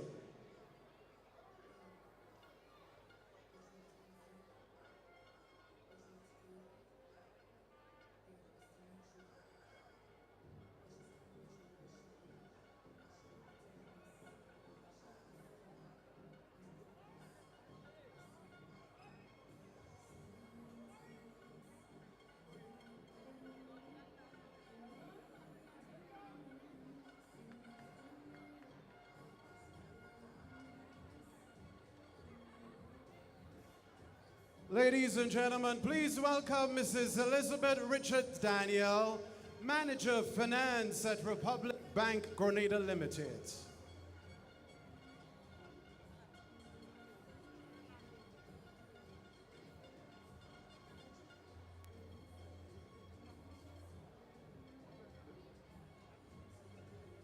Event 37, senior girls, 800 meters. Bronze medalist Peaches Panchu, McDonald College, 2 minutes 35.19 seconds. Silver medalist Francesca Henry, also representing McDonald College, 2 minutes 34.17 seconds. And your gold medalist Shaphonia Houston, Anglican High, 2 minutes 26.09 seconds.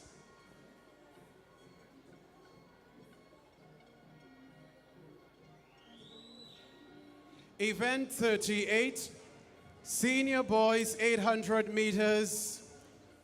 Bronze medalist Cornell Pair, GBSS, 2 minutes 02.13 seconds. Cornell Pair. Silver medalist Nickel John, McDonald College, 2 minutes 02.04 seconds. And your gold medalist Joshem Sylvester Sass, 2 minutes 24 seconds.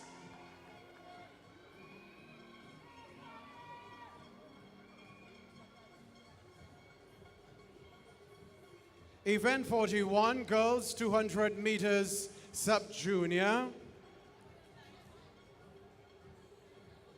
Bronze medalist Kayla Allen, Bishop's College, 26.86 seconds.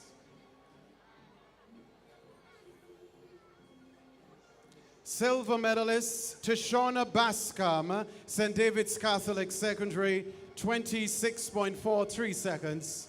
And your gold medalist Annalisa Brown, Boca Secondary, 25.94 seconds. Event 42, boys 200 meters sub-junior. Bronze medalist Javid Noel, GBSS, 23.77 seconds. Silver medalist Nathaniel Alfred, Grenada Christian Academy, 23.42 seconds. And your gold medalist, Giovanni Green, representing Boca Secondary, 23.24 seconds.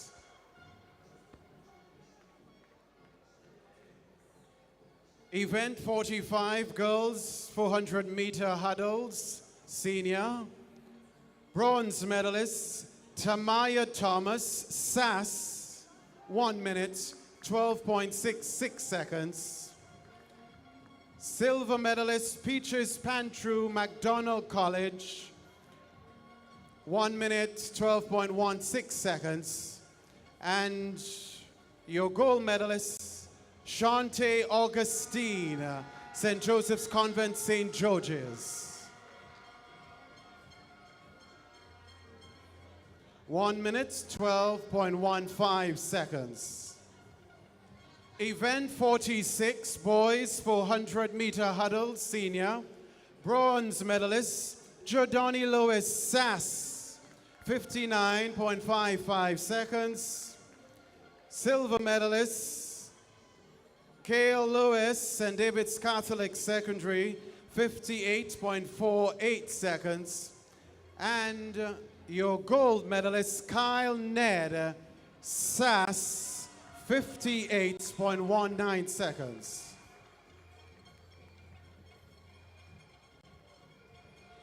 This is the end of this medal presentation. Thank you very much, Mrs. Elizabeth Richards Daniel, Manager of Finance at Republic Bank, Grenada Limited.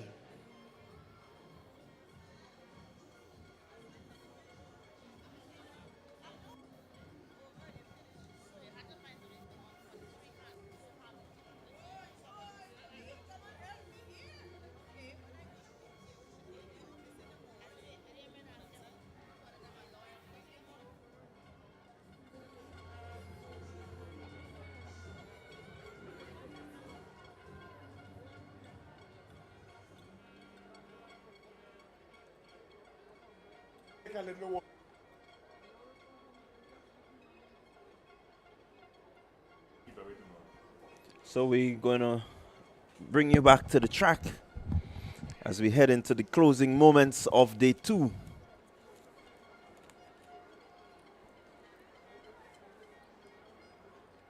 So it's 3,000 meters for boys.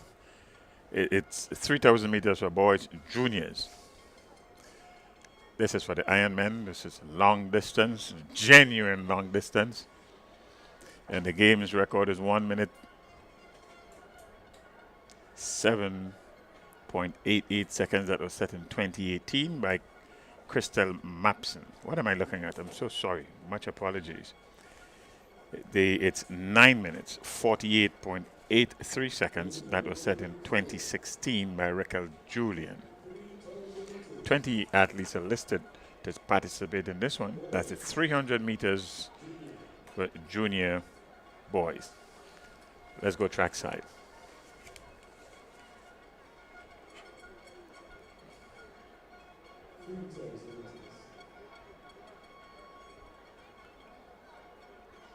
On the starters orders.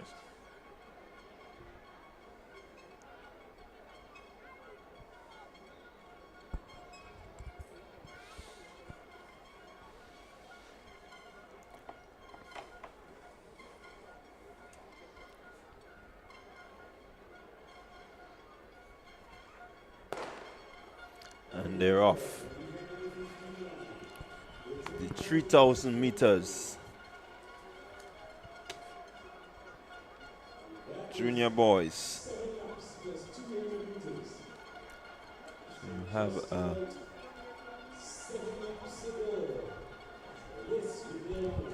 7 laps and 200 meters. They're just about completing the 200-meter aspect of this race. And so it means that they have 7 laps around the field from here on in.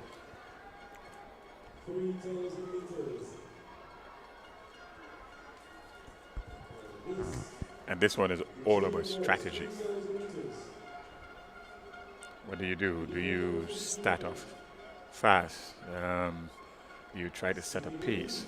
It's all about strategy. And the event like this begs that want to run their own race, what they're accustomed to, what they're used to, and then respond to the challenges.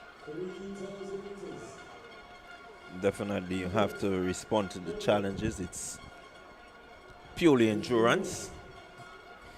Who can endure to the end, keeping a really decent pace.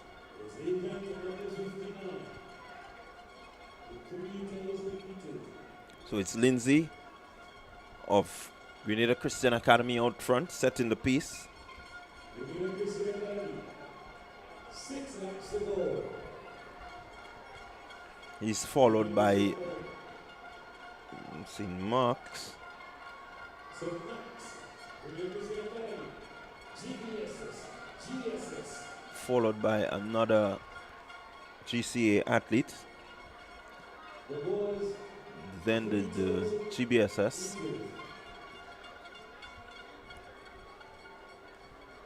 No major moves as yet.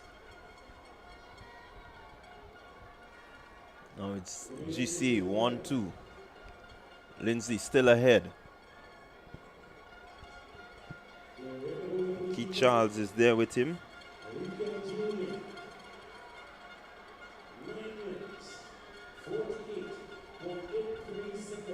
St. Louis of the GBSS now finds himself with the lead pack.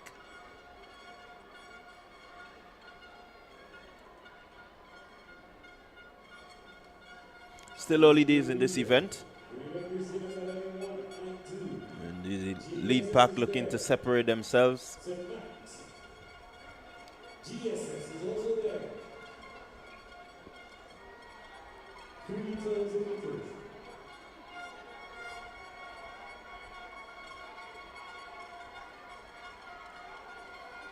So they're just gonna go around again. 5 laps to go.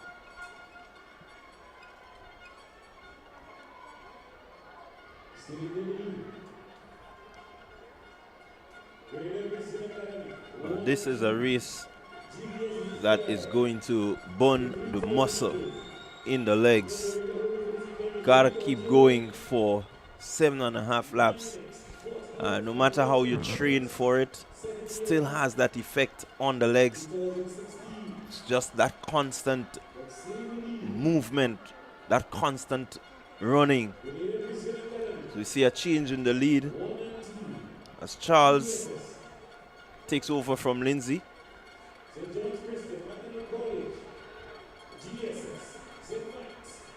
One is probably wondering if they would have strategized before they started the race. Who will take the lead and then switch and so forth. That's not unusual, actually. Definitely not unusual. You see it a lot with the Kenyan athletes. Even the Ethiopians, they did it quite well just the same.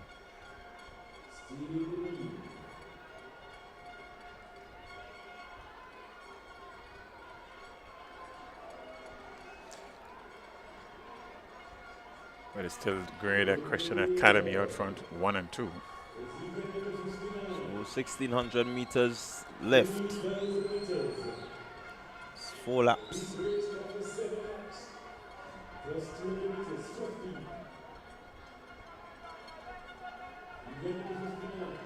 This field quite spread.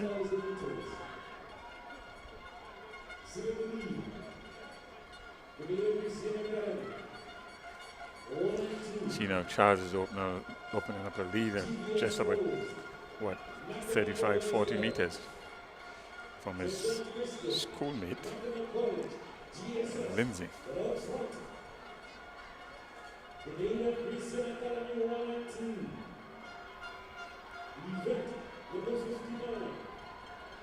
Continue to increase that lead.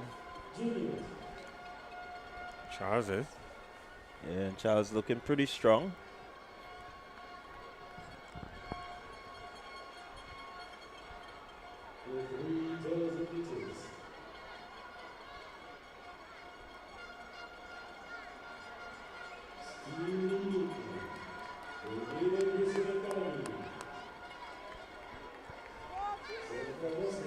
There he goes, just about to cross the line again for 3 laps remain. So it's still Charles, about 65 meters distance between him and Lindsay, both from Grenada Christian Academy. And then another 60 meters or so. Third place, small group of 3 athletes there.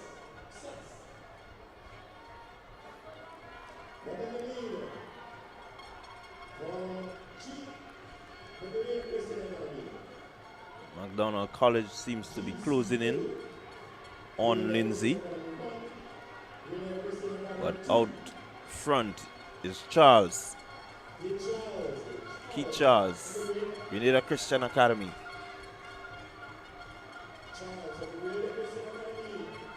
Sort of a change at the top. McDonald College. Yes, Lindsay has been caught.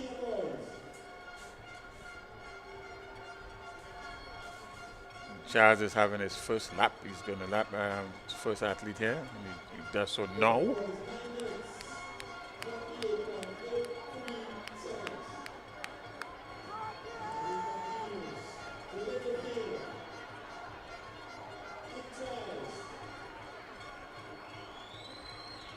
Still looking pretty strong as Charles. 2 laps to go for him.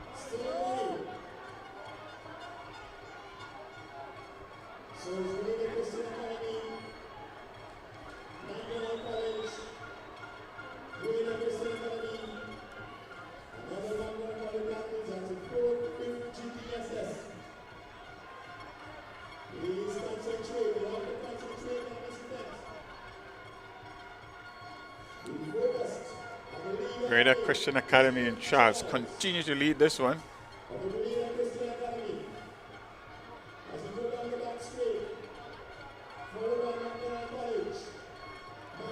He's looking to open up a quite large gap there between himself and McDonald College. It's about 80 meters now. And fifth position, the GDSS. Here comes Burma in sixth. Redwood Secondary, 7. SAS, 8. Redwood Secondary, 9. And here's our Secondary, 10. That's a 10 in the lead back. But it's still. So he's going now to the bell lap. Is Charles. So you see a picture of the rest of the field, but here goes Charles into his bell lap. This is the final lap for Charles. About 80 meters lead, 60 to 80 meter lead. There's a serious race going on for the minor medals. There is a race now. McDonald College seems to be hunting Charles in pairs. They're both bunched together.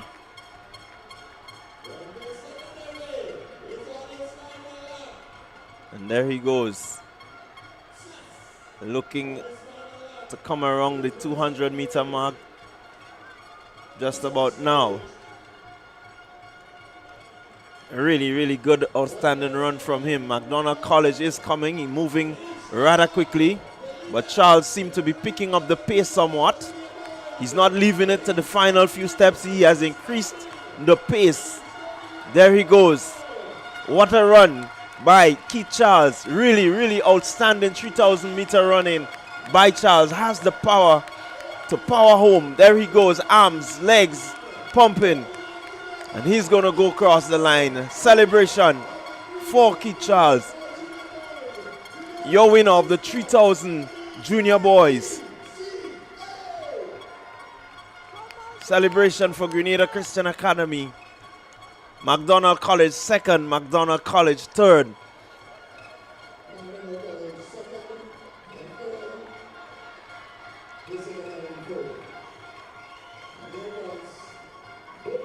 Buchan Secondary picking up the 5th spot.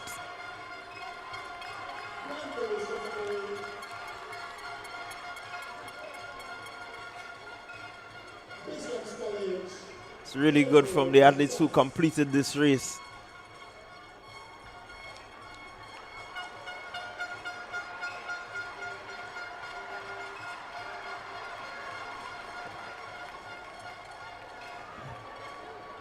But 3,000 meters, it all belongs to Keith Charles.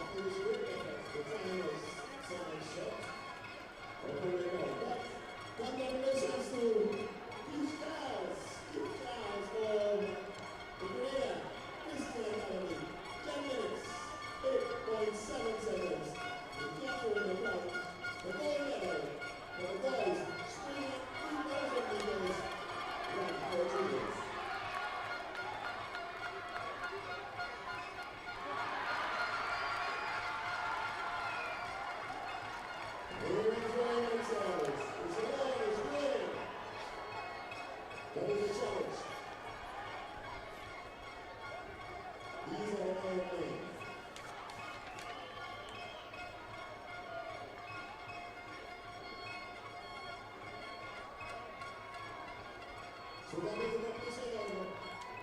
3,000 meters for junior boys. We're getting ready for more action on the track. So there you had it, the completion of the 3,000 meter junior boys. And Keith Charles is the highlight of the 3,000 meters. A really good run from him.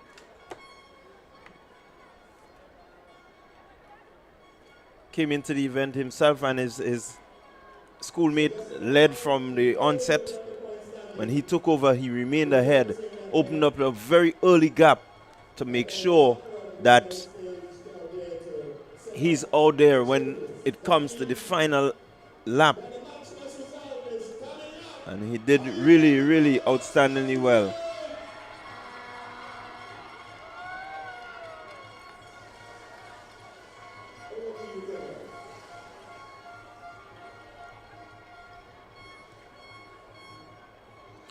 On the screen, if you put your eyes on the screen now, it's these absolutely beautiful trophies being exhibited there. As to what they are for, we will know not too long from now.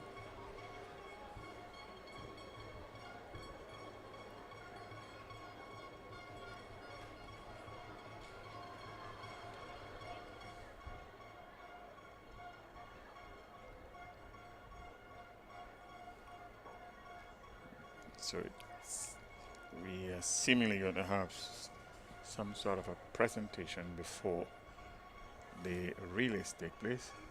Well, we are getting down to the closing events of the day. Still to come, you have the heptathlon. And we have the oct. 800 meter. And you have the 1,500 meter run. The octathlon 1,500 meter run to come.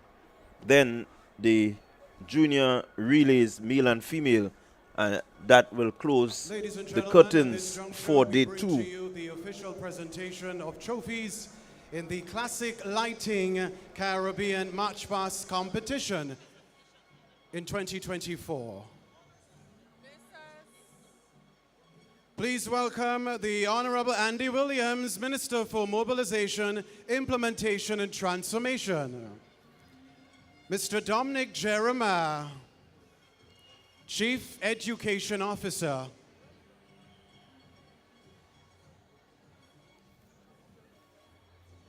Mrs. Najuma Francis Patrick, Marketing Manager at George F. Huggins and Company, Grenada Limited.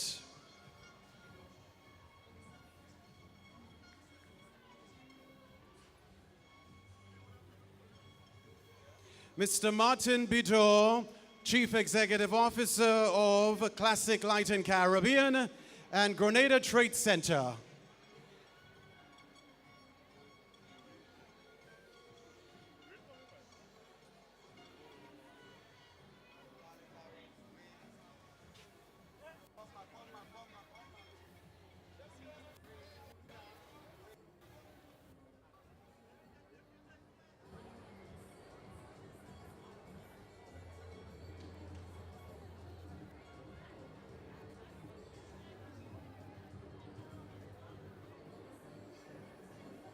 And Senator Quince Britton.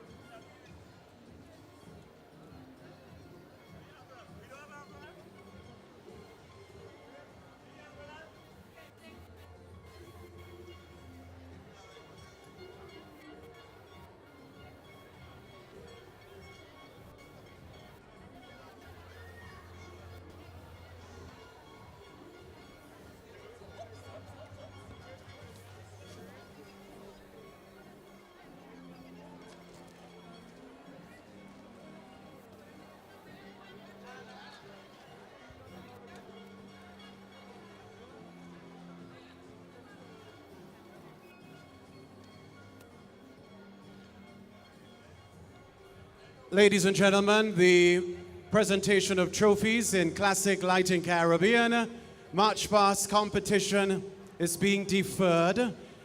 We will let you know what's going to happen shortly.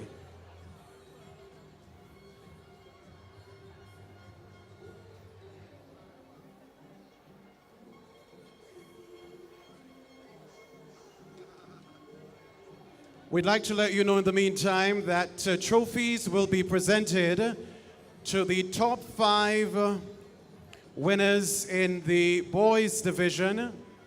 In addition, trophies will be presented relative to sponsors' choice. So 2 schools have been selected as choices among the sponsors. We'll do the very same for the girls' division.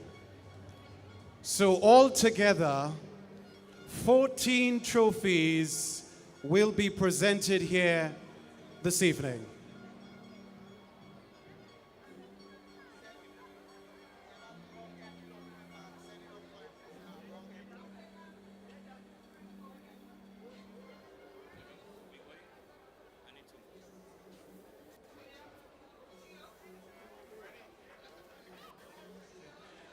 Ladies and gentlemen, we re-invite the presentation party once more.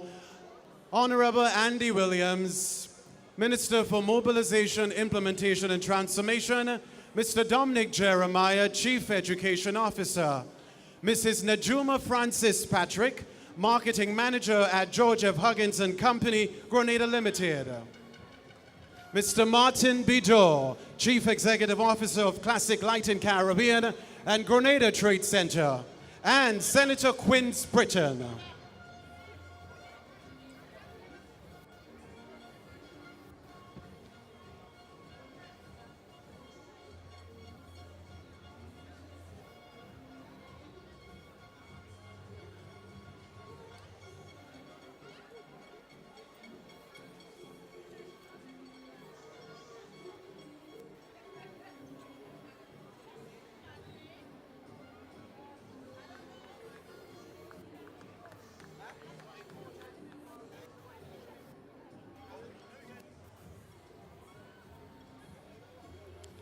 All right, so we can proceed.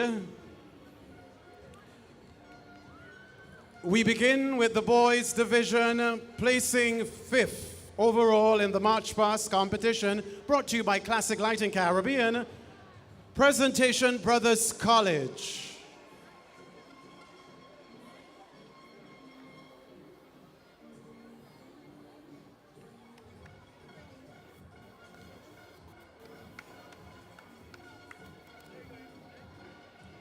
The principal of the institution receives on behalf of the school, Mr. Terry Pear. Position 5 in the March Pass, Boys Division.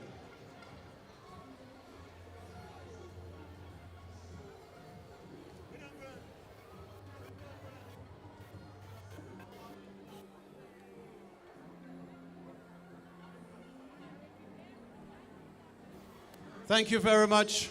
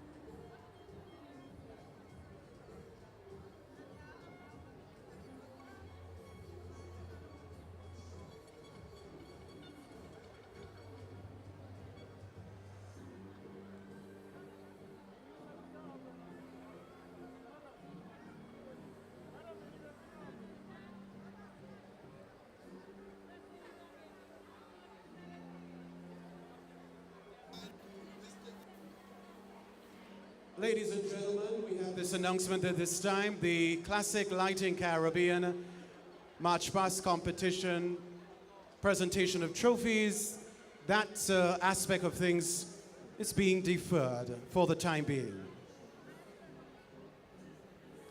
We will keep you in the loop with the way forward relative to the presentation of trophies, but for now, it's being deferred.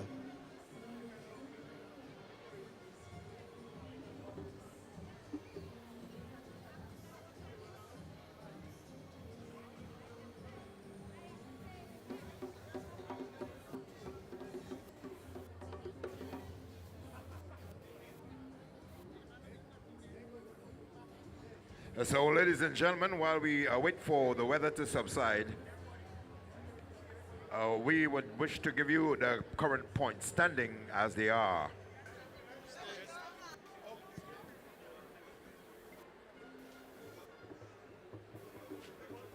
We would want to give you the first 5 positions, but I think we have sufficient time that we can give you the entire list, okay?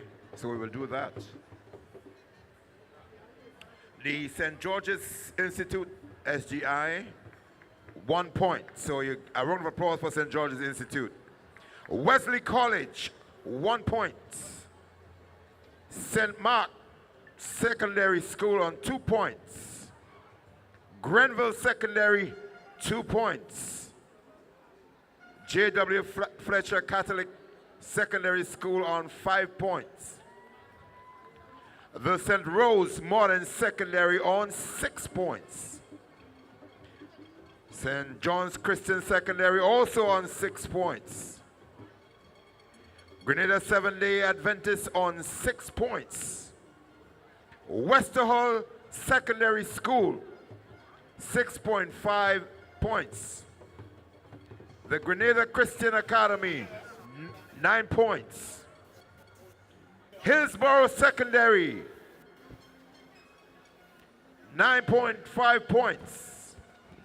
The Happy Hill Secondary, 11 points.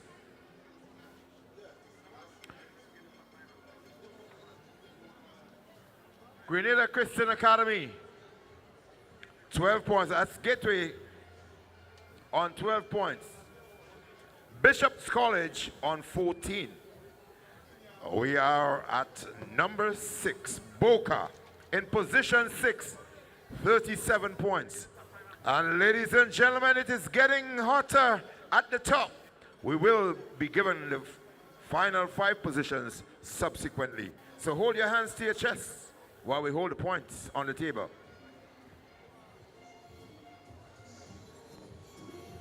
Thank you very much, colleague announcer. All right, ladies and gentlemen, at this juncture, we're going to bring to you the official results in the female division relative to Classic Lighting Caribbean March Past competition. The first, the top 5 will be announced, after which the sponsors' choices will be announced. Placing in position 5 in the female division, Wesley College, 263 points. Placing 4th, J.W. Fletcher Catholic Secondary School. In position 3, the Anglican High,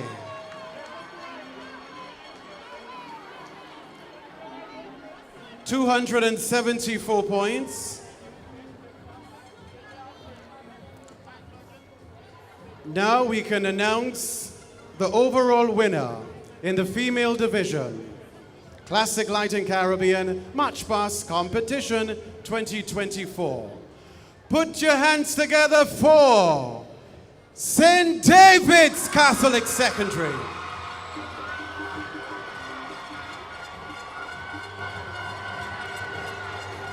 The champs in the female division, Classic Lighting Caribbean March Past Competition. So position 1, St. David's Catholic Secondary School. Position 2,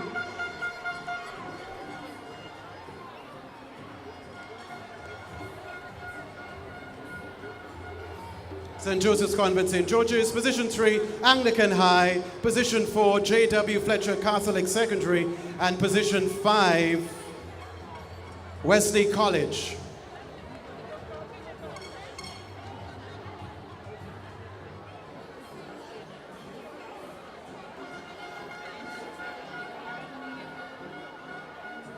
Thank you very much, Kenroy. Before we introduce the sponsor choices, we are about to begin the final event in the girls' heptathlon.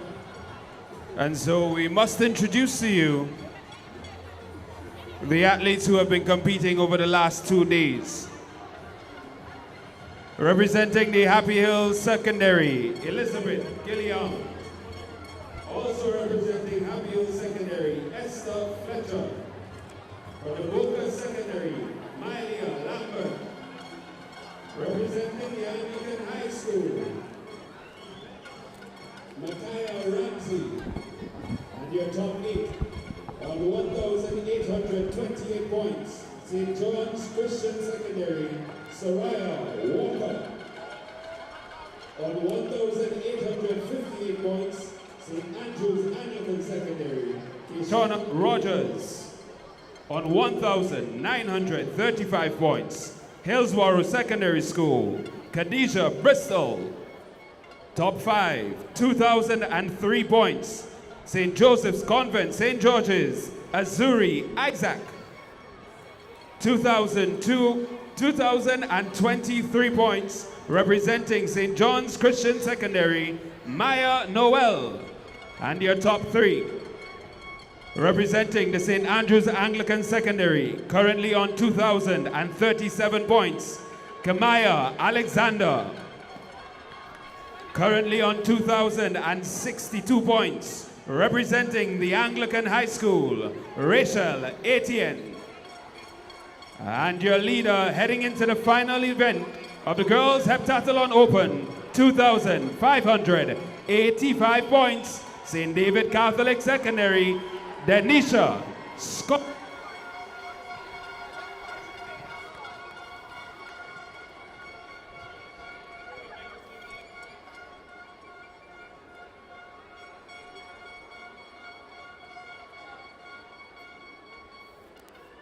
So we are back after the short delay due to the rain, but I can tell you we are in the last event. We are here at the last event of the heptathlon girls, and it's the 800 meter. A lot can change, but they're off. It's the final event.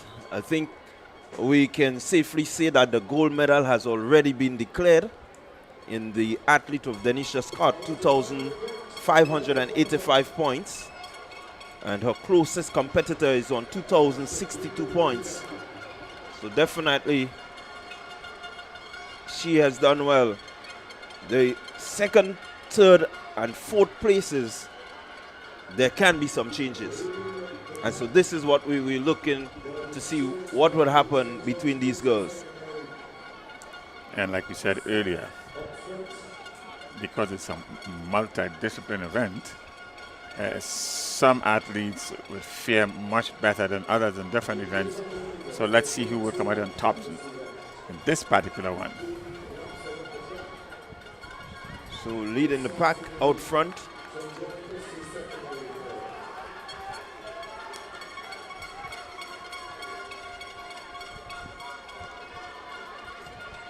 St. Andrew's Anglican Secondary School.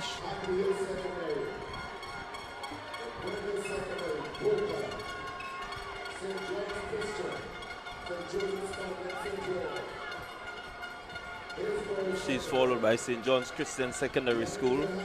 The Happy Hill Secondary School is there. St. David's Catholic Secondary in Scott is there. Boca Secondary is there.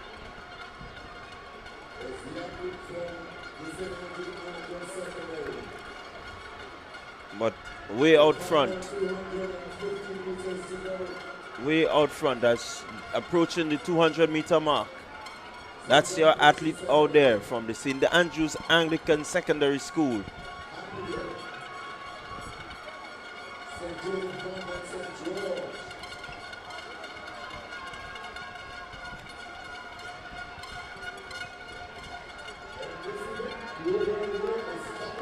Just about 120, 110 to go.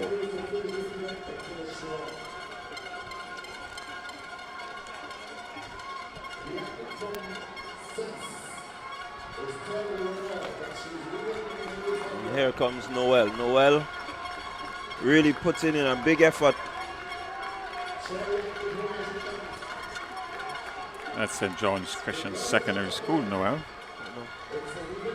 Yeah, it's pretty tough to see the numbers there. But St. John's Christian Secondary coming in second. Yeah, that's Maya Noel coming in second.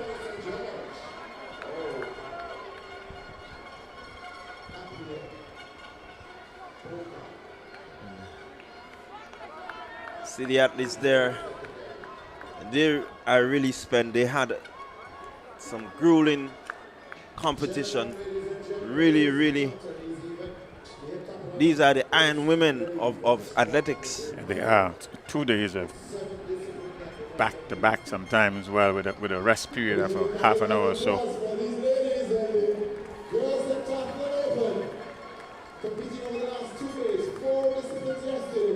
It's the conclusion of this event. The points are going to be tallied and decide who gets the gold medal, the silver, and the bronze. Thank you so much, ladies. So we will have to await the final points, but looking at the finish here, I definitely think it's safe to say that Denisha Scott will be your gold medal winner for the heptathlon. That's Denisha Scott of St. David's Catholic Secondary School. She came into this event with a lot of pedigree, actually, and she lived up to her billing. The winner in this particular discipline, 800 meters. Our athlete from Nawasa Sass. In position number 5, in the boys division, with a total of 46 points. Put your hands together for McDonald College! It's getting hotter and better. Position number 4, 53 points. St. David's Catholic Secondary, 53 points.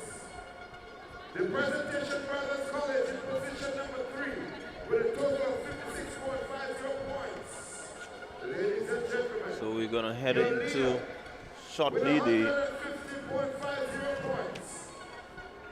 octathlon 1500 meters.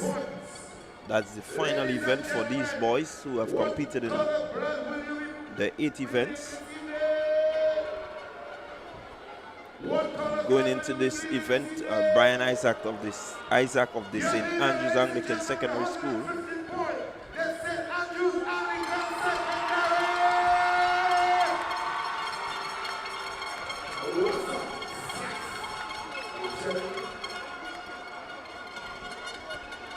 The boom doesn't swing any lighter than that. The determination, the result, and the winner of Intercol 2024, Republic Intercol 2024, will be determined on the final day by the final event. So up next will be the boys 1500 meters open. So GBSS with 113 points. The St. Andrews Anglican Secondary, Nawasa SAS with 115.50. And still in the girls division, the St. David's Catholic Secondary 108.50. And in second position, Anglican High School with 99 points. You're standing day 2, Republic Intercol 2024. It's only day number 2, folks. We come back tomorrow. Please go out at 9 a.m. to bring the crescendo to culminate Republic Bank Intercol Games for 2024. After 55 events, it's only 2.5 points separating first and second in the boys division. And the girls are just as close. There's still one more day to decide it. You don't want to miss the third and final day. From the very first event right to the last. Points on offer. So we are in fact winding down our efforts. I don't want to here. get anybody in trouble, but you may want to call up your boss and say, boss, Still to come at I'll be at the 1500. stadium taking in the Republic Bank Intercol Games. Just make sure you get permission open. though. Or you can take it in on pay-per-view. This is the final event, the final discipline in this We're event. getting set for the final discipline in the boys octathlon. The octathlon is coming to an end with this final event, final discipline today, the 1500 meters grueling race after you would have done so much over the last 2 days. Yeah, definitely. Test of endurance and one to complete more than anything else. So what I can tell you is that Brian Isaac of the St. Andrews Anglican Secondary School, he's going into the final event on 4,218 points. His closest rival is Lennon Williams of the St. Andrews Anglican Secondary School, and he's going into that event with 3,772 points. Rondell St. Bernard of the Grenada Boys Secondary School, he's in the third position with 3,589 points. Jonathan Newton of the Grenada Boys Secondary School, he's going into the final event with 3,577 points. Chedi Augustine of the St. John's Christian Secondary, he's going in with 3,441 points. While Anthony Charles of the Boca Secondary, 3,139 points. Jermaine Donald, Presentation Brothers College, 2,778 points. Rondell John of the Boca Secondary, 2,751 points. So while Brian Isaac seems to be way out front, there is a tussle still for positions at 2 and 3. So this final event will determine the final medal standing or the final medal position. And there's the octathlon for boys, 1,500 meters. Well, it will take quite a bit of doing for really anything to change. You may see a change in third and fourth, but I dare say I think the top two just may be sealed. It will take a big effort from St. Bernard. Maybe breaking the record or something may give him an opportunity to really get into second place. But outside of that, I think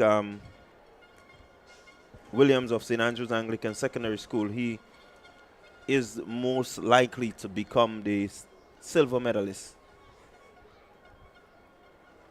I'm not going to mention Brian Isaac because I think he has already done all that is necessary for him to be crowned the Ironman of Intercol Octathlon.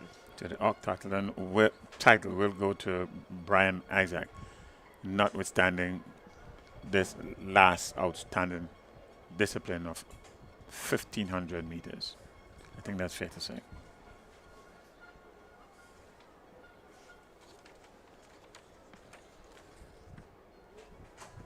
So we await the start.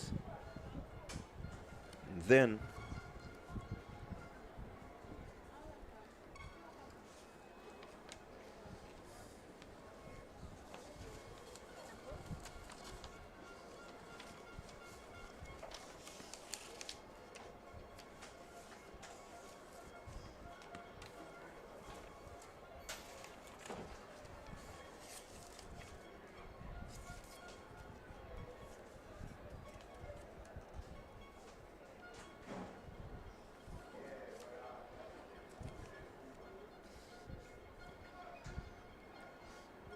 You can look on the faces of these young men and you know they want to get this over with 2 days.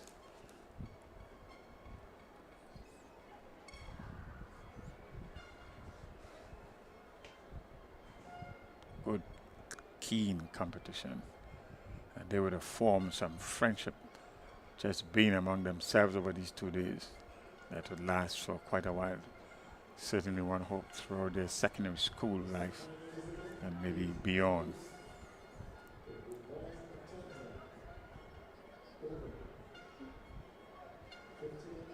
It's one of the aims and objectives of events like these is to bring the students together. Common aim, common purpose. Yeah, when you compete like this, you tend to move up the age group together, so it would definitely means competing for quite a while together. So these boys, the friendship that they make now just may last for years to come. In fact, I was listening to a podcast not too long ago talking about franchise cricket. In fact, what has happened, a lot of the animosity, because franchise cricket has emerged, have disappeared. Still competitive, real competitive, without the animosity that would have been plagued by being so insular.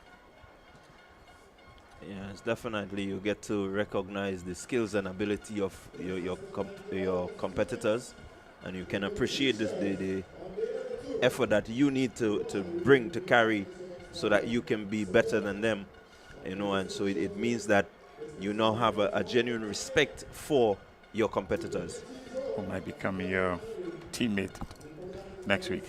Yeah, just the same. Similarly here, from these intercollegiate games, the Grenada Carifta team, there will be teammates not too long from now. The final event, 1,500 meters, open for boys.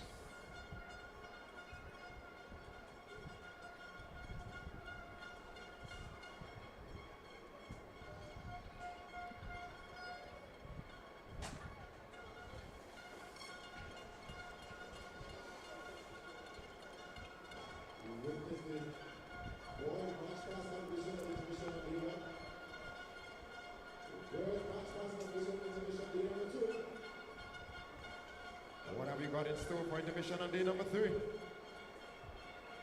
got to be there to find out.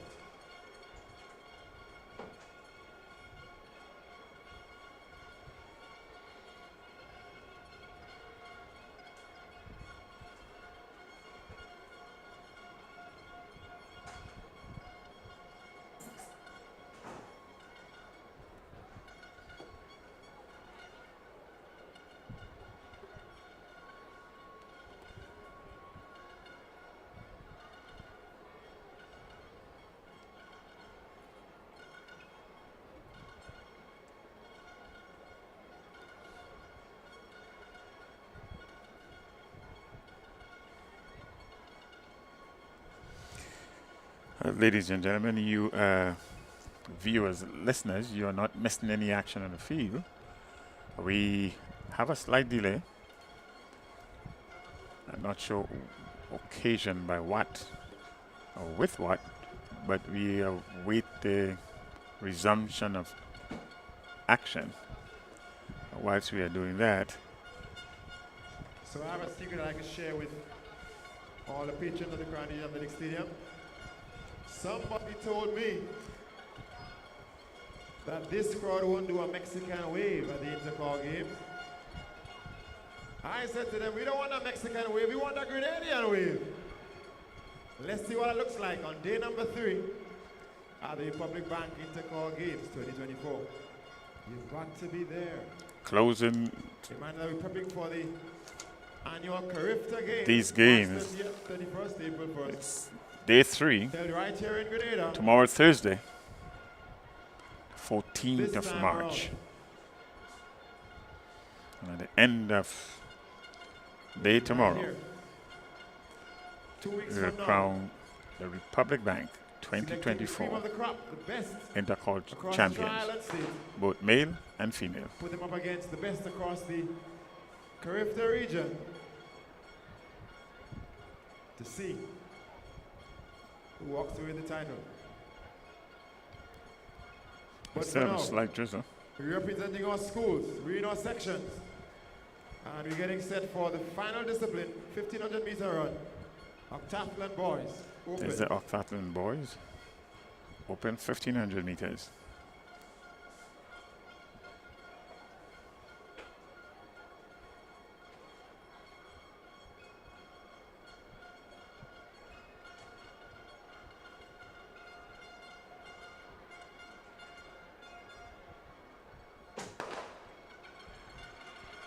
So they're off 1500 meter. 3.5 laps to conclude 2 days of keen competition.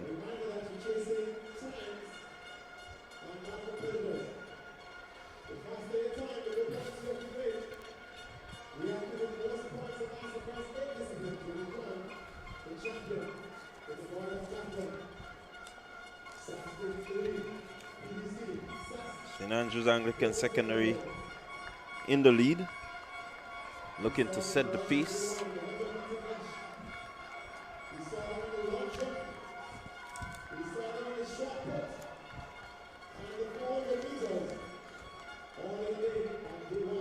Lennon Williams just looking to ensure that he leads the pack.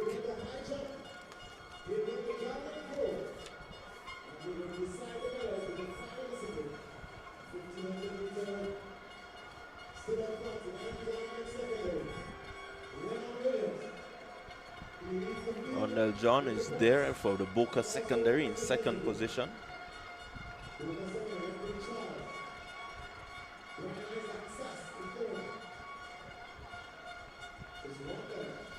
And Brian is also there. It's the leader of this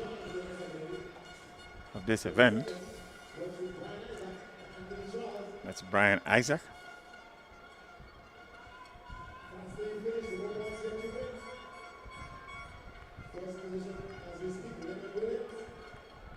Third position, but overall leading by quite a significant margin. Yeah, with the lead that he has, that's Isaac. He just needs to be a part of this race. Just to finish, and he would still walk away with a gold medal. But true competitors, they want to win every race, or certainly be competitive in every single race.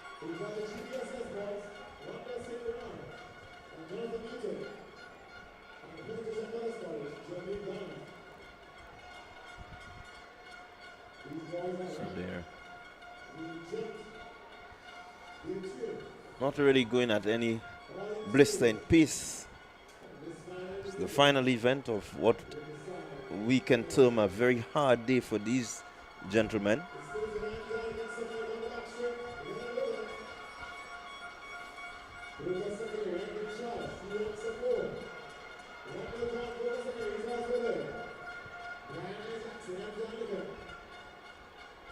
I think Isaac recognizes that he is already the champion and doesn't really look bothered. Just seem to be chipping around nice and easy. Seems to be a pretty strong individual. He has to be a serious competitor in an event like this.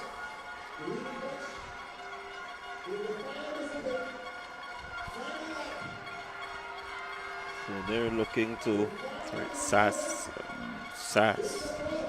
Boca, leading pack of 4. Nobody really moving yet. They're just about 350 meters remain.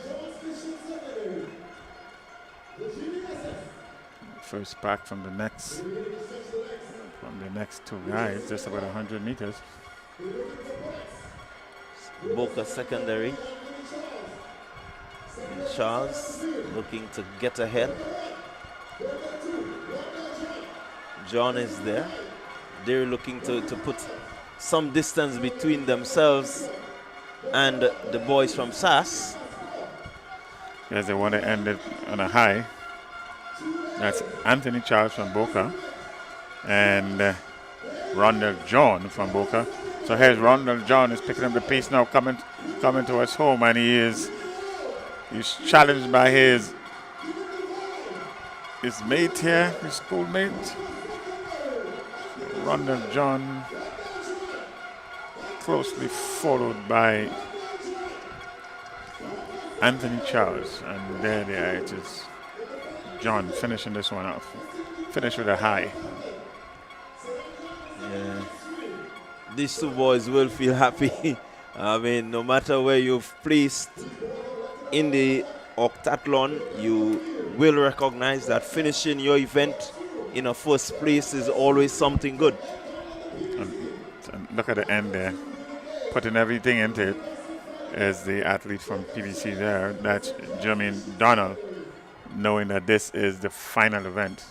He's still putting in all his effort into it, as is the athlete from GBSS and St. John's Christian Secondary School, and that's the way one should finish. Yeah, kudos to these gentlemen. They have really worked hard and they deserve every bit of appreciation that they're getting from this crowd here. They have really certainly entertained for the last 2 days, putting their bodies on the line. So there you have your results. Anthony Charles of the Boca Secondary, 5 minutes.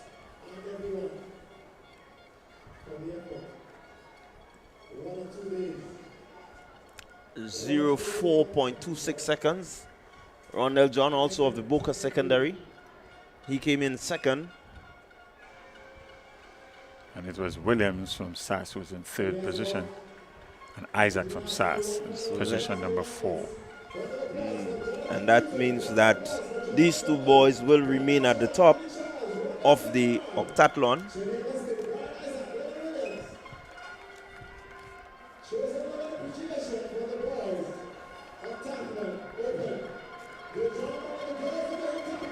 And that was the conclusion of the octathlon there.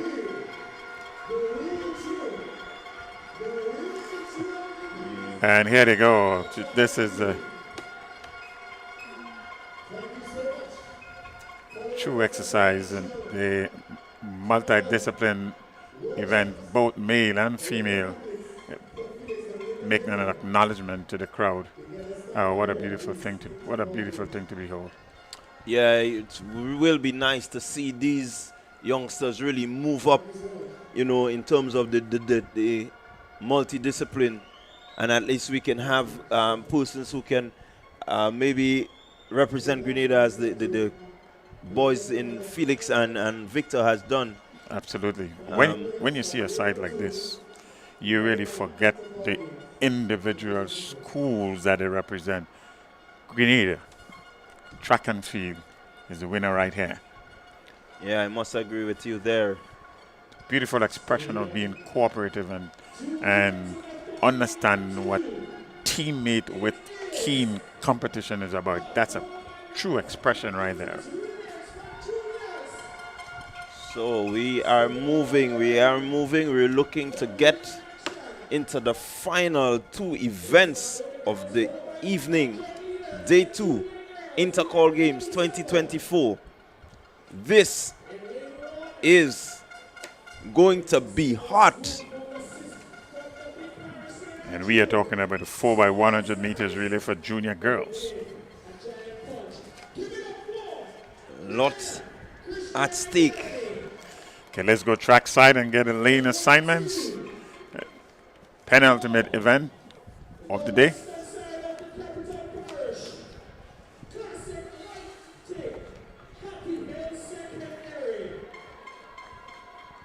We go to the big parish of St. Andrew. A former Intercol champion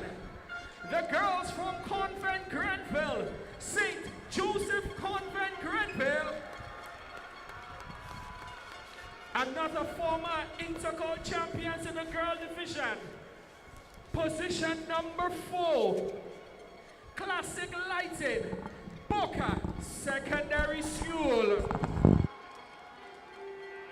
Lane number 5, the school that has dominated the recent history in the female category of Intercol.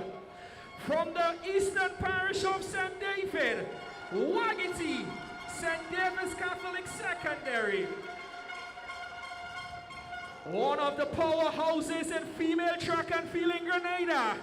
From the capital parish, they make up one half of the Tantin Bullets, the GTC Anglican High School.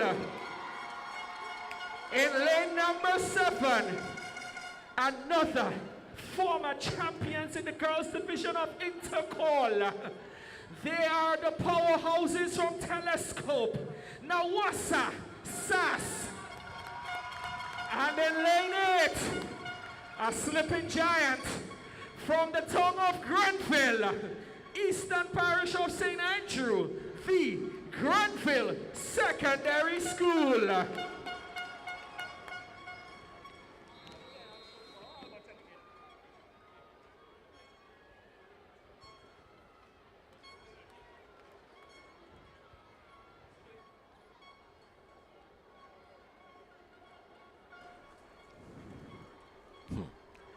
Girls 4x100 meter juniors. These juniors have done everything in Intercol so far to make you value each and every dollar you spent to watch it on pay-per-view or to even be inside the venue. Every cent is worth it, and some more. It is worth it. Just being here, atmosphere. Grenada Christian Academy, Happy Hill Secondary School, St. Joseph's Convent St. Andrew, Boca Secondary, St. David's Catholic Secondary, Anglican High School, and SAS. We have the start list for the 4x100 meter junior. No details, just the name of the schools. But Boca Secondary, SAS, St. David, pressure.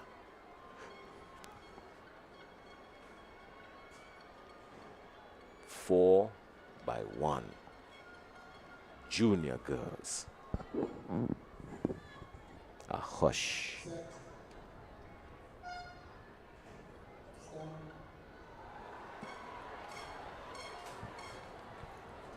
Tension at the National Stadium.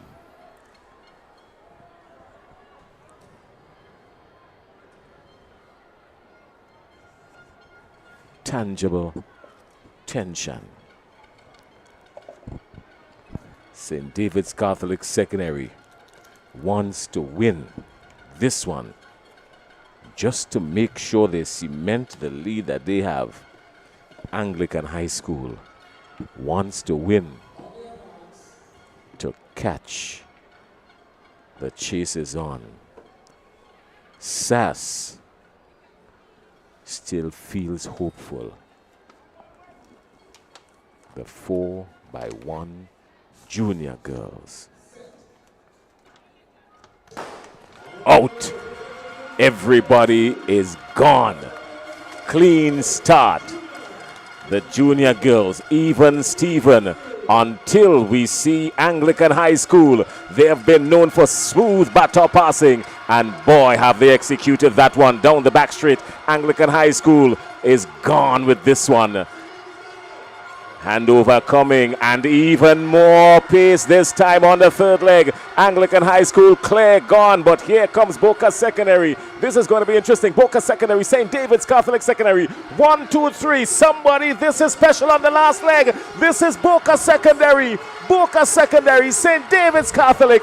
Boca Secondary, St. David's Catholic. St. David's Catholic. St. David's Catholic. St. David's. Wow, wow.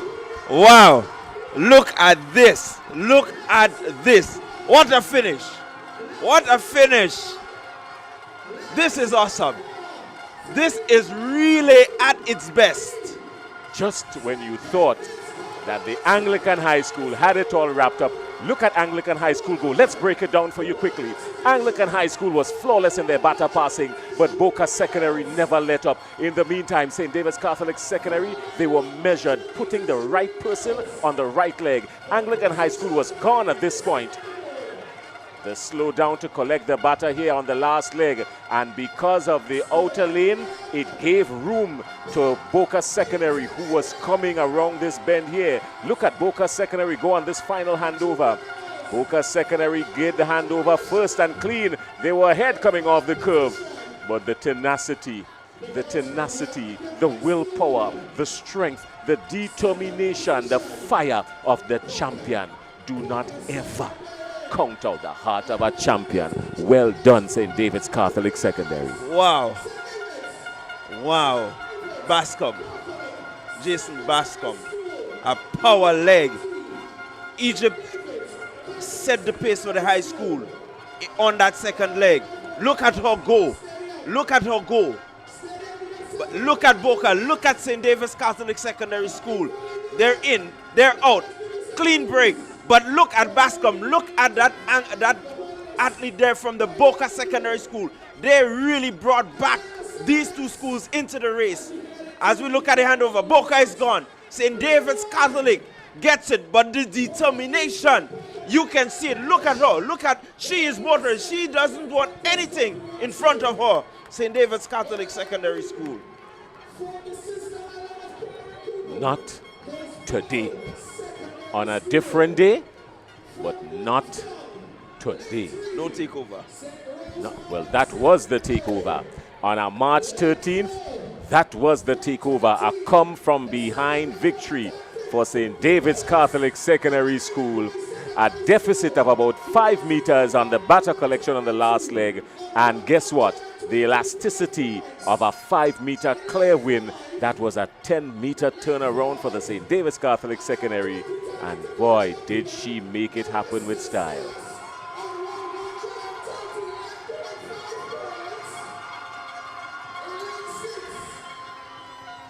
In lane 6, your 4-time Intercol champions from all sorts, the Presentation Brothers College.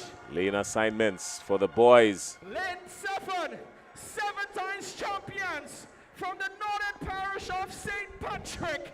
Classic Lighting, MacDonald College, and in lane 8, a parish representing the only school in that secondary school in that parish, St. Mark's Secondary School. Again, SAS 138.5 points, GBSS 125 points, heading into the final event. Grenada SDA. Hillsborough, the pride of Carriacou. St. Rose Modern Secondary. The Tarntine Bullets. The Bleeding Blue. The Old Fort Cannons. MacDonald College, the pride of Crown City. And St. Mark's Secondary School, the pride of the Food Village. This is nothing but pace. This is going to be a nail biter. Schools came into this one with some impressive times. Some impressive times. Look at this. Impressive times. 43.99. GBSS. 44.50 PBC. The start of the 4x100 meter junior boys.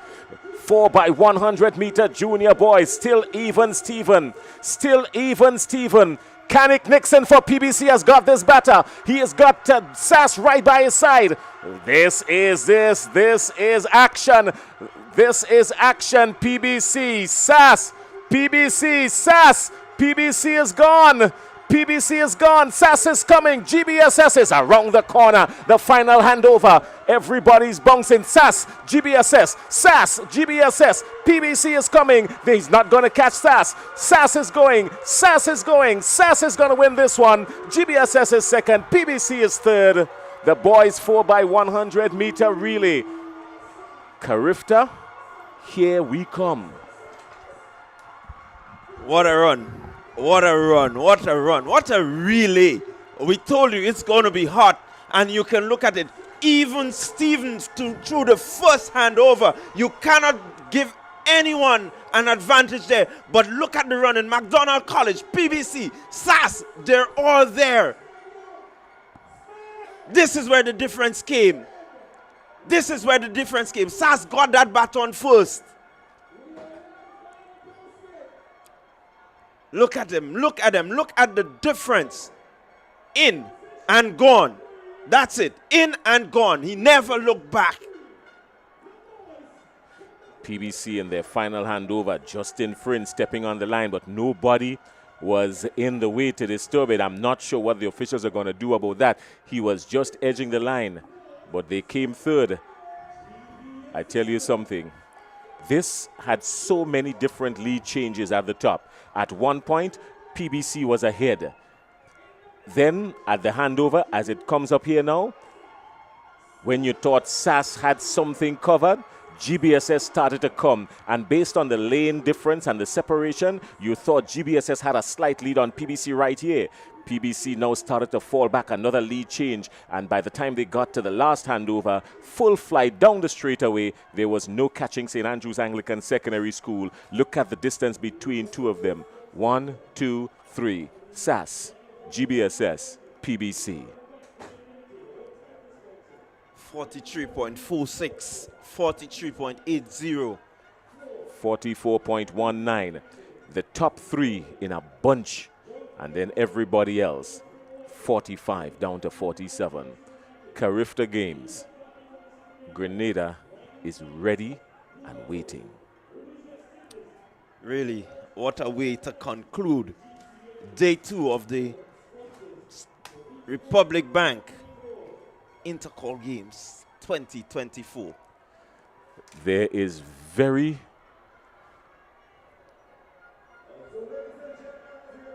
few words that we can add to pull the curtains down on day 2. I'm not generally lost for words, nor am I really. But it's just important to note that when you're right up on a high, you've got to stay there. Even the sponsors, the supporters, the sponsors are supporting their schools. Ladies and gentlemen, boys and girls, from wherever you are around the region, around the world, from Grenada to the rest of the world, this has been day 2 of the Intercol Athletic Championships in Grenada. It comes down with another feisty relay. We will bring the curtains down with this one.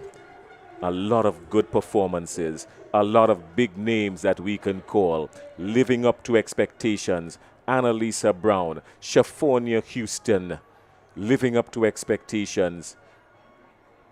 Emilio Blanco Bishop, and the St. Andrew's Anglican Secondary School, GBSS, and PBC.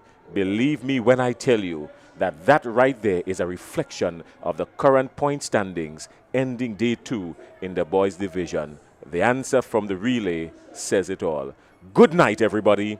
Until tomorrow, when we come back for the start of day 3, the end of Intercol day 3, when we come back, it is going to be fire.